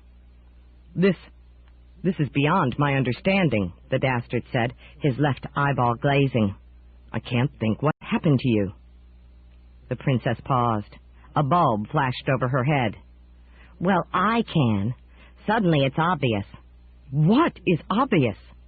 Actually, there was an answer. The left half of her bosom as he faced her, or her right side as she would see it. Fortunately, his right eye remained free, but he was pretty sure she wasn't talking about that. She smiled smirkily. "You don't get it, do you, Das?" That was because it was out of reach, and he was not about to step forward. But again, that wasn't what she meant. "Don't get what?" "What the random factor did to us." "No, I don't get it. This makes no sense, and it appalls me." "Well, you asked for it, idiot," she said. "Asked for what?" He remained baffled, but deeply concerned. He wished she would restore her décolletage. "Well, I'll tell you, moron. He exchanged our souls." But I have no soul. Now you do, dummy. You've got mine, and you know something? I feel better off without it. I have your soul? He repeated blankly. But as he spoke, he realized it was true. Suddenly he cared about things like decency and fairness and justice. That was why he suddenly had compunction about taking advantage of her offer. He had a conscience, and it was evident that Melody did not. Oh, no! Why the $$$ not? I never appreciated what a relief it would be to lack a soul. But we can't have exchanged souls. Exactly, he said, troubled on another score. Why not? Because it would be a one-way exchange. How can you exchange something for nothing? Well, we did. You have a conscience now, and I don't. Then a bulb flashed over his head. Our magic talents. Did they exchange too? Let's find out. She hummed. Nothing happened. She hummed louder. Still, there was no result. I've lost my talent, she cried, alarmed. The Dastard hummed, thinking of an illusion. It formed, a pretty flower in midair. I have your magic. Then what the ampersand do I have? She demanded irritably. You must have my talent, which I originally traded for my soul. We traded souls and talents. You must be able to unhappen things. This is weird, she said, but interesting. Don't try to use it, he said. Careless use can be dangerous. Dangerous to whom? She inquired. To anyone. To you. There are special aspects. Well, I'll risk it, she said. It promises to be fun. She eyed him speculatively. I suddenly realized that there's an aspect of experience I need to catch up on. If you don't want to go to the bedroom, we can do it right here. She ripped her blouse the rest of the way. The Dastard realized that something had to be done immediately. His conscience would not permit him to do any such thing with her. But how could he stop her from ripping off the rest of her clothing? He couldn't even see her clearly. Now both eyeballs were glazed. What a torso she had. The random factor. It had made the switch. It could make it back. The Dastard wrenched his eyes clear and ran for the door, which remained unlocked, and turned the knob. He shoved the door. No, you don't, Melody cried, leaping to intercept him. But she was too late. The door swung open. The factor was there. It pointed at them, and the scene changed. It became completely weird. The door slammed shut, but they were somewhere else. The Dastard looked around. It was clear that the factor had not exchanged them back, for he still cared about decency, motherhood, and apple pie. But what had it done? He could not make sense of what he saw. Oh, goody, the princess said with heavy irony. It's a comic strip. Are you proud of yourself, you blithering idiot? It's a what? From tarot, you numbskull. Between major residential sections are strips of the puns and characters that are too awful to allow elsewhere. We're in for it now. Puns? He asked blankly. You don't know what a pun is? Where have you been all your life? I know what a pun is, but what has that to do with this? You'll see. I'm getting out of here. She turned and tried to flee from wherever they were, meanwhile drawing the tatters of her blouse up to cover her front. She was evidently too concerned about this new problem to waste time dazzling him at the moment. But she was blocked by several odd figures. One was an animated stick bent into the shape of a capital R. It looked exceedingly old and worn, and was of antique design. It moved threateningly, and she retreated from it. What is it? The Dastard asked, trying to come to her rescue. Don't you recognize it, you ninny? It's an arcane. An arcane stick? It will make me look obscure. Indeed, the cane was trying to fit itself to her hand so that she would have to use it. Oh, a pun, he said, finally catching on. As he did so, the arcane came to his hand, and he found himself feeling rather obscure and esoteric. That didn't bother him. It's not so bad. She did not deign to answer. Instead, she tried to run in another direction. But there she encountered a woman in a strange outfit. Get out of my way, weirdie, Melody snapped. Somehow she seemed less endearing than before. I know where your soul is, the woman said. Could she help? Who are you? The Dastard asked. My name is Voyant, clairvoyant. I know where things are. Do you know how to exchange souls back? No, of course not. That's a process, not a thing. Do you know the fastest way out of this comic strip? Melody asked. No, that's another process, not a thing. Then to pound sign, pound sign, pound sign, pound sign with you, Melody said, and plunged on. She's a bit impatient at the moment, the Dastard explained apologetically. The princess' nice soul was making him a nicer person than he had ever been, and now he valued courtesy. Then he thought of something else. Do you know where there is a person who will know how to undo recent damage? That would be the Funked. Who? The demon Funked. He can shut anything down. The Dastard realized that this would be defunct, another pun. He was beginning to appreciate why Melody disliked the comic strip. Still, if the demon could make the soul exchange defunct, that should help. Where is the demon? The far side of Xanth. Oh, that was not much help. Thank you, he said, and went on after Melody. She was conversing with a female centaur. No, as he caught up, he discovered that the dialogue was all one way. The centaur was talking so steadily that no one else could squeeze a word in. I just love to talk, and I never stop, she was saying. She proceeded to prove it by not stopping. He noticed that she had a really fine, bare bosom, even for a centaur. It was almost enough to make his eyeballs crystallize. They had already been roughed up by Melody's brief exposure. She noticed his noticing, and was not affronted. Centaurs were extremely nonchalant about bodies. I do have a fine bust, don't I? That's why my name is the Filibuster. She went right on talking about other things. It didn't seem to matter to her what she talked about, as long as she never gave another person a chance to speak. It seemed to him that her name should reflect her talkativeness, but evidently centaur naming conventions were different. By this time, the Dastard was almost as eager to get out of the comic strip as the princess was. Puns were all right in their place, but enough was enough. They lunged onward. They came to a region where pans were lying on the floor so thickly that it was hard to avoid stepping on them. Many were battered and dirty, and some were rusted. Dead pans, Melody muttered with disgust. Thrown away. This must be the pan graveyard. The Dastard saw that many of the pans were labeled. One rather sick-looking one said demic, a nervous-looking one said ick, and a tasty-looking one said cake. He realized that these were yet more puns: pandemic, panic, and pancake. There was a flowery one labeled C, and a half-digested one labeled Creus, a mind-boggling one labeled T, an elegant one labeled Osh, and a very fancily illustrated one labeled Orama. After that he stopped looking, just trying to get past this region. But it wasn't any better beyond the pans.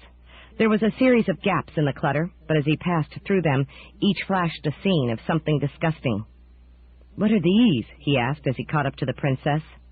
Interludes, of course, she said, making him feel stupid. Do they give you any hot ideas? She made as if to tear off her blouse again, but moved on when he turned away. The ludes gave way to a proliferation of paths. They twisted everywhere, like so many wriggling worms. Maybe one of these paths leads out, he said. But which one? She demanded, frustrated. To be soulless, he realized, was not to be without emotion, but the emotions tended to be shallow and selfish, as he had been. He saw a ghoul sitting on a pile of ashes between several of the paths. Can you tell us which path goes out of here? The Dastard inquired. Telepath, the ghoul Ash replied tastefully. Telepath what? Read its mind. The Dastard had the sick feeling that he had fallen into another pun. He forged on, determined to win free of this punishment. Melody almost fell into a ragged hole in the floor. The Dastard caught her arm just in time to pull her back from the brink. Let go of me, dope, she snapped. But you were about to fall into the chasm. Can't you see it's a microchasm? I can step right over it. Oh, he had been snared by a very small pun this time. Ahead was a young, pretty woman with no clothing. She wore a placard saying, pen name. Look, a nymph, the Dastard said, interested. The sight of nymphs did not freak men out in the same manner as the flesh of real women did, but they were fun to watch. No, she isn't, Melody said. She swept her hand through the figure, and there was no contact. It was illusory. It was a pseudo-nymph. Was there no end to this? They struggled onward. Now he heard a kind of tapping or beeping, with some long beeps and some short ones. Overall, the sound was very sad, as though generated by an extremely regretful person. "What is that?" he asked. "Isn't it obvious? That's remorse code." She had made him feel like an idiot again.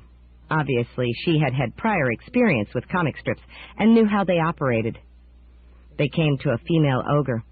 The ogress was huge and hairy. "Me fork for stork," she said eagerly. A sex-crazed ogress? "What's your name?" he asked. She pulled out a plaque with her name. It said, "By Ogra." The Dastard didn't even try to fathom the pun, if there was one. He moved on. "At last," Melody said, "something useful." She was looking at several girls running by in their underwear. The Dastard was immediately freaked out by the sight of all those panties, but he did see that they had printing on them. He managed to get out a question. "What are these?" "News briefs, of course," she said witheringly. He read the print on each panty as it flashed by. "Don't be lost. Don't you pout. Just be happy. This way out." They followed the last panty, and suddenly they were back in the castle, free of the comic strip. They were next to the forbidden chamber. Either they had not gone anywhere in the comic strip, or had circled around to their starting place. The Dastard collapsed to the floor, breathing hard. What an experience. "That was fun," Melody said. "Fun? It was awful. And you didn't like it before." "I changed my feminine mind. Anyway, next time will be something else. Let's do it again." She headed for the dreaded door. "No!" he cried, chasing after her, but she got there first and pushed it open. The random factor was there. It raised its arm to them. Things changed. They were standing on a grassy slope. The sky was blue with a few pleasant white puffy clouds. In the distance were green trees, and beyond them gray mountains. It was a lovely scene, but completely unfamiliar. "Where are we?" the Dastard asked. "How the bleep should I know?" The air near her shimmered, recoiling from the bad word. "Please don't use such language," he asked her politely. She sneered. "Why the greater than sign, greater than sign, greater than sign, greater than sign not?" Now the grass around her wilted. The Dastard breathed deeply, feeling his ears wilt too.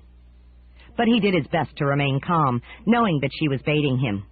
"It's unprincessly and it's bad for the environment."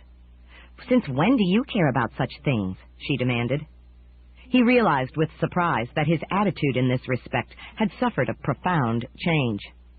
"Since I got your sweet soul," he replied. She stared at him for half a moment. "And it makes you decent, you poor slob," she said indecently. What a laugh. "It does make me decent," he agreed, realizing the truth of it. "Now I care about right and wrong, and about propriety. Please do not distress me and this nice region by speaking intemperately." "Oh, stuff it up your bottom," she snapped. "I'll speak any way I bomb symbol, bomb symbol, bomb symbol, bomb symbol want." This time the grass around her not only wilted, it withered, browned, and burned. The earth below shrank and caved in, leaving a smoking crater. She shrieked as she lost her footing, flapping her arms as if about to fly.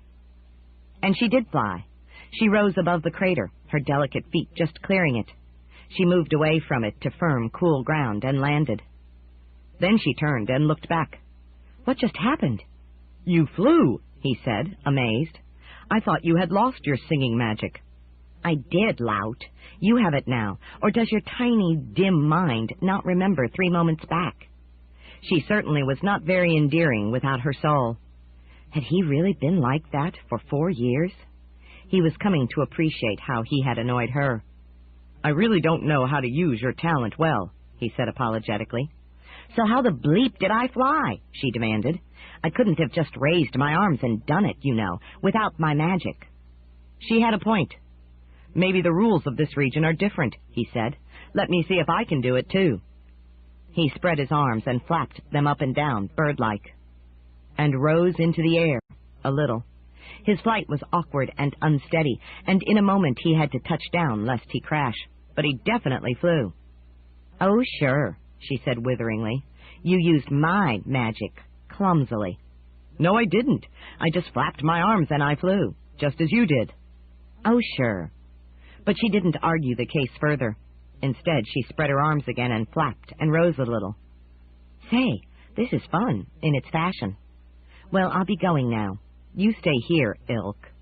She made her way slowly across the meadow, her dainty feet just clearing the tall grass. No, I'm staying with you. Melody, we have to trade souls back. It's not right that I have yours. He ran after her. Oh, fuddy-duddy. I'm doing great without it. I want to go make something unhappen. No, that's a bad talent. You must not use it. She peered down at him. Why the asterisk, asterisk, asterisk, asterisk not, Tard? Somehow that version of his name was not as sweet as Das.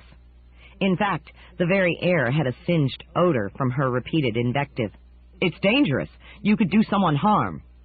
So? She inquired derisively. She had no conscience. She didn't care about harm to others. So he tried another angle. That talent is tricky, and it can't be undone. I mean, when something is unhappened, it can't be happened again. So you have to be careful. I always took time to study a situation, to be sure the details were straight. It took me years to get proficient at it. You're bound to get in trouble if you go at it without experience. Oh, Pooh, you just don't want me to have any fun. She flapped her arms harder and rose a little higher. Now go somewhere else. I'm tired of you. No, I'm staying with you until we get this straight. For one thing, we have no idea where we are. There might be danger. Double Pooh, I'll fly away from it. She flapped harder yet, achieving a bit more elevation. I'll stop you, he cried, running after her. But she was the one who stopped him. She did a little somersault in the air so that her skirt flared up and flashed him with her green panties. Stunned, he fell on his back, little moons, planets, and stars swarming around his head. Now that he had a nice soul, he was far more vulnerable to such naughtiness. He fought for control. He blinked until the mind-boggling green image faded. He reached up and carefully cleared away the planets with his hand. Then he climbed unsteadily to his feet and looked around. Melody was flying toward the nearby forest. He would have to hurry to catch her. Once she got into the trees, she could hopelessly lose herself. Then he heard something chilling. It was a distant baying, as of a werewolf scenting prey. Werewolves could be all right when encountered socially, but it was another matter when a person was at the wrong end of a hunt. Melody, he called, there may be trouble. Sure there will be, if you don't stop bugging me, she called back. The baying was rapidly coming closer. He did not like the sound of this at all. He ran to catch up with her, as he could move faster on the ground than in the air. He heard the baying closing in behind him, getting louder and uglier.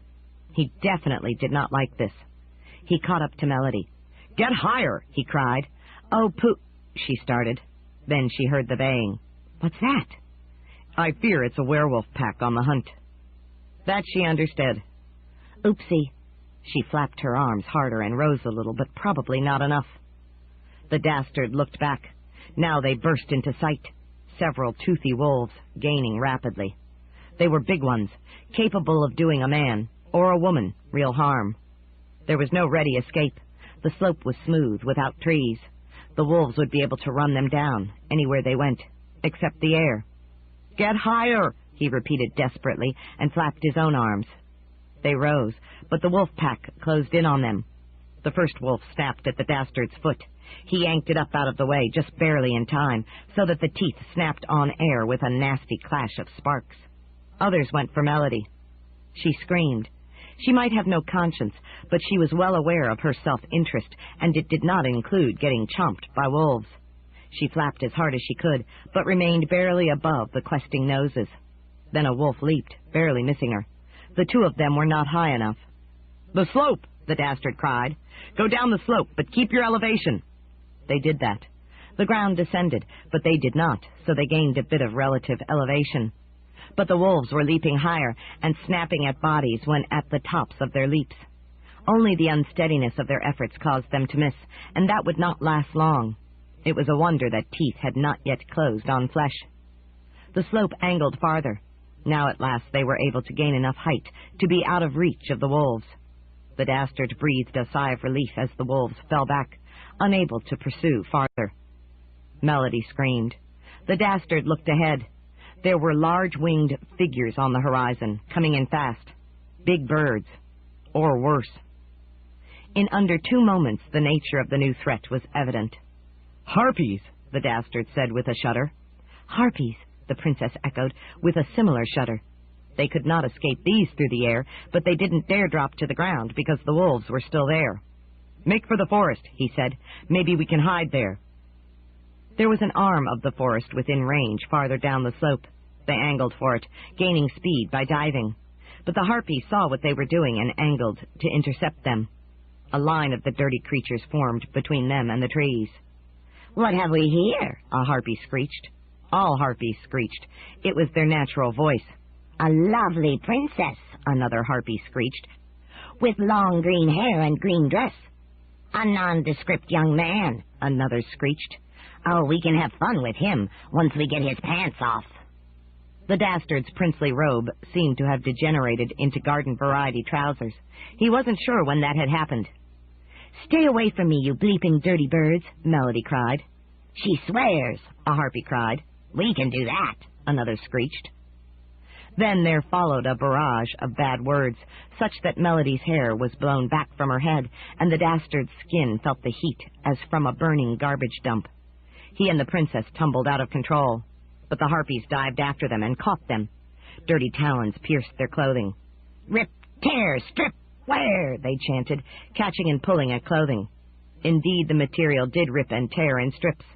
But what did wear mean? Soon their outer clothing was gone. The Dastard caught a glimpse of Melody's underwear and freaked out again. But then that too was stripped and the freak-out effect diminished.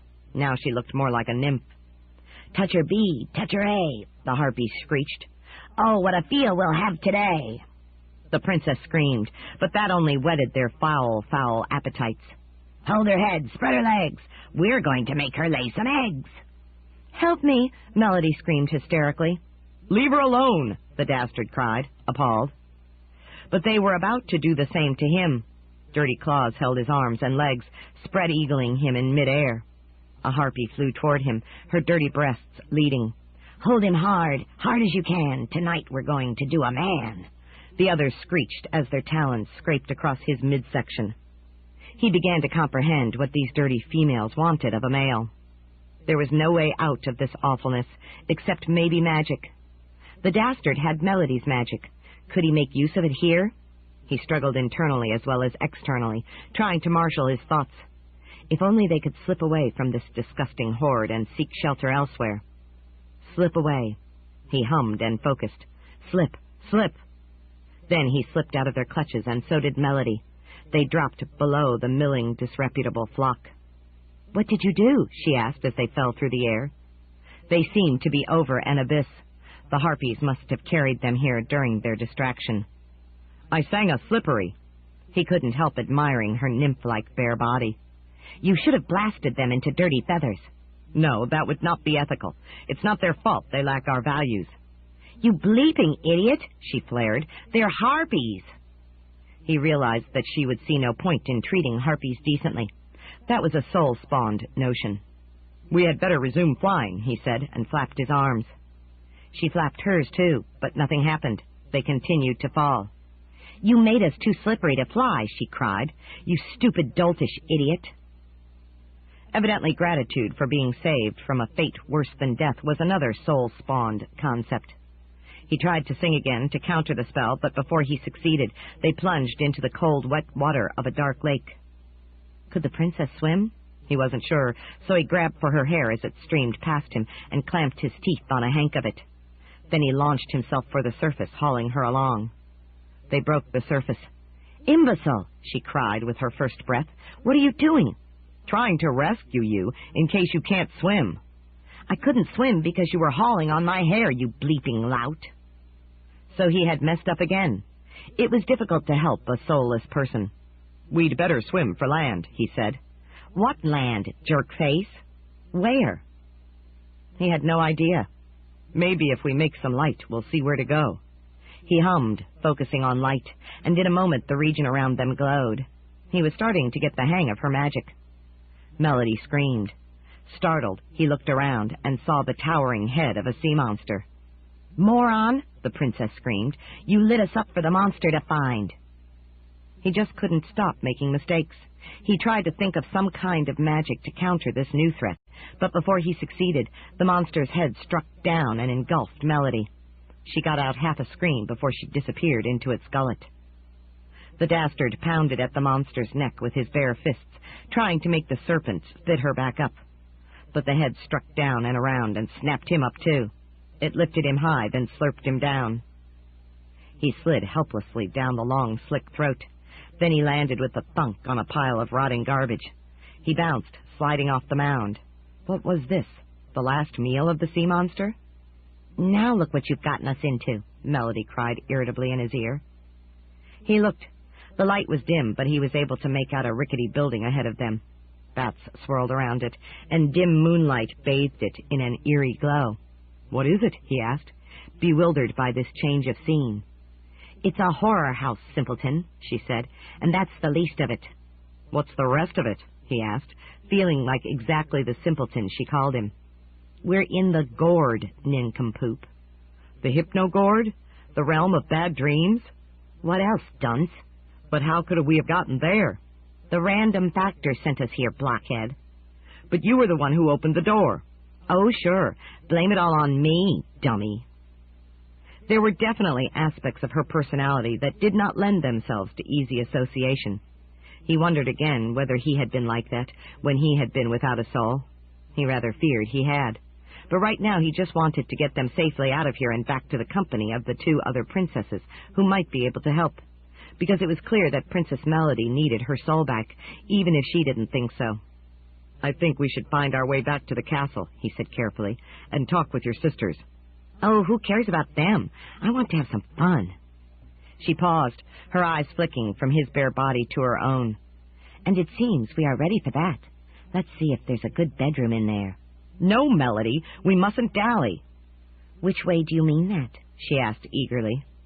He realized that his statement had more than one interpretation. Her reaction was opposite to what it had been before she lost her soul. "Both ways.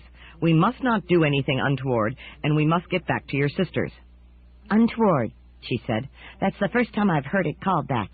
Now I'm going in to find a bedroom, because I don't want to lie down on this garbage. You can join me for a great time, or you can go to hell." She whirled around, her greenish hair flinging out, and walked to the front door of the house. The effect was electric. He wanted very much to join her, but his conscience forbade it. She was not herself without her soul, despite her loveliness. The irony was that now that he had a soul, he was capable of selfless love, and he was feeling it increasingly for her, for the princess as she could be when complete. Still, he could not let her enter that dreaded house alone. There was no telling what horrors lurked therein, so he ran after her. She yanked open the door.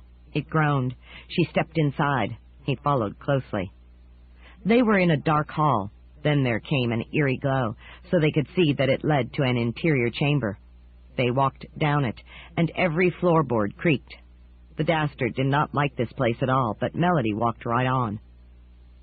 He realized that in the realm of dreams, nothing was real. It was all appearance and emotion. So a person could be horrified or terrified, but could not be physically hurt. Evidently the princess had realized that, so was proceeding without fear. That was not necessarily wise. After all, the things the Harpies had wanted to do to them both could have been permanently, emotionally damaging, even if they weren't actually physically real. A ghost loomed up before them. It was in the form of a pirate man, with a horrendous scar across his ugly face. "Boo!" he cried in prescribed form. "Oh, go stuff yourself up your nose," Melody snapped at it, brushing on by. The ghost was taken aback. He looked at the Dastard. The Dastard shrugged. As far as he could tell, there had been no defect in the performance. "Sorry," he murmured. "She's just not in the mood." Not perfectly reassured, the ghost faded out. The Dastard couldn't blame it for being disgruntled. They came to the inner chamber. This turned out to be huge. In fact, it looked bigger than the whole house from the outside. But in the realm of dreams, such things were commonplace. After all, the whole house was theoretically inside the stomach of a sea monster. The chamber was a ballroom, with an enormous chandelier shedding weirdly colored light on the spacious, empty scene below. Music started, and ghostly couples coalesced, dancing gracefully. The men were in black suits with long tails. The women were in flowing dresses that flung out when they whirled. They all looked quite competent. The overall effect was beautiful. The Dastard realized that it was the soul that enabled him to appreciate that beauty. He would not have cared about its elegance if he even noticed it before getting resold. "There's a stairway on the far side," Melody said. "Come on." She started across, walking right through a ghost couple. Obviously, she was not picking up on scenic elegance. There was a sighing scream, and the music stopped. The couples faded. The chandelier dimmed and went out. The two of them were left in an almost completely dark chamber. "Spoil sports," Melody muttered, pausing. "Well, who needs you? All I want is a bedroom and a naked man." She took a step forward and screamed. She had stepped into a hole. The Dastard leaped to catch her as she fell. He hauled her back to the firmer floor near the hall. She halfway tumbled into his arms, panting with alarm over her narrow escape. Even in its disarray, her body was sleek and smooth and delicious. "You're all right now," he said reassuringly. "Get your hands off me, jerk," she snapped. He let her go. Appreciation, too, seemed to be a function of the soul. He was learning a lot about soul properties, now that he had one and she did not. If everything in the dream realm was illusion, why had she almost fallen into the pit? Maybe the fall was illusion, too, but still terrifying. He squatted and reached forward across the floor. The boards were twisted, and there was indeed a hole there, one that had not existed before. How could that be? "Make some light, dunderhead." He hummed, thinking of light, and it came. Now the full specter of the chamber was revealed. The floor was mainly a pit into which the floorboards had long since fallen. There was a glisten of water showing below the tumbled wood. There was no safe way across. The walls were festooned with cobwebs, and the chandelier looked as if it was about to drop into the pit. The illusion had not been the pit, but the ballroom floor. "I think we had better leave this house before it collapses on us," he said. "No, I came here for a bedroom, and I will have it. The ghosts had no trouble getting around." "The ghosts aren't real." "Neither is this whole house. If they can use it, so can we." He was uncertain of the validity of her logic, but did not wish to quarrel. "Maybe if we showed them some respect." "Respect? For ghosts?" "Well, it is their house. We are merely visitors here." "What do you want to do? Dance with them?" She was being sarcastic, but it gave him a notion. Yes, maybe we should join them in their dance, to show that we appreciate their ball. "Give me strength," she muttered disdainfully. But then she performed another emotional reversal. She was good at that. "Well, then, let's get with it, oaf." She held out her arms, dance fashion. The Dastard could have wished for a more appealing invitation, but reconciled himself to the situation. He stepped into her embrace, setting his right arm carefully around her slender waist and taking her right hand in his left, in the classic ballroom dance position. For the first time in his life, he was glad the centaur tutors had made him learn that form. As he did so, the music resumed, the chandelier illuminated, and the ghostly dancers reappeared. They whirled across the intact floor, their extending shadows making artistic patterns across the walls. The living couple moved out onto the main floor, dancing carefully. As they did so, ghostly costumes appeared on them, and they were clothed. He wore a tailed suit and dancing shoes. She wore a flaring gown, tiny slippers, and a sparkling diadem in her hair. The Dastard felt strong and competent and graceful. Princess Melody became a softly supple woman, embracing him, absolutely beautiful. They were ideally matched. Their steps were perfectly timed, their feet touching the polished floor just so. They moved among the other dancers in a serene pattern, weaving their way through the sublime tapestry of the dance. He studied her face, appreciating the lines and planes of her beauty. She had become part of the ghostly splendor, and if he had not yet fallen completely in love with her, he realized he was getting there. Her face turned to his face, and her exquisite eyes met his. This scene was enchanting, and she was enchanting him. He tried to fight it, but was powerless to resist so divine a tide. "Kiss me," she murmured. He bent his head down, and their lips approached each other. They touched, and the glory of that contact radiated out to transform his being. He seemed to be floating. When he regained his sense of position, they were on the far side of the ballroom. "The stairs," she whispered. "Oh, yes." He danced her to the side and into the alcove that was the stair landing. But when they stopped, the scene began to fade. The decrepit house faded into view. "Dance, dope," she said urgently. That rather spoiled the mood. She was making nice only to fool the ghosts, just as he had made nice in the past only when he wanted something he couldn't get any other way. He had a lot to answer for these past 4 years. They danced in place at the foot of the stairs, and the scene returned in full pomp. Then they incorporated the stairway into their dance. He lifted her to land 2 steps up, then leaped to join her. They twirled in place, then repeated the process, ascending. The main dance on the ballroom floor continued. The ghosts didn't mind where they were, as long as they danced. The second floor was well appointed, with a carpeted hall and fine old pictures on the walls. They danced on down to the nearest door, opened it, and found an ideal bedroom. They danced in and continued their dance beside the bed. "You are a handsome man," she said, smiling. "Thank you." He knew he wasn't. "And smart." "Why are you complimenting me?" "I want to have some fun with you before I leave you for other entertainments." She was being as brutally honest as he used to be, not from any sense of integrity, but because she didn't care about his feelings. She didn't care what was right or wrong or moral, or for him. This was just a passing thrill, and of a type he could not ethically accept. "We must get out of here." "Not yet." She let go of his hand and began to draw down the gossamer décolletage of her gown. He was awfully tempted, but he knew she would never be doing this if she had her soul. "No, we must leave now." "I think not." She drew the neckline down farther, uncovering rather more than was seemly. The odd thing was that the effect was more startling than her full nudity had been before. Clothing had magic, and it wasn't limited to panty magic. "We have to," he said desperately. He knew that the only way to stop her was to get her out of here.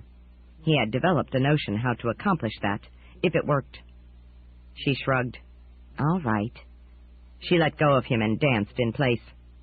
He hardly dared feel relieved. He knew she could not be trusted. "Then let's go right now."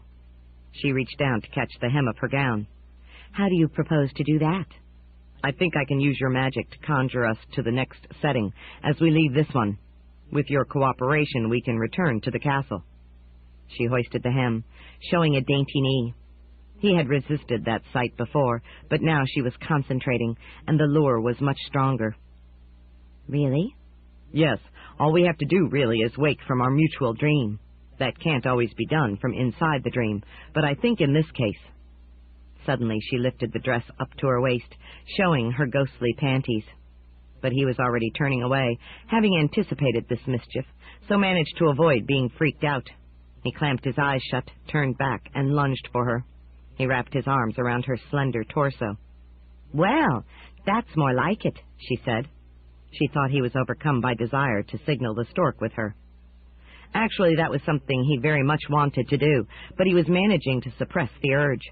She embraced him in return. "Now just carry me to the bed and—" He started humming, concentrating on Castle Maydragon. He carried her toward the bed, then beyond it, toward the window. "Now wait a minute," she protested. "That's not the bed."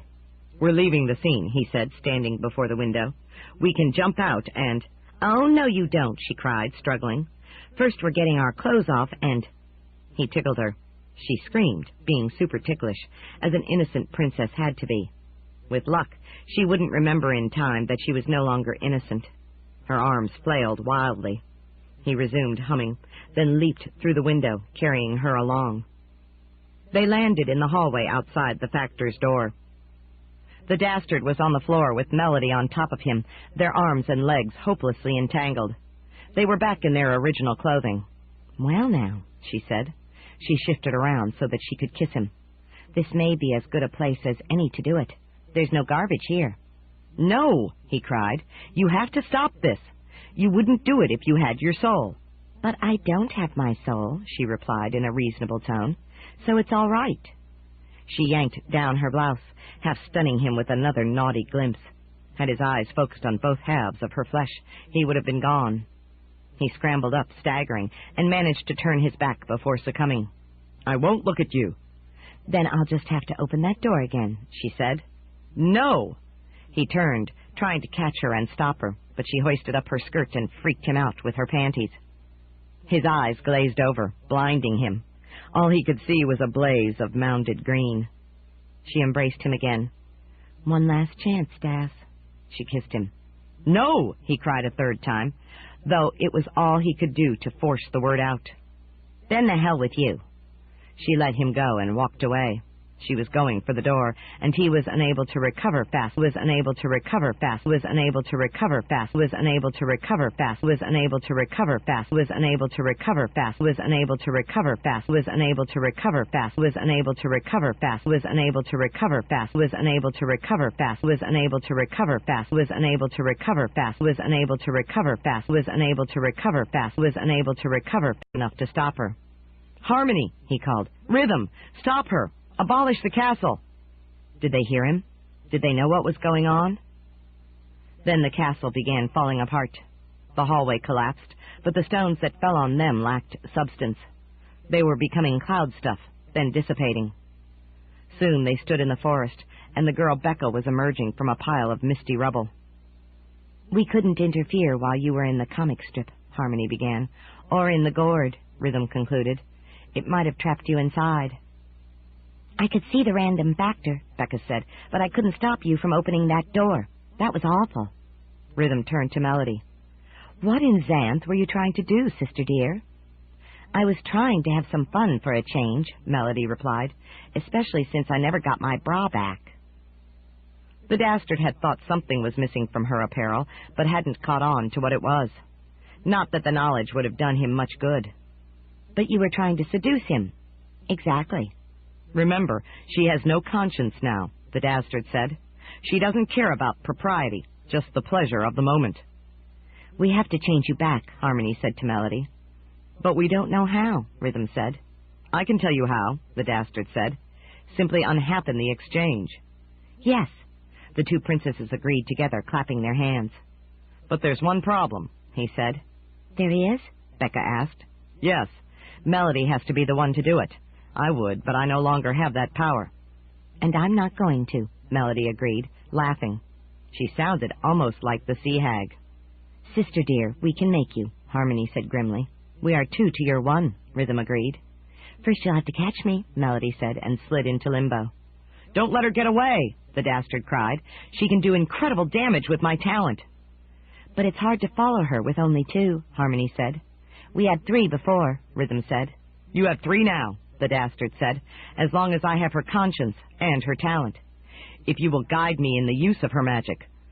I am clumsy with it by myself, but with your help, I can be of real assistance. I want to do what is right." "Yes," they agreed, and the 3 of them slid into limbo, carrying Becca along. 15. Princess Wild. Princess Melody's first aim was to get away from her sisters, because she knew the power of their magic. 2 could indeed overcome 1, but the 1 had to hold still for it. They had learned that when playing tag long ago. Now with her power of unhappening, she didn't have to hold still, but she would have to be alert if she wanted to have any fun. Too bad the Dastard had been such a drag. She might have shown him a trick or 2 she had picked up from the sea hag there in the horror house. Where could she go? What could she do? She searched through limbo, finding her control much better now that she had the Dastard's talent. When the 3 of them had balked him, they had succeeded only because they had been unified, merging their magic talents. They had not known enough of this odd magic to initiate changes, just to track him and stop him. Now she intended to make some real mischief. She just had to find suitable situations for it. She saw the land of Xanth in a half-real form. There were forests and fields, and lakes and mountains and villages. The first 4 didn't seem to offer much, so that left the last. So she zeroed in on a village and slid out of limbo. She stumbled as she re-entered Xanth, still getting her limbo legs, as it were, but had no other trouble. She stood before a gnarled old woman. "Hello," she said. "I'm Princess Melody, looking for a good time." "Well, you won't find it here," the woman replied. "I'm Jean Gnome, and I know that everything is predetermined by what you start with." Melody was not in a mood to brook much balking. "Nothing is predetermined. I'm a princess, and I will do as I please." The gnome woman gazed at her with disconcerting intensity. "You will do exactly as your set interior pattern dictates. You cannot change what you are." "And what do you think I am?" Melody demanded. "A young woman destined to love a soulless young man." "Love," Melody exclaimed. "I don't love the Dastard. I don't love anyone. Love is for fools." "Well, you are bound to in due course. It is written in your pattern." Fed up with this, Melody slid back into limbo. She cruised through it, gaining proficiency, until she spied a nondescript man. He was sitting on a pillar of salt and carving a crystal from a chunk of salt. Maybe he would do for some incidental fun. She slid out before him, adjusting her clothing to show some extra flesh. "Hello, I am Melody. Who are you?" "My name is Peter," he said dully. "Salt Peter." "You look as if you haven't summoned many storks lately, Salt." "That is true." She lifted her skirt part way. "Would you like to?" "No." This caught her with half a surprise. She did not recall meeting a man who did not want to summon storks immediately, if not sooner, though most managed to control their urges somewhat. "Maybe you just haven't encountered the right willing woman." She hoisted her hem another notch. "I'm just not interested." He was beginning to irritate her, so she tried the crash course. "Well, take a look at this." She hauled her skirt the rest of the way up and flashed him with her panties. He looked and shrugged. He didn't freak out. What was the matter with him? Princessly panties could freak out a dozen men at a time. So she plumped her bottom down on his lap. "Are you sure?" Then a weird thing happened. She lost her own interest. She no longer cared at all about storks. "It's my talent," the man said. "I can't turn it off." "Your talent is disinterest in storks?" "Exactly." Disgusted, she slid back into limbo. She moved on until she saw an old woman gathering herbs. She slid out before her. "What are you doing?" "I'm gathering warts, of course," the woman said. This did not seem very promising as entertainment. "What kind of warts?" "Worry warts." "What kind of wart is that?" "I'll show you." The woman threw a handful of them at her. Melody tried to duck, but several of the warts struck her. They stuck to her body and wouldn't rub off. Suddenly she was worried. Were her sisters about to catch up with her? What about that frustrating Dastard? Was he going to try to get his talent back? Would she ever find anything really interesting to do now that she was free to do it? Worries beset her. Suddenly she realized why. "The worry warts," she cried. "They make me worry." The old woman cackled gleefully. "You had to ask, dearie." "Get them off me. I don't want to worry." "They don't come off, dearie. You have to wear them off." "Wear them off? How do I do that?" "By resolving whatever they make you worry about, dearie. There is no other way." "Yes, there is," Melody said. Then she unhappened most of her encounter with the woman, but sliding back to just before she threw the warts. "What kind of wart is that?" she asked again. "I'll show you." But this time Melody intercepted the woman's arm and caused her to drop the warts on herself. "Oh, see what you've done, you awful girl," the woman screamed. "I'm hopelessly worried." "Too bad," Melody said unsympathetically, and slid back into limbo. She would remember to stay clear of worry warts. Then she realized that this was the first time she had actually used her talent to unhappen something. It had just come naturally. It was handy. But she remained bored. So far, being without a soul wasn't as much fun as she had thought it was at first. She needed entertainment. Her life had little meaning without it. She saw a child walking along a path. Maybe she could seduce a child. That would be a gross violation of the adult conspiracy, therefore surely fascinating. She slid out of limbo and landed in front of the boy. "Hello," she said. "Go away." "But I want to show you something." "I'll show you something." He gestured, and a bug was buzzing in her face. She yelped and stepped back, and it buzzed on past. "What was that?" she demanded. "A bee, of course," he said. "Oh, well, I was about to—" "Look at your foot." She looked and screamed. There was a spider on it. She kicked violently, but it clung. Finally, she grabbed a big leaf and scraped it off. Where did that come from? That's my talent, conjuring small insects, the boy said proudly. I love to make women scream. Disgusted again, she slid back into limbo. When would she ever find something fun to do? She saw a mountain. It was tall and round, with a curl of smoke at its top. She recognized it. Mount Pinatuba, the irritable volcano. Now that might have potential. She circled around it, orienting. Limbo was a way to travel in both space and time, as they had discovered when pursuing the Dastard to stop his dastardly deeds. How naive they had been. Dastardly deeds were the most fun. She wanted to do some herself. But what could she come up with? She knew that Pinatuba had a short temper, and when it blew its top, it could put out so much dust it would cool all Xanth by 1 degree. But it hadn't blown its top in years. Well, suppose she went back as far as she could and aggravated it, made it blow several years ago. That would unhappen the peaceful existence of the region and be worthy of comment. It would make her life meaningful, for a while. She slid back as far as she could, almost to the time when she and her sisters had been delivered by the stork. She couldn't go any farther, both because she had to stay within her lifetime, and because the Dastard's talent was limited to when he had obtained it from the demon. But that was good enough. It could cool Xanth for 4 years, and maybe even bury some villages in ash or lava. Maybe then she could even move forward a couple of years and do it again. She emerged beside the mountain. Time to get started. Hey, Pinhead Tub, she called. You think you're something? I've seen better cones on ice cream. There was a low rumble and a heavier puff of smoke from the cone. The mountain heard her, and it wasn't pleased. But this was just the beginning. Is that the best you can do, Pinny Tubby? I thought you knew how to smoke. This time the rumble was stronger, and the smoke shot up toward the sky. Oh, yes, the mountain was heating up. I heard you could cool all Xanth when you tried, she called. I don't believe it. Maybe a local region. The plume of smoke shot higher, and the sides of the mountain shook with indignation. Maybe just the land right inside of you, she continued. A boulder shot up and collided with a cloud, fragmenting it into frightened wafts of mist. A little patch right next to your base, she said. This time a shower of rocks shot up and lava began to overflow the brim. Pinatuba was really ready to blow. Harmony appeared. Stop that, she cried. Make me. Rhythm appeared beside her. We will. Unfortunately, they could.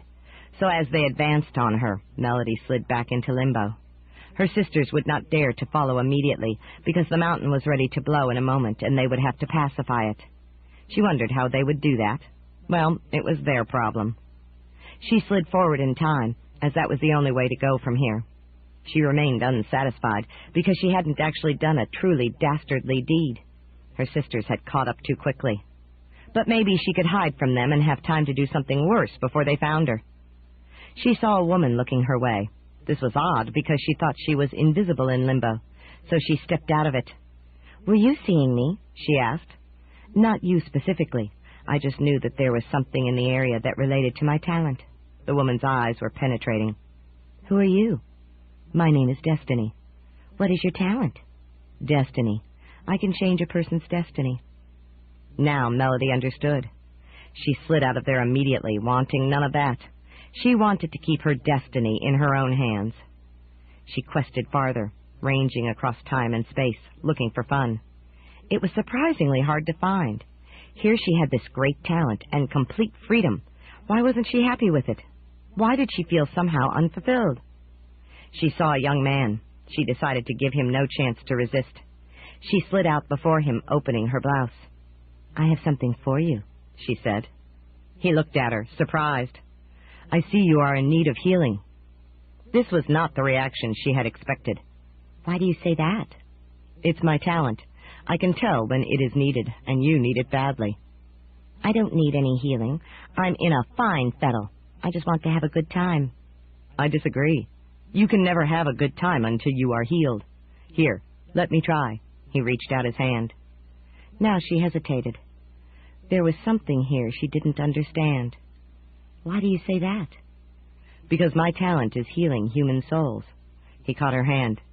Just let me see. Now, he broke off, astonished. I can't heal yours. She jerked her hand away. Why not, dumbbell? Because you have no soul. How can this be? She didn't answer him. She just slid out of there. She didn't want her soul fixed any more than she wanted her destiny changed. She coursed along, increasingly frustrated by her inability to find the fun she sought. There had to be something somewhere that she could really mess up. She spied a cave. That looked like Compassion's residence. It might be really fun to unhappen the sickeningly friendly machine. She could go in and range back to discover when Passion appeared, then see if there was anything she could do about it. She slid out of limbo before the screen. Immediately, Passion's mouse appeared, squeaking. Eek! Melody screamed. 5 E's was standard in such situations.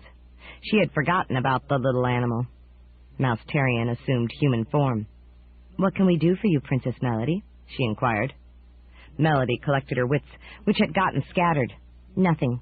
I'm going to slide back in time and unhappen you and Compassion. She tried to slide into limbo, and could not. What was the matter? This hadn't happened before. Then she saw Passion's lighted screen. Princess Melody remains in place and explains her curious statement. Oh, the machine was using her ability to change reality inside her cave. Melody had forgotten about that. Now she was stuck in something dull. She had to answer. The random factor in Castle Maydragon exchanged my soul with the Dastard, so now I have his talent of unhappening and no soul. I'm looking for fun, and that means storks or mischief, so I'm going to do you some mischief by unhappening your existence. But you're a nice princess, Mouse Tarian protested. Not anymore. Now I just want to have fun. We shall provide you with fun, the screen scripted. I'll provide my own, Melody said. She tried to slide into limbo, but was balked again. What a frustration. If only she had remembered about the machine's magic. We shall play cards. Worse yet, Melody normally had no interest in cards, and she had less now. I would really rather not. Princess Change's mind. What game? We know 3-card solitaire games, Tarian said. One of them can be played with another person, and we have played that one with Computer and his mouse Tristan. But that grows a trifle familiar after 2 years. We are glad to have a new player. This should add novelty. But I don't know any card solitaire games. We shall teach you. Melody wanted to get out of here, but she couldn't figure out a way to change her mind again. So she sat down at a table that appeared, and Tarian sat opposite her and explained to her the rules of a game called Klondike. What they actually played was double Klondike, with Tarian playing for Passion. After Melody lost one game, they played another. And another. She always lost, which didn't improve her mood. Is there any way out of this? She demanded irritably. Why, yes, Tarian said. If you teach us a new card game we can play, we shall let you go. Melody considered. Cards weren't used in Xanth, as far as she knew, but the 3 princesses had encountered a mundane in Tarot who had carried a deck. He had shown them how to play a game. Maybe that would do. Melody took the deck. This is war, she said. Princess Change's mind. No, I don't mean war with you, she said quickly. I mean, that's the name of the card game I know. War. Mind restored. Thank you. This is how it is played. Divide the deck into 2 even parts, from which each player deals 1 card. They divided the deck, and each turned over her top card. Melody's was the 5 of clubs. Tarian's was the 9 of hearts. Your card is higher than mine, so you win this battle and take both cards. Put them in a pile beside the other. Tarian did that. Then they dealt 2 more cards. The Jack of Spades for Melody, the 10 of Diamonds for Tarian. This time I won, so I take both cards, Melody said. The 3rd time they dealt, the cards matched. The 7 of Hearts, the 7 of Spades. Now we have a war, she said. Deal 3 cards face down on top of your 7, and I will do the same. Deal the 4th one face up. The higher card wins them all. They dealt, and this time the cards were the 3 of clubs and the 2 of hearts. Melody won. That's all there is to it, she said. You keep playing until all your cards are gone. Then you take your discard pile and play that. Eventually, one player will win all the cards in the deck, and that's the winner. Tarian nodded. This seems to be an interesting new game. Princess departs, doing no unhappening here. Relieved, Melody got up from the table. Harmony and Rhythm appeared. Come with us, Melody, Harmony said. Melody slid into limbo, fleeing them. The two of them could pursue her, but could not stop her from using this magic. She quickly left them far behind. Where could she go? Where they would not follow. Where they would not think of looking for her. Castle Zombie, she breathed. Nobody went there if it was not absolutely necessary. She slid to the castle. There it was, just as weathered and slimy as it was on Terra. She would surely be safe here. She slid through its outer wall and through the interior. She knew that the zombies stayed mostly outside. That was just as well. She didn't want to meet a zombie. But the zombie master's wife, Millie the Ghost, was nice. Of course, it would be a real accomplishment to unhappen her relationship with the zombie master, but that was impossible. That went back about 850 years. Millie had not actually been a ghost for about the last 57 years. She found Millie's chamber. Millie was there with two guests. Well, maybe something about them could be unhappened. She would make nice until she learned enough to act. That was the way the Dastard had done it, actually. She was coming to understand him better, now that she had the same talent. She slid into the chamber. 3 greetings, she said. The three looked at her, startled. And who might you be? Millie asked. Princess Melody. Now she recognized the visitors. Hello, Jenny Elf and Brianna of the Black Wave.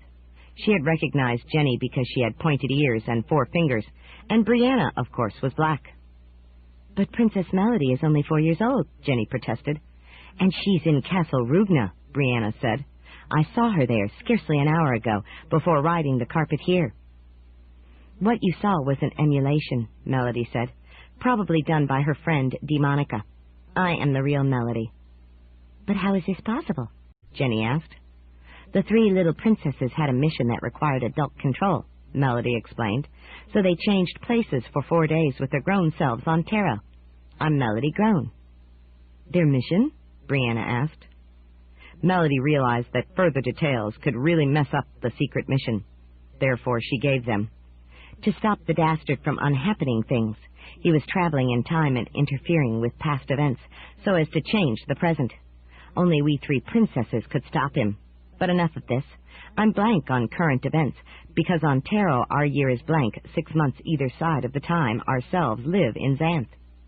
What are you folk up to? The 3 exchanged 1 old and 2 young glances. Then they exchanged shrugs. I am getting ready to retire next year with my husband, Millie the Ghost said. Justin Tree and Brianna of the Black Wave will be assuming our places here. Melody realized that she must have missed more than 6 months' worth of events. She hadn't been paying attention. Justin Tree? How can a tree do anything? He's not a tree anymore, Brianna said, any more than Millie is a ghost.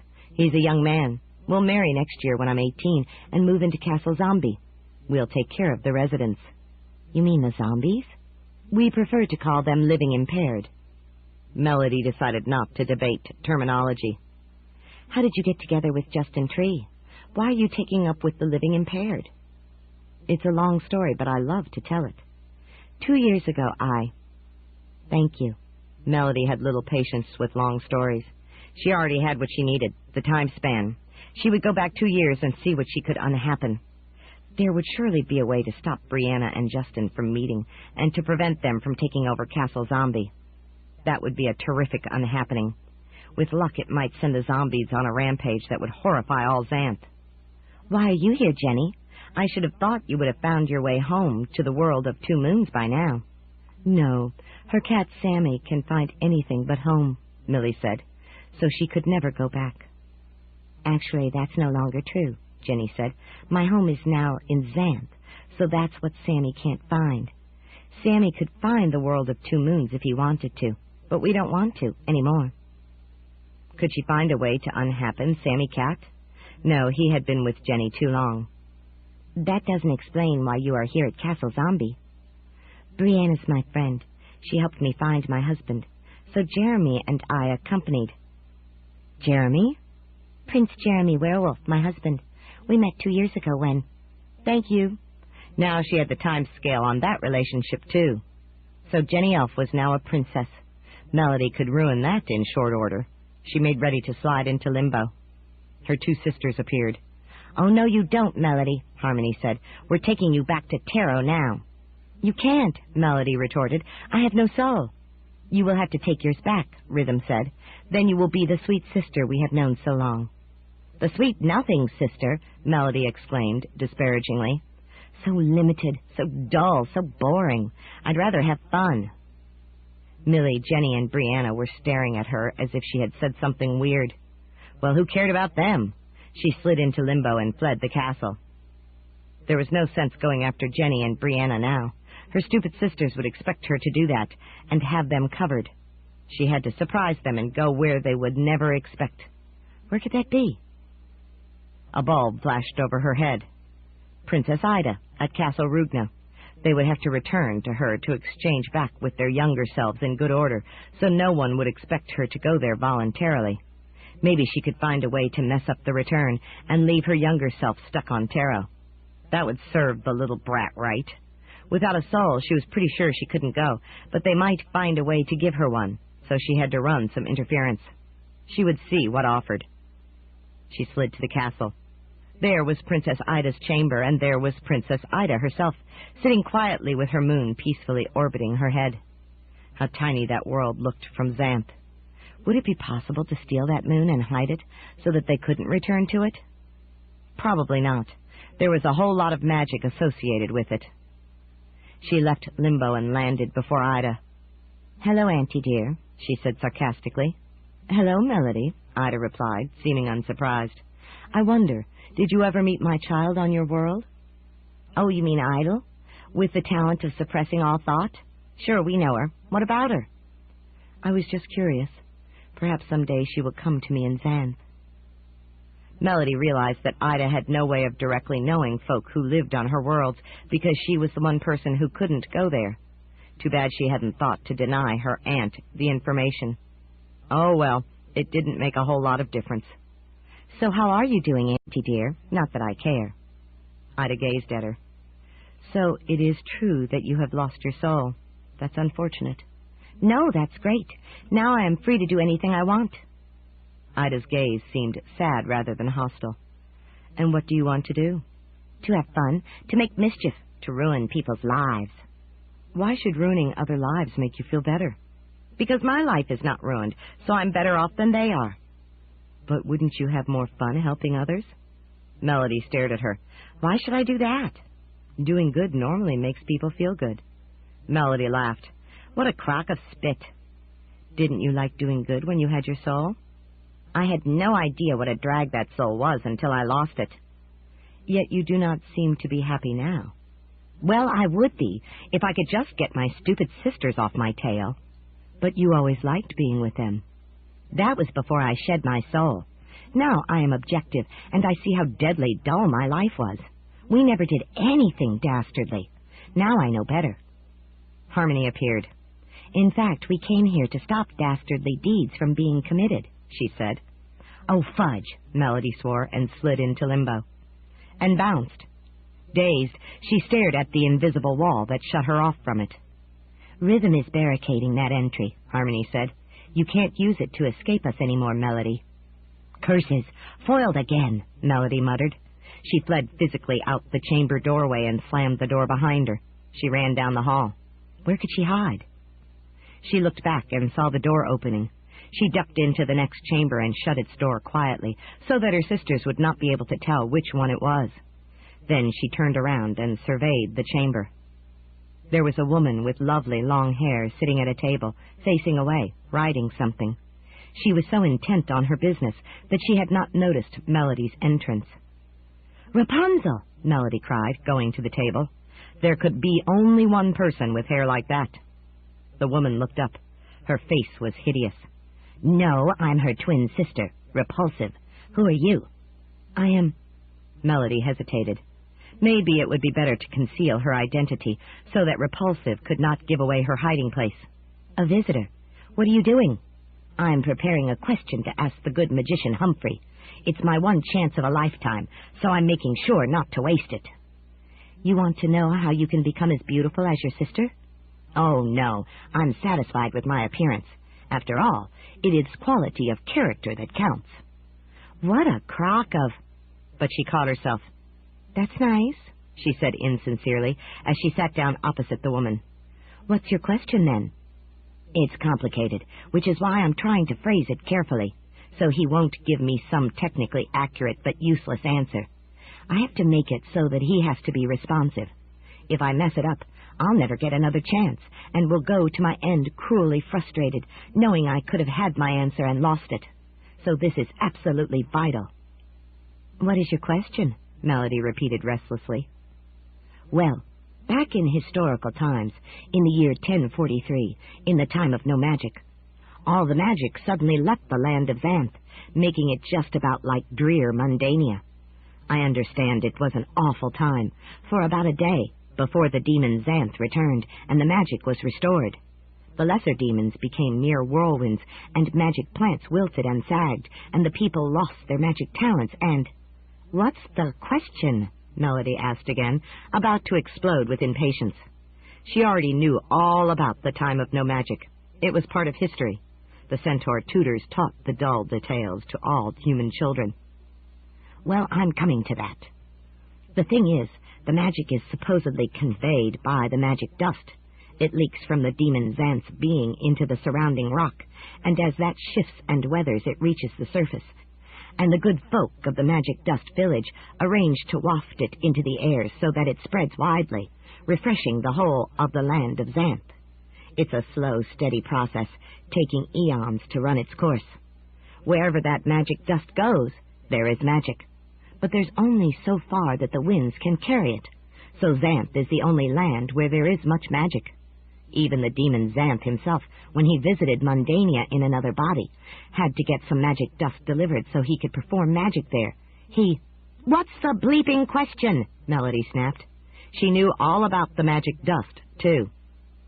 Startled, Repulsive finally got relevant. How could there have been instant loss of magic when the demon Xanth departed this region?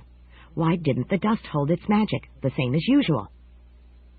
Melody paused, considering. She had never thought of that. Repulsive was right. The magic should have lasted at least a millennium after the demon Xanth departed. Certainly it would have been good for a mere day, just about undiminished.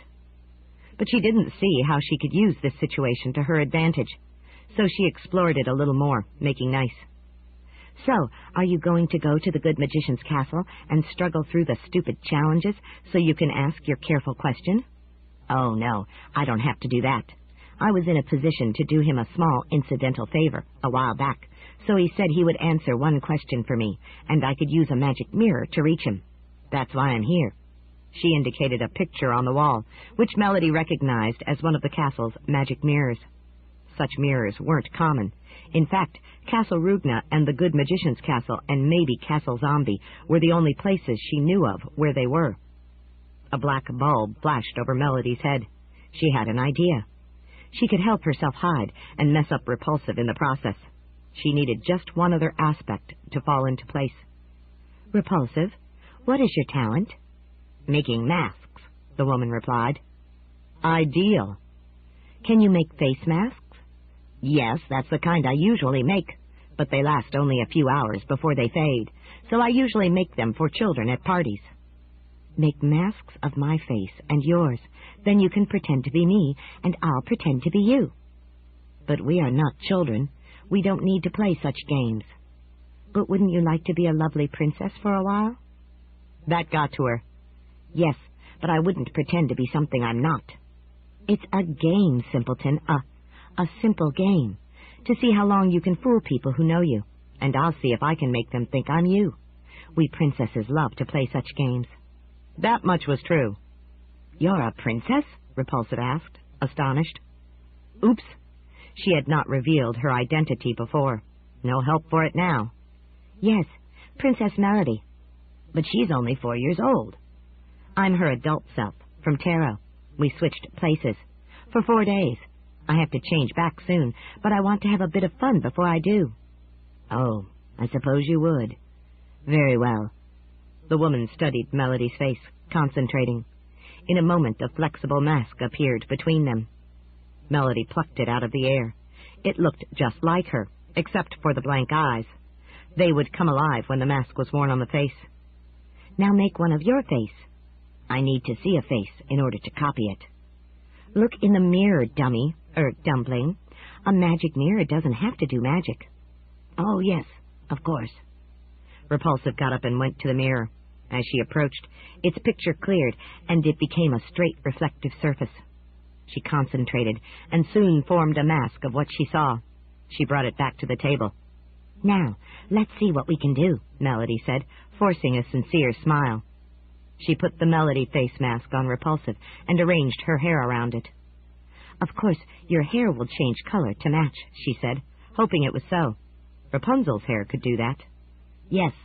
The hair turned greenish. Now she looked remarkably princessly, except for the lack of a little crown. Melody removed her own crownlet and set it carefully on the woman's head. Now you are a princess, she said.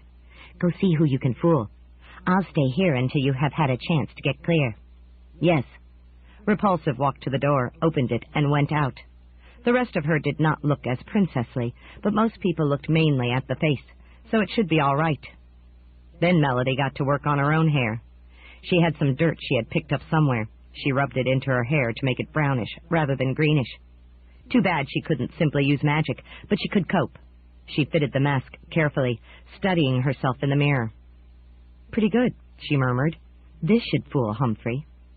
The good magician's face appeared in the mirror. You called? He asked grumpily. Oops. She had inadvertently invoked him by speaking his name before the mirror. Well, she was prepared. I'm repulsive with my question. Why did the magic fade instantly in the time of no magic? The gnome-like man nodded. That is an impressive question, Repulsive. I'm glad you did not waste your chance. Let me check in the Book of Answers. He glanced down, reading. Ah, yes. This is because each of the major demons has its own magic ambiance, and they compete for dominance.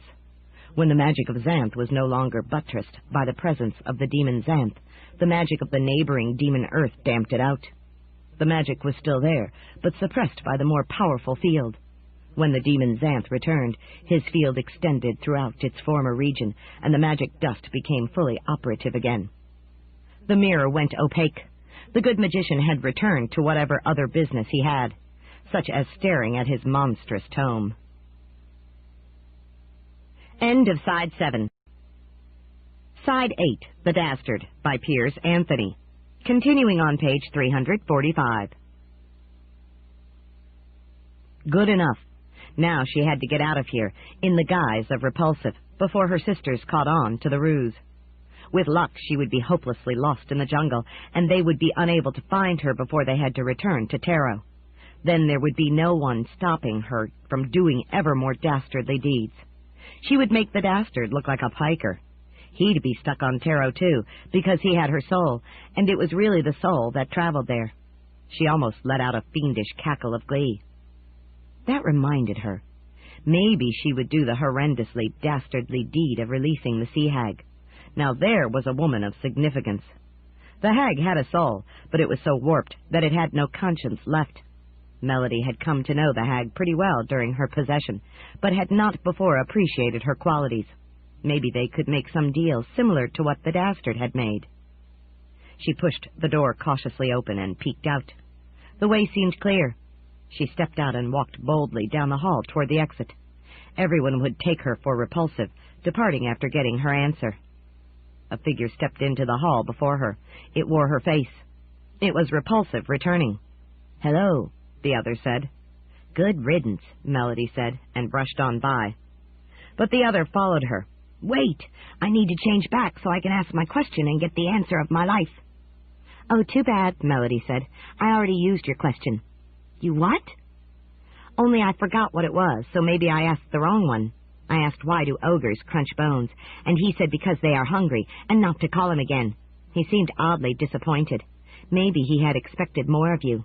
She moved on. Repulsive seemed stunned. You wasted my question? The one my whole life revolves around? Oh, stop whining, Melody said smugly. What a lovely lie she had crafted on the spur of the moment. The front gate was ahead. She would soon be out. I couldn't believe it, Repulsive said, tears beginning to ruin her mask. I thought no one could be like that, but they were right. They? Who? Us, Harmony said, stepping out to bar her way through the gate. Oh, no. Melody whirled, but Repulsive was barring her way back. She tried again to slide into limbo, but it remained blocked. They had caught her. Well, it wouldn't do them any good. There was no way they could make her take back her stupid soul. 16. Sacrifice. Becca watched Castle Rugna from the orchard. I've always liked castles, she said, except for one thing. They have moat monsters instead of dragons guarding them. Squawk? Sim asked invisibly. Oh, it's nothing against moat monsters. I get along with them just fine, when I'm in dragon form, but they sort of monopolize castles. My dream is to someday have my own castle that I can live in as a girl and guard as a dragon. The best of both, really. Though I must admit, it was sort of fun being Castle May Dragon. That's a fancier castle than I ever imagined. That will be in my dreams for years, with all its fancy turrets and walls and chambers and gardens and things. I just loved it. And that random factor. What a secret. Squawk? That's right, Sim. The way Melody and the Dastard changed when their souls were switched is amazing. He became a decent man, and she became a mean woman. In fact, I think he was less indecent without a soul than she is. I got to know him halfway well, and he wasn't really bad, just, well, indifferent to the rights and feelings of others. He would keep as part of a bargain if he made one. The others hardly believe what I tell them until they see for themselves. Now that he has a borrowed soul, he's amazingly decent. Maybe he's trying to make up for everything he did before. But I hope this is the last stop. You've had to carry me around too much, so I can talk to them. Squawk. Becca jumped up. You're right. They're coming out. This time they've got Melody. Melody walked out, with Harmony on one side and an unfamiliar, ugly woman on the other. They were holding her arm so she could not escape physically. Rhythm and the Dastard, of course, were in limbo, blocking her off there. What a handful the wild princess had turned out to be, with the Dastard's talent and without a soul. Take us to the glade, Harmony said as they reached the orchard. Sim curved his talons so that the four of them could fit inside an invisible temporary enclosure. Then he spread his wings and launched into the air, carrying them all. They landed at the glade. Then they made spot introductions. This is Becca, the dragon girl, Harmony said, and Repulsive, Rapunzel's sister, who happened to get caught up in this. Sim is invisible. Rhythm and the Dastard are in limbo. Now we have some work to do. Lots of luck, sister dear, Melody said sourly. Even her appearance had changed. She looked. Becca had to delve into the terminology that her possession by the sea hag had caused to infest her mind. Bitchy. Her eyes were wild and her lip tended to curl. It was clear that she was not to be trusted. At the same time, there was a certain challenging beauty in the way she flung her hair, thrust her bosom, and twitched her rear. No man would be safe near her. Harmony spoke to Sim, Becca, and Repulsive. I must go into limbo to relieve the Dastard. The three of you must make sure Melody doesn't escape physically, while Rhythm and I keep her out of limbo. The Dastard is the one who must do what has to be done. Don't interfere. What did they have in mind? They must have worked out a plan of some sort, but why would they let the Dastard of all people implement it? Harmony disappeared. In a moment the Dastard appeared. Becca was struck again by how handsome he had become. It wasn't just the princely costume, it was the soul. He had been a cad. Now he had the aura of goodness. He nodded to the others, then addressed Melody. I am going to try to persuade you to take your soul back, princess. Then you will be as you were. The bleep I will, Melody retorted. You can keep my old soul. I don't want it back. She, in contrast, had the aura of indifference verging into badness. She most resembled a disreputable peasant girl pretending to be a princess. Listen to me, Melody. I had a soul once. Then I spent 4 years without it. Now I have a soul again. I know both sides of this situation, know them well. You don't want to lose your soul. The bleep I don't. For the first time in my life, I have perfect freedom and the magic to exploit it. I'm staying the way I am. In fact, Becca realized with a shock, she was coming to resemble the sea hag. "You have freedom, but not satisfaction," he said. "You have a chronic hunger that you can't ever abate. You can only keep feeding it and never come to the end of it." "Oh, pooh. I could satisfy it if I ever got the chance without being pestered by my cloying sisters." "No, you could not. I had 4 unfettered years to satisfy my hunger, and it only got worse. Nothing was ever enough. Now, at last, I know why." "Why?" Melody asked derisively. "Because what I really craved, without knowing it, was my soul back. Now I have yours, and I understand what I lost." "You lost your scruples. You lost your chains. Now you're serving a new mistress, as bad as the sea hag. Worse, because it makes you think you like it. You can keep it." "No, you must take it back." "Why?" "Because it is your soul. It belongs to you, not to me. It is your most precious possession." "I tell you I don't want it. So why don't you just go away and consider it a fair deal? You have what you want, and I have what I want." "No, that must not be." Becca was amazed at the Dastard's patience. He was addressing Melody politely despite her repudiation of decency. "Listen, frog brain, if you really found my soul so ampersand, ampersand, ampersand, ampersanding precious, you'd be eager to keep it." He shook his head. "How I wish I could keep it, but the fact that I have it means that I understand why I can't keep it. The only soul to which I'm entitled is my own, and I forfeited that 4 years ago." Seeing that she wasn't persuading him, Melody tried another tactic. "It really doesn't matter, you know. We can't change back. The random factor changed us, and he never does the same thing twice. So it's academic. There's no way." "There is a way," he said. "Really? How?" "You must go back and unhappen the first opening of that forbidden door. Then the exchange will never have happened, and you will never have lost your soul." She stared at him. "You're right. That would do it." But she reconsidered immediately. "Except that I can't unhappen my own life before I got the talent." "You can if I cooperate. The moment my talent comes back to me, I will complete the unhappening. Together we can do it." She nodded. "So it may be possible, but I'm not going to do it." She returned to her prior tactic. "If you think it's so great having a soul, why are you so eager to give it up?" "Melody, I do not want to give it up. I wish I could have it forever. It's much better than my own soul ever was. But I must return it to its proper owner." "This is ludicrous. You say you are determined to get rid of what you most want to keep. Why should I believe you?" "Because I have your soul. It provides me with a conscience and so much more." "More?" "It makes me aware of the awfulness of the way I was before.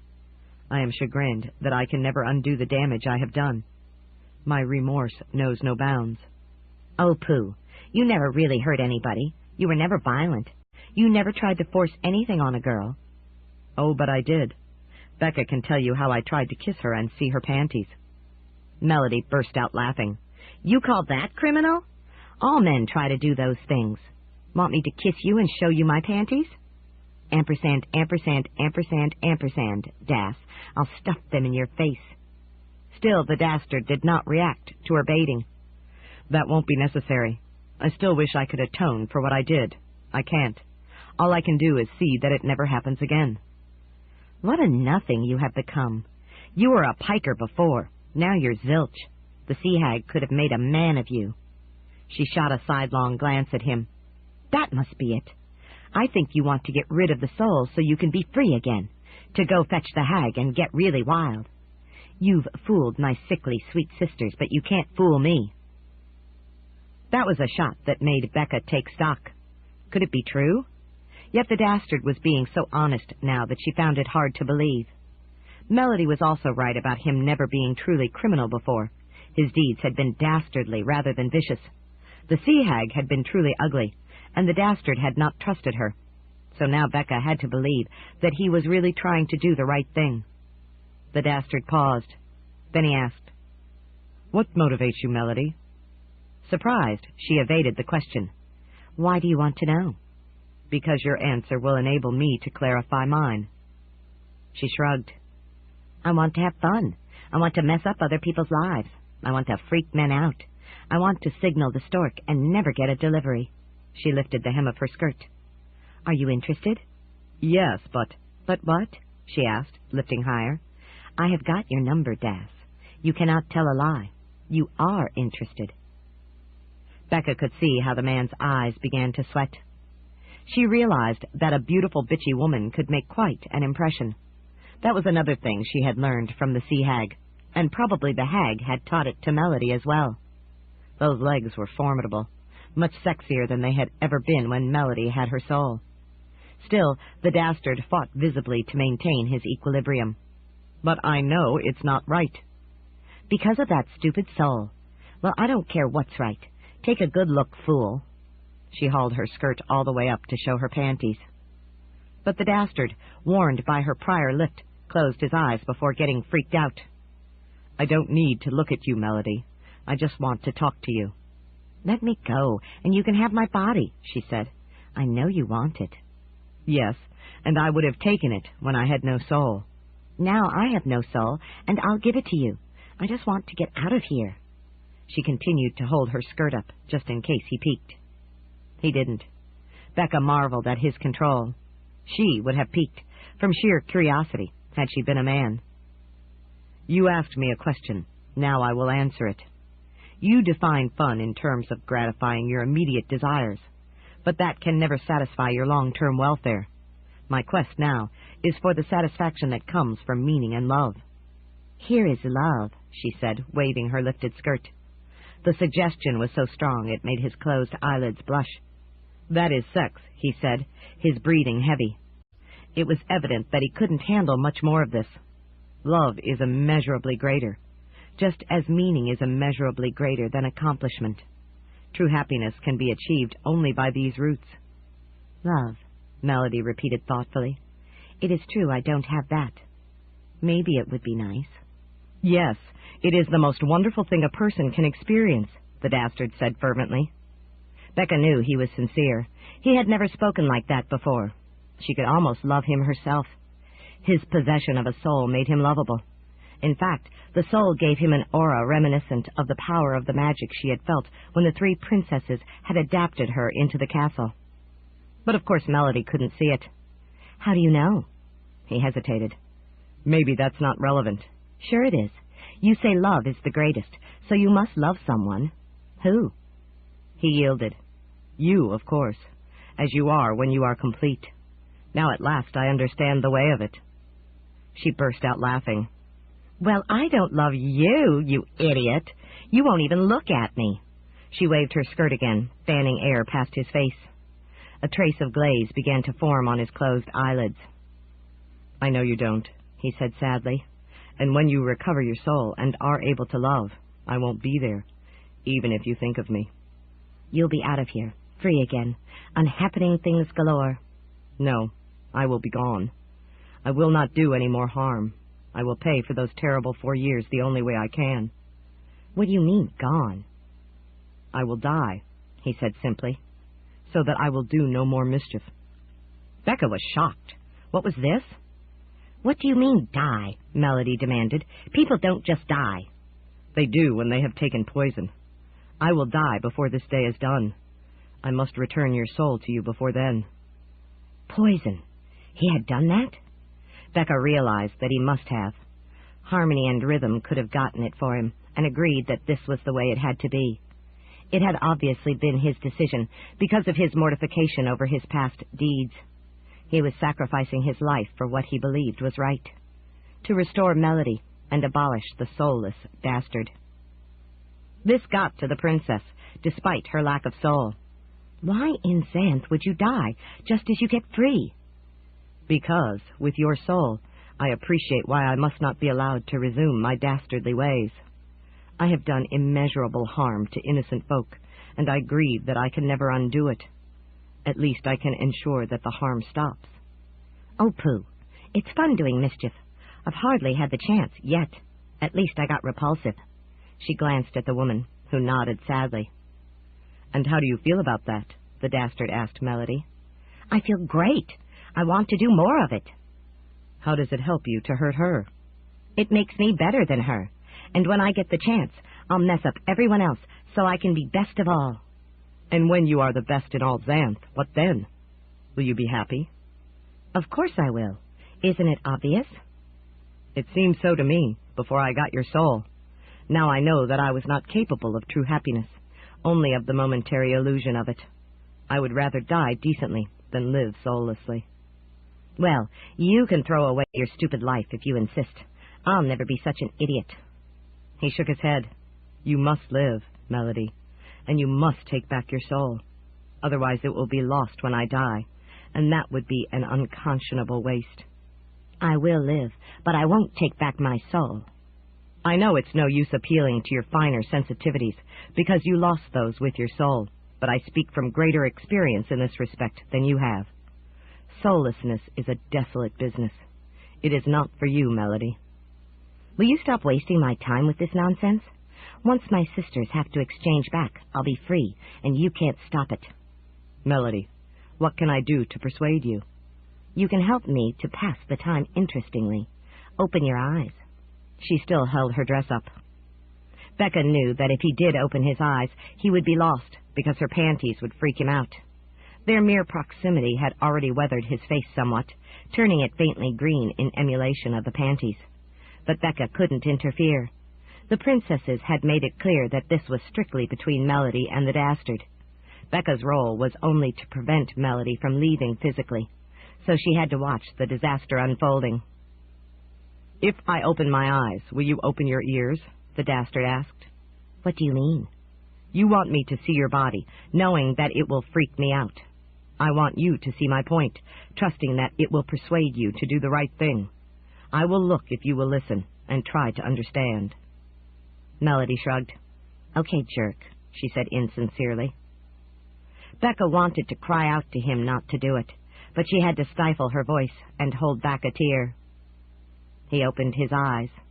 They saw her panties. They turned green and began to glaze over. He was definitely freaking out. Becca hated to watch. Come here, Melody said smugly. He came to her. He could not do otherwise. She had mesmerized him. She put her arms around him. Now we shall take off our clothes, she said. But she had brought him too close. He could no longer see her panties. The glaze chipped off his eyeballs and his gaze cleared. Now you must listen, he said. You agreed to. I lied. Take off my clothes. It was obvious that though he was no longer freaked out, his contact with the princess put him in her power. He began to remove her blouse, but as he did, he spoke. What you are experiencing is the onset of a life without values. You have a hunger that is not really for food, a longing that is not really for power, a desire that is not really for the stork. You can try to oblige these cravings, but they will never satisfy you. Your appetites can be indulged endlessly, but will never be sated. The more you struggle to fulfill them, the less happy you will become, until at last you are left with only the misery of your own emptiness. That sounds like a curse, Melody said. I spit on it. Now take off my skirt. He had to do her bidding. Becca wished she could go and put the princess's clothing back on, but she had to stay clear no matter what happened. It is a curse, the worst possible one, the Dastard said. The curse of meaninglessness. Melody seemed shaken by the notion of a curse. She had evidently experienced just enough of it to have some doubt. So you say that if I do with you what I am about to, it won't make me happy? Did depriving Repulsive of her answer make you happy? Now she stood without clothing. No, it wasn't enough. But if I can make bigger mischief... It can never be enough, Melody. I know. I have done endless mischief and never found peace. So how do you say I can find peace? Take back your soul. Melody laughed. Nice try, fool. I know better. Very well. Stand still while I take off your clothing. He stood still. Maybe a compromise. If you took it back for just a minute to see if it does what I promise. She paused with his shirt off. For just a minute? That might be interesting. But it's a trap. I can unhappen the random factor only once. I can't unhappen an unhappening. You know that. So I'd be stuck with it. Becca marveled at the neatness of the trap, but the princess hadn't fallen for it. "There may be another way," the Dastard said. "Hold me close. Then the soul I bear will overlap your body, and you should be able to get the feeling of it. It is, after all, your soul. If you don't like it, you don't have to take it." Melody considered as she got his trousers off. Becca had to avert her gaze. She couldn't afford to see a naked man. "Okay, I have to get pretty close to you anyway to signal the stork. I'll try to tune in to my soul for a moment. But I want a deal." "A deal?" "You didn't think I'd do what you want for nothing, did you? I want to get you off my case. If I don't like the soul, you and my sisters will have to let me go. Immediately." Becca's heart skipped half a beat. Melody was putting everything on the line. If they agreed to that, she could win, and they would lose. All Xanth would lose. He couldn't agree to any such condition. "I agree," the Dastard said. "Oh, no." "That's not enough. My sisters have more magic." She looked around. "Show yourselves, sisters dear. Agree." There was a pause, then Harmony slid out of limbo for a moment. "I agree," she said reluctantly. Rhythm appeared. "I agree, too." Then both were gone, still guarding limbo. Had they all gone crazy? They were handing victory to the one without a conscience. Melody looked at Becca. "And you, Dragon Girl, and the others, you all have souls, so will be bound by your word. You all must agree." Amazingly, Sim squawked agreement. Repulsive spoke. "I agree." They had to know something Becca didn't. What could she do? "I agree," Becca said, turning back to face them. Fortunately, the man was facing away from her. "This will last only as long as it takes us to summon the stork," Melody said. "I will overlap my soul, and then be gone." Both of them were naked. The princess stepped into the man, wrapping her arms around him, flattening her body against his. She kissed him hard. There was a faint shimmer as they turned in place. Then she pulled her head back. "Oh, my gosh, I feel it. Not a lot, just a little. It's like a distant, lovely melody, like the sun coming out faintly after a storm. It's calling me. I miss it. I want it. I must have it back." She paused, then came to her decision. "I'm going to take it back." "Unhappen the random factor," the Dastard said. "I'll help." Becca could view his face now, and was amazed to see a tear on his cheek. He knew what he was losing. Everything. Soul, woman, life. Then suddenly the two of them were standing fully clothed. The tears were on Melody's cheeks, but she was lovely in a way she had not been a moment before. "Oh, that was horrible," she cried. "How could I have been that way?" $, $, $, the Dastard swore. "We didn't finish with the stork." Melody looked at him. "I suppose I do owe you that. You gave me back my soul." She started to remove her blouse. "No," Becca cried. "Don't do it." Melody looked at her. "Becca, I have my conscience back. This man has given up the most valuable possible thing for my sake. I must give him something before he dies." Becca realized that the other two princesses remained in limbo, guarding it so that the Dastard could not escape that way. She and Sim were supposed to see that he did not flee physically. He had to remain here until the poison killed him. This unhappening had been quite selective. The soul had changed, but not the poison. But this was awful. "No, I'm supposed to help him, not kill him. There has to be another way." "Sure," the Dastard said. "Let me go." Then a bulb flashed over Becca's head. "There is another way. The demon, the one who traded for his soul. Maybe the demon will trade back." Melody stared at her, brightening. "That would do it." "I don't want to trade back," the Dastard said. Melody stepped into him and put her arms around him, so close that her soul overlapped him. "I'll hold him here," she called to the others. "Find the demon. Bring him here." Sim squawked. "You can't just fetch a demon. You have to summon it by name." "What's the demon's name?" Melody asked the Dastard. "I'll never tell." Melody squeezed closer to him. She nuzzled his ear with her sweet lips. "What's the name?" she breathed. He tried to resist, but there was something about her proximity that weakened him. Maybe it was her soul, overlapping him, reminding him what once had been. "Demon test," he muttered. "On our way," Harmony's voice called from limbo. Becca saw that Repulsive was gone. She realized that since the exchange of souls had been unhappened, Melody had never had the Dastard's talent, so had not fled to Castle Rugna and stolen Repulsive's question and answer. Repulsive should have had her interview with the good magician by now and been happy, never knowing what else had happened. But the primary participants remained. The Dastard, the three princesses, Sim, and Becca herself. It seemed that an unhappening affected the primaries very little. So somehow they had carried through much as before, and were still here as a group. She didn't understand all the intricacies of it, but it was the way it had been with other unhappenings. Melody still held the Dastard. "Soon you will have your soul back," she said. The man struggled, but obviously felt the soul, and it made him weak. "The joy of you," he breathed. "Joy of you," he breathed. "Joy of you," he breathed. "Joy of you," he breathed. "Joy of you," he breathed. "Joy of you," he breathed. "Joy of you," he breathed. "Joy of you," he breathed. "Joy of you," he breathed. "Joy of you," he breathed. "Joy of you," he breathed. "Joy of you," he breathed. "Joy of you," he breathed. "Joy of you. I gave you up. I can never have you again. You are not my soul. Now I must die." He was embracing Melody, but speaking to the soul. "Maybe not," Melody said, kissing him.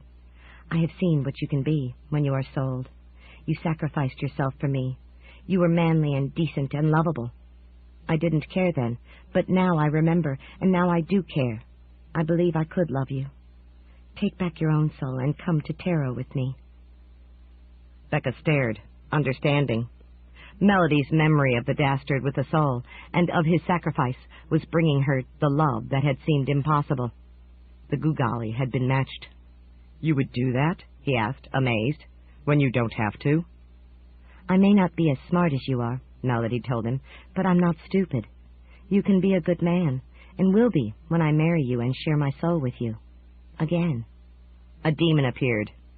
"Who summons me?" he demanded. Melody did not let go of the Dastard. "Will you trade back with him, D-Test?" she asked. "Take back the talent of unhappening?" "Sure I will," Test said. "It was a bad deal for me. His soul is dingy and worn, while the talent is great." "Then do it," Melody said. "He has to agree," Test said. "Otherwise it won't work. And of course he won't. Why would anyone give up such a talent?" "Tell him you agree," Melody said to the Dastard. But she wasn't holding him closely, and so the soul no longer overlapped him. "I don't, She kissed him again. "We can do a lot of this when you are souled," she murmured. "We can play faun and nymph on Tarot without end." He still tried to defy her, but she kept kissing him, and little hearts formed around their heads.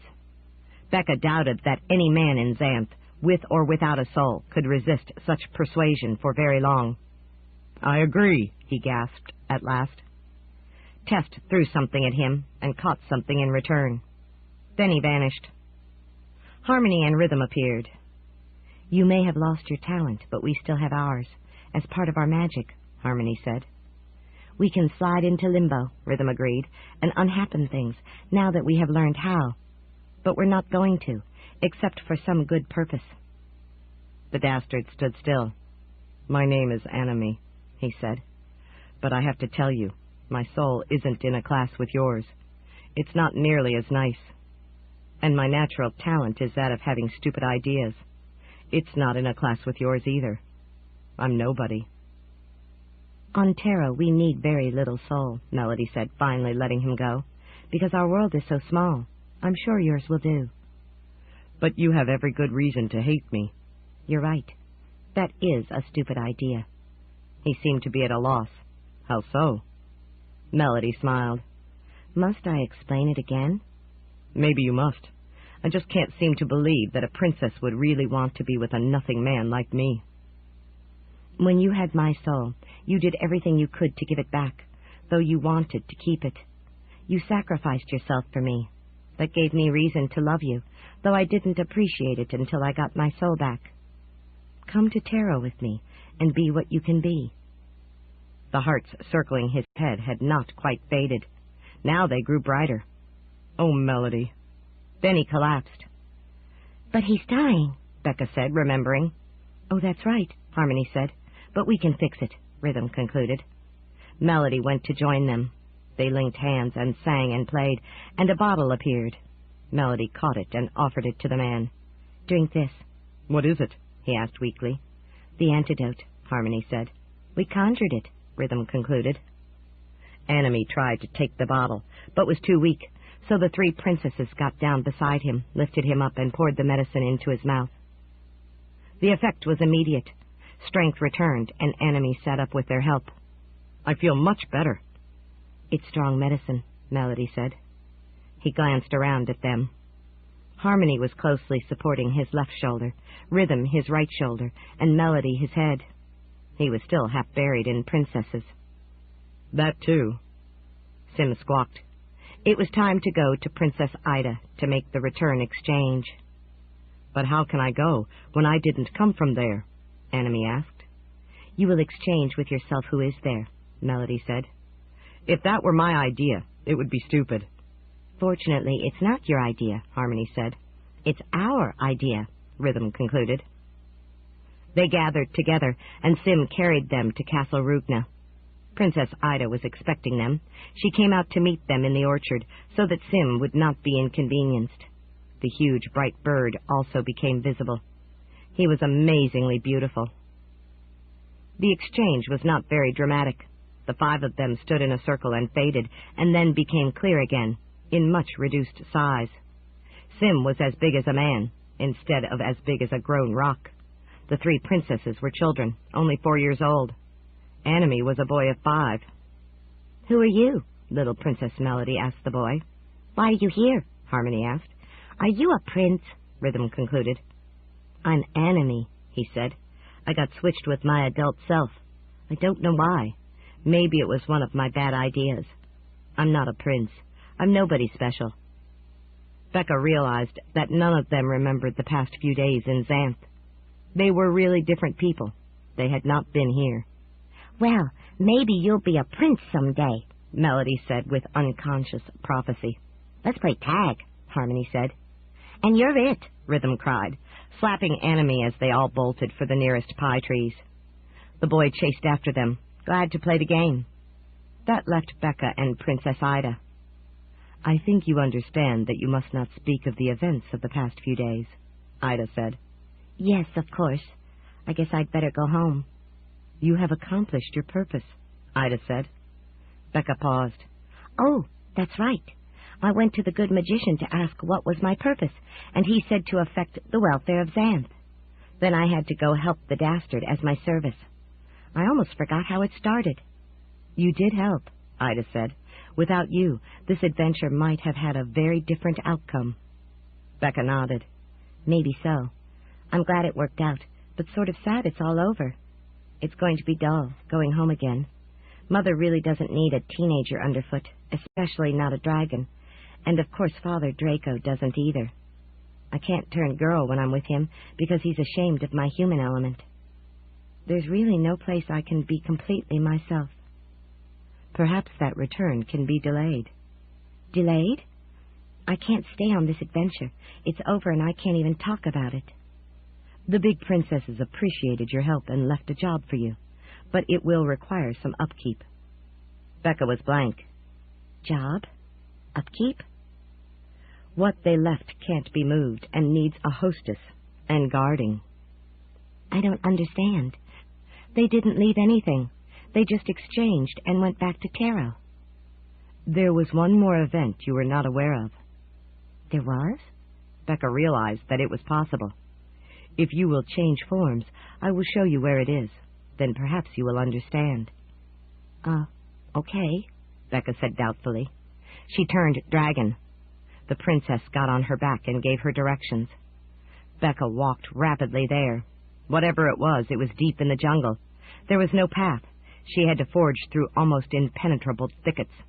No one would find his way here by accident. They came to a glade. In the glade was an extremely fancy castle. "My dragon," Becca cried, turning girl as she beheld it.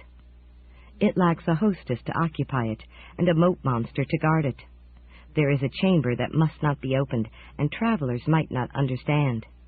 The big princesses thought perhaps a dragon would do for the outside, and a person for the inside. They want me to stay here? Becca asked, awed. If you would be so kind. Of course, the little princesses don't yet know about this, but I'm sure they would like to visit it, and perhaps others would too, like your parents, if we could be sure it was properly maintained, by someone with discretion. Becca gazed at the castle, slowly appreciating the significance of the job. It was really a gift. She had a new home, for both her forms. Author's note. Something weird happened while I was writing this novel. I was gaining on the years-long backlog of reader suggestions. I call it the pun list, though actually suggestions are of all types. Puns, characters, situations, corrections, whatnot.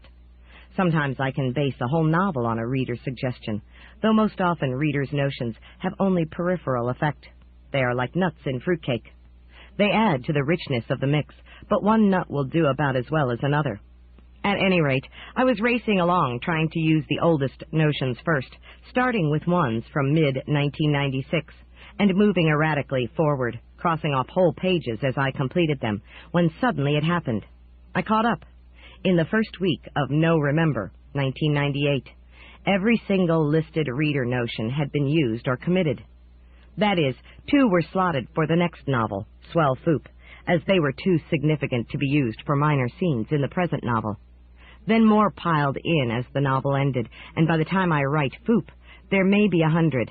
But I want it known that, for one brief shining moment, the list was caught up. It may never happen again. Otherwise, the news is mixed. Florida, like the rest of the world, has felt the impact of global warming, which means not an even gentle rising of temperatures, but at times devastating changes in the weather patterns. Our tree farm is on a peninsula in Lake Sotapopka, and the water rose and rose until we judged that 2 more inches would flood our drive. Then it stopped as spring floods gave way to summer drought and fires. Our trees would be finished if any fire reached them. But none did, and finally the rain resumed, and we were okay, except that by then it was the hurricane season. The rule is this: every storm first forms its eye and looks for us. Then, like a bowling ball rolling down the alley, it tries to knock off our pin without stumbling over other pins first.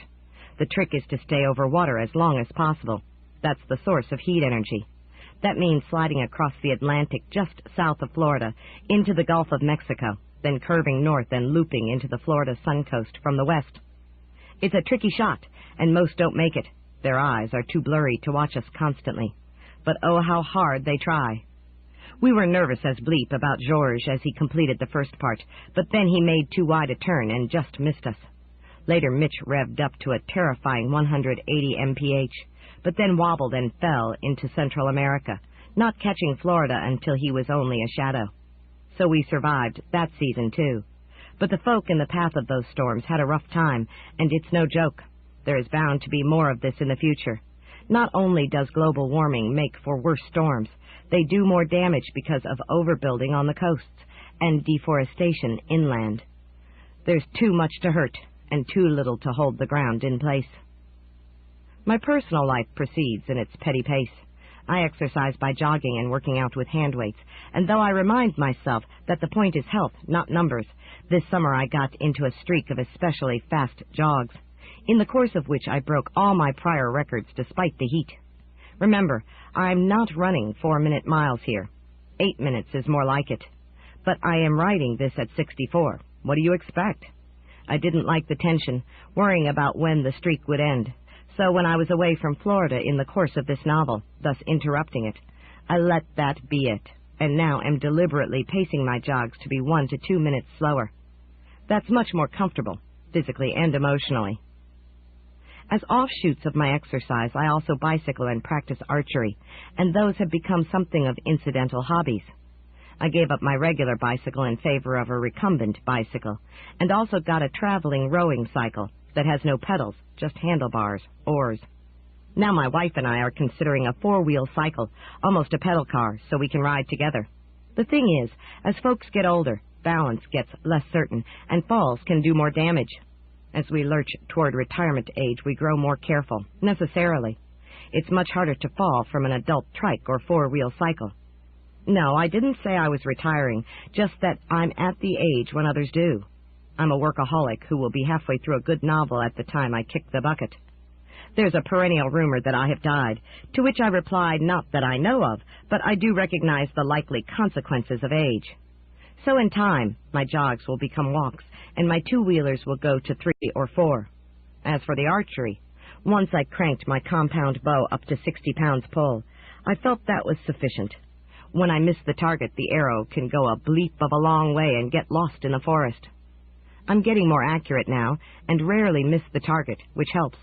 I also still use a left-handed reverse curve bow, so as to balance the exercise. I've learned how to repair my battered arrows, and they are lasting longer. I recently saw a sale on bare arrows at half price, so bought a dozen. Rather than cut them down to proper size, I decided to use them full length of about 33 inches, and they work well enough. I suppose if I were a competitor, I'd be more choosy. But I'm a permanent duffer, using what I have. I like to experiment, and I have learned things about the dynamics of arrows of different lengths. We have a big dog named Obsidian, who has grown to almost 97 pounds of eagerness. She loves to ride out with my wife to fetch in the junk mail, but on Sunday there is no mail, so I have taken to walking her then. I made a path around the tree farm, and we do about a 1.5 mile loop. Rush and sniff, rush and sniff. She seems to have no in-between gear, except toward the end when she tires. It gives me a chance to check the trees. I see that we have a sinkhole, only about 3 feet deep, but about 1/3 of a mile long, that has slowly taken out whole lines of our pines. Some are tilting, some are dead. I suppose it could be an underground stream, though we are only about 5 feet above the water table. Well, it's better than the kinds of sinkholes elsewhere in the state that suddenly swallow houses and highways. I tease Jenny Mundane's mom about how they should move to Florida and build on a sinkhole. During this novel, we made a trip to attend a reunion of the alumni of Goddard College in Vermont, where in the 1950s I became a vegetarian, met the girl I married, and got my degree in creative writing. I'm still a vegetarian, still married to the girl, and still writing, so it seemed appropriate to attend. We met a number of lost friends, and I did a brief reading for my just-then-published novel, Zombie Lover, and we saw the expanded campus. But a cold wave arrived just in time to catch us. We went suddenly from a night's low of 74 degrees Fahrenheit at home to a daily high of about 55 degrees, with frost at night, and had to wear all our changes of clothing in layers and still feel cold. Probably this is the last time. We don't like to travel, and it disrupts our dull routine. I lost 2 weeks writing time, and I really do like to write. I wrote it up in detail in my regular column for the High Piers page at www.hipiers.com for online readers who like to keep current. HighPiers.com is the ghost of our old 800 High Piers shop, which has shut down. One other thing happened during this novel. I had minor surgery on my back. I do mean minor. There was a suspicious patch developing, so rather than gamble, the doctor cut it out. There were 4 stitches covered by a Band-Aid. It turned out to be benign. Sometimes I make sure things are carefully explained in my fiction, so readers can't get confused. But that can annoy some who don't like to think I'm treating them like idiots. So in Yon Ill Wind, I didn't do that. Ever since, I've been getting queries and complaints. Why did I kill off Chlorine and Nimby? What a downbeat ending. What happened after that? How come they appear in subsequent novels if they're dead? Sigh. I suppose I should have explained in that author's note what I thought was clear from the context. Nimby needed a single tear of love or grief for him, from someone who did not know his identity or its significance, in order to win his contest and save Xanth. Chlorine shed that tear. Thereafter, Nimby restored her to full health and beauty and carried her away to the nameless castle for something like an endless honeymoon. No, I don't know whether they got married first. And that will set off some other readers. One chewed me out for having Sean and Willow, in that novel, share a room before marriage. The adult conspiracy really is alive and well in Mundania, as well as Xanth. Now for the present novel. There were some miscues, such as when one reader suggested a dragon girl, and I explained that had already been done elsewhere. Then next day I discovered that I had already agreed to have one in this novel. Okay, so I added to the credit for that one, but I wish I had been able to let the second reader know at the time. Some good ideas had to be used very briefly or even off stage, because the novel goes where it goes, and I can't follow up on every good notion. I also had a problem with Becca, the dragon girl. I felt the situation was too close to the chapter I had in Zombie Lover, where Brianna of the Black Wave has to foil the cad, Ralph. So I thought Becca had better walk on stage and then off stage soon. But the willful girl wouldn't go, so she stayed to the end of the novel. Characters do that. They can have wills of their own. But overall, I think the reader notions integrated well, and here they are, roughly in order of their use in the novel. Talent of having stupid ideas. Sorceress Tapas returns. David Hoover. D-Test. Thomas L. Bruns. Sand Wench. Lisa Saines. Crackpot. Sarah Walker. P-Nut. Rich Stabile. Dingbat. Eaton Bernstein. Becca. Becky Bell. Dragon Girl, also suggested by Jennifer Trapp. Melody Irene Human. Melody Irene Poole. Melody Irene's Story. Monica Meyerhart. Phantom Pregnancy. Kyle Johnson. Tell the Sea Hag's Life Story. Sarah Curran. Surprises Used Talents Replenish Eventually. Greg Rimko. Ho, with Selective Amnesia. Michael Milestrup. Ghost King Warren's Talent of Creating Ghosts. Kyle Van Horn. Jade. Ashley Colvin. Mac, Mike, Mal. Michael Kenny. Og and Not Og. Greenhorn. Barbara Hay Hummel. Half Soul in the Wind. Jessica Houseman. Gargoyle Socks. Jessica Mansfield. Frey Cloud. Laura Slocum. Waxing Poetic. Bears. Brenda Toth. Boss Black Labrador. Greg Kennedy. Imp Ass. Craig Yoder. Time Varieties. Donovan Beeson. Ek Sray. Monica Ramirez. Situation Magnification. A Mother's Talent. Caden Boyd. Payphone. Chris Efta. See-Saw Convention. Samantha Holsinger. Pair It. Matthew Aharonov. Demonica's Talent of Identifying Springs. Names of the Denizens of the Isle of Fellowship. Nicole Mortimer. Smoke Screen. Cold Snap. Talent of Controlling Tangle Trees. Riverbank Lean. Vincent Tardo. Human Nightmare Crossbreed. David Chapman. Compact Disc. Dow Jones. Andrew Caton. Petition Collecting Signatures for a Cause. Red Plana. Literate. Dorcas Bethel. Sim to Have Adventure. Crystal Tongue. Cattails. Marshall Porter McConaughey. Snooze Button. Hal L. The Who What Werewolf. Anna Bryant. Novella. Bentley Gettings. Chainsmoker. Pack Rat. Diabetic Puns. Tiffany Stull. Pyrite. Nice. Dane Woodward. Pun Kin Pies. Brittany Nelson. Sheetrock. Chelsea Bagwell. Pun Dial. Brandon Banks. Tooth Paste. Stephen Andrew Humphreys. Tangle Tree Farm. Nadine Naga. Trent and Iris move to Isle of Illusion. Swamp Road Game. Aaron Schramm. Angels in Xanth. Shun Tree. Wes Lucilius.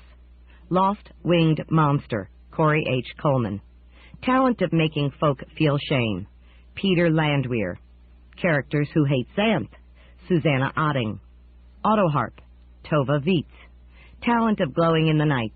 Elizabeth Pearl. Interface. Peter Landwehr. Litterbug. Monica Ramirez. Anarchy, with Thoughts in Word Balloons. Donovan Beeson. Green Murphy. Aaron Schramm and daughters Shariah and Fiona. African Centaurs. Anna Dunster. Cress Centaur. Pisces Elfman. Chet Centaur follow-up. Katie Gates. How Do Centaurs Breathe? Wayne Donahue.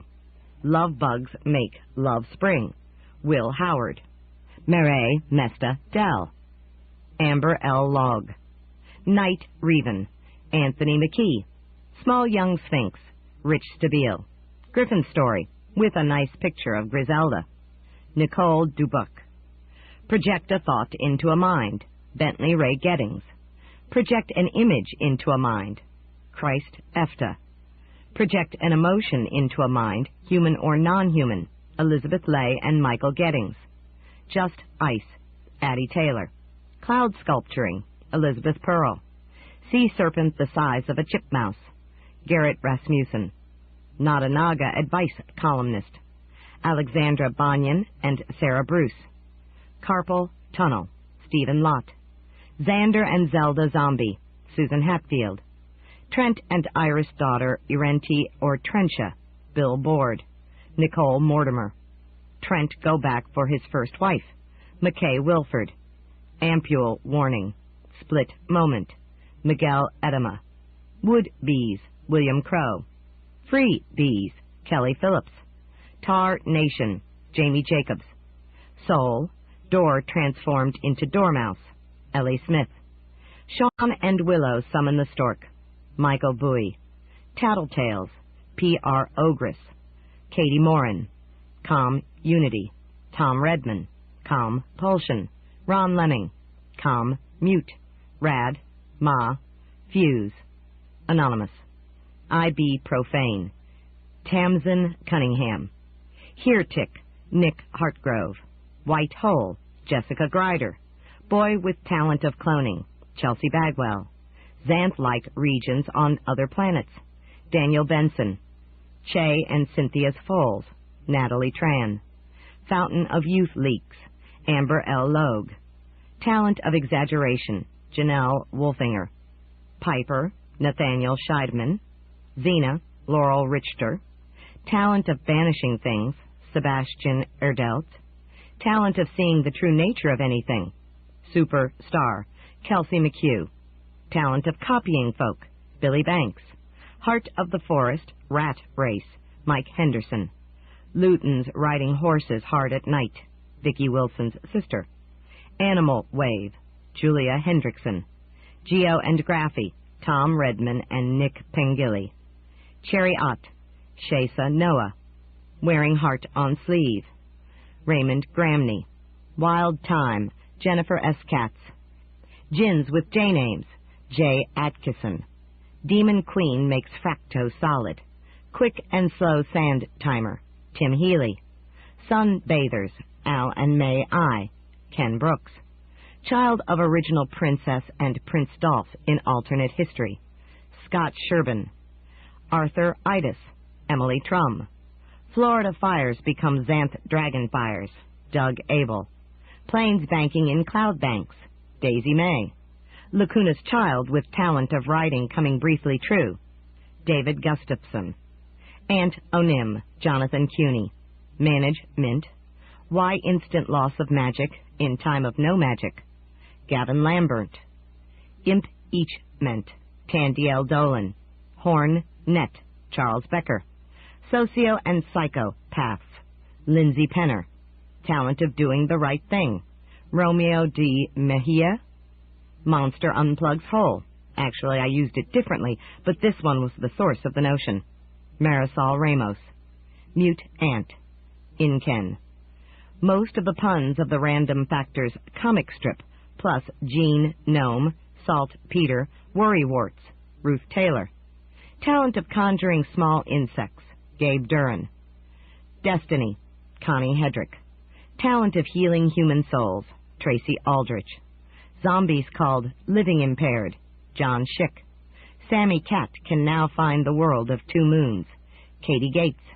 Ida's Child with Talent of Suppressing All Thought, Jennifer S. Katz. Repulsive, Rapunzel's Ugly Twin, Natalie King. That does it for this time. I finished this novel, November 29, 1998. Harpy reading, folks. End of The Dastard, Xanth, by Piers Anthony.